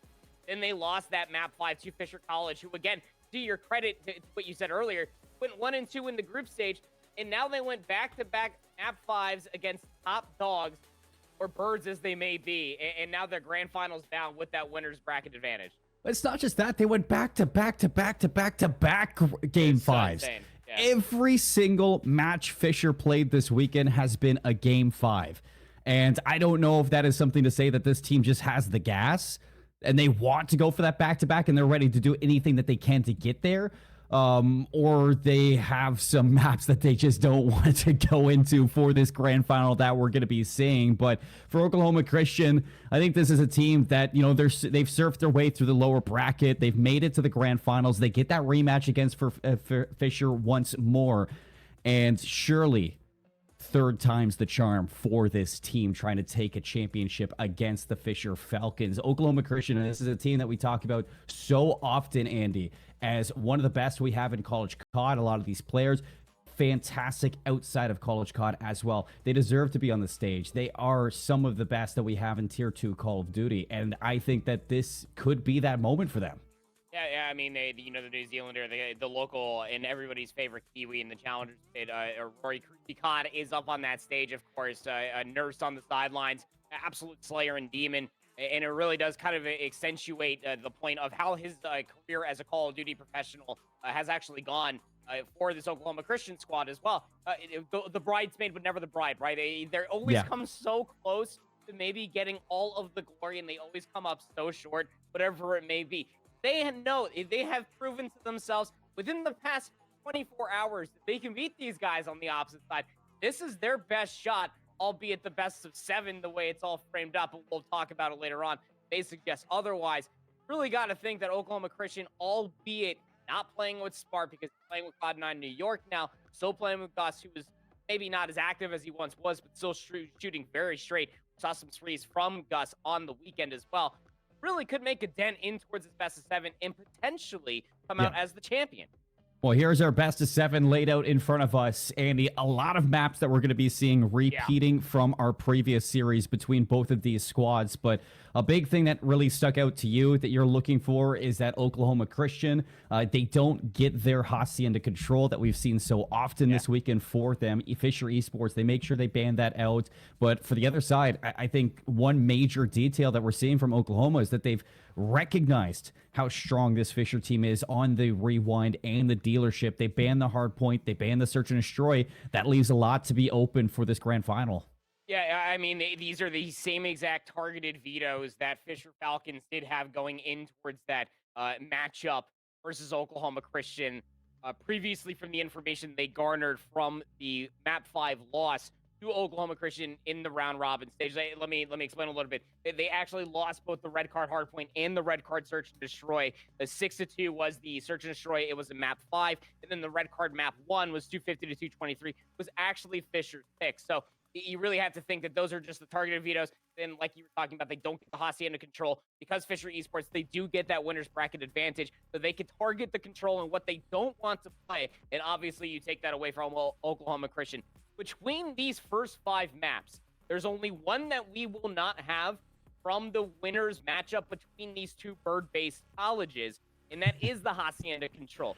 Yeah. That Hacienda Hardpoint was the one of which the 4 that I just talked about are what Oklahoma Christian won 250 to 215. The other maps were incredibly close besides the Rewind, Search, and Destroy. So if you can win one of those of which you lost for Oklahoma Christian and somehow get it to that Hacienda Search and Destroy, it could look good for you. But Fisher Esports are icy. You talked about how they keep clutching up map 5 after map 5. They drew out a really good best of 7 to maybe not even see that map 6 and 7, and potential odds would be in their favor. And we look at the stats for both of these two teams across the season and their record. It was picture perfect, I would say, across the regular season, across the conference finals, into the regional finals, and throughout the championship finals as well. These two teams have been very buttoned up in their road. And like we said, I mean, we have to give our congratulations over towards Dylan Rex for Fisher, who has risen the ranks into the Carolina Royal He's playing Ravens. against Optic right now, man. Playing Optic, playing Mercules right now, and Bullcut Matt has filled his shoes exceptionally this weekend. And Oklahoma Christian, you lose Spart, they go to C9, they beat Atlanta FaZe this weekend. He's looking good, and it's Gussified to move into this roster as well. Both of these two teams had changes this weekend, and Andy, when I was looking at it, I immediately thought Oklahoma Christian won those changes because Gussify on the squad, he is just such a good addition to what is already a great team, considering the history that he has with these players. Great kid, great heart, man. Best smile in the Challengers Pit, bar none. Obviously, commiserations to the Challengers Pit once Gus does go on, graduates, and we will no longer see him competing. But you really got to just showcase the abilities that Gus has always been gassed for. I mean, you and I have been casting the Challengers Fierce for quite some time, and he could also be in that same part in conversation with Manny, his teammate as well. You're surrounded by the right team. Yeah. Can always be in that position to maybe try to shine. Maybe, you know, the iciness isn't always there. We see Gus in 1v2s, can always be pressured out, making wrong decisions at certain points in time. But in those 4v4s and in those moments where he does need to set up his other teammates for success, he is able to make the right decisions. Very, very good in the respawns is Gus. And albeit these stats are very sexy, and it is nice to be able to see all of the stats to your credit there with Bull, Cut, Matt coming in towards the mix, and Gus now coming in towards the mix for either of these two sides. The only thing that you could really take away from is what they look like on the weekend. And with this Vol Hardpoint in particular, the handful of times that we did get to see it, this is going to be a really big battle of the SMGs, in my opinion. Dark Side is an issue. We've seen him already on today. We've seen him against other top teams in the latter half of the tournament thus far, specifically in the bracket stage, Colin. He's been a real big problem. I'm looking towards Manny to show up, especially in this map number 1 on this main stage in San Antonio, Texas, to really set the pace in the President versus the Falcon. Yeah, here we get a good look at the stage in the Techport Arena, presented by Boeing Center in San Antonio, Texas. Both teams lining up, getting ready to go. It is a major event going on as we got Valorant, we got League, Overwatch 2, lots of different esports going on this weekend here in the center. And for the addition of CCL, it has been a lot of fun to be alongside this tournament. Shout out to NECC for putting everything together for the Scholastic tournament that we do have, and for these teams who have been able to show up and showcase just how good they can be within this pipeline of Call of Duty in the collegiate side. And it kind of brings in, too, when we're looking at it, because Fisher is one of those teams that obviously has been a good bridge for a lot of these players coming out from challengers, hopping in to collegiate. And you look at the other side on Oklahoma Christian, and it has been the pioneers in terms of Cruzy Cod, who's just such an advocate for players to go through this pipeline, to make this their day-to-day. And they're putting it in showcase right now, just how much it pays off for them. Oh my gosh, ever. I've always found it to be incredibly admirable to be a collegiate athlete for one, but also just to be at the level to be a collegiate player as well. But like, the scrim schedule is not kind. I'm not going to go into the entire TED Talk and rant about that for Call of Duty, but it is not kind. for you to be able to get your studies in. I'm gonna sit here and continuously just like gas up Cruz. Like he's becoming a nurse. Like if you don't know what it takes to dedicate to do that, and he's still a top 5, top 6 AR in challengers, it baffles. It's a lot of schoolwork, a lot of studying, and a lot of Call of Duty to go on top of that. So hats off to these players for making it this far. Let's see who's our 2025 College COD champion. Fisher, Oklahoma. It's going to be Vault Hardpoint, and already out the gates, it's a bloodbath. Yeah, Oklahoma will have that favor side, so you're going to see them continuously throw numbers, specifically from the right into the center of the mini-map, just to try to keep things contested. P2 is going to be where you're going to be able to get the real leg up in these situations, but a good kill feed does roll through for Oklahoma Christian. They may be able to generate a handful of seconds worth of time, but Fisher Esports running close, continuously keep things contested. And with Manny pushing into lobby, this is something we've seen a lot from the St. Clair team. When you have that submachine gun who's just able to kind of draw that line in the sand, allow for those spawns from Fisher to be pushed so far back. It gives that extra time off the initial. And Oklahoma Christian, they have the setup. You even look towards Prada. Down over towards those palm trees. Can he stop this approach? He's going to get traded out, but the damage is there. And they're still in the hill, getting a lot of time off of this. It's a very sticky spawns, right? A big rotation actually coming through from Proto. He's going to start picking up these back hallways. Should be able to maybe get one for free, but trying to make sure these spawns will be anchored. But no, Darkside actually gets that turnaround. Everybody's looking in that direction because the flank gets burst and wide open. This comes down to Manny inside the time, and what a well-orchestrated break, all off of the 1v1 Darkside was able to win inside the hallway. It is the break over towards P2 for Fisher Esports, looking to get the rest of the scrap time. See if you can cut this lead off. I like this play from Matt. He's going to try to get some space for the rest of the team to work into this late rotation on P3. Maybe even pull a couple of spawns. You can see Darkside over towards P4. He's there as well. So lots to do here for Oklahoma Christian on this rotation, just to figure out where these players, where these Falcons are. Yeah, Cruz was in a really weird spot, though. He was at top balcony, so he actually forces Proto to spawn up behind him while Manny was trying to get inside of Art. And although that may be a pressure point, it really causes a ruckus for the spawns, and it allows Fisher to, once again, be the benefactors from a mishap of Oklahoma Christians execute on the rotation. So now they're from the outside looking in. Fisher got full art control in the center of the map for good. Brack on the trade, 2 for 1.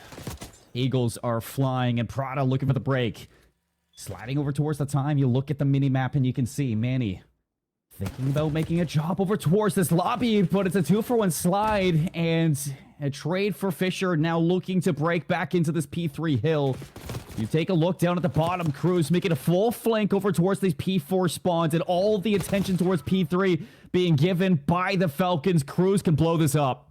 You know what makes Phantoms just a really desirable main AR? You saw that player number 4 turn around. He's counting heads, but plays the right angle. Gets info on the second after he takes down the aforementioned Timmy Phantoms, but his teammates are still a little bit further out. There come the spawn outs finally occur. They shrug Darkside off of the angle to allow the spawn in, but they still don't know which way to look. Fisher are flooding from the front.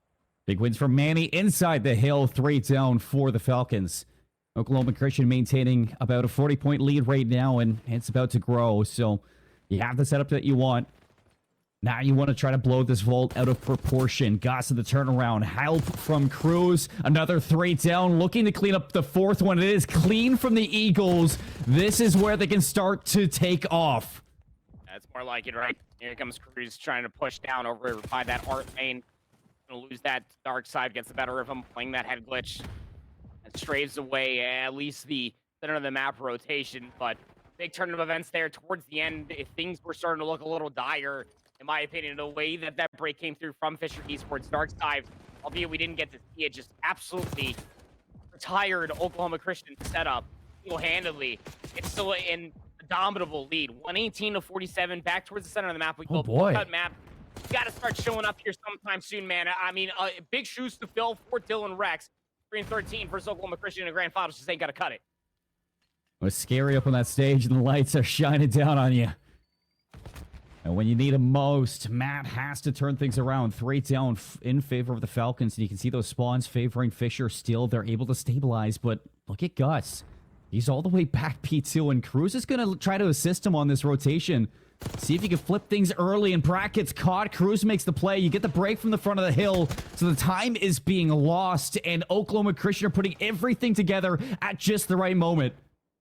Shout out Manny. I mean, he's been winning a lot of good isolated gunfights. He's now 16-9, the opposite side of the spectrum for Fisher Esports, who have just been reeling. And yeah, I'm pretty sure that Gus spawned all the way in towards the back because Fisher, they don't know which way to be or where the line in the sand is going to be crossed. Cruz playing the corner, last bullet in the magazine, able to find the 2-piece. Now gets the third, looking for the fourth. Won't be able to find it. Phantom finally finds that trade, but Oklahoma Christian.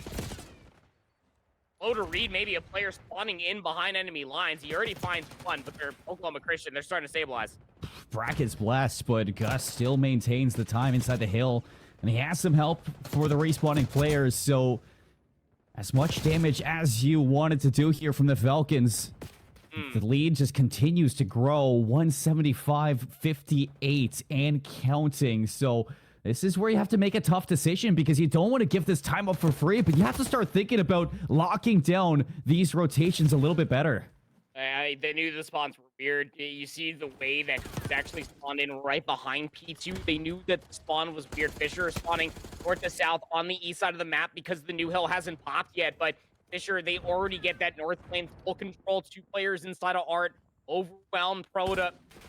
And he's just a little bit too late to maybe find that trade. It's just isolated efforts coming through from Oklahoma Christian. Need just to try to wait. Manny shows his presence in towards the back. Once this isolated gunfights, he gets it. He's able to manifest it just single-handedly, but his teammates can barely get off the respawn block. Winner's advantage is going to be tough to deal with here for the Falcons because all the Eagles have to do is slay out, keep them off the time, and look towards these big ticket hills to try to put this win away. So into this P4 rotation, a couple players backed up inside Art. Manny's going to catch the rotation onto Matt, and you're fully dug in now off the respawn. This is going to be where you need to put together a break fast. Almost double positive now for Manny. And he's really been the cornerstone for Oklahoma Christian, able to get the spawn flips, able to get inside of Art, able to get that break back in towards P3. They're on the better side of P4 as well here, Colin. It's so good. And you got players spawning in there, anchoring in towards the back side of Art. That's going to be Cruz, the crucial moment. Everybody has to keep cycling inside of the time, play for the trades. Oklahoma Christian can end things, maybe not here, but it might as well be close towards the end of it. It's going to be difficult for the Falcons. And Matt's going to get cut down inside. Gus just living 4 in a row. 20 seconds left for the Eagles to try to take this map 1 and kick things off exactly how you needed to in this grand final. Matt's going to fall along with Brack to out the Lion, and already the Falcons just looking to rotate over to this first hill, but you have to put some bodies at old. Oh my God. The lock's not even there. It's all red in the feed, and Oklahoma Christian strike first. Oh my God, they're gassed. You got Lorpung running up there. The fist bumps too. You can't say anything. Like, the Oklahoma Christian just got done playing a full-on series versus Northwood, but they had to get up, walk from their old setup, reset themselves, probably get a new bottle of water, go to the bathroom, and then sit on that main stage and wait for the entire walkouts. Like, there was ice involved. They sat up there and absolutely thrived, flourished, and fried the opposite side of the stage. 100-point club the Fisher Falcons after what we saw all day long, and especially after losing this map mode combination earlier in the day in winners round 1. The very same team, Oklahoma Christian, just absolutely came out blazing. This is a team that's not going to sit down and wait. This is a team that's going to look over. They're going to plan. They're going to talk about what went wrong. And man, they are going to make adjustments. 250 to 81 on the Vault hardpoint, straight belting them across the map. A full team effort from the Eagles and Falcons. Hopefully you're not running out of gas at the finish line after what has been a very long 2 days. But we talked about it at the start of the day, or the start of the finals here proper, and how important this is for Oklahoma Christian to come out strong. And they do just that here with the Vault hardpoints. Going into the rest of it, I mean, your whole idea is just how long can you make this series? Because as far as it goes, it just keeps getting better for the Eagles. Yeah, it really does. I mean, the way in the framework that the entirety of the best of 7 was set up, especially with the protocol control and Search and Destroy coming up. You wanted your top slayers to be showing up, and although Darkseid was trying his best for the Falcons, I mean, Manny, it was just in his bag, man. He was just running around, just fully free. There was that one scare that Oklahoma Christian, you can only imagine the calm, succulent voice that is the New Zealand accent of Cruz, and maybe even Gus thrown in there as well, just saying, let's go ahead and calm down, mate. Like whatever it was, their fundamentals were on point, and it was just setting Manny up for success. He was somewhere almost north of double positive, maybe just shy of it at the end of that map number 1, but just really good decision making for Oklahoma Christian throughout the entirety of that. And now they're going to be 1-0 up in this series. And you really got to think that the way that this map number 2 is going to be set up, you saw that Protocol Surge is the map number 2. It went map 5 or round 11. Last time they played it in winners round 1 was the second map. It almost felt like that it was on a seesaw. And Oklahoma Christian probably could have closed that one out. They also lost it in a round 10 in the round robin phase as well to St. Clair College. So the reps are there throughout the entirety of the weekend. The momentum is surely on the left side of the main stage. Boys are looking cool. And I feel like every single time we go to a Search and Destroy this weekend, it's either a 6-5 or a 6-2.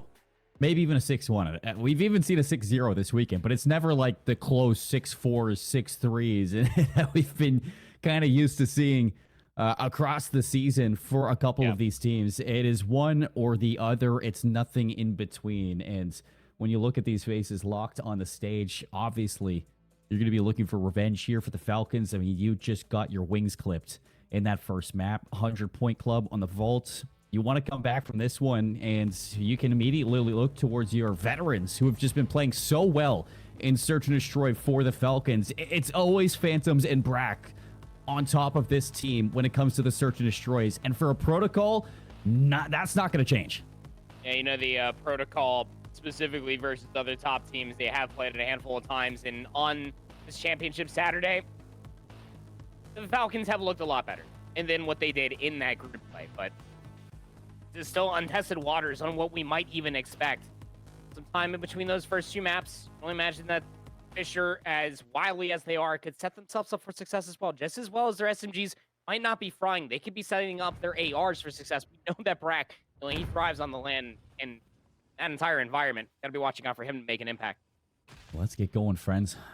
Into the Protocol.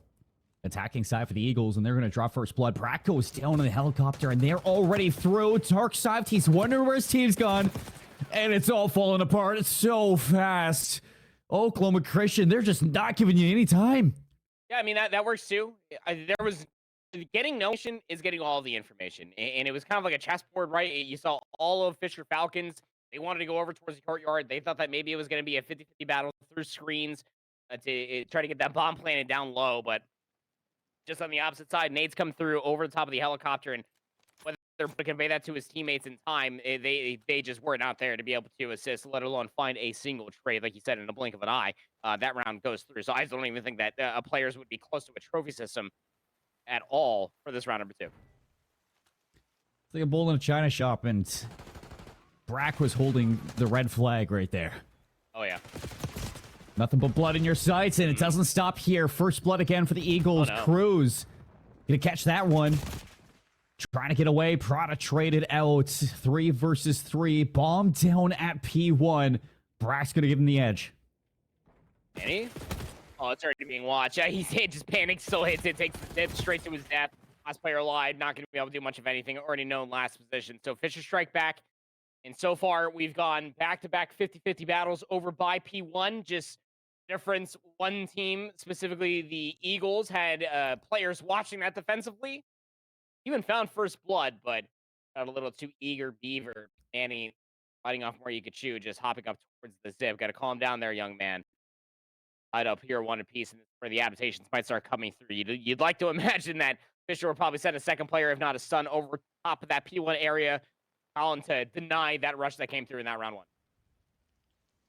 Fast and furious so far. Both teams looking for the edge. Middle of the map, Brack, what a shot. All 4 bullets land. Even the wall bang onto Prada to close it out. Still not going to stop them from going to B. Just an interesting counter. I mean, they win top trips just to play take. They will have numbers for this. They should know that Gus might be on the late flank too. It's good help. Darkside, though, trades it. Steal numbers for the Falcons. You need this flank to happen soon. They know Cruz is going to be all the way back. Lamar. So he needs the assistance. However, he's going to draw that first one. Bring it back to a 2v2. Cruz holding his ground, playing his life. 20 seconds, and now Gus brings it into the 1v1. Escapes with 16 seconds. All he has to do is play the time. Darkside, how does he clutch this? With no time, it is not going to happen at all. And Gus still able to get the kill at the end, just calm as ever. He still got it. Towards the screen. Yeah, he never left, bro. It never left. That was just really well played. You saw the moment that Cruz went down. Gus set up the 1v1, and the immediate calm comes to just play the clock. A veteran move for Oklahoma Christian as they just completely disengage. All played there out of Gus. He's now up on 2, headed in towards this round number 4. So far, it's just been all offense. Fisher now, instead of taking that 50-50 maybe over towards P1, they're electing to go to the high ground. Oklahoma Christian, they're going to get scouted out off this courtyard push. You're almost losing Brack there. Max waiting for the go-ahead.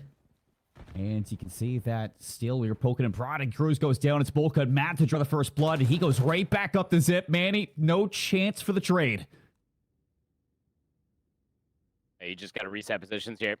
Gus is starting to think about maybe over towards top helicopter. Rhoda's going to get cut down on the rotation over towards the zip line. Everybody's just isolated. Yeah, his screens is giving up. A-bomb there. Gus throws out a red dot as well. You just got to wait for his teammate, though. Runs back up spiral. It is going to take a miracle to bring this one back, especially considering Phantoms. He's going for the long, long flank. Now it's Gus. How many kills can you get? 0 is the answer. Fisher going to answer it back once again as we go tit for tat here on the protocol. Andy, this is nail-biting close. Yeah, I mean, it's still early doors here, but if there's one similarity on both sides of the bottom thus far is that Oklahoma Christian love trying to take points of Ingress around P1. That was the first time that we actually saw them take it around the Baza side of the zip, headed over towards that P2 area, the bottom side of the courtyard is what I call it, but it is what it is. Fisher, their adaptation ever since round 1 is just to take top grandmas or top trips, respectively, whatever side of the bomb that they may be on. And it's just been a dead stalemate in towards round number 5. Back towards this offense for the Eagles. Fisher Esports back towards a round 1 rollout. You're expecting it to come screens, and they're right. Stuns and nades, but it's back-to-back bloods for Matt himself. Bowl cut glistening in the lights of the main stage. A trade quickly from Manny. It's going to bring things back to an even life stand, but they're still going for this A side. Manny on the bait and switch and loses his wingman, but able to continue this battle for A. Bomb has gotten here. It should go down. Brute force their way. Any late utility. Cruz still has a frag grenade, has a trophy system as well, but I don't think there's anything on the opposite side yet. Nasty head glitch. Throws out the red dot. Brack last alive. 1v2. Plant the rock, young man. He's going to drop down spiral right here, and I think it's going to be watched.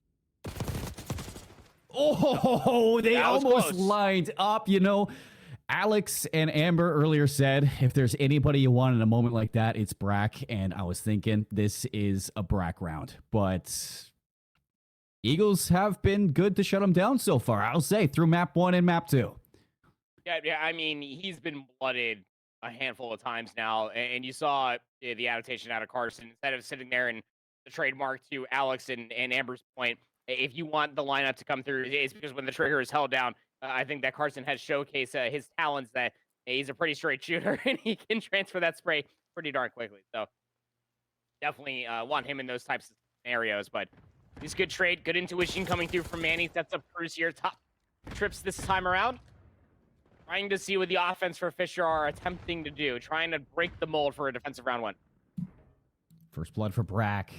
So we've been looking for that for a couple rounds. That's 3 first bloods in a row for this Fisher team. And this is already seeming like a Falcons round. Cruz going to slide through. And it is a blender.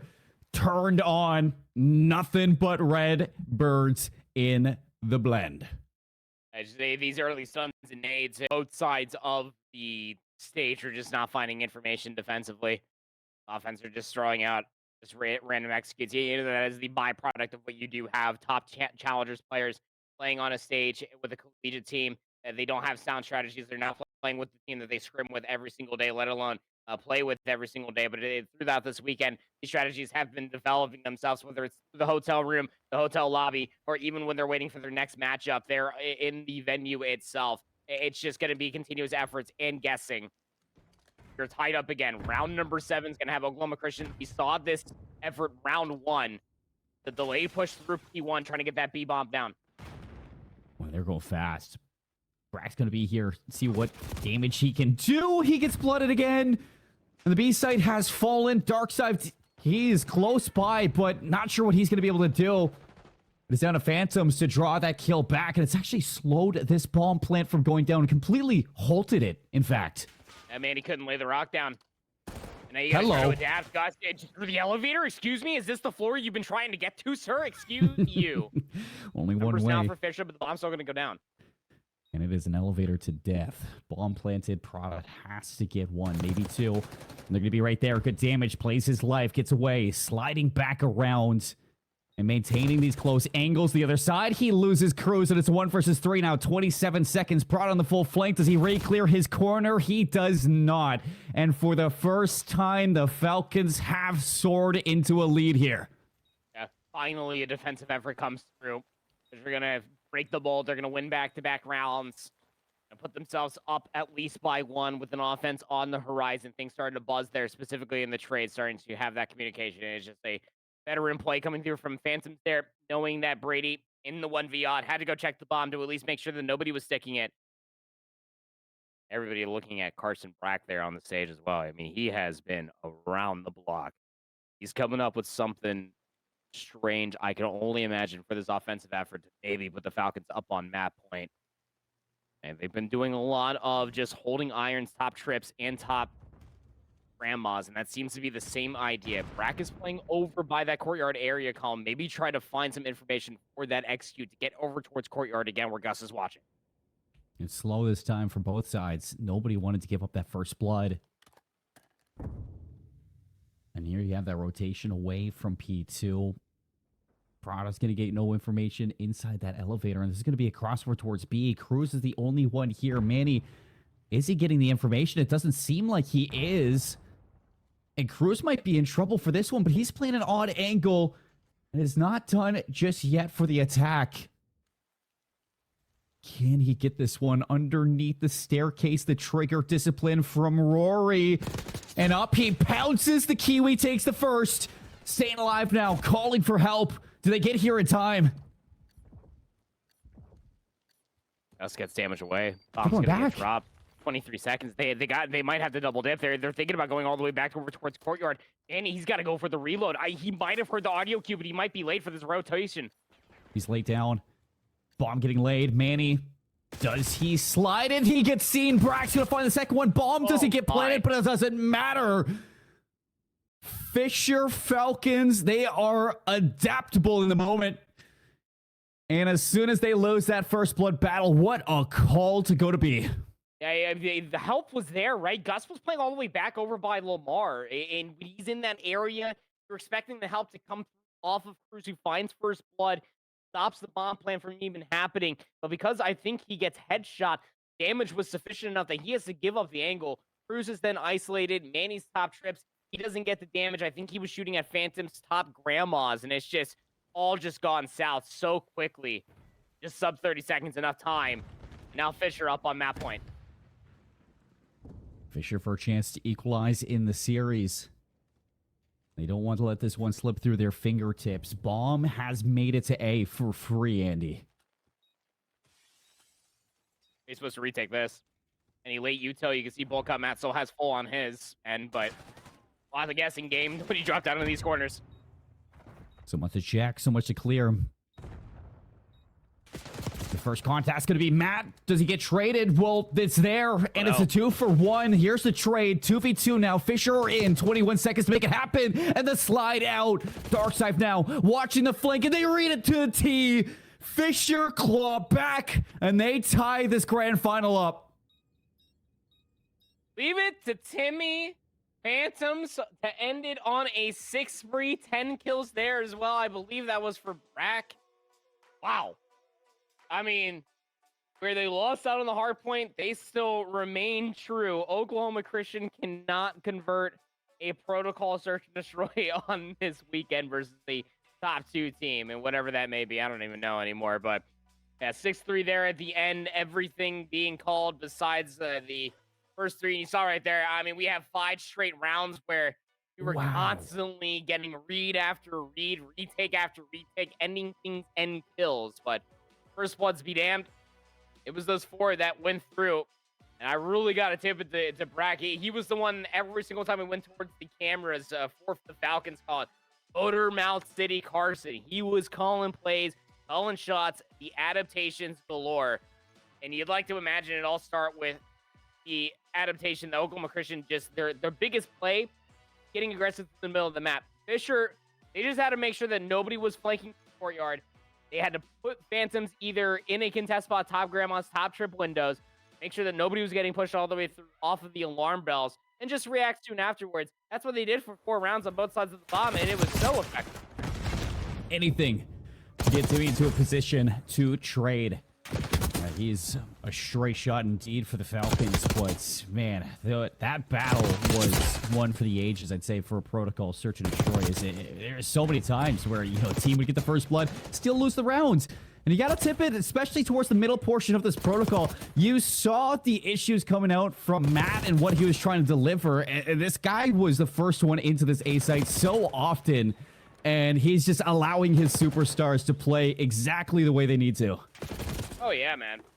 Exactly the way they needed to. I mean, but even being showcasing some superstar talent where some questions might have still been there, right? I mean, like, yeah, you know, it's a collegiate grand finals, whatever that may be to some other challengers players, but like, you seeing the decisions that Phantom's still making, like in these 2v-odd situations, still keeping pace with some of these younger individuals on the stage as well. Like, yeah, like Timmy's still got it, man. He is. And it's a really nice sight to be able to see. Now we're tied up 1 apiece here. Was worried off of that 100-point club we got from the Vol Hardpoint. Was a dastardly good fight in winners round 1 and was a cataclysmic finish for the Falcons. They burned down in the map number 1, but in towards the protocol control. These are untested waters between these 2 teams. Historically and recently for the Eagles in round robin play, they did play St. Clair on this map mode combination, Colin, and they lost 0-3. That was yesterday, and today seems like a brand new day out of the Eagles. Well, if you guys at home want to shoot like Timmy Phantoms, make sure you head over to scuff.co/collegecod. Pick yourself up one of these bad boys on your screen, and maybe you too can be a collegiate champion in the coming years. Well, that's going to be us for now until this next control is ready to go. We'll see you soon with some more championships. Get future ready with Extron Esports AV technologies. Experience better looking images and higher quality sound with AV systems that are easy to control. When it comes to esports, Extron provides the winning edge. To learn more, visit extron.com/esports.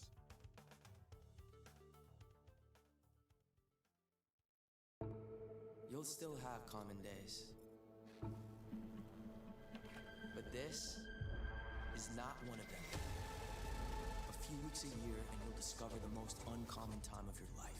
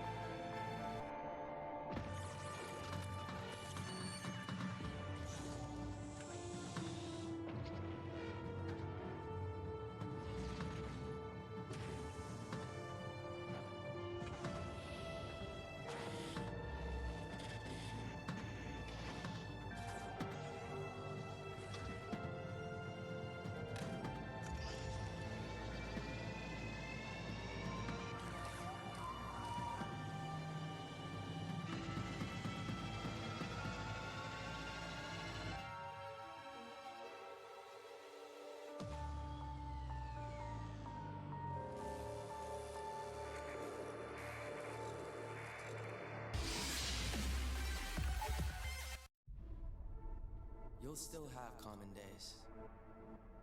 Put off your term papers till the last minute. Eat cold pizza right out of the fridge. Update your fantasy roster.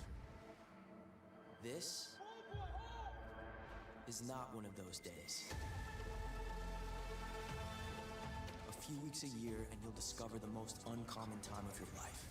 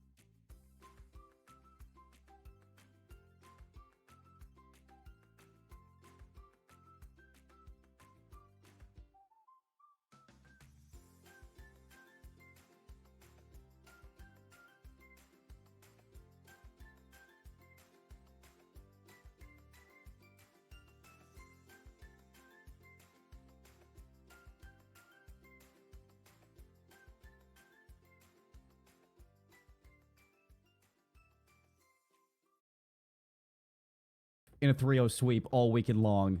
I didn't expect that to be the case here in the grand finals either.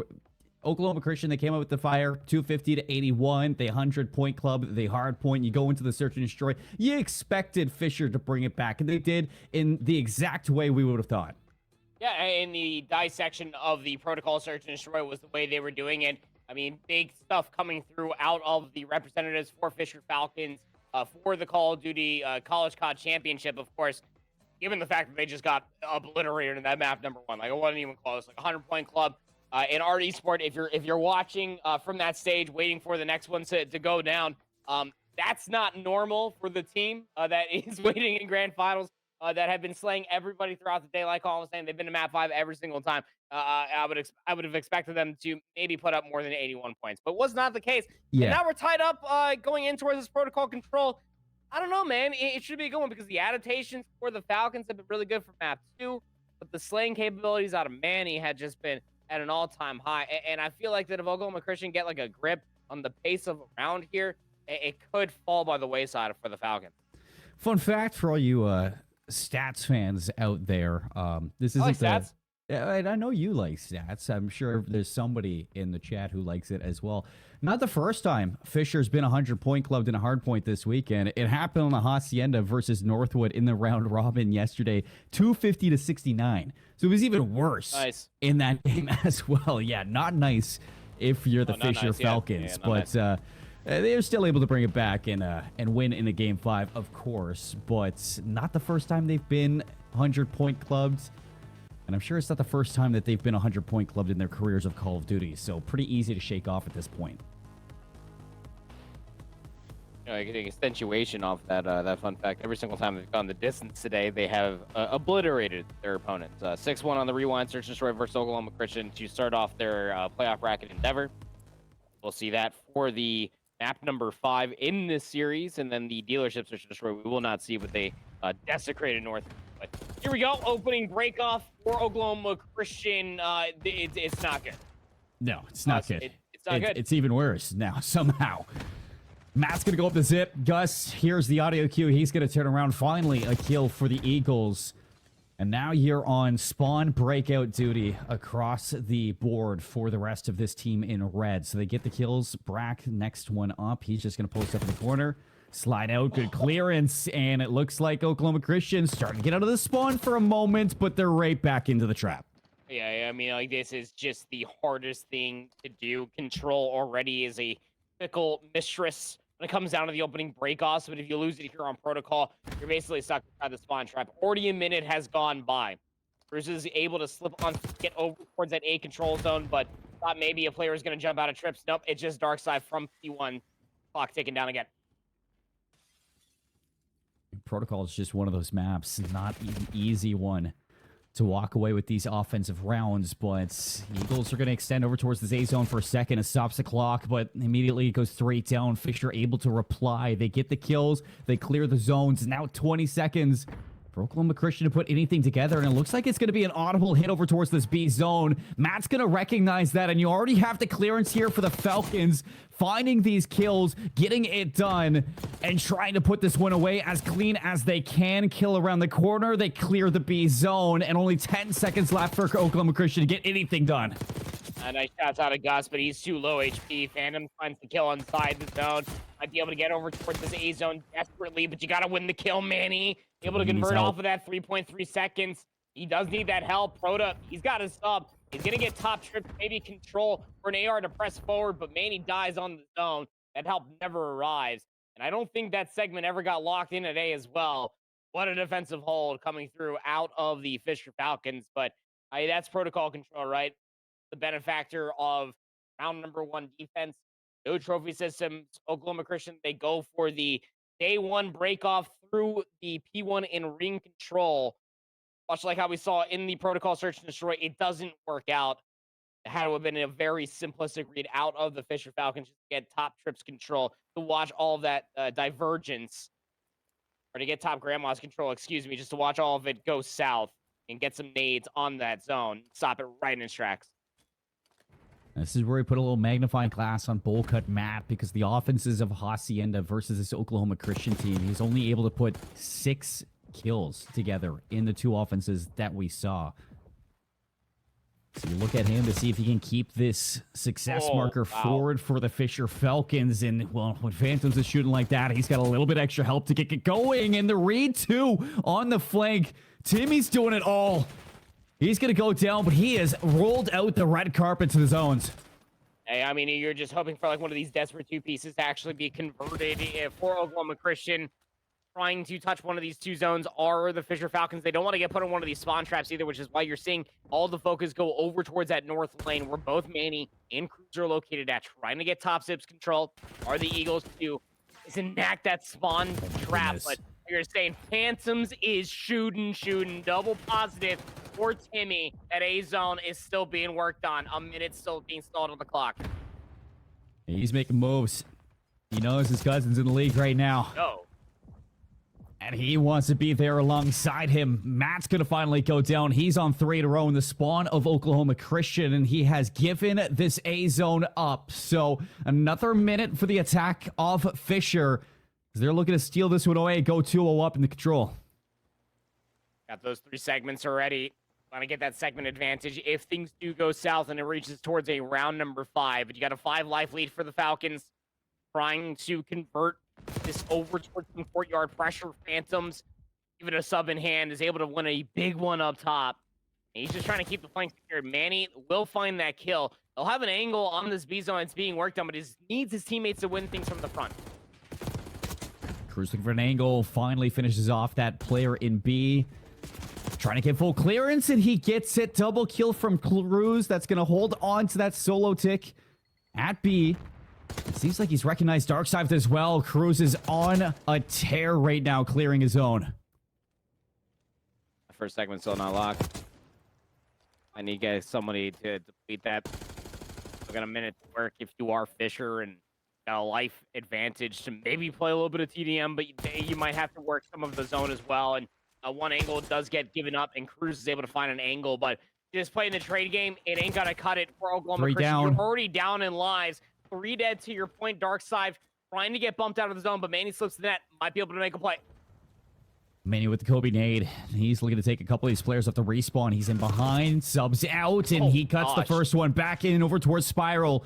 Players on the chase, and Manny's going to disappear. So now looking to burn some of that clock down. 50 seconds for Fisher to head over towards this B zone. Manny looking for more, hiding in plain sight. 4 in a row. Make it all 5 there for Manny, as he is trying to claw his way back to this round. Deadlift a win here on defense. And solid shots coming from Manny. He's actually going to play to preserve the streak up towards the zip. Good hip fire comes through, picks up the aims as well, and then sets his red dot towards the spawn. Sees one spawn all the way up. Phantoms gives him the aims off his dead corpse, and then he kills him with it as well. A 7 spree now for Manny, and that's the heroic play where it was about a 6-life deficit, turns into a 3-life lead for Oklahoma Christian. There's still someone on the zone trying to make this play work. Manny needs to stay alive to get this Hellstorm, but Fisher might still convert this round.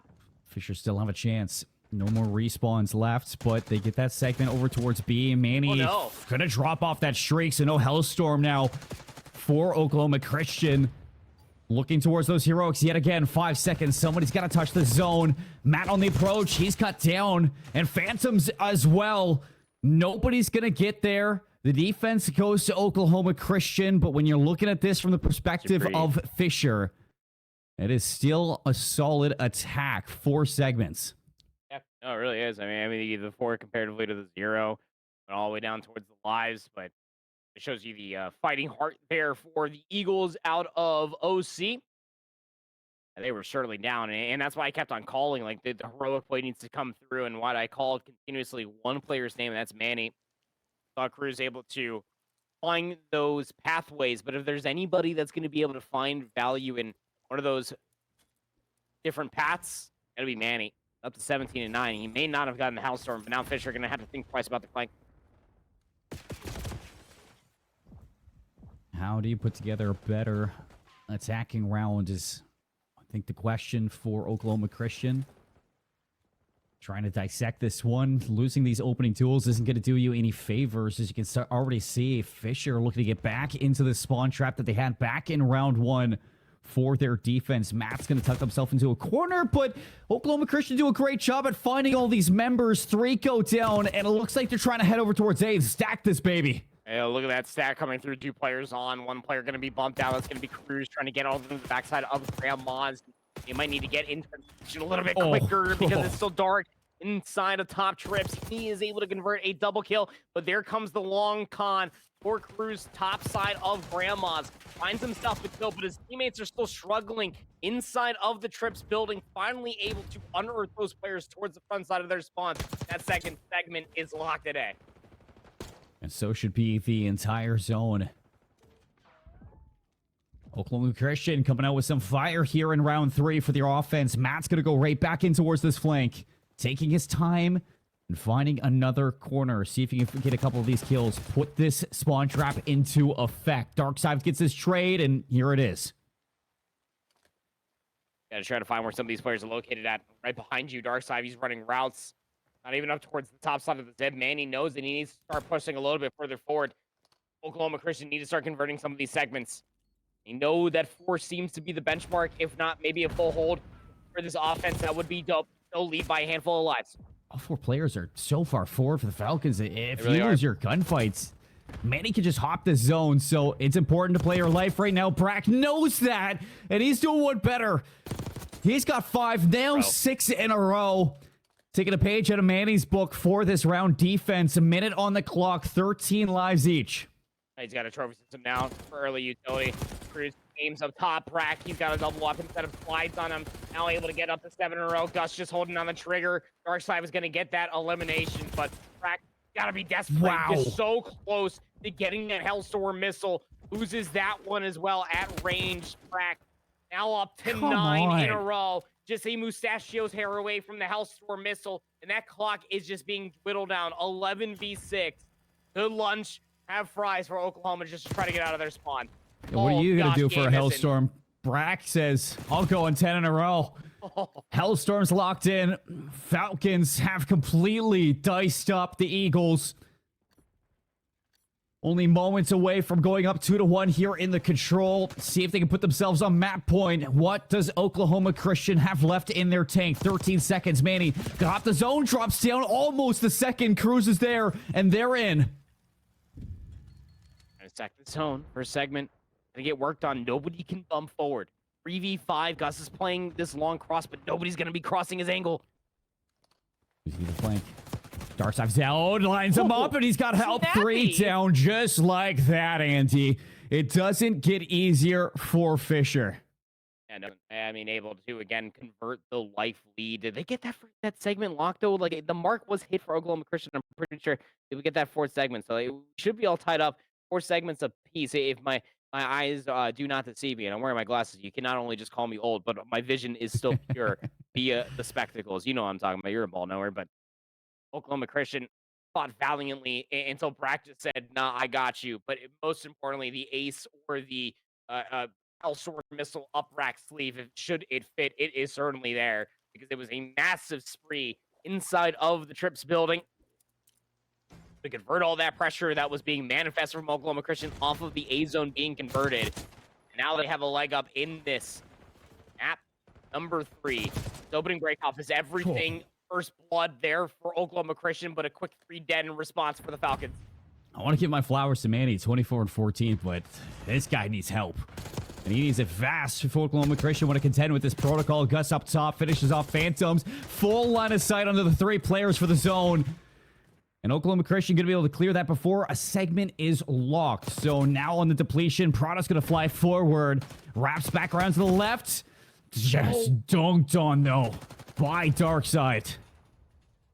He's shooting so straight as Dark right now. He's taking these challenges, and he's tracking the head all the way through. He's definitely loving it up there on the main stage. But still, this offense not found themselves an advantage in this round quite yet. Here comes the Hellstorm from Brack. 3 dead in the feet again for Oklahoma Christian. And Fisher trying to think about what zone they need to hop on. Here comes the trophy system, and they execute on the A. So when you know it, you see the streak use on an offense. Fisher want to end this in 4. You see the last hurrah now for Oklahoma Christian around the back is Prada. He's going to take the pressure off the zone, looking for the kills for the rest of the members, and he's got the assistance from Manny. So Phantoms gets traded out, and Oklahoma Christian have burned the streak successfully. Yeah, even getting that that 1 segment, albeit might be a round loss for Fisher and a huge investment, that still guarantees round 5 defense for Fisher Falcons. So dirty work is there. It just comes down to being able to convert it. But this round's not done quite yet. Gotta worry about Gus up towards the front. Big moments could come through. Brack gets info towards top Grandmas. They deal with the player inside of Trips. And now you got a player on the zone stalling the clock. Phantoms is in. 10 seconds. He's cleared. And back over towards the front doors. Matt, can he find an avenue to the zone? He's going to stall the clock for a second, but that's just it. Cruz finds the last 3, sends us to a round 5, keeps this as close as could be. It's a bare-knuckle brawl, and the buckets are off.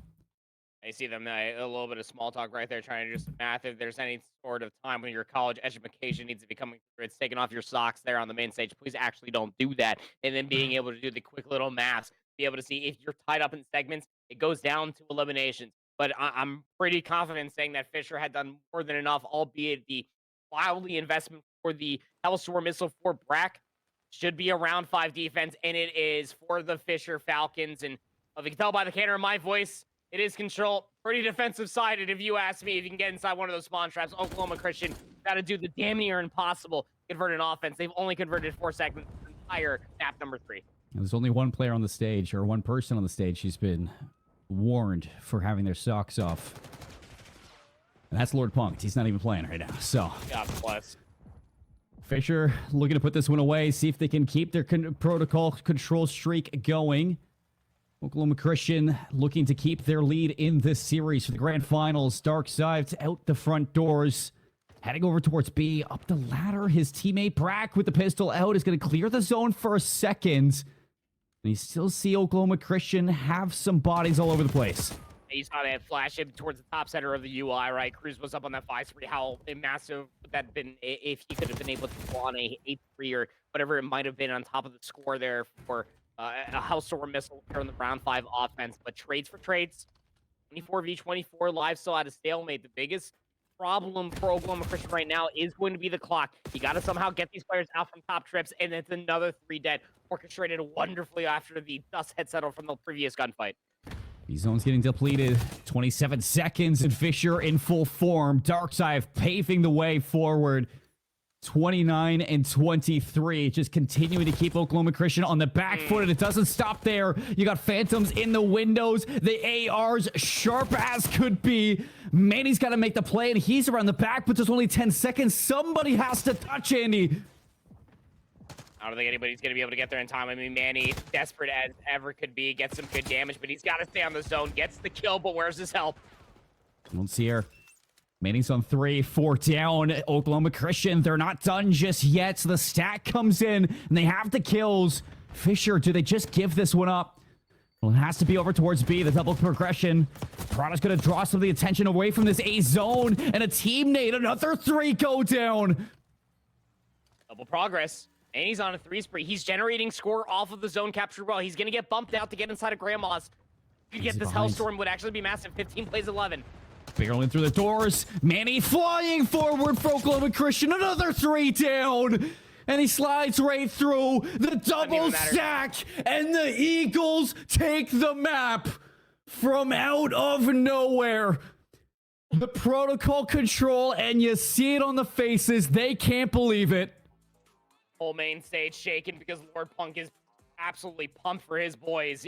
Insane scenes coming through, but please, I beg, keep your shoes on, Parker, because that was just insane work coming through. It's not even so much, like, you can't say that it was a scam. Like, it was just a really well played, I guess, turn of events for Oklahoma Christian. Like, the way that it all went down, and whether we get a replay of it or not, all comes through from Manny.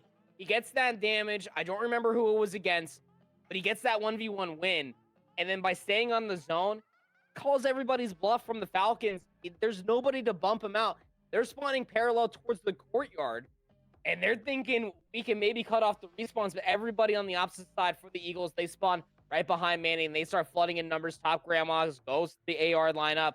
They bump out for P1. Manny goes absolutely huge for his roster on that 3 spree to finally get bumped out, to get behind enemy lines once the double progress starts coming through over by the courtyard side.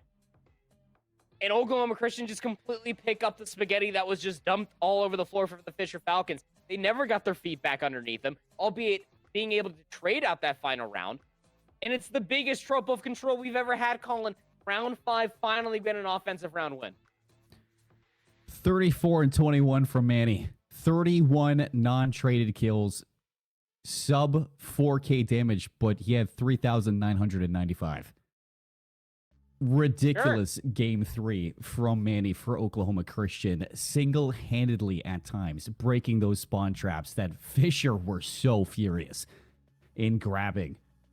I mean, that was one of the protocols for all time. I will say the controls have been delivering between these two. They faced each other in the round robin. They faced each other in the winners semifinals. Both times the controls go to 5. And now it does it again. Oklahoma Christian leading that battle 2-1 now for those controls and the way that they are going. So heading into the rest of the series, I mean, how do you top that? I know I prematurely was calling for it, but here are those replays from map number 3. I don't know how you could ever not be entertained just a fan of Call of Duty, a fan of these two colleges, or just a fan of just really competitive esports in general. We got top challengers players on 2 different sides, the best of the best in collegiate Call of Duty to duke it out for not only just one weekend, but also just what was transpiring the previous weekend with map 5 as well. Like, you just cannot say that you're not entertained watching these 2 go down, but I mean, just bright moments after bright moments. I say probably the biggest swing rounds would be that round number 1 where Fisher just full hold the Eagles, and then round number 3 where Oklahoma Christian only allowed that one segment to come all the way through. And I was prepared to start singing the praises for Fisher Falcons for doing the quick math, investing the Hellstorm missile to get towards that round number 5. Like, you got players that are in this lobby that played in the CWL era. They've played VO4 when Control was first a thing for competitive COD calling. You should know that it's still a crazy go for broke play. If you are guaranteeing to call around on the offense with a streak like that with a Hellstorm, you best not miss. Because if you go in towards that round 5 with Brack missing that streak, and they're just capturing the A zone where the Hellstorm would have been your ill-out play, you just completely lost the round. That's probably the biggest scam of it all, but in that moment, I was ready and fully invested towards the end. And Fisher Esports, all of that Hellstorm, could have called game. Inherently, Proper just called them fossils. Fossils who made the wrong play. I've been 5.5 seconds. They're still 10 years younger than me. Calm down. Look, hey, I didn't want to say it. I was going to stop at that. All but right. 5.5 seconds. You think about that streak, and you're calling it right. You use the streak on the double progress with how slow it's going. That could have been a Fisher game right there. So you look back at this, and I'm sure Fisher's just going to be smacking their hands on their forehead on what just happened. But it's all smiles across the stage for Oklahoma Christian and what they are doing right now. These two teams, they matched up in a grand final last year. It was Fisher to take it. They matched up in a grand final last week. Fisher took it. It went game 5, but they're now in a final, and Oklahoma Christian want that third go at it. And they're thinking third time's the charm, Andy, and honestly, the way that they're playing, it might be. I don't know if you saw, but Manny was looking us straight in the eyes and doing a very friendly gesture. I had to look away. He knows we're watching. He knows we're watching. Yeah. He knows what we're doing right now. That's witnessing the potential for the Oklahoma Christian. Again, the framework for all of this, they have never won the big one. They have always come up short. Has this college in this esport at the collegiate level have the potential to get that much closer? This was the map when they played earlier today in that winners round. Oklahoma Christian won it 250 to 215. Do not forget that best of 7 graphic.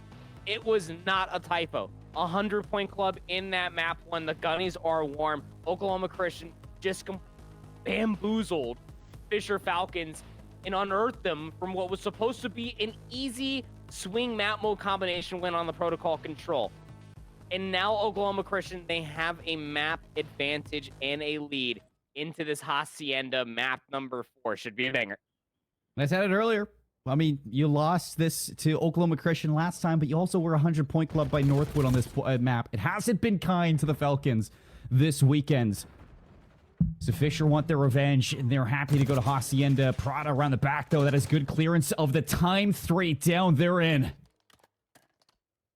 Still going to be worried about the T2 rotation, of course, and that's where you're watching player number 3, Bull Cup Matt. That was going to be his first advantage, just to try to get forward over by Rock, which is where this break attempt is going to be coming from. They want open staircase. They're able to get that quick 2 in the feed, make it 3 for Fisher. A well-timed break and a well-positioned coming through for Fisher Esports. Completely flip out the map. Now you got to figure out how you're going to separate these spawns. Push on both sides. 2 players seeing if they can spawn it out, but Phantoms goes big down the Rock lane, and he is going to halt that progress. Everybody turning around to see if he can deal with these players around the well. Gus and Manny both going to fall. Manny not able to pull those spawns just yet. Fisher, they have the lead. They have P2. Yeah, they sure do. Watch this long con coming through from Cruz all the way past over by Welt. Give me a 3d4, knowing that and he died some time ago. And yeah, just pick a corner, any corner, and you got to basically pick them correctly and just win straight up gunfight. Just got to play trades. Cruz last alive on this side of the map. Will Flip spawns out. Now Oklahoma Christian spawning over by Well, but there's only about 20 seconds remaining on this hill. Matt somehow behind this whole play. But he's going to shoot them in the back. A couple players, no comms, and Matt gets away with highway robbery. See if he can get all 3. No, Gus mounts a comeback for the scrap time, and you can see those blue arrows maybe thinking about taking another shot at this one, but if I was them, I'd be thinking about this next hill. That's just a bad moment not to have miscommunication if you're Oklahoma Christian. I mean, Cruz backed all the way up, Gus spawned up over by Well, so you should have known whether it's north to south. It couldn't have been. You're inside of the time. Everybody's going to be spawning over by Boathouse. So yeah, full cut Matt makes the play happen and swaps to the pistol. Was Cruz weak? I don't think he was. A massive 2-piece out of Matt. This guy's frying right now. Exactly the it. puzzle piece that Fisher needed for this grand final. As he's looking to be a two-time finalist in collegiate this year. Cruz paving forward. He's get the breaks from the front. Looks around, almost catching Phantoms on the flank, but he lives 4 down. And it is Fisher still holding on to this. I'm sure are. Again, those spawns flipping at the most unfortunate time as well. Just about 20 to 25 seconds remains, and Darkside in his bag top office. 7 spree says, see you later, Shark. I got this rotation to win next. This is like shoes on the other foot right now. I mean, we are witnessing exactly what we saw in the vault, but the other side. I mean, this is the Fisher that is definitely angry from what happened back in map 1. Oh my God. And they're looking to get this back. Darkside is literally doing 360s, 8 in a row. He's generating score off of this. Oklahoma Christian don't really know this. They're probably more worried about anything. They know he's not water cruise. He's currently getting his flippers on. Gus wins 1 inside of office, flank secured. This is wasting a lot of time. Darkside looking for the Hellstorm. Don't think he got it. Kills do come through. Oklahoma Christian finally get inside of time. Major moments, and we think back at, you know, where this reflects for the rest of it. I mean, we've seen comebacks in Hardpoint, but he did get the Hellstorm, and he wants this to snowball. That have just come through off the last little bit of HP time, just a score being generated there for Darkside, and that is just an egregious call. Again, it's just 10 seconds, but it's about to be a 100-point lead. We're going back towards the second set. Darkside is triple positive, 15-5. He's making all the right decisions. The hip fire is even going his way as well. Back to P1 we go. It doesn't get better than this. 16-5 from Darkside, 10-6 from Bullcut. Matt, your subs are having right now. And it is leaving a chasm of score that nobody would have seen coming here on the Hacienda. Oklahoma Christian gonna rail back over towards the zone, hop into this P1, looking for some space up top as well. And Gus, he is a walking 2-piece at this moment. He's got some help for the last player, and that's the break that you desperately needed. It's Hacienda, man. You really got to be careful if you are Fisher Esports. Do not just rally behind what happened in that first set of rotations. This P2 is currently being held. Got to be careful, though. Proto, back all the way up. At least breaking that 50-yard line. Get the information from Gus. The trades need to be there. Dark still finds 2. Spawn still flipped out, though. And you got to try to hold on. Oklahoma Christian, they're spawning all the way over by 10. Fisher Esports are going to be here first. Fisher gonna be there first, so the split spawns. Darkside's in the back. That's a Jackal. A Jackal off the head. And Darkside on 4 in a row. Now, once these back spawns, ridiculous shots coming out. He has come alive in the finals, looking to hoist the team as high up as he can. That's actually insane how he's able to find the first, but then Gus couldn't even find the trade. He was dead to rights, but he's just feeling himself right now, just able to reap from all of the benefits off the chaos transitional gunfights. Cruz, though, trying to bite back. Able to find a 2-piece. Still just about 20 seconds remain on this time here, Colin. It's still good time for Oklahoma Christian. I mean, we're singing the praises of Fisher for so often, and rightfully so in the score that we do have, but this is Hacienda at the end of the day, and this is still a winnable game. Yeah, it really is. About to eclipse over the 100-point mark, just about a whole hard point between these two teams. Trying to get top office control out of Manny. He just pops. Really weird and interesting setup coming through. Yeah, Proto's going to be able to find one over by the fence line. That's going to cause chaos inside of 10. Not knowing that Manny is going to be behind, and the trades are perfect. Bull cut Matt. Wrong weapon for the situation. Top window. The break is through. It's the right opening. And look at this. A flank from Darkside again. Who would have guessed it? Nobody's going to be reading it right away, but he shoots early. Gus hits the deck. He gets the kill, and the rest follow in soon. 5 for Prada now. And the spawns are back at the arches, so the Eagles are in. Oh, man, getting paid. Proto, he's in a really bad corner. A trophy system would be really helpful, but I believe that all have now been broken. The pitch coming through inside of you. Free indeed. The break might come through, but it's just 19 seconds to fight for. It's another dagger. For Oklahoma Christian, excuse me, but they're still holding on. They're back. This time being generated is just another inch that they could be fighting themselves back in towards this game. And the rotations being threatened. Don't let these guys cook now, Fisher. hasn't been as back as we've ever seen it right now. Fisher need to put a halt to this comeback, or it is going to bleed into a possible lead for the Eagles. Manny, he's back on the streak. What is that from Manny?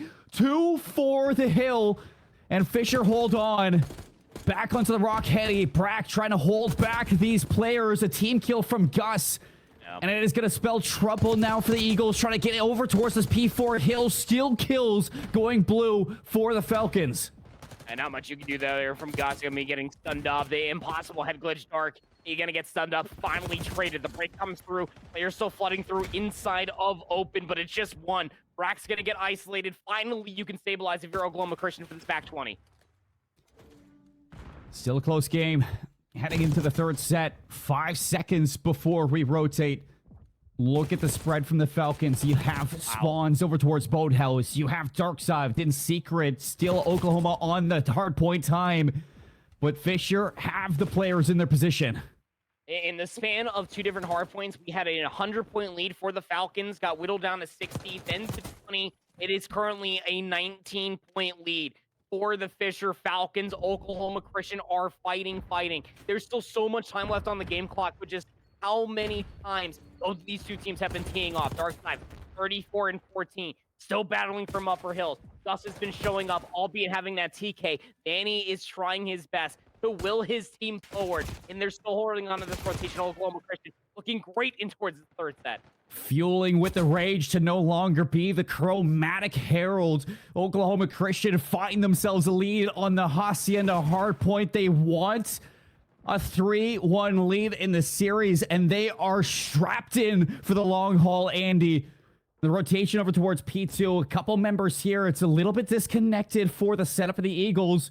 And Fisher can punish off of it from the inside out. Phantoms wins the fight for the hardpoint time. And it looks like the Falcons are here, but want to hold on as best as they can. Still kills from Oklahoma Christian around the outside. Phantoms needs help soon. Forcing out a TK. Proto still going to be able to find 2 more afterwards. Cruz, though, has the HP advantage. Spawns towards the backside of the driveway. And that's what Fisher were playing for. So they will have numbers first, but Manny's trying to hit a big old route. Catches an attack sprint, but both cut back to the drop shot. That's a big one to have, young man. 20 seconds on the rotation, so you need to hit back in towards this hard point. Tie game for both teams, and they are fighting for it as best as they can. Cruz for another double kill. 3 down at the hard point. You gotta run. You gotta run, Fisher. You're so far from P3.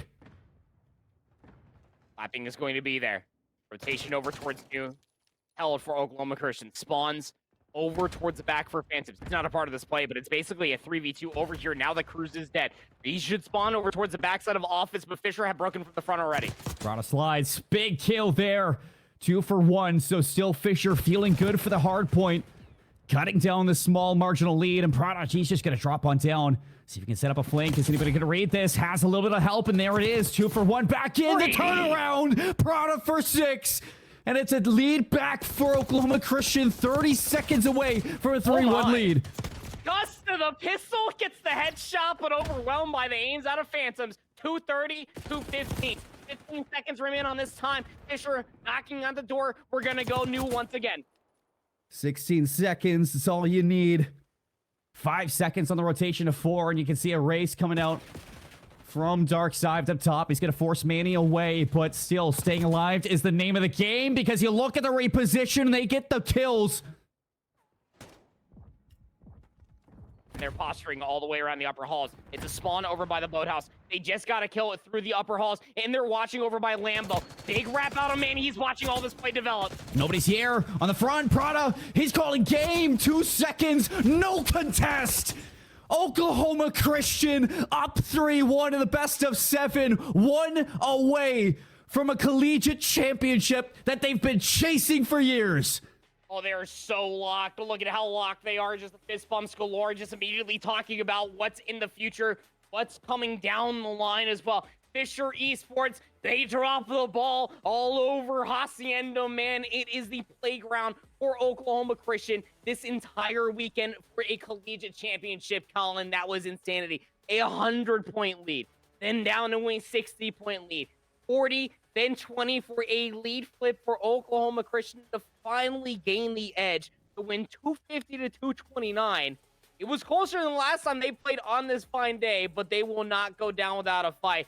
That's map number 1. Screw that. I don't even care about any of this stuff, Robbie. Get me out of here, man. that map number 4 was absolutely insane. And now Oklahoma Christian, to your point, Colin, are just one map away in these next 3 that could be potential to finally hoist the trophy. What could be a $1,500 Hellstorm back in the protocol control. A series that we just never saw coming. A series that Oklahoma Christian has just been grinding for. And we look at the way that we've got here. The hard points, at first, it was just an absolute battle for Oklahoma Christian to just find their way back into this hacienda.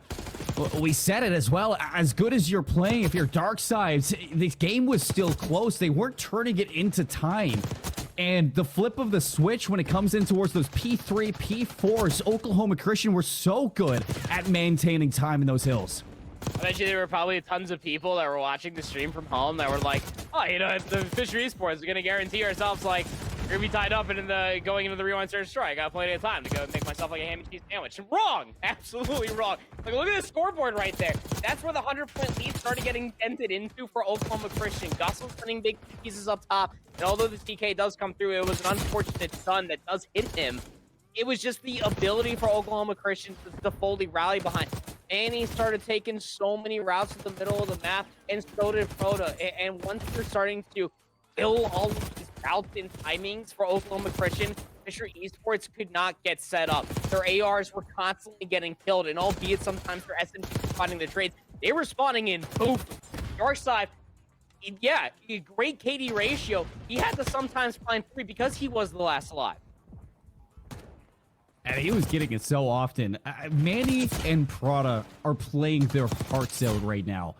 Across the control and the hard point, both are getting it done. Both are going on insane sprees. And look at the confidence it's even building over towards Gus as well. That play to go to the spawn, you were losing your mind. I was losing my mind. I couldn't believe it. I had my hands up in the air. And I feel like my hands have been up in the air for the entire best of 7 that we've been seeing. Look at that energy on stage. Dude. It doesn't get better than that. I wish that I had the other angle. I need to see just Rory's eyes looking at Manny. Like, the moment that win comes through, he was like, this right now, this is ours. There was something, it was awesome, dude. Like, that hype moment of knowing that it is within their grasp. A championship potentially. This graph is insanity. The simple fact of how far they were down after the first set of hills. 137 to 46, and then they just claw their way back by steeps and mountains from P2 going in towards P4 in that second set was the resurgence. That's where Rory was starting to find all these different 2 pieces. They were targeting Gus to constantly play for the top angles and setting up Manny on these long routes and flanks, flipping out spawns, much like what we got from the map number 1. And just whatever that map or whatever that math is from like the second set onwards of the score differential, that's when the game actually started for me. We said it, and I think it was around like P3 in the second set. We looked at the score and we're like, this is still here. And it is that inward, that upward trend for the teams that kind of makes it happen. We saw it earlier today between Northwood and Fisher back on that skyline, a 200-74 lead for Fisher that they almost gave up all the way earlier towards this. We've seen those leads have been an issue for the Falcons in the past. It continues to be it. It's just Oklahoma Christian. They had what it takes to break through that ceiling, break through that barrier, and bring us to what is now a 3-1 lead for the grand finals of our College COD Championship. One more for the Eagles to crown themselves champion, for us to have a new champion here in the CCL. And for Fisher, it is a long road back. We're going to take a step back, get things settled as we get ready for our next map here on stream.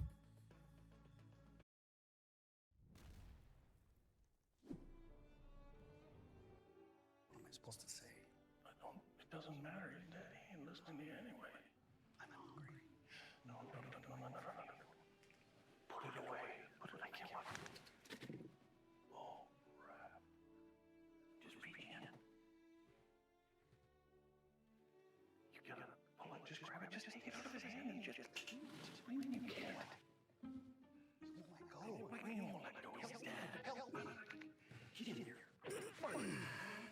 Just hold on. Make him let go of it.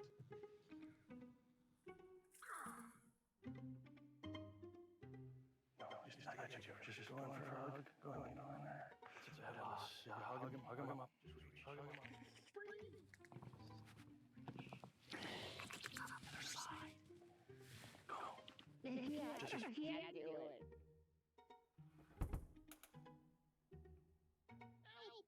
Help me, Lord, help me get this lost. I can't breathe. I can't breathe. I'm so upset, I can't breathe. Stop. You're not gonna wood play go to heaven. It's like a lucky. Get this stick. You can make it. Just hold tight for a second. They're moving the cask. Just hold tight.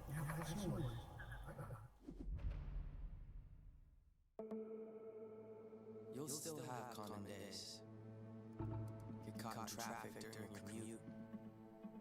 Overthink a text message. Get a song stuck in your head. This is not one of those days. A few weeks a year and you'll discover the most uncommon time of your life.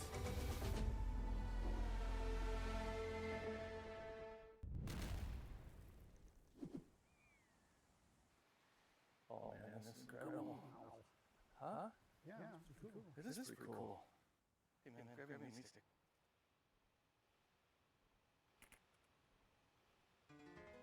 I think I can reach it if I just a little more. Just let me go a little. I can't. Just a little more. I almost got it. Careful! Oh God! No. Come on, just reach. Reach. Just grab my hand. Grab my hand. Give me the meat stick.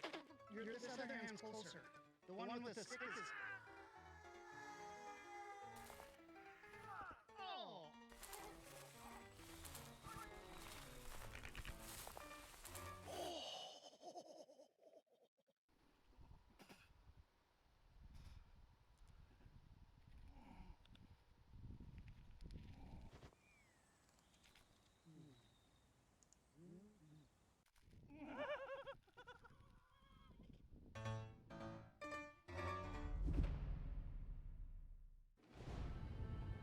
You'll still have common days. Forget someone's name mid-conversation. Count your tips at the end of your shift. Buy something disappointing off the internet. This is not one of those days. A few weeks a year and you'll discover the most uncommon time of your life.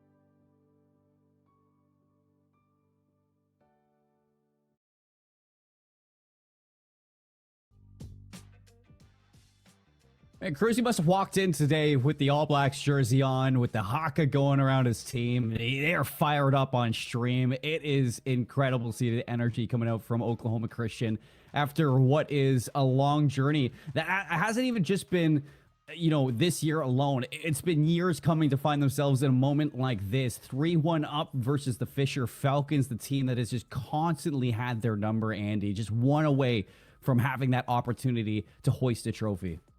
Yeah, I mean, there's been some really notable wins out of Cruzy Cod's very young and yet very tenured Call of Duty career, right? But I think that pound for pound, strength for schedule for every single year in an event, this being in person for being on that stage that it is, would probably be like the best win to be able to get it done.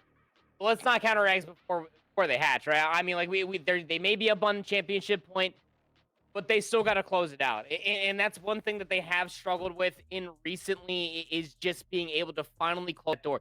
They got the extra oomph to be able to do so by winning that round 5 on the protocol control. But losing the protocol search and destroy does not set things up wonderfully for the rewind search and destroy, which is a reprise from the best of 5 in winners round 1 that did start off the entire day, Colin, as you remember.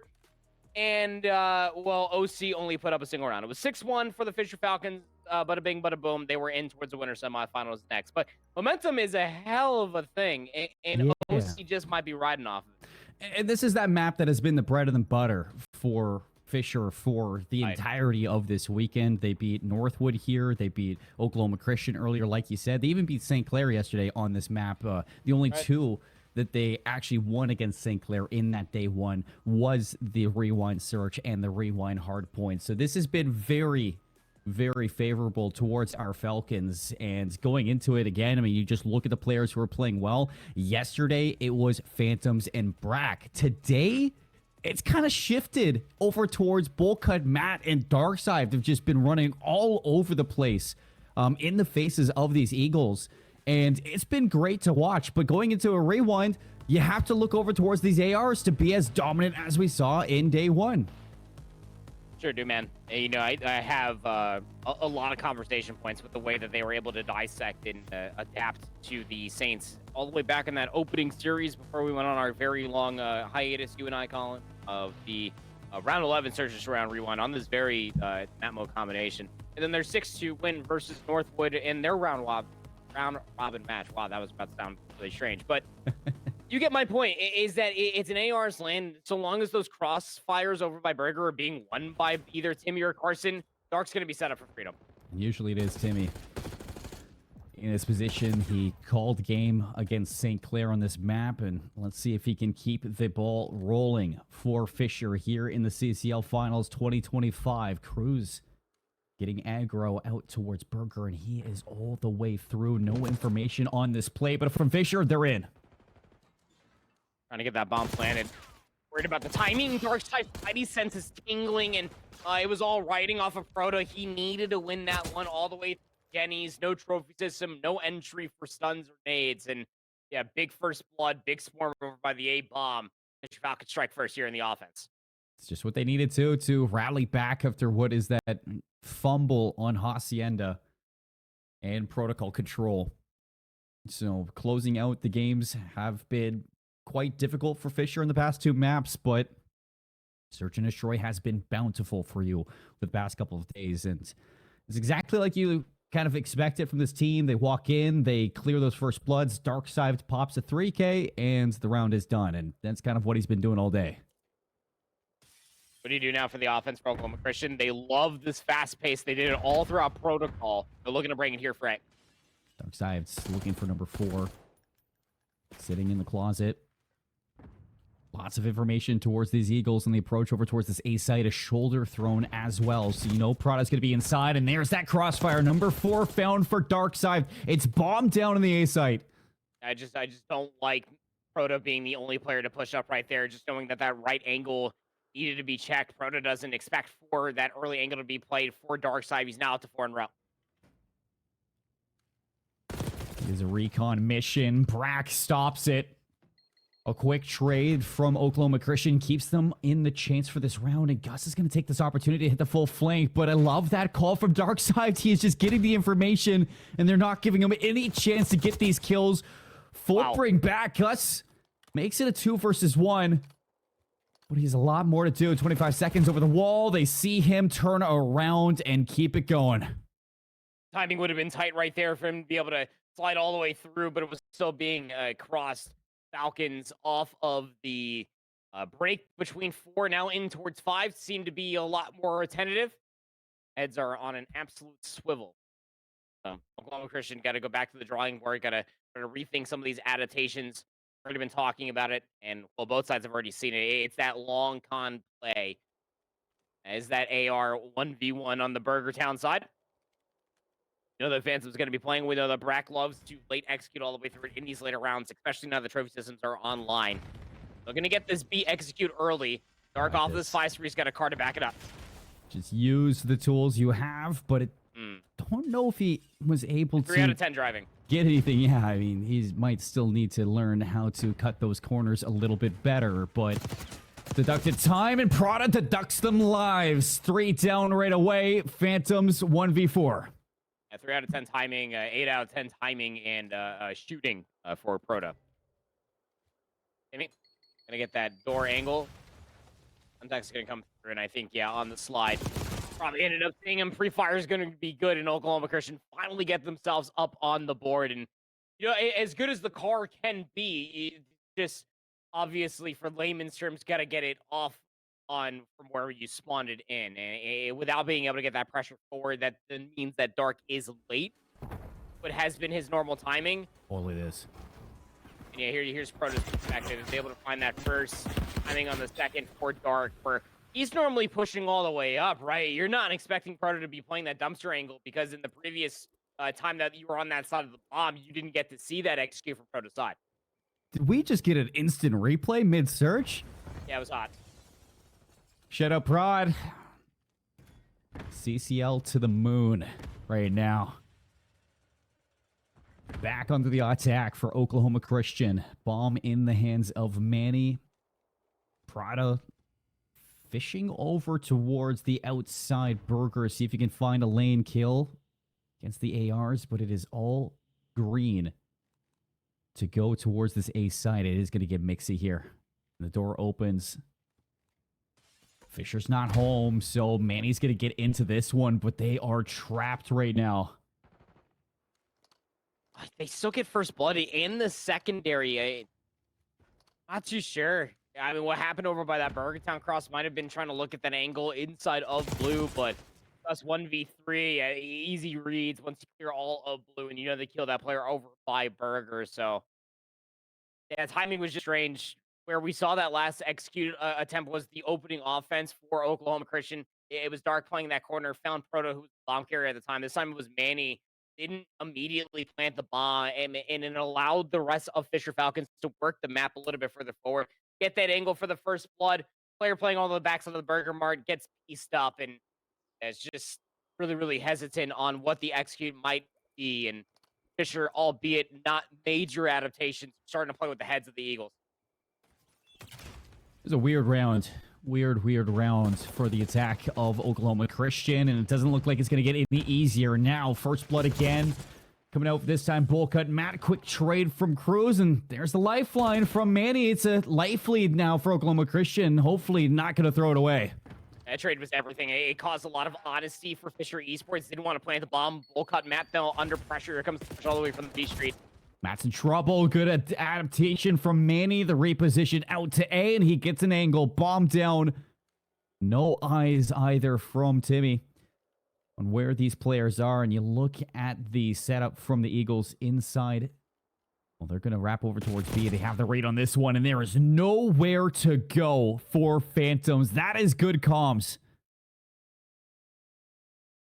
Really is. It's all off of that trade. It's the early damage, whether it was via that Semtex, I heard didn't get gobbled up by a trophy system, might have been thrown down too early inside of blue. We know sometimes it can, well, the backside of your teammate's head, but being able to get that damage increase, being able to find that trade, it was just about everything. It allowed Manny to push up towards the hole between the bomb area that leads towards blue. You guys know exactly what I'm talking about, right? It just caused a lot of, I guess, discomfort for the Fisher rollout, specifically for Bowl Cut. Matt didn't want to plant that bomb. Can't blame him, but it allows Oklahoma Christian to work this deficit now to a single round.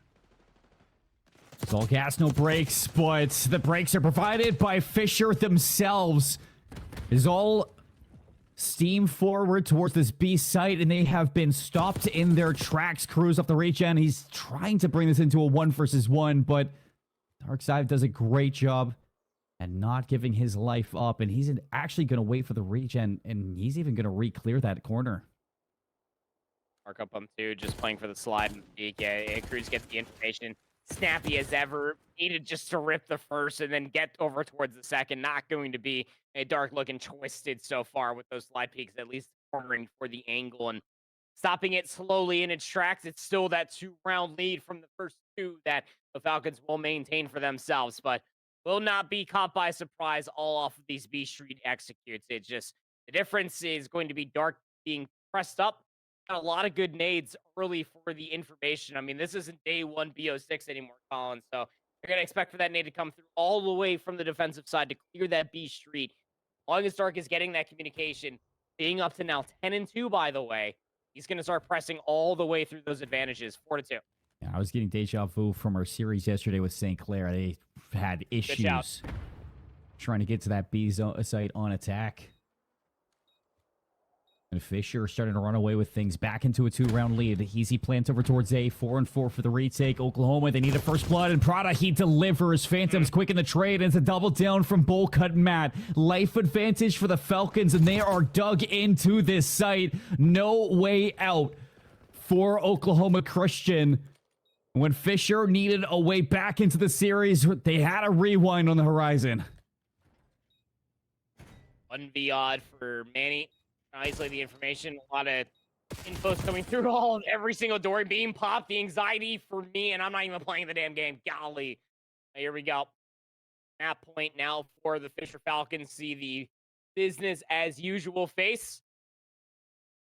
They're trying to will their way further towards this map number 7 of Hacienda Search and Destroy. They are looking polished on this map. Number 5 of the Rewind Search and Destroy. Keep in mind, they did 6-1 Oklahoma Christian earlier on this day. Looks like things are still just about the same. And as you were saying, versus St. Clair Saints, it's really having a struggle versus the antics for Darkside. He's backed up by this very sturdy AR lineup. 5-2 for Fisher. Assertive and dominant. Looks like Oklahoma Christian going to try their hands at B again. This time it's a raid position from Dark, and Brack gets busy as well. Jackal in his hand. Oh, it's done. Close the rewind. Close the screens. 6-2. As dominant as you could ask from Fisher to keep this grand final going. Yep. At least going to extend it for a map number 6. Things will not end here, as all of the Fisher Falcons are just trying to get themselves back in towards this game. Let's be honest. It probably should be the map point on the opposite side with the way that the Hacienda Hardpoint went. It didn't, and now Fisher Falcons have to get back to the groundwork. And that is just round by round, map by map, trying to adapt.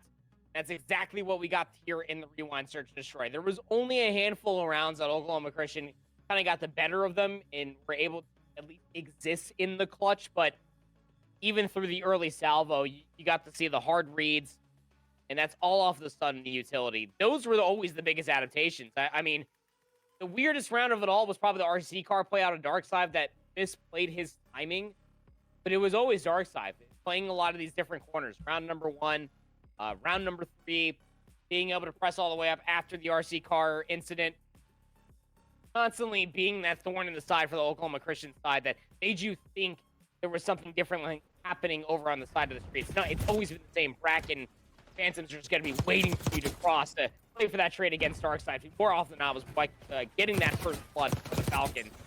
Cross you up with those AR bullets. Yeah, it's such a good play from Prada. And I feel like that's really the only time we really saw Prada or Manny heat up in this game. Rewind just not kind to the lineup to the Eagles in the way that we've seen before. Even on the protocol, there's just a lot more changes, a lot more chances for those rounds. But yeah, trying to get past that line of scrimmage that the Falcons set up. It just seemed impossible for this map, and it is just a really, really strong map for the Fisher Falcons, as it's still recent as well to the addition to the map pool of Black Ops 6, but we're 5 maps through. And we thought, we've seen enough Game 5s across the day, across the weekend in general, but we still have a chance to go to a Game 7 here. Fisher on the comeback now. Vault Control coming up next. Yeah, this one's going to be interesting, especially for the given and the factor that Oklahoma Christian, the control map that they do have the number 4 Fisher Esports on, will be that Hacienda control. Coming away from the winners bracket, that is your one and single advantage, is you do get rid of the one control, as there are 2 in a best of 7 for Call of Duty in Black Ops 6. That's going to be the vault control and the protocol control. You're feeling pretty good. I mean, setting this up for map point, we're going in towards the unknown, but most importantly, you just cannot scam. There's been so many different times, like, you look at, like, the protocol, like, control in towards the Hacienda hard point. Like, realistically, I'm not going to cap. I'll keep it a buck 50 with you, man. Like, just putting on my Stephen A. Smith hat. Fisher Falcons probably should have already had this closed down. We probably should have been hoisting the trophy at this point. And we probably should have been well on our merry way for our evenings. That's not the case, because Oklahoma Christian, as wildly as they are, you give them a single inch, the fundamentals seem to always be on point. They step up. They are very clutch. Their backs are against the wall. Ball control should be a continuation of that, I'm sure. And might I turn your attention back to day 1, Vault Control versus St. Clair, and what happened to Fisher back in that round 1. It was about a 10-12 life lead and a spawn trap on their defense. St. Clair get 4 down, and they capture both A and B. It was just ridiculous, the fumble that we saw on this map. And then it followed with a 5-hour break. So it didn't get any better after this one. Vault was a tough one versus the Saints for Fisher, but hopefully this time they don't have to worry about getting iced by the venue. Yep, not going to be the case. Great opening break off, though, for Fisher Falcons. They immediately find a wave of gunfights and a life advantage at that. Rack did not get that segment worked over by B. Stun nades early on are going to stick, though. It will be converted pressure as Proto is all the way back inside the P2 building.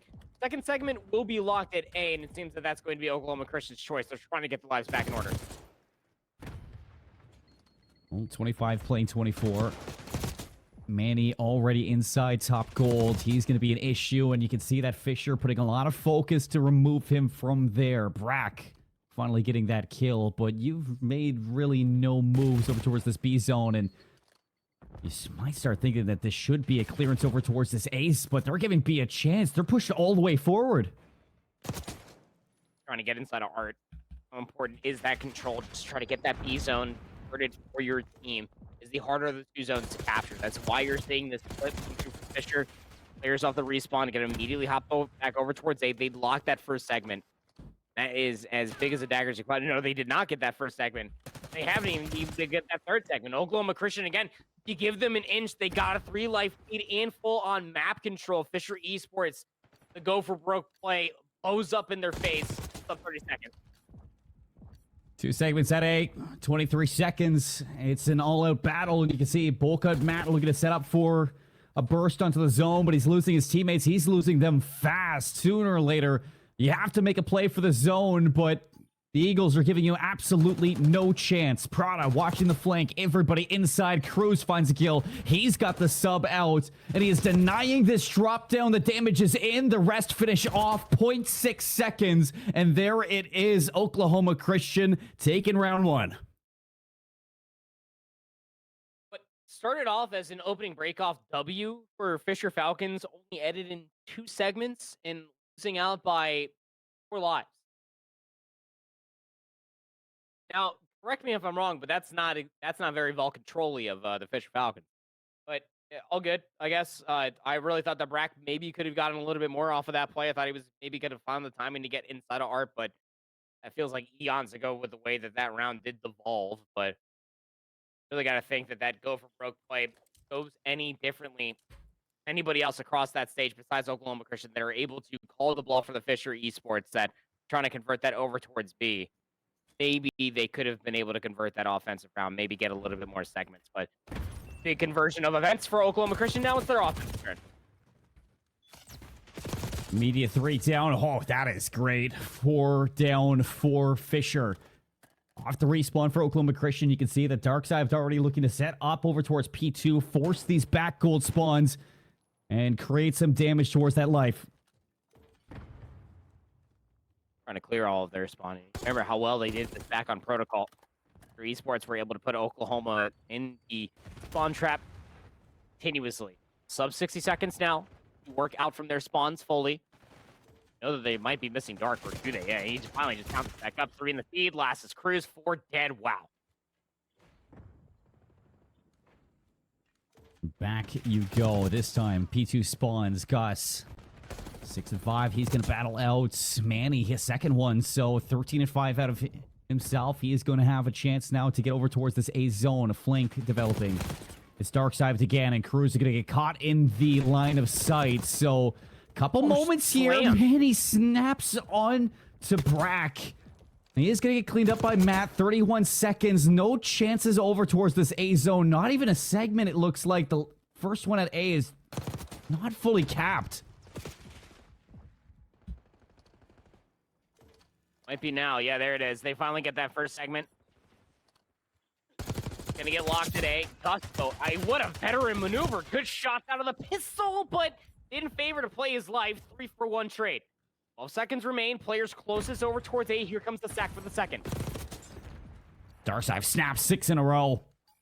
A double kill. May put the dagger into this round. Cruz, what do you got? Slides out for the second segment. Trying to grind his way through, but Phantom's up top. He's going to stop things over towards B now for Prada. As he has got the full force of the Falcons lining up around him and collapsing towards the zone. The time is draining, and if not that, you look to the life count. It is inevitable to go 1-1 on Vault. They didn't get that second segment over by A, though, and I think that that's probably the biggest dagger of them all for Oklahoma Christian. You had Herculean moment after Herculean moment. And when you did spawn on the side, you called it wonderful. Like Manny, he was trying to find an avenue, maybe to try to get inside of the upper hallways. But the way that he was posturing himself, he mostly wanted to get inside of P4. Player originally got bumped away, racked in enough damage to shave away Manny getting inside top P4, which subsequently give you an angle on the respawn, which maybe could have converted that in towards top R control. It is the hardest thing to do on Vault control. Try to get back over where the defense does spawn. And he comes up just short of that feat. It meant that they only get that one segment. So trailing by a single segment, but could have been so much more. We saw how Fisher did fumble their previous offensive attempt.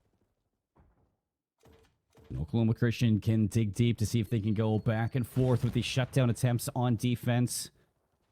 Cruz a little slow start here, 7 and 12, but he's still doing his job.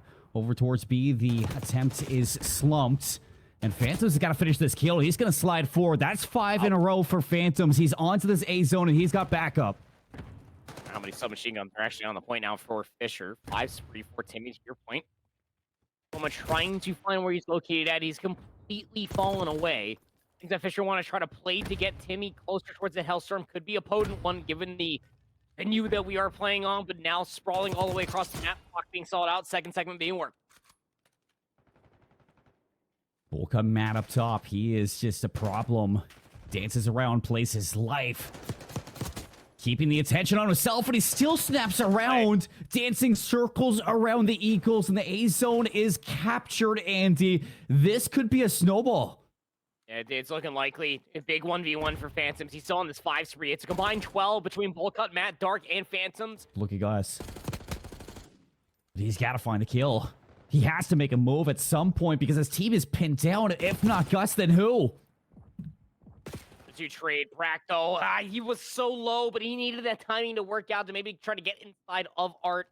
Will work out. First segment halfway being depleted. 21 plays up against 20, and Oklahoma Christian trying to stabilize the map. As you're drawing to this Game 7, an offensive win almost feels like it would be the dagger here to make it happen. A couple kills from Phantoms and Darkside. That B zone is starting to look a little tasty. Roll out the red carpet and let's see if the Falcons can get it done. First segment off the stack. It's locked in. Long flank coming out from Cruz and Prada. And they have to be the saviors for this round. No ifs and or buts. So here they come, flying around the flank. A couple kills into the contest. They get it done. They hold on. It's Darkside to back down. They were still missing Cruz. He's dead from the respawn blow, from all of the respawns that come through for Fisher. 17 plays up against 14. Last segment is all that's required. They have more than enough time to try to work the map and the presence to do it. Never say never. 48 seconds. Manny finessing as long as he can off the regen. He slides out. 3 players here. Make it all 4 for Fisher to look to put it away. Off the offense. Gus, a last hurrah, but it's not enough. 2-1 for Fisher. They grab the offense. Even if Oklahoma Christian win this upcoming offensive attempt all off of segments, they will not get that round 5 defense. Is that Bull Cup Matt just sniffing pixels, bro? He is locked. Did you not see him yesterday? He is like, you cannot find a single person that is more locked in. He needs a posture check. No. Maybe after the grand finals. Oklahoma Christian need a dope check right now. Like, this ain't looking good, man. Gus falling behind. Cruz has climbed. It looks like Fisher have their number here on Vault, and you have to think 2 in a row would spell trouble for that Game 7 search that Oklahoma just haven't been able to steal one away from Fisher yet today. So kills come through off the defense. Oklahoma Christian backed up, and look at Darkside's positioning. Every single opening breakoff so far has gone Fisher's way. The trades more often than not for Oklahoma Christian the past 3 rounds have been there, but not this time. It's a flawless opening break. Gosh, Brack snapping onto the head, saw the muzzle of the gun, knew exactly where to put the red dot. That is some snappiness out of the young man, Carson Brack. And look at the streaks out from Fisher Esports. It's got to be a desperate attempt. Out from Cruz, he only finds 1, a combined 9 spree between the 3 for Fisher. Crosshair placement 101. Brax is taking you to school. Phantoms on 5 in a row yet again. 19 and 9 from the young man, and Brack is there alongside him as the ARs, they are climbing through this series slowly but surely to get back into 4 in 24 seconds, and we're looking to go the distance, Andy. Yeah, we sure are. 18 seconds separate Fisher Esports in that ever so wanted map number 7. Could be good, could be bad, but their gunnies are hot right now. One last chance. It's a triple hit through the vault. And you don't know, but they're surrounded. 9 seconds. Somebody has to hop on towards the zone. 2 players here. Phantom's not going to get that 8th kill. And it is a second lease of life for the Oklahoma Christian Eagles, trying to hold on to this control as long as they can. Hey, they're trying to watch everything. They got 1 player Darkside. He's currently over by A. He gets out. Now it's all from the front. Everybody looking forward. All eyes here. Prada. Can he be the spoiler in behind the damage, but no kills? Oh, no. And it's 2 down. Back on A. Cruz holding strong for the team when they need him to. A kill up front. He needs his team, and he needs them soon, but no, the kills, and there's no time. We are going the distance. Would you have it any other way? Oh, man, they are just absolutely locked. They are pumped. Fisher Falcons, they knew the job was going to be tenuous. They are triumphant here in the map number 6, setting up the map number 7 in a dominating way. It is very difficult, and I exclaim, very difficult to convert an offensive round on ball control. But the way that they got away with it and the way that they were able to execute through all of their opening breaks, 4 straight rounds, come out the victors of all 4 opening breaks. Even when lives were down, it always felt like that Fisher were making the right plays. And those right plays were just sheer veracity, gun skill, centering, everything. From sheer mechanical skills. Everybody from Oklahoma Christian, more often than not, through a handful of gunfights, getting outclassed. The Fisher Falcons were shooting more straight than usual on that ball control. They were looking deadly, to say the least. Well, in the historic words of Maximus Decimus Meridius, are you not entertained? Every single match for Fisher has gone to a Game 5. And in a best of 7, they supersede that. They go the 7.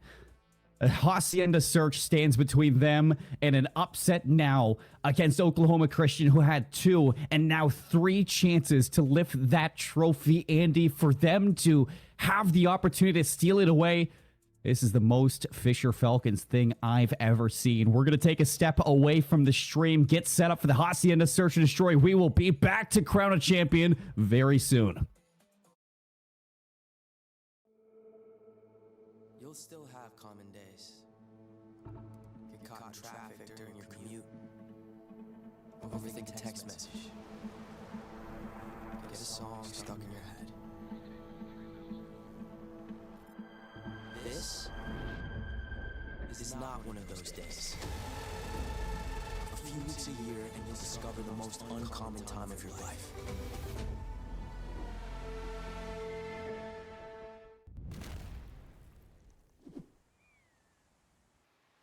Oh man, this is incredible. Huh? Yeah, it's pretty cool. This is pretty cool. Hey man, grab me a meat stick.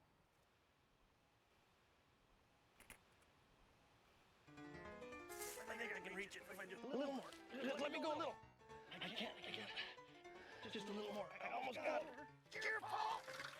Oh God! No. Come on, just reach. Reach. Just grab my hand. Grab my hand. Give me the meat stick.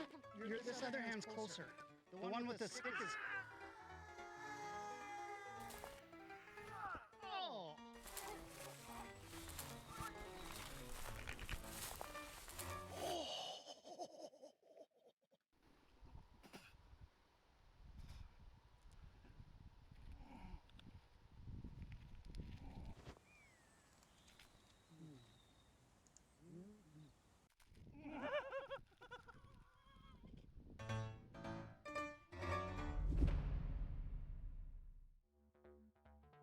Get future ready with Extron Esports AV technologies.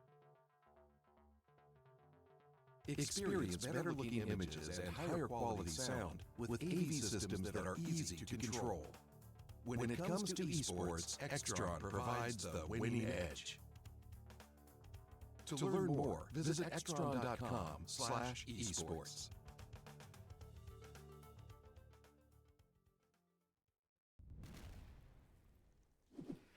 What do you make of this up here? You showed up in there a couple days ago. I don't think so. Deck was way down in there. Seriously, did you just lose your meat stick? Yeah.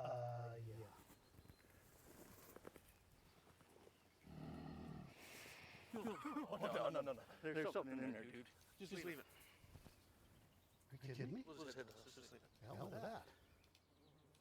There's something in there. Come on. Hey, go. It was worth it.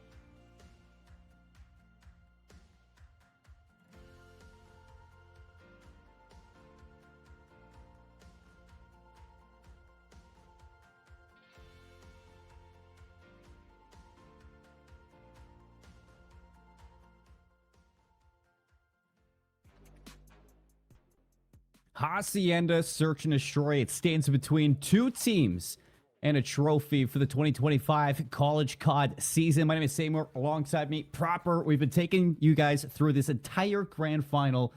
And Andy, it has to be the greatest grand final we've seen in CCL history. And to go the distance in the weekend that we've had, it is truly fantastic to see these two teams rise to play at their best.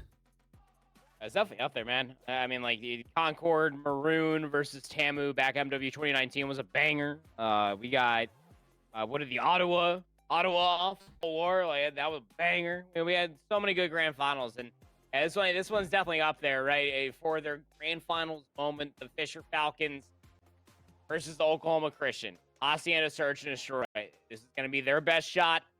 They had set up this best of 7 to have this potential odds, but the way that they got here was not the way I suspected. I mean, the surprise 3-2 protocol control was not the way I thought that they were going to get things done. That round 5 offense was absolutely insane. But ever since winning that Hacienda hardpoint, being down by 100 points, Fisher Falcons have been absolutely on point. The rewind Search and Destroy was clean.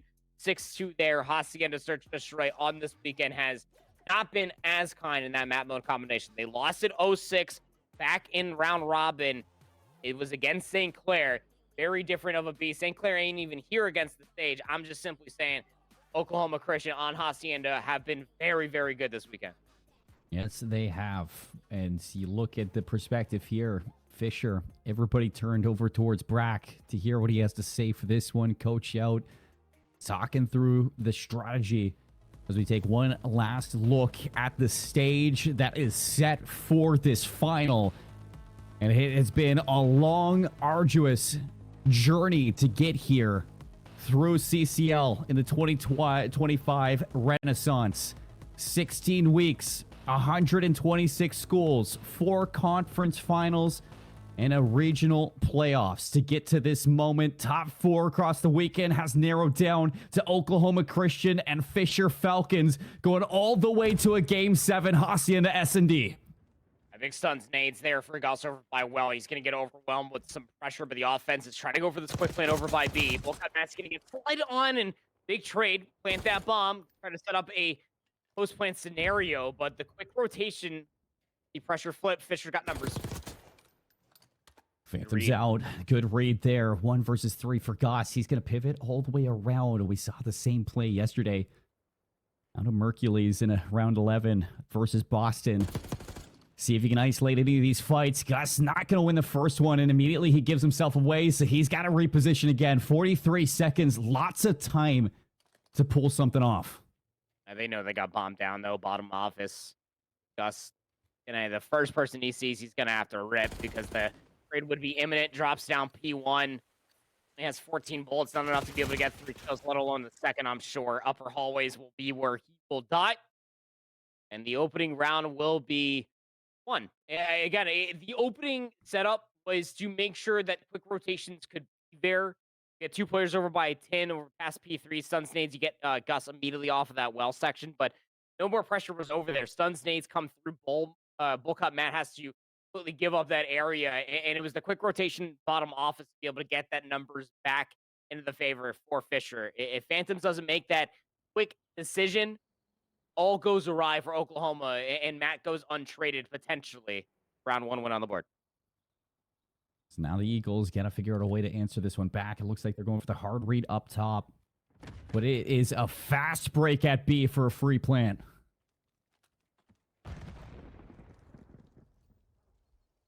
It's mostly going to have to be through the middle of the map, but I mean, got players inside a lobby. They know that Matt's causing a little bit of a ruckus over by Well. He might get crossed up on the exit past P3. I don't think anybody saw him. I mean, for Gus? Matt's seen this one all the way through. He's got the ultimate flank going. And soon enough, the Eagles got to make a play, but Darkside's going to find his way out. Matt's going to strike fear into the hearts of the last 2 remaining players as he slides in, checks the bomb. Nobody's on it just yet, and it's a 1 versus 3. Now a 1v2 for Prada. 16 seconds. Has to chow out. 50-50 on the turn and gets it down to a 1v1, but there's just no time. And Brack knows it. He's not even going to give a chance over towards that defuse at the 2-0 lead for Fisher. Oh, even for the reach out, gets the kill to boot. Yeah, and that's just insult to injury, right? I mean, it's shout out for bowl cut Matt being able to find that timing. No trigger discipline, doesn't even matter. Goes 1-for-1, slides in, gets the confirmation. He's not on bomb. And the way that Proto kind of dissects that, it's not planted for top office, right? Brack takes that re-rat because he thinks that it might be planted for that side of the map. It typically always is.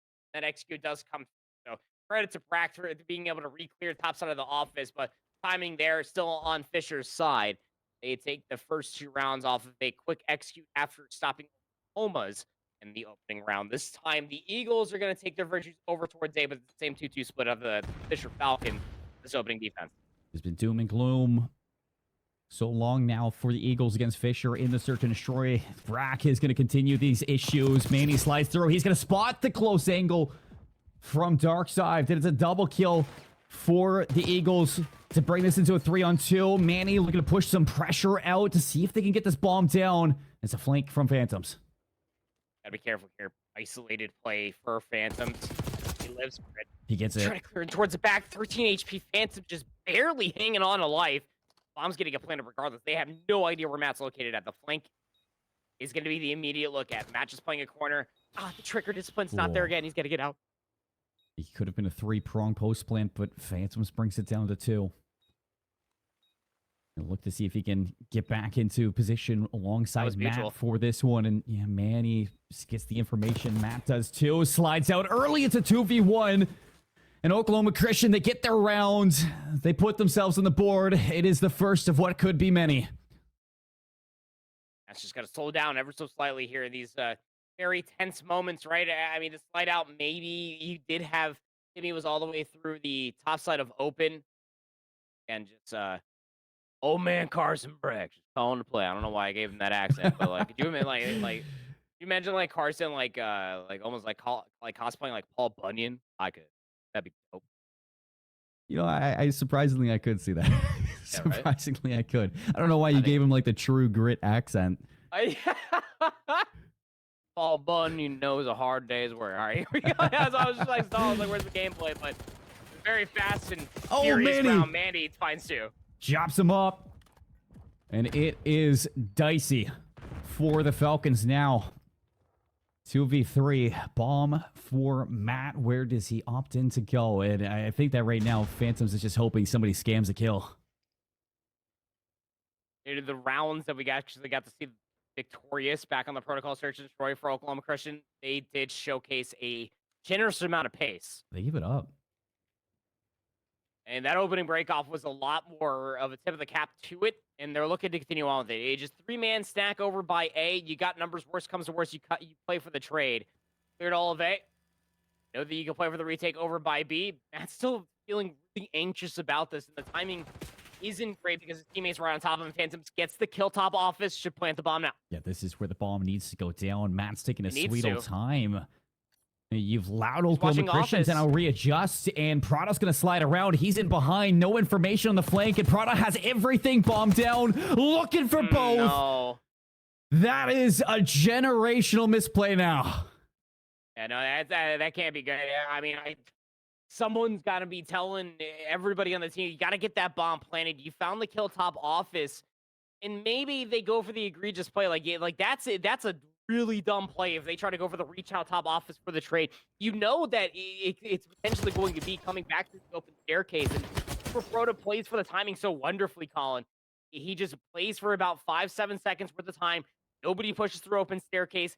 Now I can rewrap back through top office and get that timing. As you saw all of the angles upon the exit. We're tied up here in round 5. 2-2 on Hacienda. This is a grand final that just continues to deliver, and Rory takes the chow. The ego fight through mid. He draws first blood. He's got bombs here. He's thinking about pushing all over the bottom office, but his teammates are just stalling out, expecting for someone to push for the flank. Man, he gets Max one. playing for the exit over by well, but going 1-for-1 is fine. You can just play for the trades. You got numbers. Yeah, and that is the issue, though. Brack's going to clear his left, and that's Cruz with the bomb down now in mid, leaving this into a 2v2. I like this call from Fisher to flip the map. Got to recover this bomb. That's the biggest issue. Brack lives for these Very clutch moments. Bottom secret, just playing for the slide peek. This is it, top window. Those are going to be some very premature shots, but you need to try to use it, try to recover the bomb. He sees him drop down. Bracken reposition. Now he's got info on both. Brack's going for the chase. He reads it wrong. In towards A with the bomb. Gus knows he's up there. Full wrap through office. You have time to get it down. Prada's still lurking back in towards the lobby. Gus gets the plan. He slides away. But he doesn't get out fully. Darkside has the 2v1. And it's Prada alone. So disconnected. He has to get a kill soon. 30 seconds. Takes the chow. The jump back up. And it's Brack right behind him. Keeps Fisher ahead. And I mean, where the bomb was planted from, they're immediately thinking he could be top open. Was not the case. Slide chow comes through from you. Brady stops shooting. I think he probably could have walked away with that kill. A bullet, maybe 3 earlier. Wasn't the case, and then you're just 15 HP all off just the reach out from the head glitch that is the actual bomb on that site. So halting it in the sand ever so slightly was a Herculean start that all it just derived from Rory taking that aggressive chow through. He won, found first blood, but he had the bomb and just stuck inside that corner, and Fisher slowly worked the map. Wasn't expecting Brack to still be lurking on the Lambo side. 1 round lead now for the Falcons. This is where everything is decided towards the middle portion of this S&D. Can Oklahoma Christian keep up with the pressure? Do they have the composure, Andy? Gonna try to rewrap this very quickly, though. Manny got all of the audio cues, but nobody was playing on this B site. Unbeknownst to the Falcons, this B site is completely vacated until now. There's a good read from Eagles, though. The reposition. Cruz gets the first blood. Prada's in. And I'd leave him here. I'd give him the chance to get a little bit more, and he might bite off a little bit more than he could chew. It's bombed down. A second one. This time, Manny. You go deep, though, and things turn around. 2v2 off the chase. Fisher have a chance. There's just no way that we're just solo chowing like this. No baits and switch, just damage. He's weak. Chow here. Good read. P2 raw over by P2. Phantom's left alive. Can't find the trade. There's not enough time for this potentially to go his way. 30 seconds down to 23. Phantoms. He's going to rewrap this outside with the AR. This is your chance. This is your only chance to take these fights. You don't want to go into the close quarters, and you find the first one. Looks to the left. He's to your right. And a big round for the Eagles to keep this one tied. A good expectation on the first, playing in the original corner there for the Rock Hill, but not expecting somebody to be on the opposite side of the rock, right? It's very tough. You saw the bomb almost playing on that side. You would almost have to take that 50-50. Either he's playing on the corner on the opposite side. Very tip of your cap to how P4's typically played when you got that number like that. Either you slide chow out from the corner, one is going to get the trade regardless, but not going to expect the player to be on the opposite side for the challenge that could come through over by Boathouse, even though the timing was not favorable for that play. So in round number 7, we're still tied up, barely an inch between these two teams. Narrow margins. We're looking at here, slide in towards Secret. Dark Side trades it. Cruz now, he's got the Jackal, and it's Rory in the sub. Who would have guessed? Unk brings it out at the best time. 2v1 now for Brack as he's going to catch Cruz in the exit. Minute to see if he can unravel this enigma. Bob's going to get playing. He's going to get that mutual information. Comes out from the window. He has a 1v2 and all paper mache up yonder. Half HP. He's still electing to go fast. There's a lot of information he's giving away quickly. He's got to work it. Only 30 seconds left. Similar to Phantoms, you're going to take this outside with the AR in your hands. You miss those timings with the sub, but timing's just not going his way. 20 seconds. He's blocked on both sides, and the Eagles take the lead. Rory with that third sub in hand. How just tedious is it? Again, like I was saying, the points of interest for Oklahoma Christian of where they look brightest this entire weekend on Search and Destroy is when they were the most aggressive team, playing that rush down, making sure that the enemy team cannot get comfortable. Hacienda, Search and Destroy can offer such a cause. That's exactly what happened in that 0-6 loss versus St. Clair Saints yesterday. It seems we're getting a taste of that as Oklahoma Christian have finally flipped the pressure. They got a 1-round lead. You got to see some adaptations coming through from Fisher Esports. Can only imagine some aggression might come through over by the A-bomb side. That's exactly what Oklahoma did. Fisher didn't see that last time, but they're just going to work through mid with the bomb lurking over by P2. Don't be fooled by the big smile. A nurse by day, but as you get into the server, it's a Grim Reaper by night. Cruzy God looking to bring this team out. There's a foot showing, and Manny's going to drop the bomb. It's recovered immediately, but that's a great denial. So can't plant the bomb. Gotta try to get this kill. Manny's just watching Toe just cross, and all this damage. Trophy System finally comes down. Manny's just going to destroy it. Any late utility, it's going to stick. Stuns out, nades, and the slide. It is done for the round. Oklahoma Christian, they take the difference. This is the first time on Hacienda we've been in the spot. 2 rounds traded in towards round 5. We went bar for bar until we went into a round 7. 2 flipped in the hat for Oklahoma Christian. And now the Eagles, a single round away from glory. Rhoda has been playing this map magnificently. 10-6 now for Brady. And it's an offense for the potential conclusion for Oklahoma Christian. $1,500 round of search on the line. A couple rounds for Fisher to see if they can steal this one away yet again. It's an offensive hit over towards A for Oklahoma Christian. All 4 members a part of this play except Prada's going to peel back. He's watching the lobby flank. First blood onto Cruz. And Fisher half lives. Nobody immediately there for the trade. They completely give it up. 2v odd situation. Gus has to make the play. Makes the read. Oh. Nice snap. Annie gets red through P1. It's Gus on the clutch. 1v3. Not much he can do. The Falcons live to fly another day. Yeah, and yes, they do. It is so close, and you can see the stress on these players, but you look on the stage right away, you look towards your vets, and you can see that Brack calming his players down, Rory doing the same thing, everybody turning towards the big brains on the stage.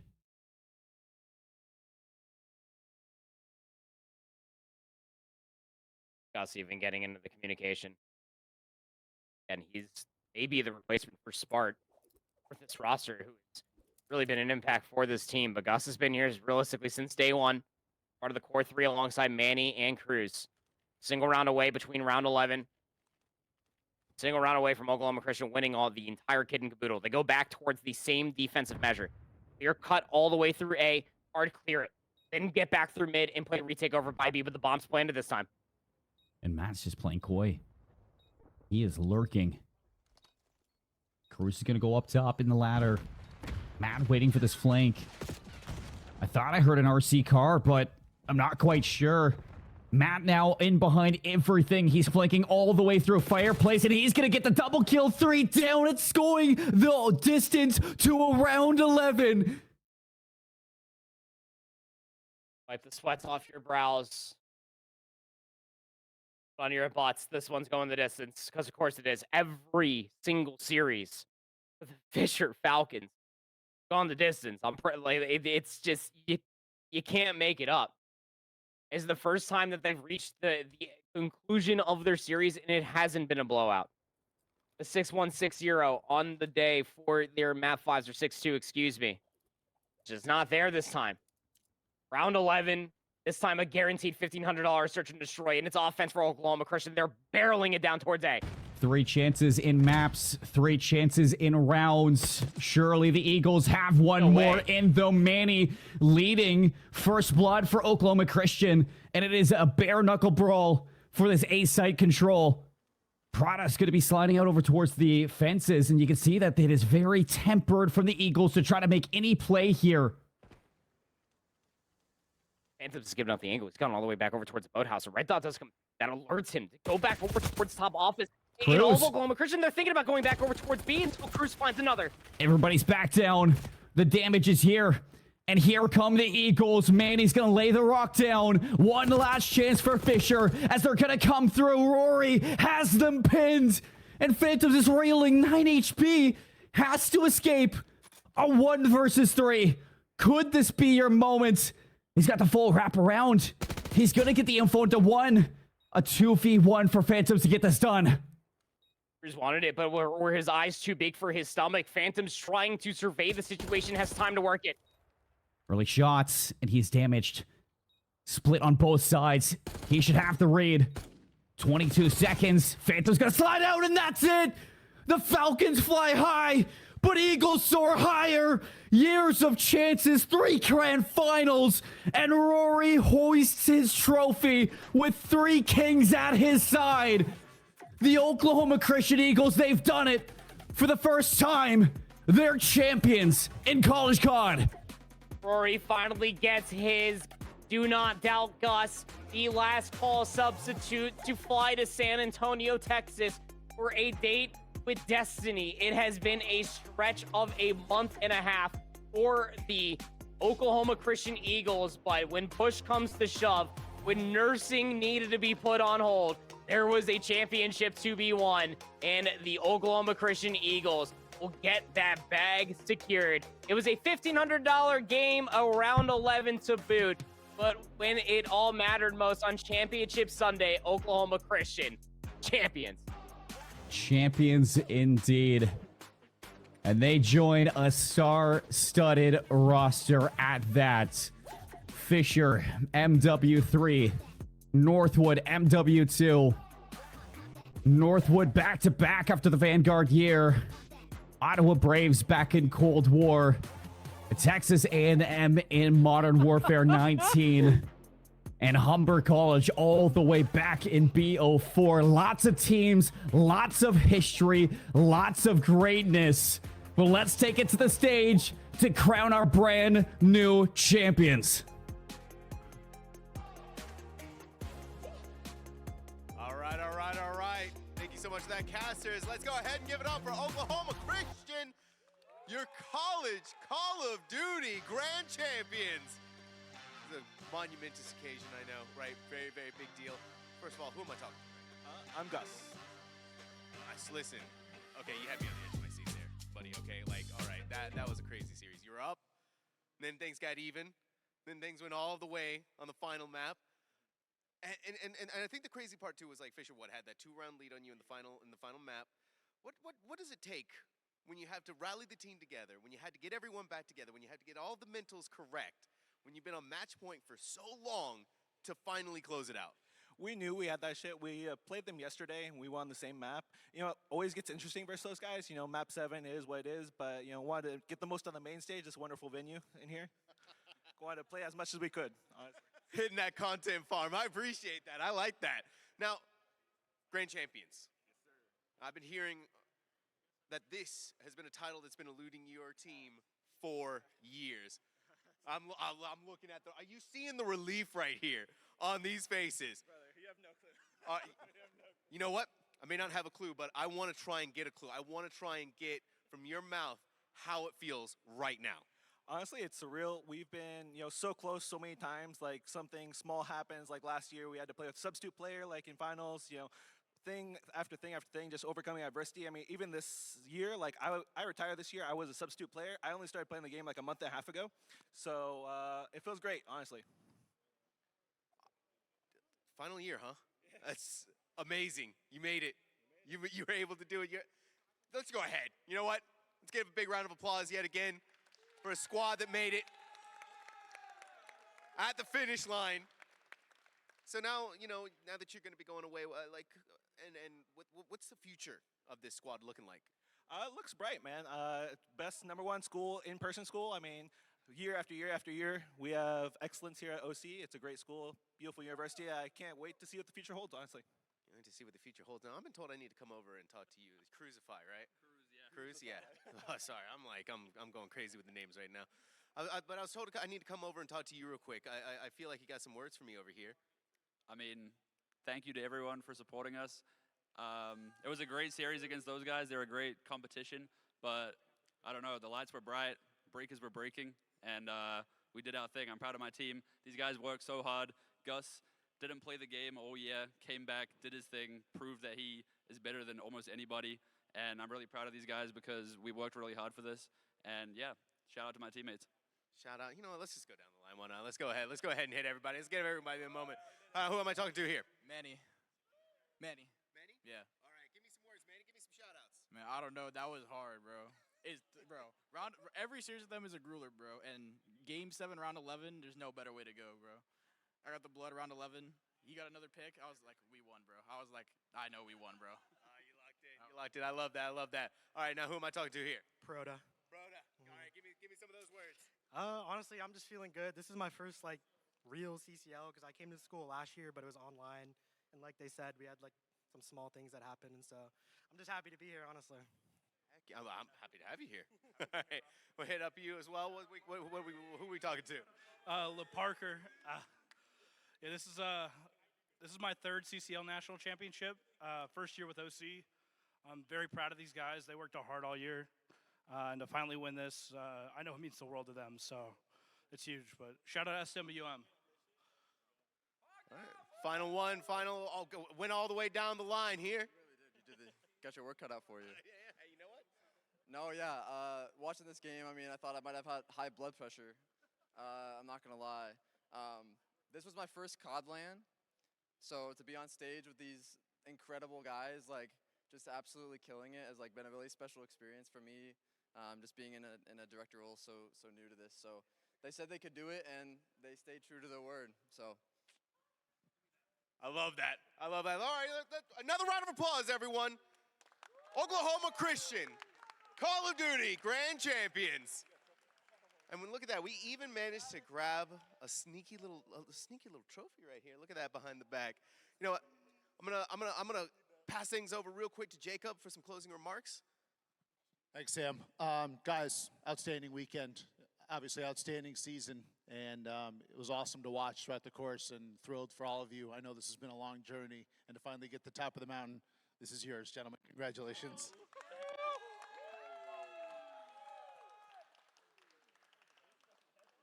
Glad we didn't have the mic on that. All right, let's go ahead and lift it up, guys. Go ahead and put it up in the air.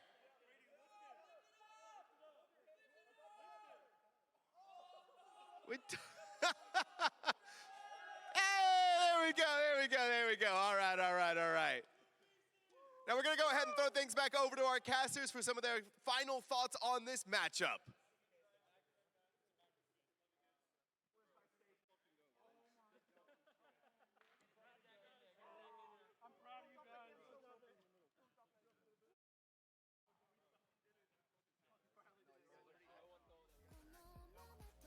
All right, and that's going to be the end of our show here on stage.